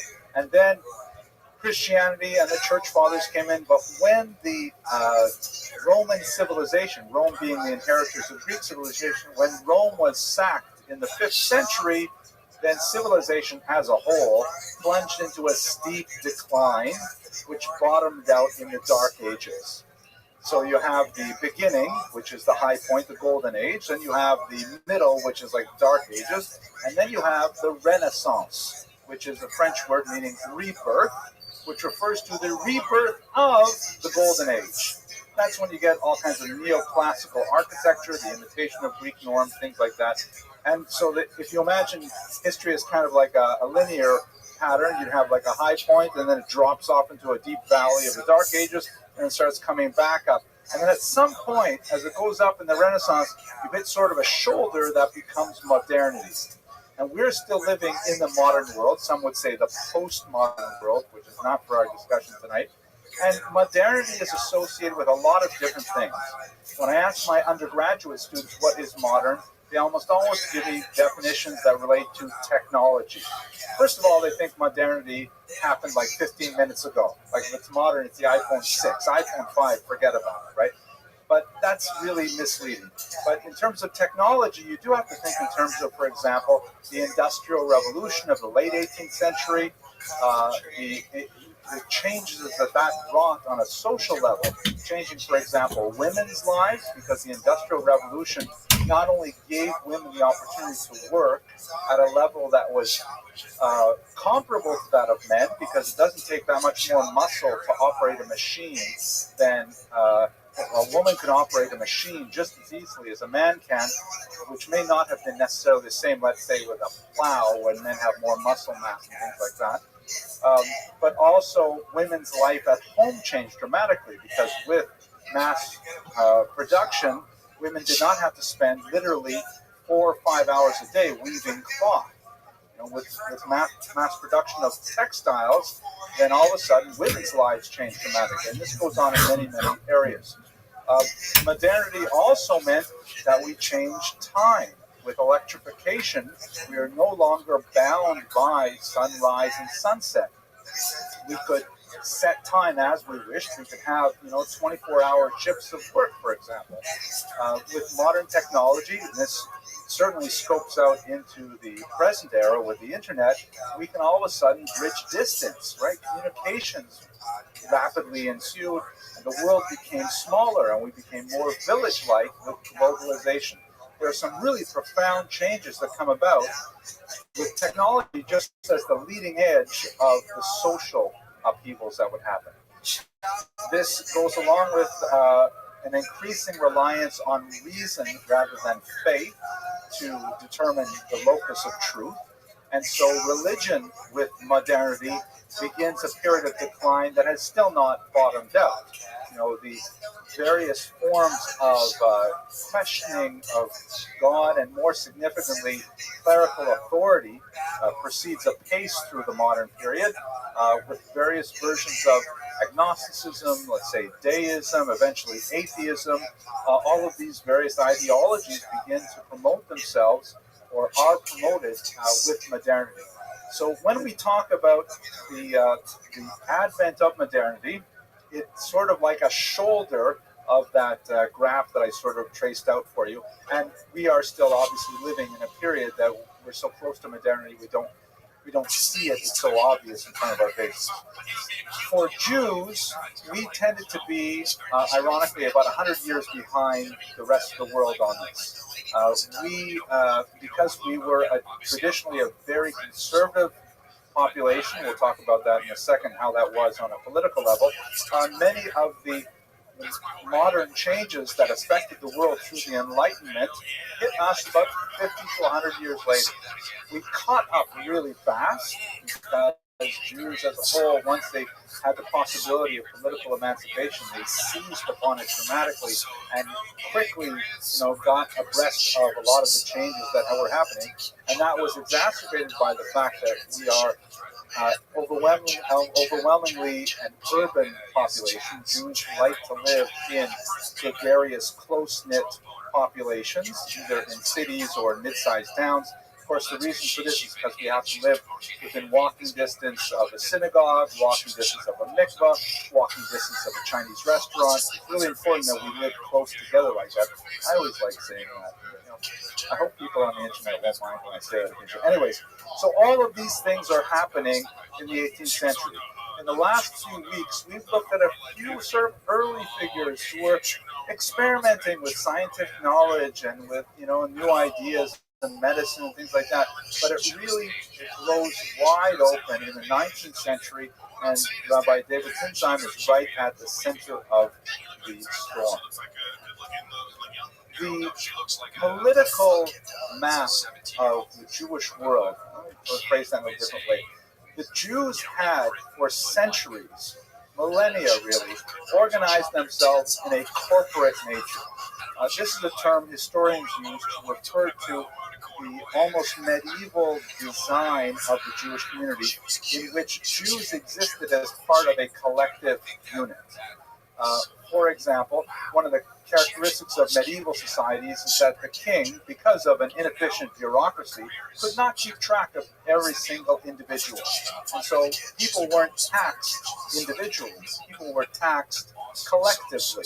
You could, if you've read Nikolai Gogol's famous story, Dead Souls, the Russian government used to tax landowners based on how many serfs they had, called souls. But the problem is, between tax years, if a serf died, you would still have to pay taxes on that dead serf, and it was no good to you because you had a bill to pay until you could have a new census and prove that you didn't own that serf because he passed away.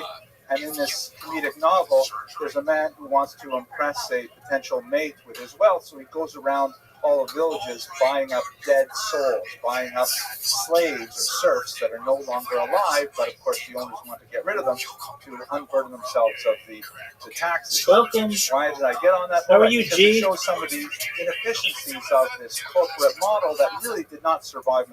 What's good, G? How you living, pimp?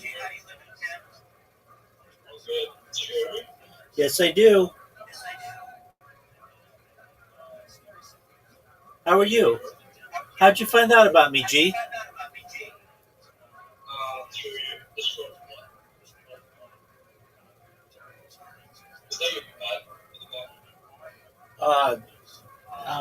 I'm like babysitting.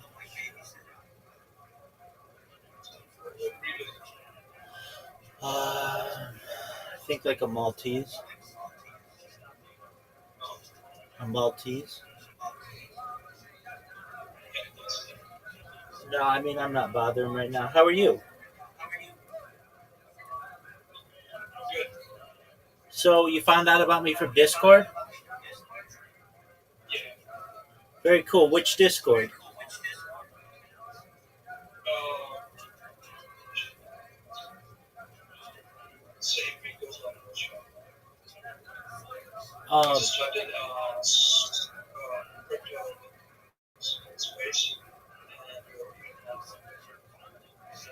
Oh, very cool. In Discord?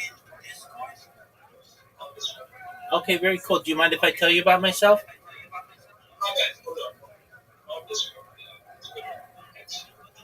Oh, you found me in Twitter. Okay, very. Yeah. Okay. Cool. Oh, okay. Yeah, because I have a space going. All right. Do you mind if I tell you about myself? I'm Rabbi Rothschild. I stream my life 24 hours a day, 7 days a week, 365 days a year for world peace. I've been doing so for more than 3.5 years. I have more data archived on the internet than any person ever. And it's like a real life Truman Show or a real life Big Brother. Have you seen the movie The Truman Show or the television show Big Brother?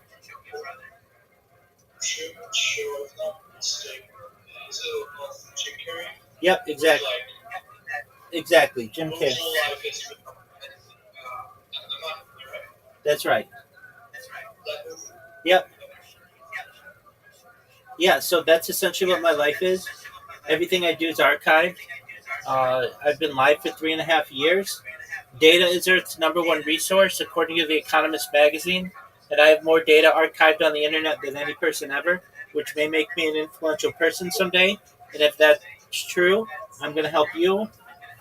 I'm going to help all your friends and family not just become wealthy, not just become financially independent, not just create generational wealth, but to be able to start charities and philanthropic organizations of your own. How does that sound?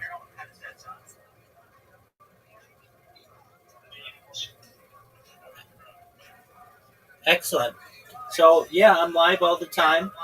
I talk about some really interesting things like ending world hunger through the use of technology such as agricultural drones, floating greenhouses, saltwater greenhouses, things like hydroponics and vertical farming and cloud seeding. I want to help end world thirst. I'm sponsored by a cryptocurrency that's worth about $100 million. It's Harry Potter Obama Sonic Teninu. And one of the things that we do is we build wells in developing areas such as Nigeria. I'm an advocate for the livestock program and, most importantly, desalination technology, where we pump Earth's seawater onto land to make it drinkable. How do those things sound to you?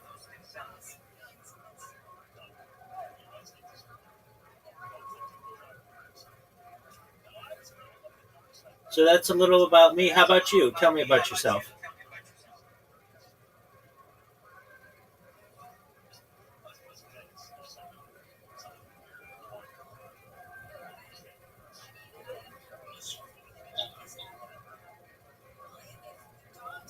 Okay. What are your hobbies? What do you like to do?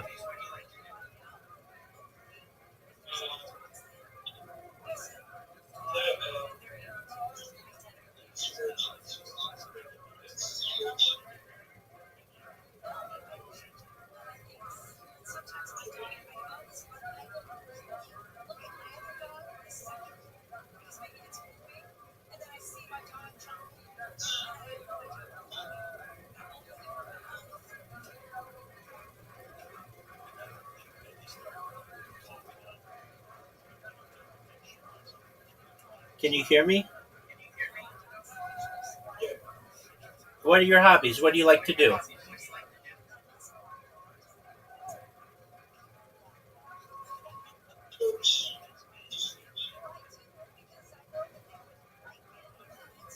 What are your hobbies? What do you like to do? You like to do what on live streams?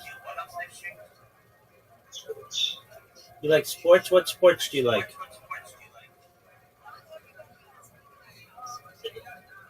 Football? Oh, excellent. Are you a big fan of Magnus Carlsen? Big time. That's great. Do you play chess online?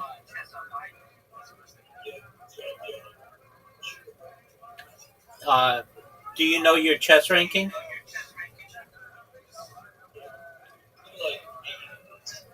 1800? That's very good. I don't know.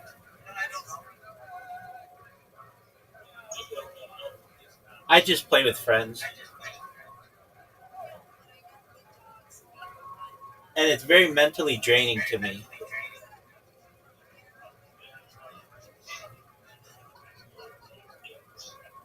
Yeah, excellent. So, are you into cryptocurrencies? What are your favorite cryptocurrencies?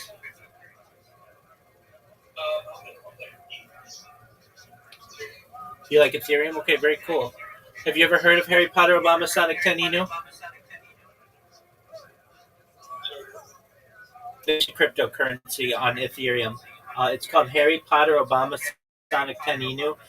It's very popular on Twitter. Yeah, it is. Yep. Uh, like $100 million.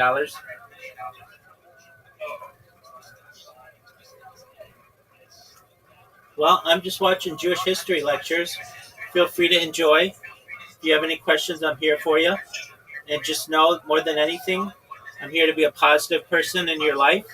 I'm here to have an optimistic view on the world. And I just want to give people hope. So if there's anything you ever need from me, I'm here for you, okay? Very cool, man. Modernity. Once we got, for example, social security numbers, it was very easy for the government of America, for example, to tax us individually, know us individually as citizens, things like that. That's not at all typical of the medieval period, in which people belonged to an estate. They belonged to a class, and they were dealt with by the authorities as a class.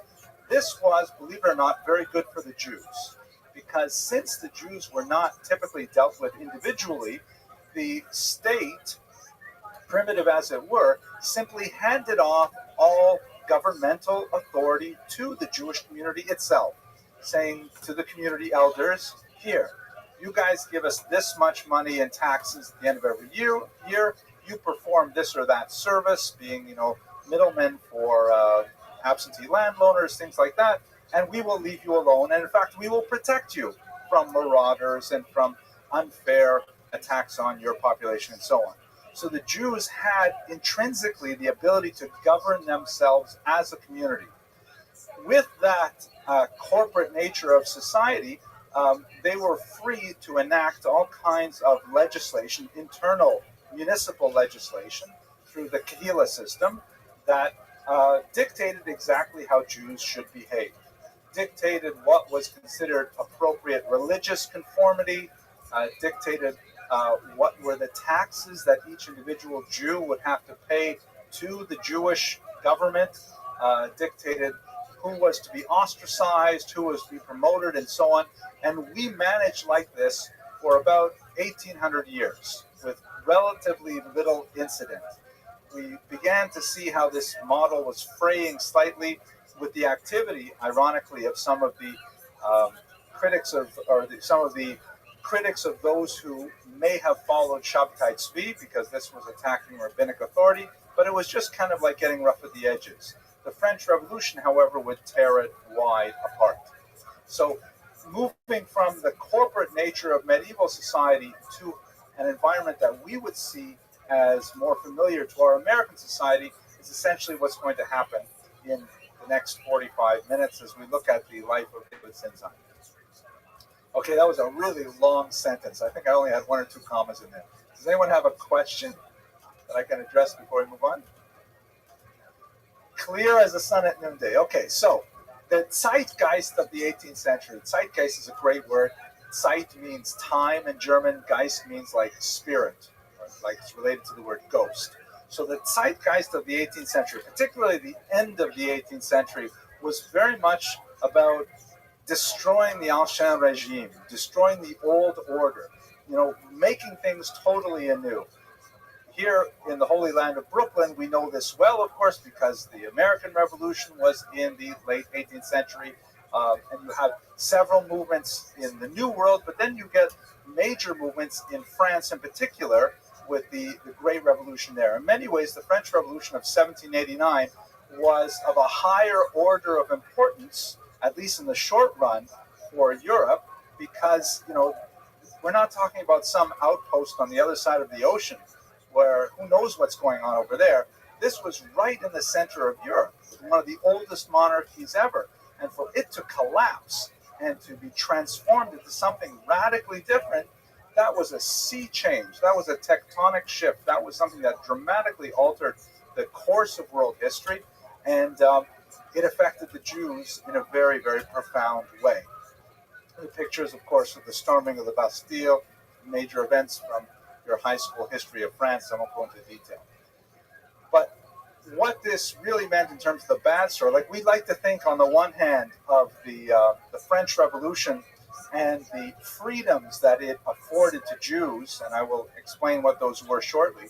The freedoms that it afforded to Jews is a wonderful thing, that all of a sudden Jews were no longer held back, considered, foreigners, even though we had lived in French soil for 1,000 years, were no longer subject to discriminatory legislation, at least for a decade.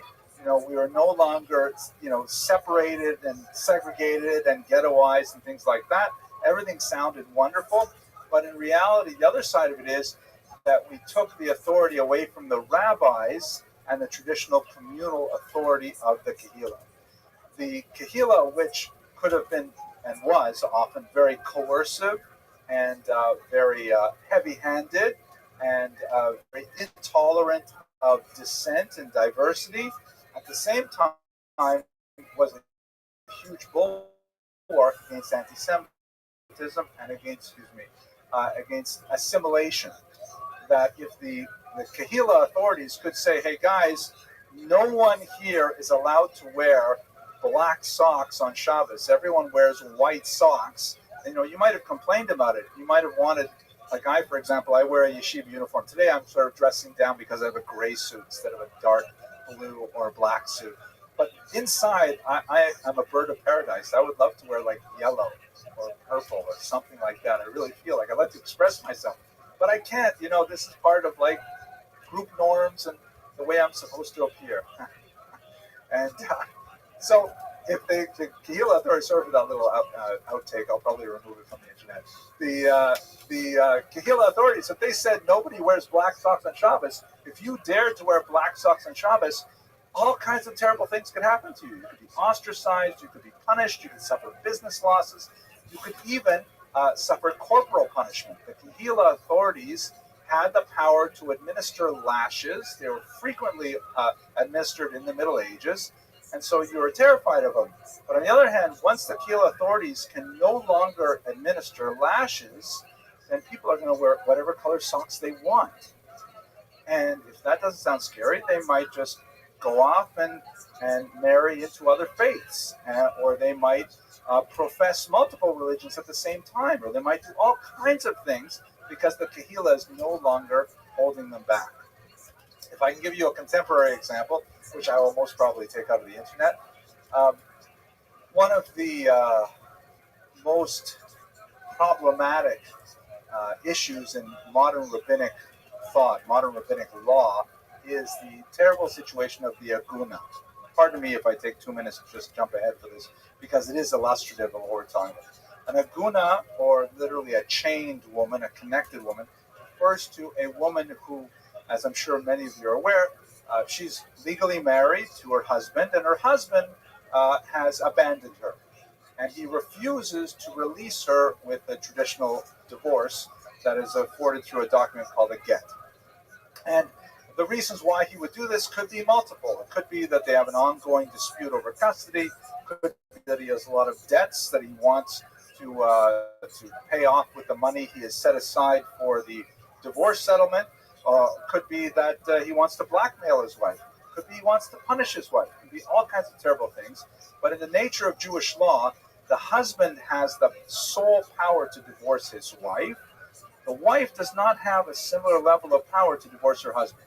She can importune the Beit Din to effect a divorce for her, but it's not at all a simple matter, and it often takes years of women living in this situation.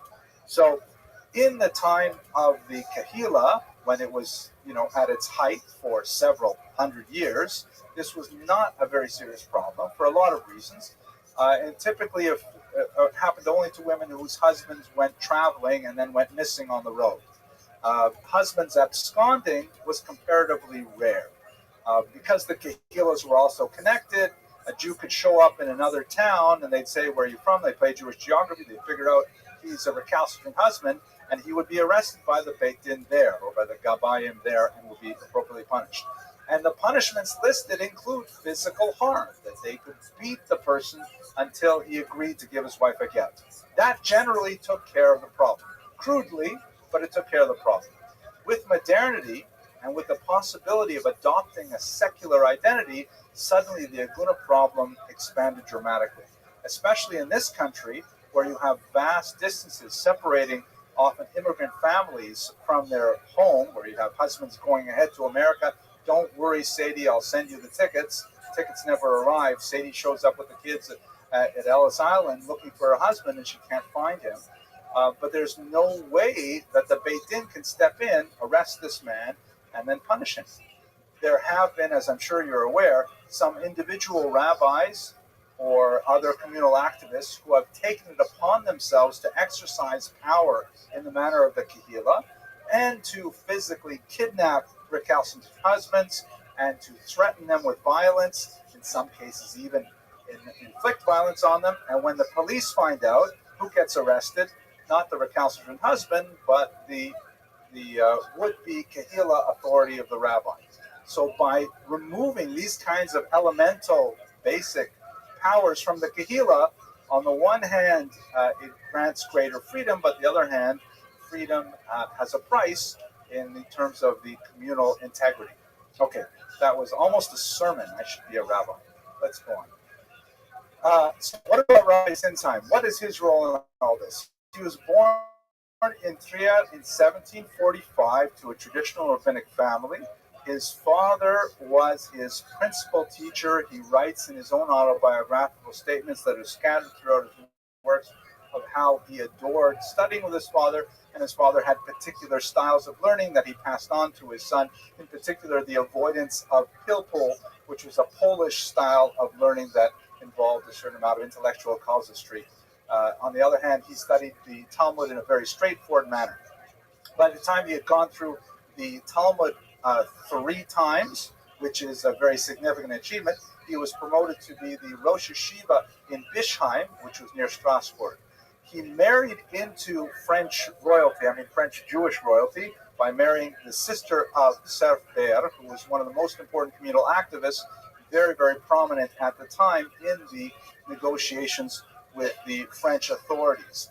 And it was at this time in his life that he began work on his magnum opus, a massive multi-volume commentary on the Talmud called Yad David. And now we're talking right at the end of the 18th century. What was going on in France at that time? You had a total of about 30,000 Jews. Something like 29,000 of them lived here in the eastern region, in particular the region known as Alsace, bordering with Germany. Those Jews were Yiddish-speaking and heavily Orthodox, and they tended to betray a lot of the communal features that were typical of the medieval period. For example, they tended to have a distinctive dress. They certainly had the distinctive language of Yiddish, which was doubly suspect of French because of its proximity linguistically to German. And the French and the German, by the way, French and the Germans have a war just about every 30 or 40 years, which means we're a little bit overdue. It could happen any day right now. They also tended to be quite clannish in the sense that they did not spread out into multiple economic activities. They were concentrated heavily in the traditional patterns, including things like small commerce, petty money lending, the so-called Luftmenschen, people who live on air, just eking out a living. They tend to be much poorer in general than the surrounding countryside of Frenchmen. So very, concrete, discrete, quote-unquote, indigestible block of about 30,000 Jews living on the eastern border of France. They also religiously did not consider themselves to be French. They considered themselves to be members of an exiled nation that were living, as not necessarily welcome guests in France, and that ultimately they would be one day repatriated to Israel under a messianic leader. Now, on the west, down here by the Spanish border in Bordeaux and Bayonne, places like that, you had a much smaller population, just over 3,000 Jews who were of Portuguese extraction. Probably the descendants of people who fled after the Inquisition and the expulsions of 1492 and 1497, who were living in the south region, and they were quite different. Their mode of dress was French. Their language was French. They had assimilated linguistically. They were quite spread out in economic activities, and in fact, they did not insist even on communal organization to a high level. They resisted, for example, the imposition of rabbinic law for their own organization. They preferred to be judged by the law of the land, whereas, of course, in the Ashkenazic region over here, the Jews tended to consider going to non-Jewish courts as somehow shameful. The Jews of the Bordeaux-Bayonne region said, no, we live in this country and the French courts are trustworthy and so on. And one could say that while it would be inappropriate to use the word assimilated, they were certainly very well acculturated. They had adapted to the civilization, and they were extremely fluent in its norms, and they were comfortable. They tended to be much wealthier than the surrounding population as well. So you had two very different populations, one much larger than the other, living in France at the time. So in 1789, in January, before the major events of the summer of that year, which were truly revolutionary, the king, Louis XVI, invited the French people to submit these documents of grievances, cahiers de doléances, which were basically like lists of grievances that, this is what we don't like about France, this is what we don't like about the government. Let us please pull together and get some solutions to it. This, of course, was kind of like, putting the kettle on the hottest spot on the stove, because as soon as you let people start to complain, it got out of control, and eventually the entire state blew up in a cataclysm of revolution. But one of the first complaints, for example, was the fact that Louis XVI really had to get some pants. Like, those hose were so 17th century. We've got to move on from there. I actually like saying things like that. Anyways, the Alsatian Jews, these were the Ashkenazi Jews of the eastern region, they were not included in the list of populations that could submit such complaints. So Sef Ber, you recall that is the brother-in-law of our hero for the evening. He successfully petitioned the king to allow the hearing of an Alsatian delegation to represent their claims and to have their grievances addressed. And he appointed to that committee his brother-in-law with one other figure as the primary spokespeople. So we see that Rav Zinsheim, from an early age, he's a Rosh Yeshiva now, married into a very important family, and obviously a very qualified speaker who was able to act as a shtadlan, explain that term in a second, with the French crown. Maybe I'll explain it right now. Shtadlan is a very important term in understanding how Jewish politics worked in the medieval period, and in a way, even how it works today. The word shtadlan means an intercessor, or literally someone who is an attempter. It comes from the word in Hebrew, hishtadel, which means to attempt.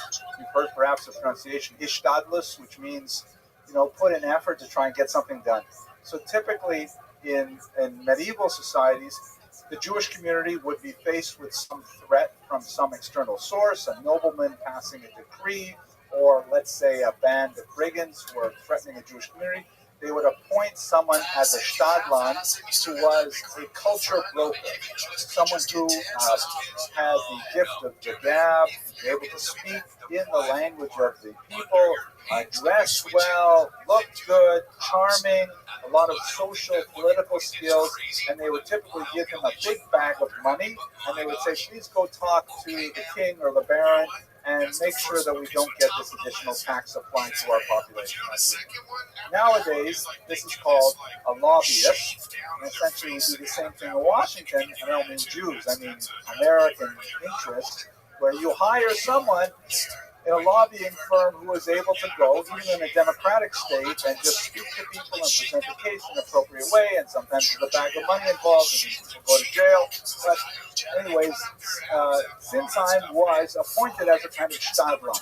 He was someone who, even though he had impeccable traditionalist credentials as a Rosh Yeshiva, he nevertheless had the ability to speak effectively in the language of the land and to communicate with people of varying cultures with effectiveness. This is a rare characteristic. Often shtadlanim are not necessarily so I when it comes to their observance of traditional Jewish law, and those things are overlooked because they are ultimately effective in their tasks. Anyways, he went to the king and he presented his list of grievances. But before anything could really happen with those grievances, revolution broke out. The king was overthrown. There was something I'm going to pass over a little bit here, although it is kind of an interesting thing to contemplate. The revolution pronounced, the great tripartite saying, liberté, égalité, fraternité, liberty, equality, siblinghood, or I should rather say brotherhood. And it was supposed to be this beautiful thing that all Frenchmen were equal. And I use those gender terms significantly because Marie Gouze was an important French activist who tried to say, you mean siblinghood, right? You mean not les droits de l'homme et citoyen, but you mean the rights of women citizens too. And they said, no, we didn't mean that. We're only talking about women. About women too. She was not able to extend it to the female gender. And so too, the French did not actually think of extending it to the Jewish people either. They were saying, well, when we said the rights of man and citizens, we meant men, that is French men. That we're not talking about you guys. We're not even sure what you are. So the French Jewish communities, they had difficulties getting together on this. The Sephardim from Bordeaux did not necessarily want to be lumped in with the Ashkenazim from Alsace. They felt that the Ashkenazim were all the things they were trying to distance themselves from. We speak French. We have regular jobs. Please don't confuse us. with those Haredi guys over there, the Haredi term was not used then, but they're like fanatics. We're not one of them. And so what ended up happening is in 1790, the French government said, okay, we did mean to include the Jews, the Sephardic Jews from Bordeaux and Bayonne. They're definitely like us. They're in like Flint, no problem.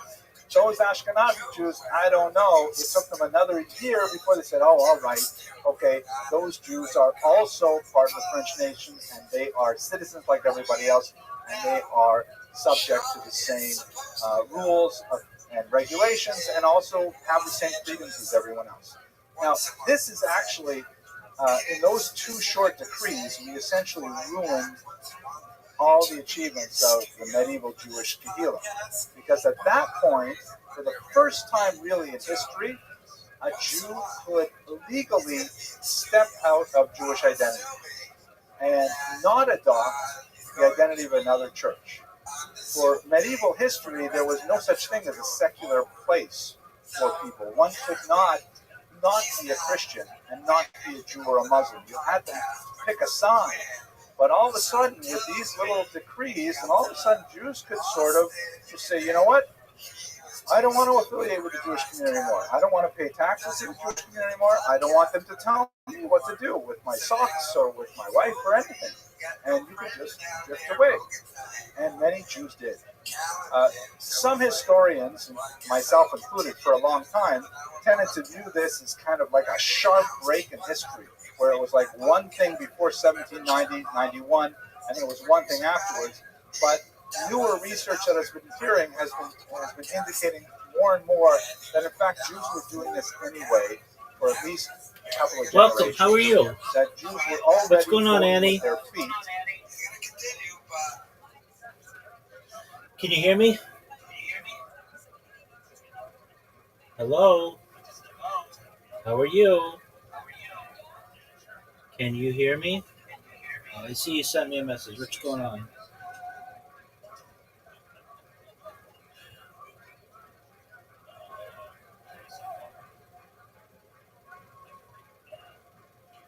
I just sent you a message, Annie. Can you hear me?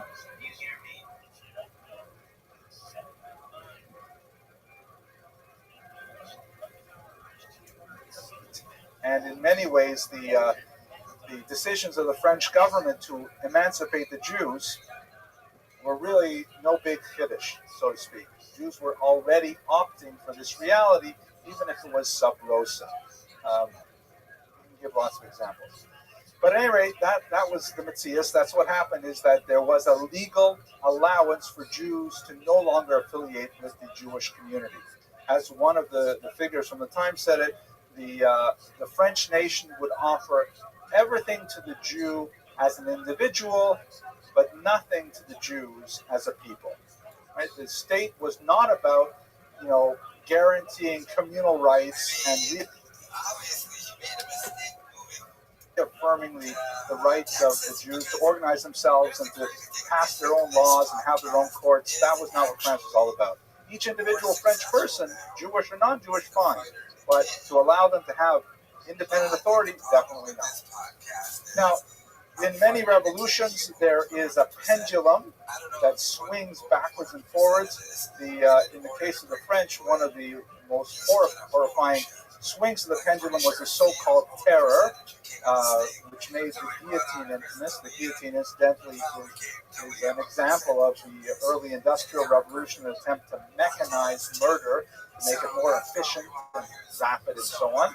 Even though we, of course, see it rather primitive by contemporary standards, we've gotten a lot better at murdering people a lot faster in the 20th century. But nevertheless, there was a period of tremendous fear as the population went wild, trying to impose a level of insanity, articulating the extent of the revolution. For example, the way we measured the world was changed. Many of those changes were good things, like, for example, the abandonment of crazy imperial systems of measurement based on the king's anatomy, switched to the metric system. So you have meters, kilometers, you have like I don't understand Americans. I'm from Canada where we use the metric system. We also have, by the way, universal health care. And in the Canadian system, you have like water freezes at 0 degrees Celsius. What does it freeze at in this country? 32. That's an easy number to remember. How about water boils at 100 degrees Celsius at sea level? What does it boil at in America? 212. I mean, who knows these crazy numbers, right? 12 inches to a foot, 3 feet to a yard. Who knows how many yards to a mile at base? Right? So the metric system made a lot of sense. But they said, you know what? Let's put the metric system on time. Let us now move to a 10-day week. Let us move to a 10-month year. And this wreaked havoc, for example, with the Jewish community. Because Shabbos could fall on day 3 one week, day 4 the next, day 7 the next. If you only have 1 day off in 10, then it's crazy. And because there were so many zealots who were trying to promote the revolution, trying to observe Shabbos on, let's say, day 6 was a very dangerous affair. That the revolutionaries could come into your synagogue, arrest everybody. The guillotine was always set up in the courtyard. It was a very scary thing to observe religious rites at that time. Rabbis and priests suffered much worse than this, had to, forswear their allegiances to Jewish ideals. There was like a whole bunch of dramatic and frightening changes for a while. Rabbi Zinsheim at this point went into hiding for 2 years because he was a very prominent Jew, and it was dangerous for him to show his face. So he simply disappeared for 2 years and only reappeared once the terror had subsided and he was appointed the chief rabbi of Strasbourg. That was really only the beginning of his adventures. The most significant thing that he was involved in his life, and this is the part that's perhaps most important for Western Jewish history, is the institution known as the Great Sanhedrin. The background is as follows. Napoleon Bonaparte, speaking about the pendulum swings of the revolution, he ultimately declared himself Emperor of France, which is a big swing of the pendulum. And you can see from this picture here, commissioned portrait shows how he's, very brave, leading the armies off, and even his horse looks afraid of him.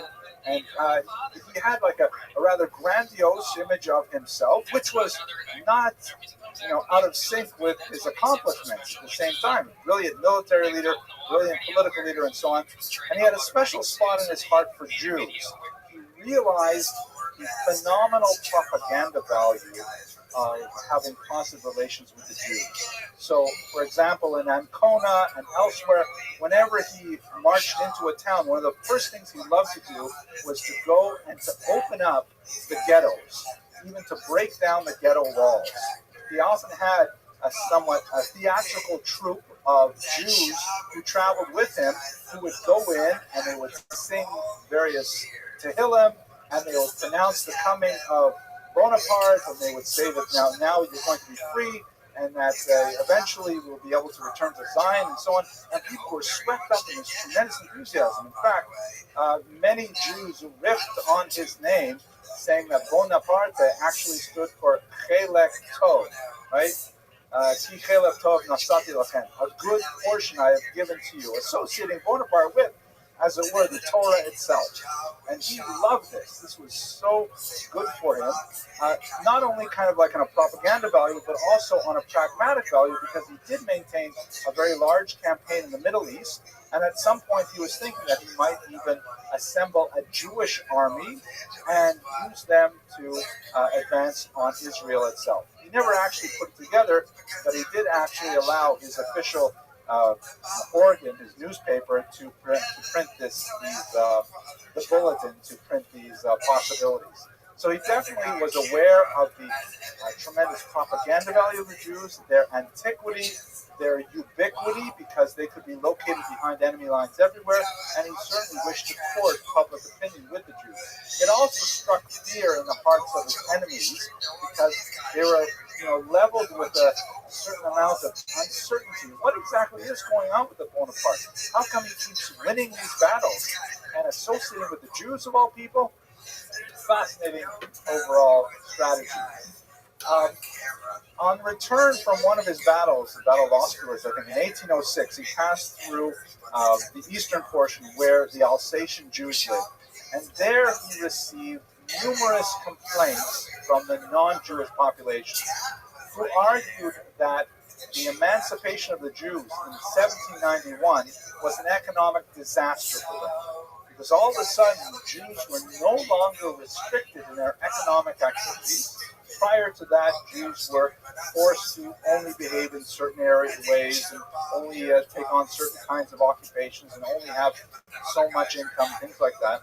And now all of a sudden, their money lending was happening left and right, usurious money lending, very high rates of interest. People were burdened with heavy debt to the Jews. Please, Napoleon Bonaparte, won't you do something to address this gross economic and social injustice? Napoleon was moved by the questions, and he turned his mind to something that had largely been overlooked, like what exactly are we doing with the Jews of France? What's the long-term goal with the Jews? No one had really thought about it that much. There's a whole revolution going on, and so Napoleon did give some thought to it. And what he said was, what we need to do is we need to hear from the Jews themselves. We have to find out what do they have in mind, and we have to know how do they see themselves fitting within the French state, and will act accordingly. So Napoleon ordered the assembly of a large number, I believe it was about 120 Jewish leaders, come to Paris. The expenses were not paid for by the state. They had to fund their own way there, and the method of choosing those leaders was not articulated either. But once they got there, Napoleon intended to ask them a few questions, 12 in particular. The Jews reacted to this with alacrity, and a hasty assemblage of Jewish communal leaders, about half of whom were not observant and half of whom were observant, came to Paris to participate in this assembly. They did get some organization together to make sure that the Sephardim had some representation and that the Ashkenazim had representation, and that all interests were somehow communally represented there. And they awaited, as you can see in this picture here, for the emissary of Napoleon to come and to deliver his questions. He gave them 12 questions, which can be broadly broken down to 3 groups of questions. And they basically asked 3 things. The first thing was, who are you guys and how do you relate to France? Like, what do you think about living in this country? Would you, for example, fight with us against our enemies, or would you join our enemies against us? What are you doing? That was the first set of questions. The second one was, how do you organize yourselves? What's the power of your rabbis? Essentially asking about this medieval corporate society. Do you exercise control over your members? How do you do that? How do you tax them? Wanting to know how the Jewish community was structured. And finally, marriage. Do you guys have divorce? Because we're Catholics, we don't. Do you guys allow divorce? And if so, how is it done? And I read the Bible. You have these guys marrying multiple wives. Do you guys still do that? What's going on? And he asked them these 3 basic questions, broken down into more subtle points. The assembly, somewhat paralyzed with indecision what to do about these questions, turned to Rabbi Zinsheim, who was the most august rabbinic presence there, and they asked him to draft the responses, which were done with a tremendous degree of Talmudic wisdom and politically pragmatic insight. Essentially, remember that the Assembly of Notables had about half of the people there were observant, about half were simply not observant. And again, this is a time when non-observance was kind of like dropping off the cliff Jewishly. There was no place for a non-observant Jew in the concept of medieval Jewry. He had, and the non-observant Jews were like falling over themselves saying, say whatever he wants. Give Napoleon the whole farm because we want to be citizens. We want everything that France has to offer. And the observant ones are saying, oh my gosh, can you believe what these guys are saying? I mean, he's asking us things like, is it permitted for a Jew to marry a non-Jew? What are we going to say to that? If you say no, Napoleon's going to, who knows what he's going to do with us? It's a very, very difficult thing. They had weird things like, for example, one of their meetings was on Shabbat, so the observant attendees cast their votes on Friday, and their votes were recorded in advance, and on Saturday, the non-observant wrote down their votes on the cards on Shabbat, which is, of course, the desecration of the day. But those are the kind of weird functionings of the assembly. Anyways, Rabbi Sinsheim composed responses to these 12 questions, which were absolutely smack on the middle of what could be accepted by Napoleon without completely betraying the Talmudic tradition. So, for example, to the question, may a Jew marry a non-Jew? Well, the answer that Rabbi Sinsheim gave was, we frown on such marriages. We do not enforce them as marriages within the Jewish faith, but we do understand that the state may regard them as valid marriages. And in other words, he essentially said what the Gemara says, which is it's forbidden, but it's not, if it happens, it's not like we can do anything about it. The Gemara does not call it marriage, doesn't call it Kiddushin. But on the other hand, Napoleon can read that and say, okay, that's fine with us. You can think whatever you want. If the state can recognize it, then we'll deal with it. And this is precisely halachic reality, the political reality of it. And he answered all of these questions in a similarly sensitive manner. We have a somewhat self-serving account of the meeting, like, for example, when Napoleon's emissary said, would you fight for France? They all screamed out at the same time, jusqu'à la mort, to the death, we would fight for France, and so on. Who knows if that actually happened. But in all these questions, Rabbi Sinsheim relied on this somewhat generic Talmudic principle, dina de mafuta dina. The law of the land is the law. He made distinctions between purely ritual law and civil law, which are not necessarily present in the way the Talmud observes the totality of Jewish law, but he made those distinctions, those rather surgical incisions, to be able to satisfy Napoleon and at the same time maintain fidelity to the Jewish tradition. These responses essentially depicted for French Jews and for all Jews living in Western states thereafter a modality of living, a modus vivendi with the state, which Americans have adopted just as much as Sinsheim's contemporaries. So what Napoleon did was he was very satisfied with the answers. He says, great, I love these answers. I'll tell you what, let us convene the Grand Sanhedrin. Napoleon had a very sort of poetic mind, and he said, let us reconvene this great convention of judges, who was 71 in the original. I believe he actually called for 71 as well. And the Grand Sanhedrin will ratify these answers as being representative of all French Jewry. So in 1806, they did convene.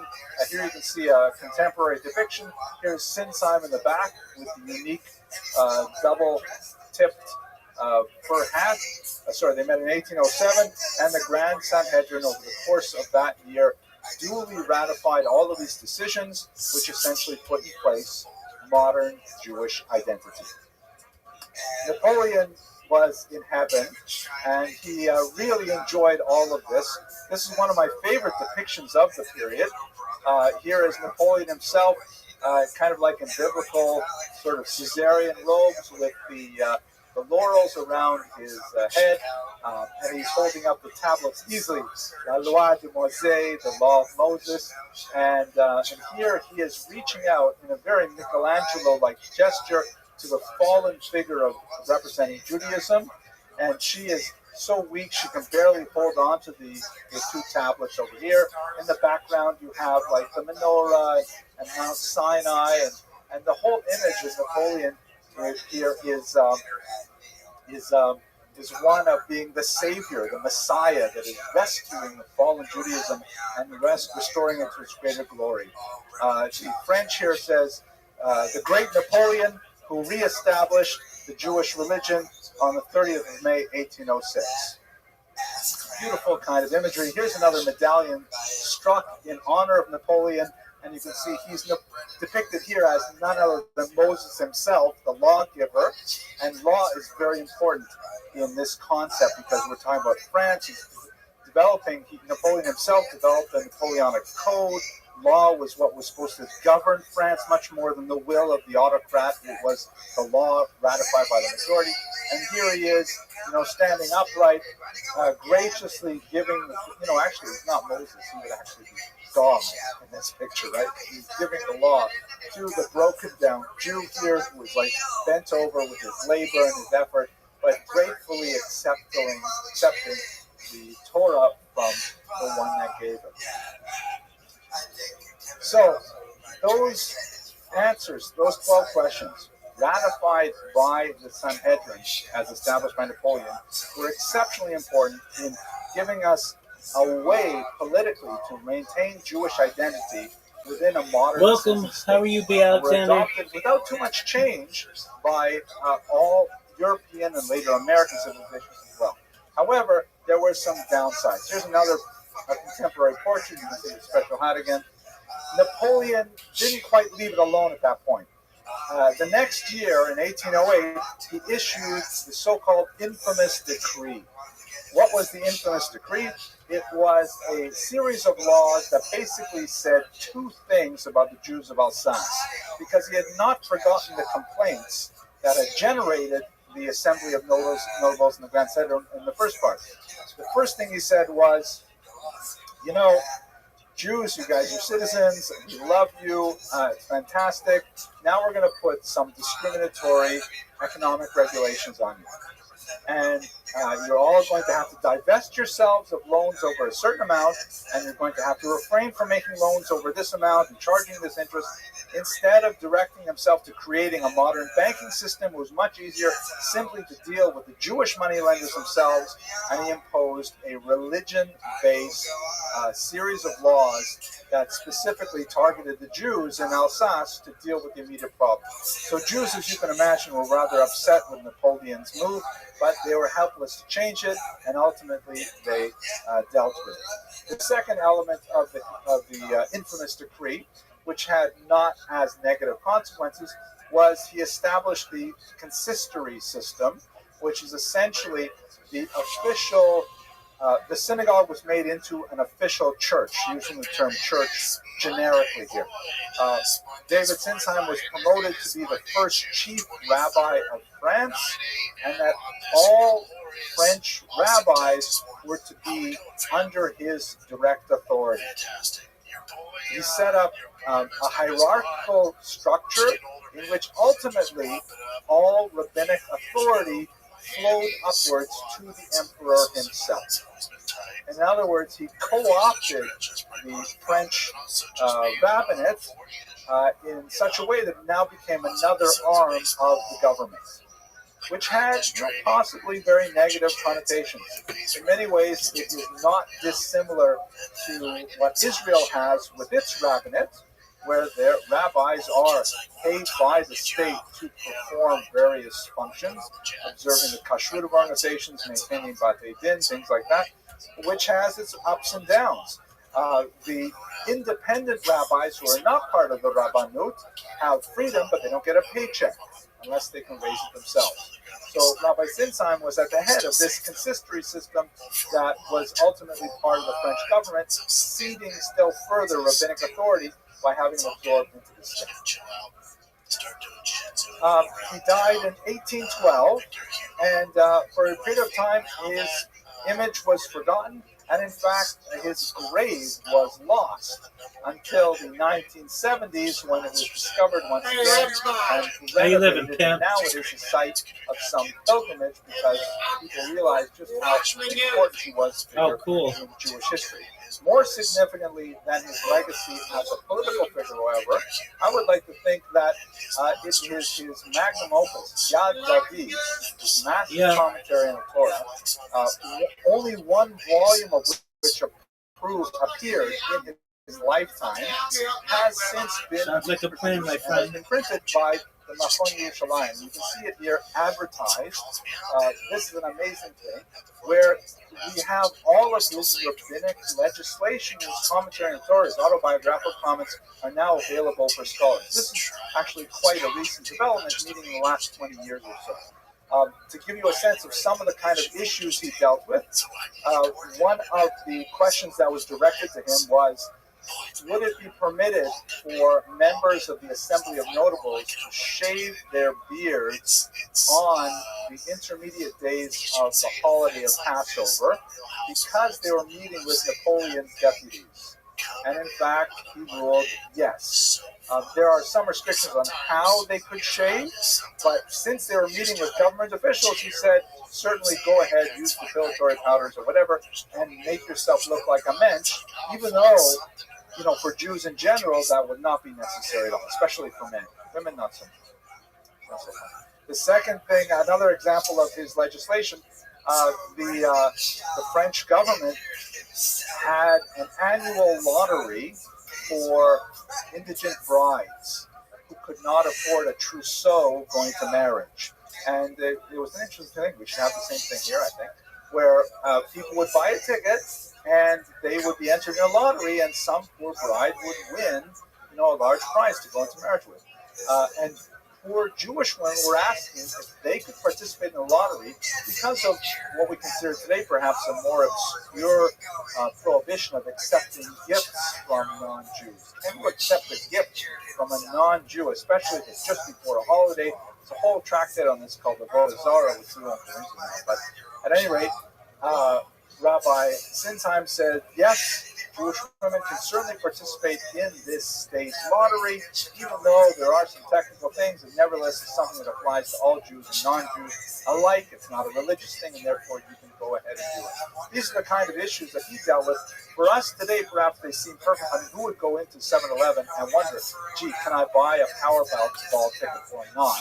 But that's largely because these issues were solved for Jews by Rabbi David Sinzheim in his life and work. So with that, I'm going to conclude our discussion for tonight. Thank you very much for your attendance all season, really, and I hope you have a wonderful Passover, and I look forward to seeing you when we start the lectures again. Have a good night. Stand clear of the closing doors, please.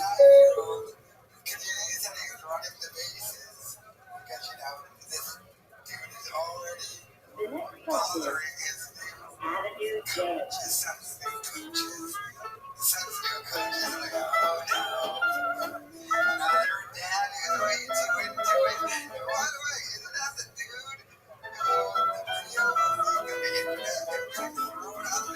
Tonight's topic is a difficult one to discuss, primarily because I have a difficult time bringing myself to like this individual. I mean, on a personal level.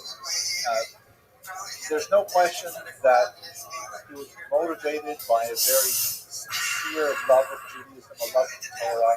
There's no question that he was a very erudite individual with a tremendous amount of learning, a tremendous amount of desire to benefit fellow Jews and things like that. But he was ultimately one of the greatest polemicists in Jewish history.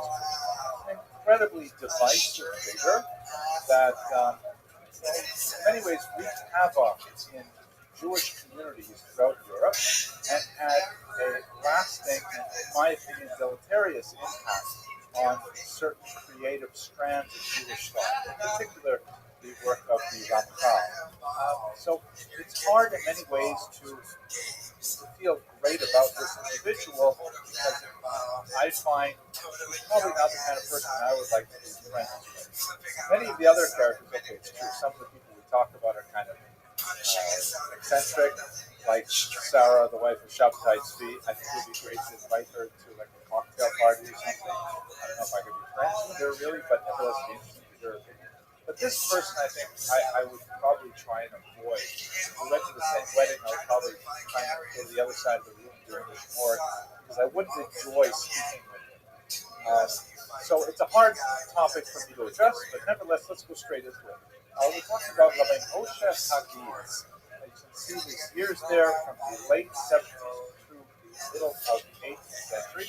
He was known by both his detractors and his proponents as a zealot, the son of a zealot, which is at once a rabbinic title that is common, say a Navi ben Navi, a prophet, the son of a prophet, or a Chacham ben Tzaddik, a righteous person, son of a righteous person, which on a rabbinic level means a super zealot. He is not only a zealot himself, but he comes from a zealous tradition.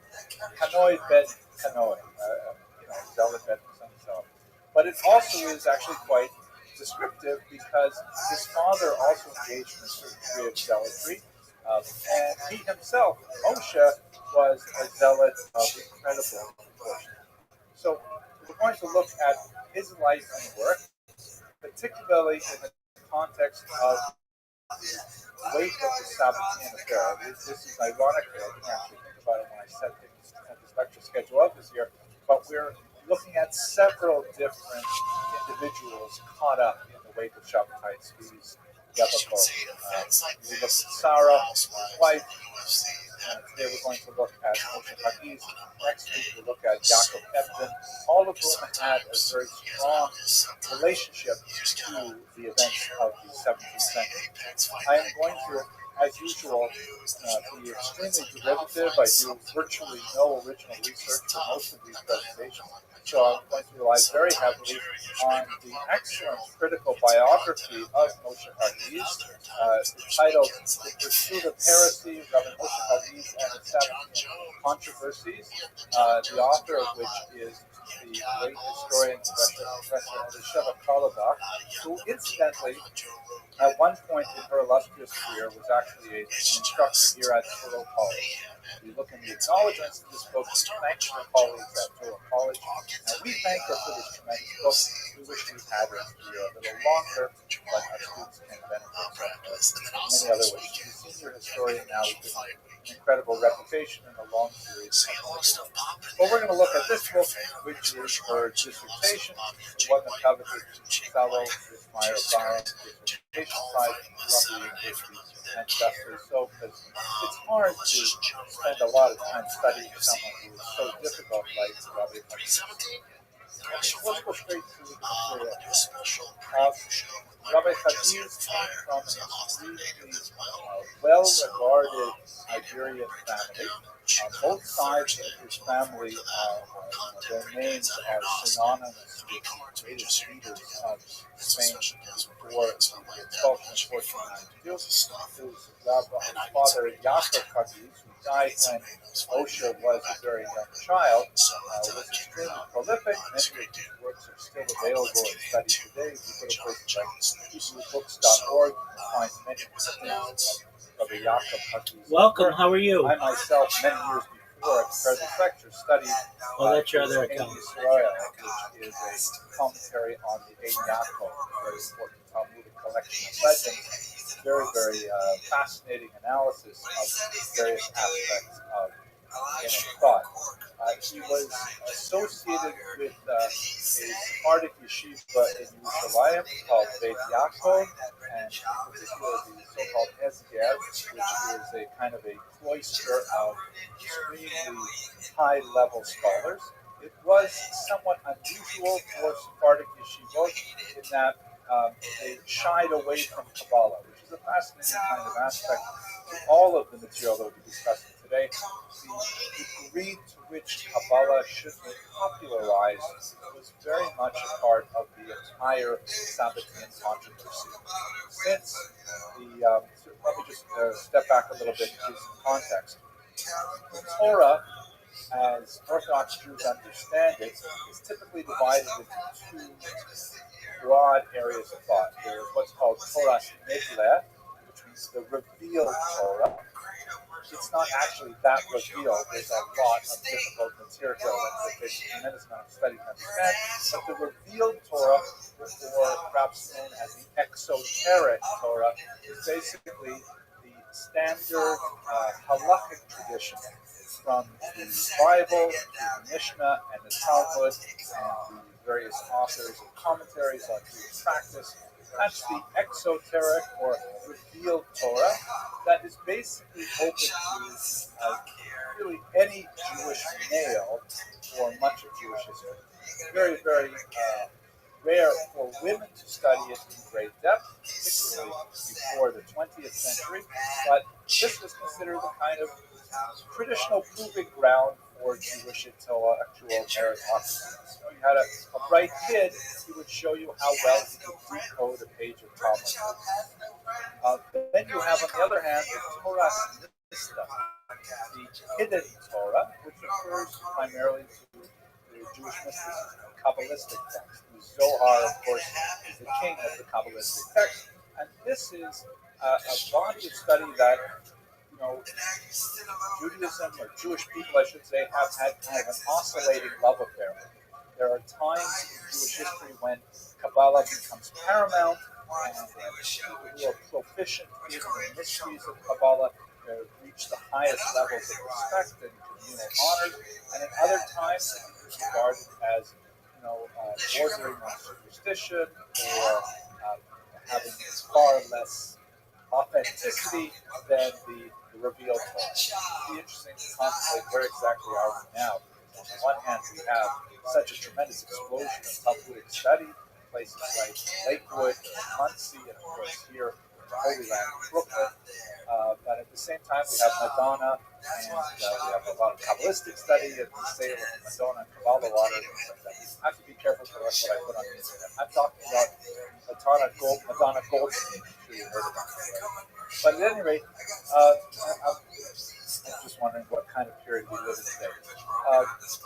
Getting back to the Beit Yaakov Yeshiva, this was unusual because the period immediately after Shabbatai Tzvi was one in which Kabbalah was really at a huge peak, that people were fascinated with Kabbalah. Remember, you have the circle of mystics in Tzfat, Moshe Cordovero, Rabbi Yitzhak Luria, Chaim Vital, and others.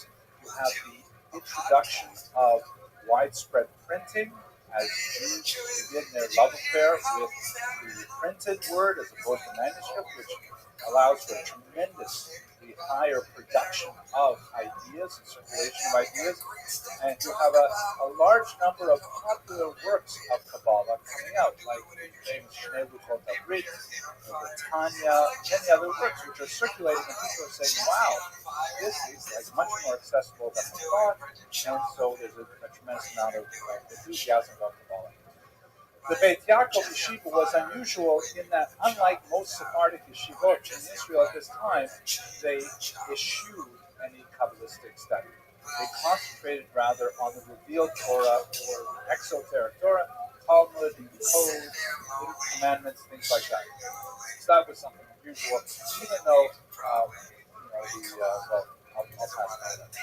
His father, of course, the period of Shabbatai Tzvi, just to recap very quickly, Shabbatai Tzvi, of course, inflames the entire Jewish world with the notion that he is the Messiah. Nathan of Gaza, the so-called prophet, promotes this vision. They end up going to the office of the Ottoman vizier in 1666, at which point the Ottomans say, well, I'm sorry, it's very nice to meet you, Mr. Shabbatai Tzvi. How about this? How about you convert to Islam and we refrain from killing you? He says, good option. He becomes a Muslim, and many of his followers end up going to Islam as well, as we shall discuss. And the rest of the Jewish world is kind of like shattered by this defection from Judaism. So, in the immediate post-Shabbatai Tzvi period, a lot of people were taking sides as to what happened, trying to understand this. So his father, Joseph Kagiz, was very much anti-Sabbatean, but his grandfather, Moshe Galante, was actually still quite affected by the movement and had reserved judgment on whether or not Shabtai Tzvi was the Messiah. There were a lot of people who felt that perhaps he was the Messiah, perhaps he's going to be revealed again. He died 10 years later in 1676. Perhaps he will somehow return. This presented an obvious polemical disadvantage to Christians because it meant that the Jews could have a Messiah that would come back from the dead as long as Christianity. All these kinds of things were circulating. Joseph Hutchins, however, was an anti-Semitic. What ended up happening to Moshe, he was only a toddler when his father, Yaakov, died, is suddenly the world kind of shifted underneath him. He was placed in the care of his grandfather, Moshe Galante. The name Galante is extremely significant, just as Galante is in Spanish time. And he was raised by his grandfather. So here he has his real father, his biological father, was his zealot. Moshe was his son and zealot. But then he is raised by someone who is a few years later having crypto-Sabbathean tendencies. So there's kind of like an intellectual conflict that was going on. Harbored tremendous affection for both individuals. At the same time, however, there was significant material reversals for him as he reached his adulthood. He's married at a very young age, but it happens that his father-in-law was also part of the Neo-Sabbathean circle. And when his father-in-law lost his daughter, that is Moshe, his wife died at a very young age, the father-in-law decided, he was a very wealthy man, to cease supporting the yeshiva. This, combined with some rather disastrous administration policies imposed by the Ottomans, meant that the yeshiva fell into bankruptcy. And young Moshe had no material support. He himself was very anti-Sabbathean. The atmosphere among much of the Sephardic leadership in Jerusalem was still rather pro-Sabbathean, or there were two elements in Jerusalem, including the major supporters of the Beit Yaakov Yeshiva. And so when that support began to dry up, all of a sudden Moshe was really in his late teens and early 20s, faced with an existential crisis, and he had to really find a way to support the yeshiva. His mother, who had received support from a source which I can't recall at this point, also apparently lost her material support as well. And so Moshe, he's now a widower, caring for an elderly mother, and having a failing yeshiva, decided that the only way that he could support all of these multiple considerations would be if he actually moved to Europe and traveled around soliciting funds for these various causes. So this is like not at all a non-traditional kind of approach to financial crises. We, of course, now in this coming year from the Holy City of Jerusalem seeking support for multiple marriages or things like that.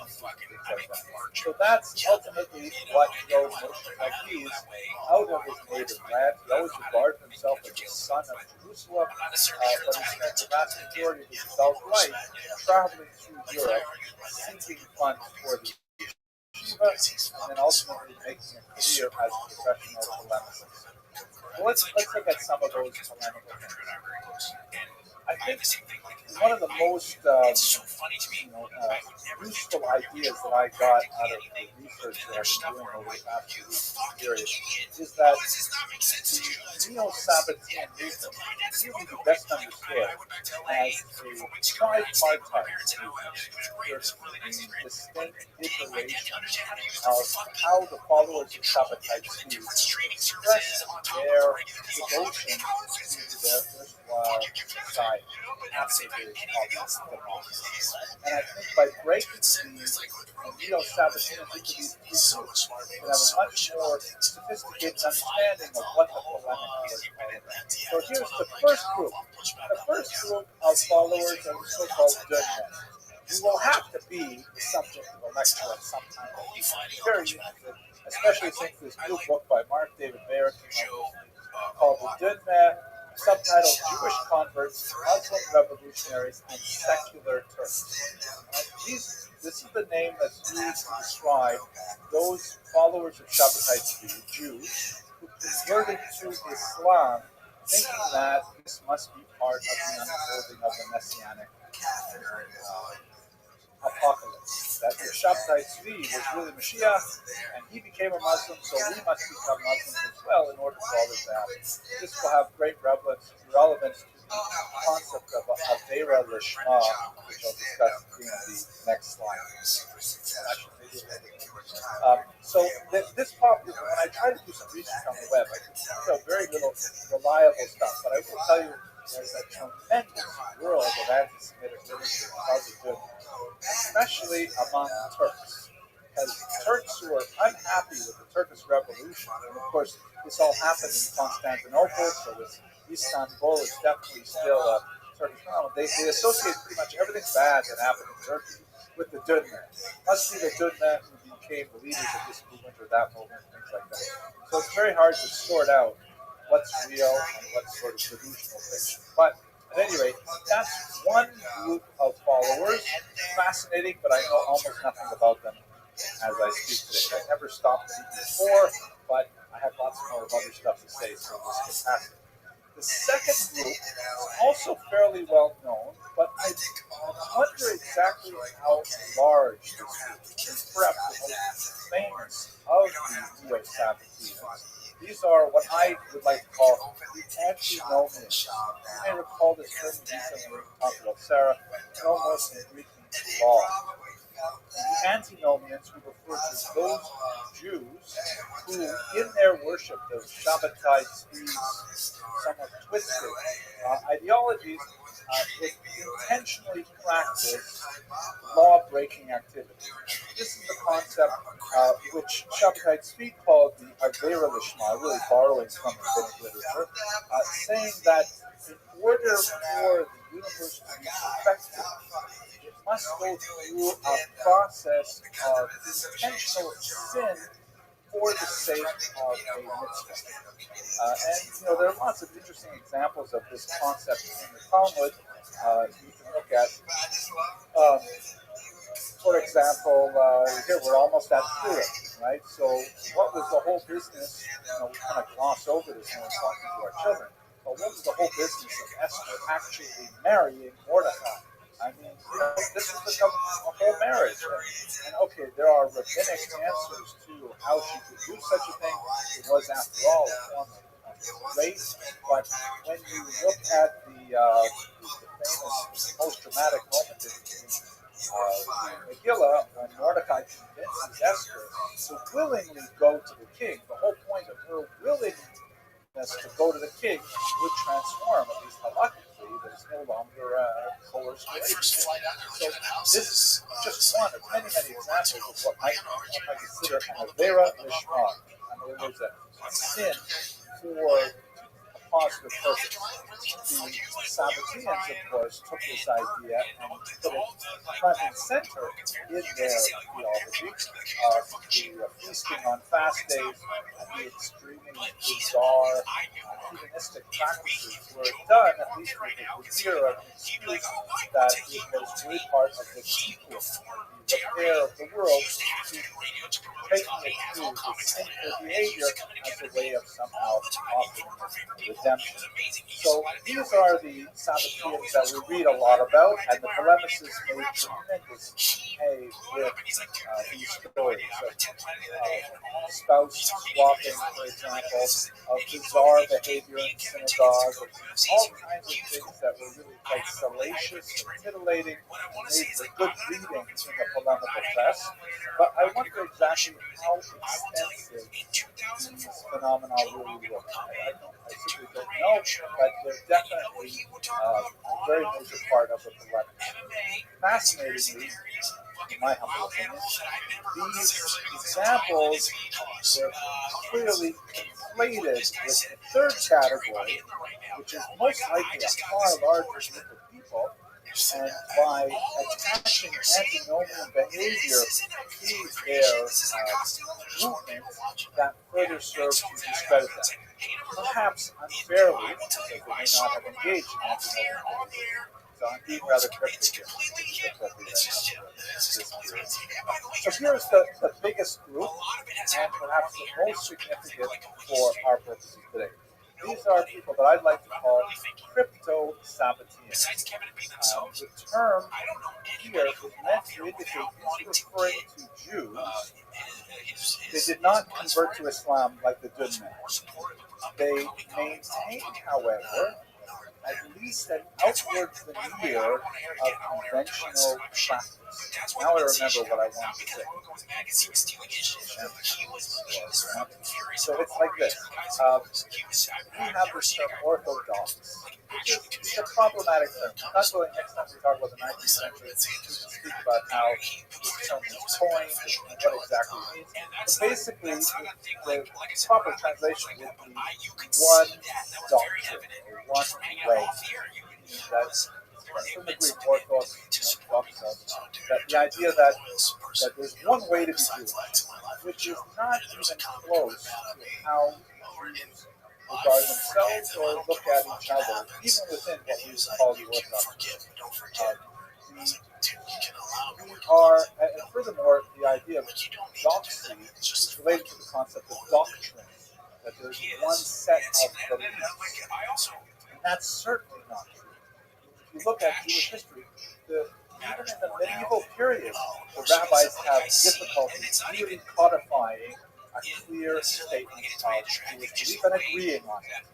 You have Maimonides, you have certain principles, for example, but Maimonides is really late in Jewish thought. It doesn't go all the way back, certainly to the Mishnaic or Talmudic period. Unlike Christianity, by contrast, which tends to place a lot more emphasis, at least in a more Catholic version, on creed, on what one believes, on what one holds in one's heart. Judaism actually places far more emphasis, in my humble opinion, on practice. That's why a better term might be orthopraxy, that you share a certain commonality of practices. So, and I think it makes a lot of sense. If you look at, if you go into a typical Orthodox synagogue, and you ask to see everyone's prayer book, so you'll see this guy's got a Sephardi, this guy's got an Ashkenazi, this guy has a Taimani. They all have different words. I mean, if we're really being serious about this, we should have just one Masorah, one Musa, one type of prayer, and that's it. Prayer, after all, is such an important statement of doctrine. But there's tremendous variation, and nobody seems to really care. Nobody seems to look over each other's shoulders and say, wait a minute, you're praying with the 1921 printing. Did you hear we all moved to 1931 printing? People go, whatever you pray is really up to you. And furthermore, there's all kinds of insertions that you can put in at your own desire. And, if you see someone's prayer book with little notes on the side, we consider that, at least I do, praiseworthy, because they're putting their heart into their devotions, their prayers, they're thinking about how what they mean personally. We don't spend a lot of time worrying about what's in each other's head doctrinally. Certainly there are some things we could say that would cross the line, like not believing in monotheism, not believing in life after death. Things like this are pretty much sine qua non in Judaism, but we don't spend a lot of time talking about it. At the same time, we spend a ridiculous amount of time talking about what kind of chicken is kosher and what kind of chicken is not kosher. We're talking about chickens that are proclaimed to be kosher. That hechsher is good, that hechsher is not good. This person observes Sabbath completely, this person observes Sabbath not so good, not so Look how she covers her hair, look how she barely covers her hair, look how she doesn't cover her hair. It's like we spend a tremendous amount of time worrying about behavior. So, taking this all together, what happens if you have people who behave like standard Orthodox Jews in really key areas, and yet in their mind, they're thinking something really antithetical? What do you do with those people? Those are the crypto-Sabbateans. Then you have all these people who are walking around with big black yarmulkes, and, twisted out and big beards, and they believe that their Messiah died in 1676, but don't worry, he's coming back. How do you treat those people? How do you incorporate them into your society? Do you reject them? Do you hope they'll get over that? These are questions we don't have to worry about today at all. That was a joke. But these are, real issues of what defines the Jew. And I believe this is the major population that polemicists like Moshe Chagiz were dealing with. They're trying to figure out, how do we isolate those? First of all, he said we should isolate, but his approach certainly is that they were totally usher, totally trade, forbidden, and non-kosher, and they should be excoriated, ostracized, punished, and driven from the camp. And now the issue is, how do you identify them? How do you hunt them down? And how do you enforce those kinds of communal regulations? These are the challenges that Moshe face, and we'll talk now about the approaches he used to try and achieve these objectives. So let's go by the way, and I made a note to myself to remember that. Remember, Moshe Chagiz is his adopted grandfather. I mean, the grandfather who raised him was implicated in crypto-Sabbateanism. His father-in-law was implicated in crypto-Sabbateanism. He had like a lot of family like this, mishpacha. Now, there were three major controversies in Moshe Chagiz's life, three major campaigns that he embarked on. You should recall, of course, that he didn't start out to be the world's greatest scourge of Sabbateans. That was not his reason for being in Europe. He was there trying to raise funds.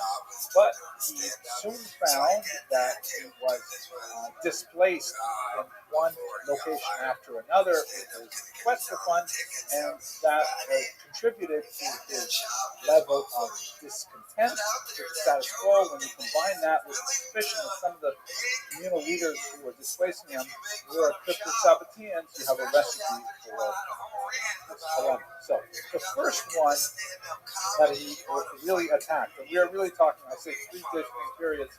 We could also say three distinct people, because he tended to focus his energy on identifying and ostracizing one individual at a time. The first was Nehemiah Chayon, who was traveling throughout Europe. He ultimately arrived in Amsterdam in 1713, which is about the same time that Moshe Chagiz was there. And it was clear from his writings that he was engaging in Sabbatean discourse.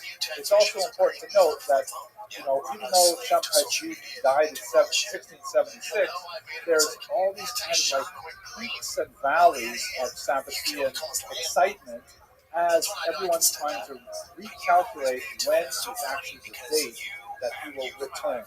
And we have several different dates that were suggested based on various verses in the Torah and combinations of the numerical value of the letters of his name. 1706, 1714, and 1740 were especially high peaks of excitement. And of course, you can imagine that every time the year passes and Messiah does not arrive, there is a trough as people's emotions go down.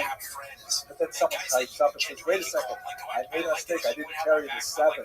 So then they say, well, really, it should be 714.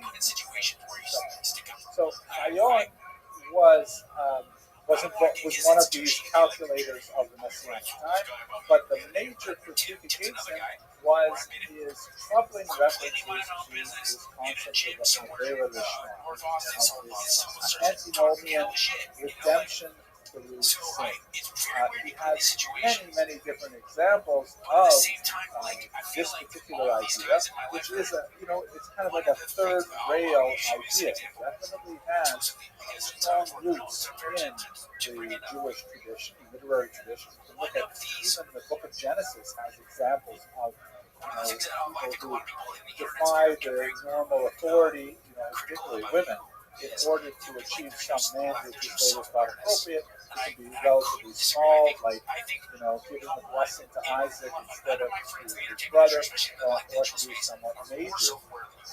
These are things that Chayon went on and on about. So Rabbi Chagiz, and also one other issue that was associated with Rabbi Chayon was the concept that Kabbalah should be absolutely open to everybody. That it should be no longer considered kind of restrictive body of ideas. It should be something that even children should be studying.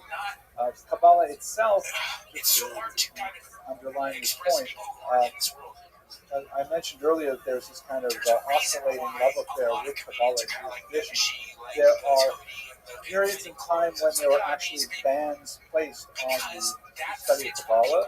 A very well known one is the ban that a person should be the age of 40, should be married, should have completed all of the exoteric Torah before approaching the Kabbalah. This was not universally held. Rabbi Moshe Cordovero, who is perhaps the greatest Kabbalist of the second millennium, he argued that even 20-year-olds should study Kabbalah. He thought that the earlier you start it, the better it is. So it was not a universal approach, but nevertheless, Chayon was an example of someone who said, no, we should be open to Kabbalah wide to the masses. You combine the concept of the promotion of Avera Lishma and the idea of promoting widespread Kabbalistic study, and this kind of got Rabbi Hagiz all worked up to say that this is a person who is actually a crypto-Sabbatean and we should shut him down.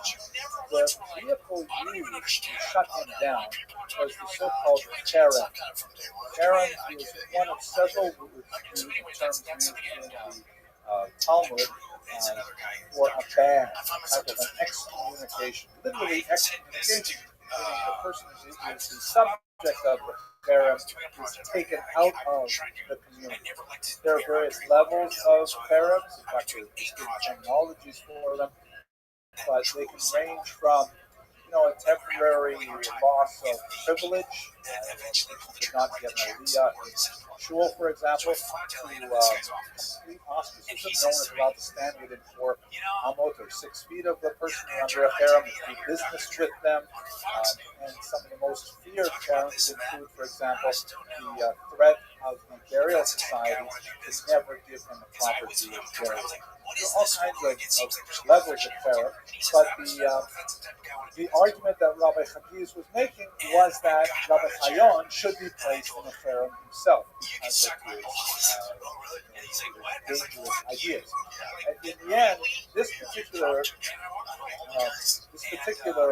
campaign of Rabbi Hagiz was not immediately successful because alongside the understood ban on Sabbatean thought, there's also a very, very old ban on culminating controversy.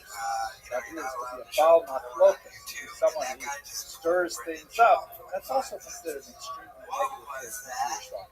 And Rabbi Hagiz, for all his ideological purity, was at the same time clearly sowing dissension within the Jewish community as a whole. Rabbi Chayon, a popular speaker, popular thinker, and so on, and here's someone who is deriding him in public and in print. Other people were saying, hey, why are you starting up with this? You don't want to read his books? Fine, don't read his books. Why are you trying to say such terrible things about a person? So Hagiz was frustrated because he was in several communities placed under the same ban that he wished to have Rabbi Chayon placed under. And so he was forced to go from one community to another, and when he would go to a different community, he would try, because he was sort of a bulldog when it came to these things, he would try to get this new community to enter the fray.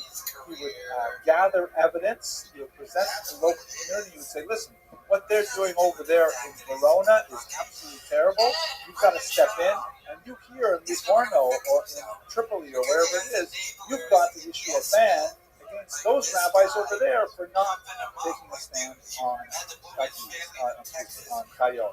And this is kind of the pattern that he followed. He ultimately was able to get some traction with his ideas. He was able to achieve a followership of people who felt that he was absolutely right in his criticism of Chayon, but it was an instructive learning moment for him, which would serve him well in his second campaign. Very important aspect of it, this is the first book that he wrote. He was also quite prolific in not only matters of just straightforward Torah commentary, he was also very prolific in writing these highly polemical attacks on the rabbis. This is a great book called Shever Hoshim. It's based on a verse in Isaiah. It means the breaking of the sinners, right? Destruction of the sinners. Pretty strong title. It was later used again in the Hasidic Misnagdic controversy, because when you got a good title like that, you got to keep it. And this is essentially a direct attack, eventually published in London, against Rabbi Hayon that had significant impact into the modern day. And this element of the controversy speaks to the issue of how ideas were circulated in 18th century Europe. You have basically people publishing books, okay, that's pretty straightforward. But you also have people publishing haskamot, or approbations, which we've discussed in previous lectures. The haskama, literally the agreement, the approval, is usually written by a rabbi who reads the text and then writes that, this is essentially kosher material. There are periods when the haskamot were essentially legal devices to ensure copyright. We saw that with Rabbi Horowitz and the haskama that's limiting other people from publishing his work. But in this context, all of a sudden the haskama becomes much more significant as a guarantee of ideological purity, spawning a whole new generation of haskama style in which rabbis write and say things like, and this goes really up until the 20th century and the 21st, rabbis will say something like, I did not have the opportunity to read this entire book, but I read it. Whatever I read seemed really good. I know the yeshiva this boy went to and all these things, so therefore I think this is a good book. Obviously, what's the problem with that kind of stuff? It's not too much of a guarantee of ideological purity, right? But it's kind of like the blurb at the back of the book that says, killing thrillers. You've got to read it because after all, there's endorsement. But at the same time, ironically, think about this for a second. Once Rabbi Hayon found something published in a book, most of his manuscripts, by the way, was held in print. We're talking about correspondence arguments. Someone would write something, then letters would fly across Europe, sometimes secretly say, hey, did you read this book? I think it's actually a real Sabbathean. We joined with him in forming of cabals against attack them, and eventually coming out in print with another volume of testimonies against a particular individual. I'm sorry to take it down. So, but here's what's useful about these. Now, what happens if, this would have been interesting, what happens if you're a rabbi, you write one of these throwaway haskamos, and then that book later becomes threatened as neo-Kabbalistic or neo-Sabbathean book. Then not only is the author of the book under fire by people like these, but also you for writing that haskama. So the net was cast much wider because all of a sudden, all these other rabbis who may have written thoughtless haskamot are now implicated in the ideas of the book, which may not have been fair to begin with. It just became a whole mess. So we see that happening in a very big way with the Hayon controversy, and I think we can say we see it even in the affair that I mentioned a minute ago with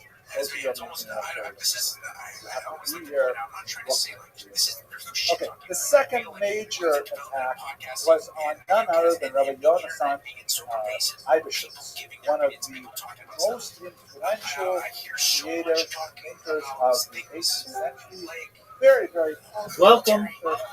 Very, very popular speaker, well-loved rabbinic figure, and extremely highly respected. What up, ex-Star Wars fan, Star Wars fan?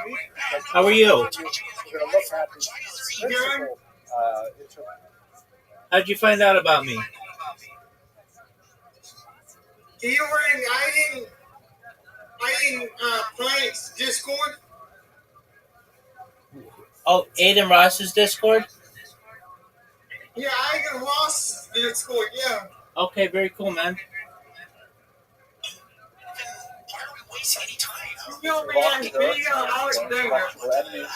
Right, now I know.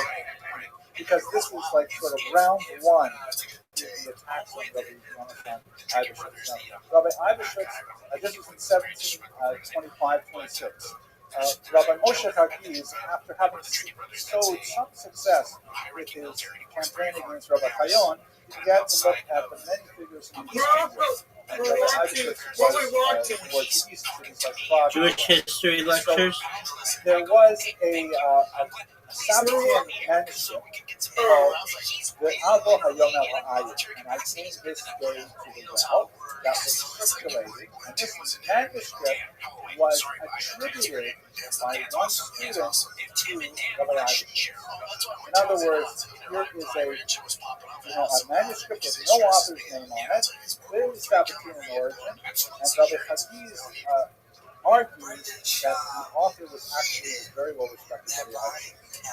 In this, he certainly overshot the mark, because not only was Rabbi Abishur's personal charisma and fame and authority much larger than Rabbi Hagiz's, Rabbi Abishur actually had a pretty strong pedigree of being an anti-Sabbathean himself.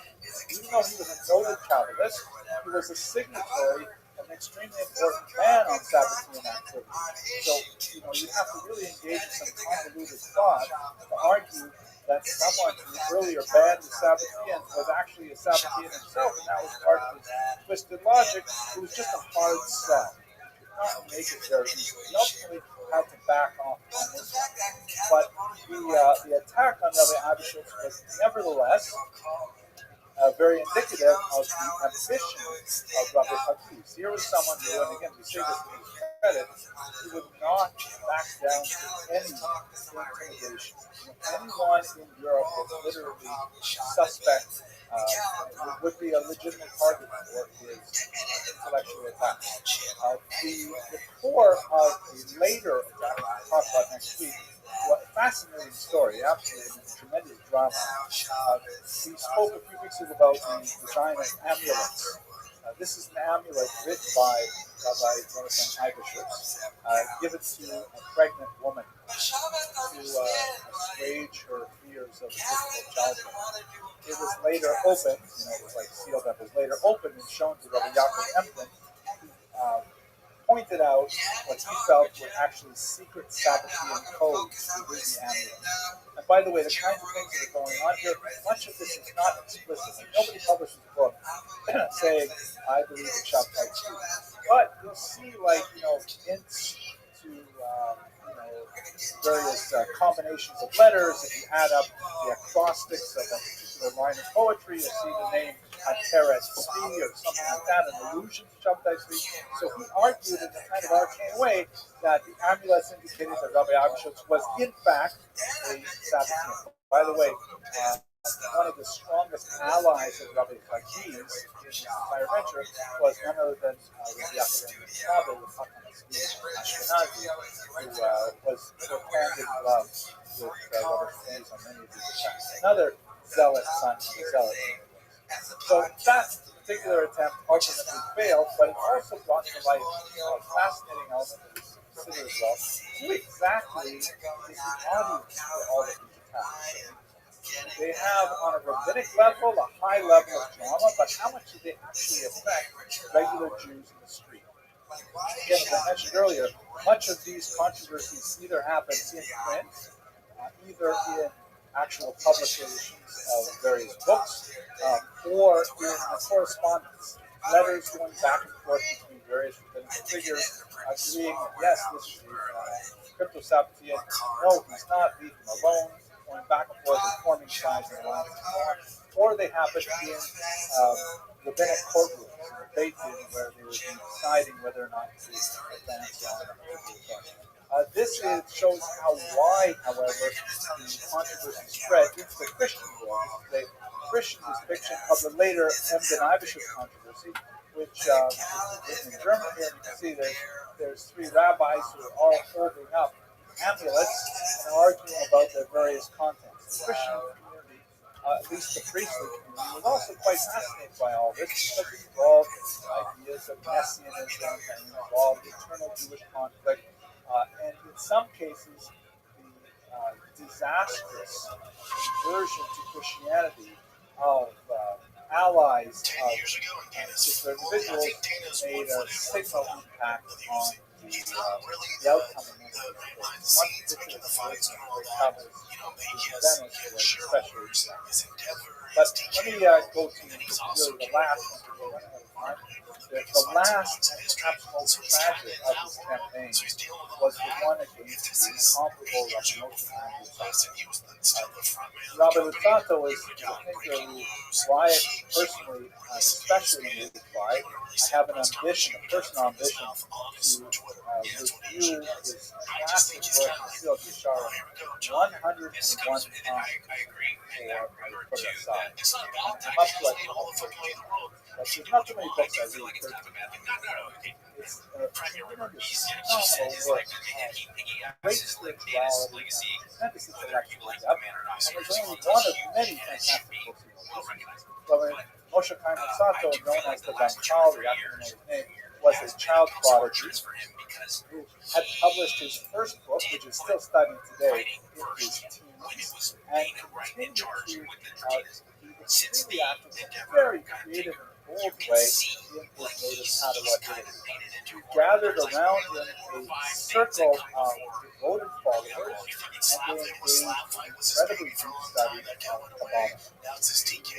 What is rather unusual about Ramchal's activity was that at a certain point, he claimed Jewish followers only, the word ultimately spelled out, by one of his followers who actually wrote a letter, he claimed to receive the visitation of a Maggid.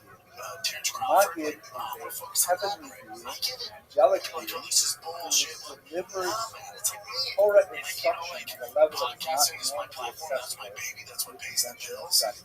Now, I know it sounds spooky and weird, but we must bear in mind that among the many people who achieve this level of learning, none other than Rabbi Yosef Karo, the author of the Code of Jewish Law, the most exoteric Torah document we have, is nevertheless composed and inspired by his autobiographical statement of the Maggid. So it's not something foreign to Judaism, it's just considered extremely rare, and most people would say that if you met a guy in the street who said he was visited by a Maggid, he would probably escort him to the local psychiatric institution.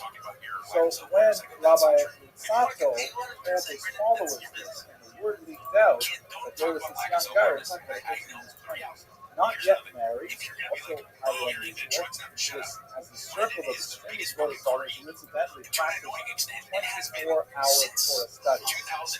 They set up a schedule to make sure that no more than a day does any of them studying Torah. It's incredible individual. Rabbi Hafiz was convinced that he was being influenced by Sabbathean ideas and was a closet Sabbathean himself. We do know that he read Sabbathean works.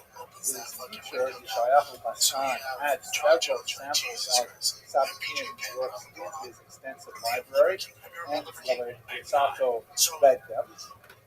What he said about that was, he ate the fruit and threw away the peel, quotation from the Talmud. The idea is that whatever was possibly useful in those books was consumed, everything else was disregarded. But nevertheless, his behavior was, at the least, eccentric. And when Rabbi Hafiz stepped into the fray, all of Europe, well, I should say all of Europe, but certainly a large portion of Italy, was very concerned with, is this for real or not?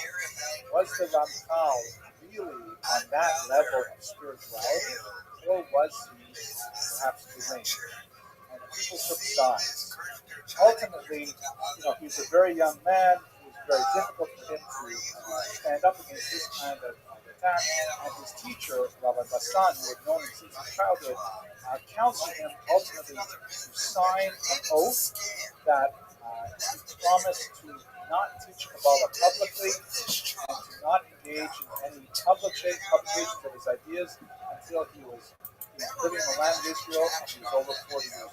And he appeared to the band, although Rabbi Hafiz was not satisfied with it. All of his extant works were ordered to be collected in a chest and delivered to a third party in Frankfurt, where they were eventually buried. Some of them were burned. Some of them were thankfully recovered, so we know a lot more about this story. He moved on to Amsterdam, where he began to apply certain aspects of the oath by publishing works like Mesilat Yesharim, Baruch Hashem, and ultimately, hounded by Hafiz for the entire period, he moved to Israel, where he died a premature death. I believe he was years old of a plague. But his death represents one of the most tragic losses of creative, spiritual engine that we have. This is his grave with some neo-Sabbatean stuff, some Yeshiva boys. So, legacy. As I mentioned at the beginning of this lecture, I'm trying to give as much as possible an objective and dispassionate view of the life of an individual who really gave himself over to his vision of Judaism. It's hard for me to identify with this particular approach to Judaism, but nevertheless we can understand his passion for an ideologically pure Judaism that promoted in return this pursuit of heresy. There are many overlapping ideas which we didn't really have that much opportunity to explore here. For example, what is the limit of the rabbinic authority?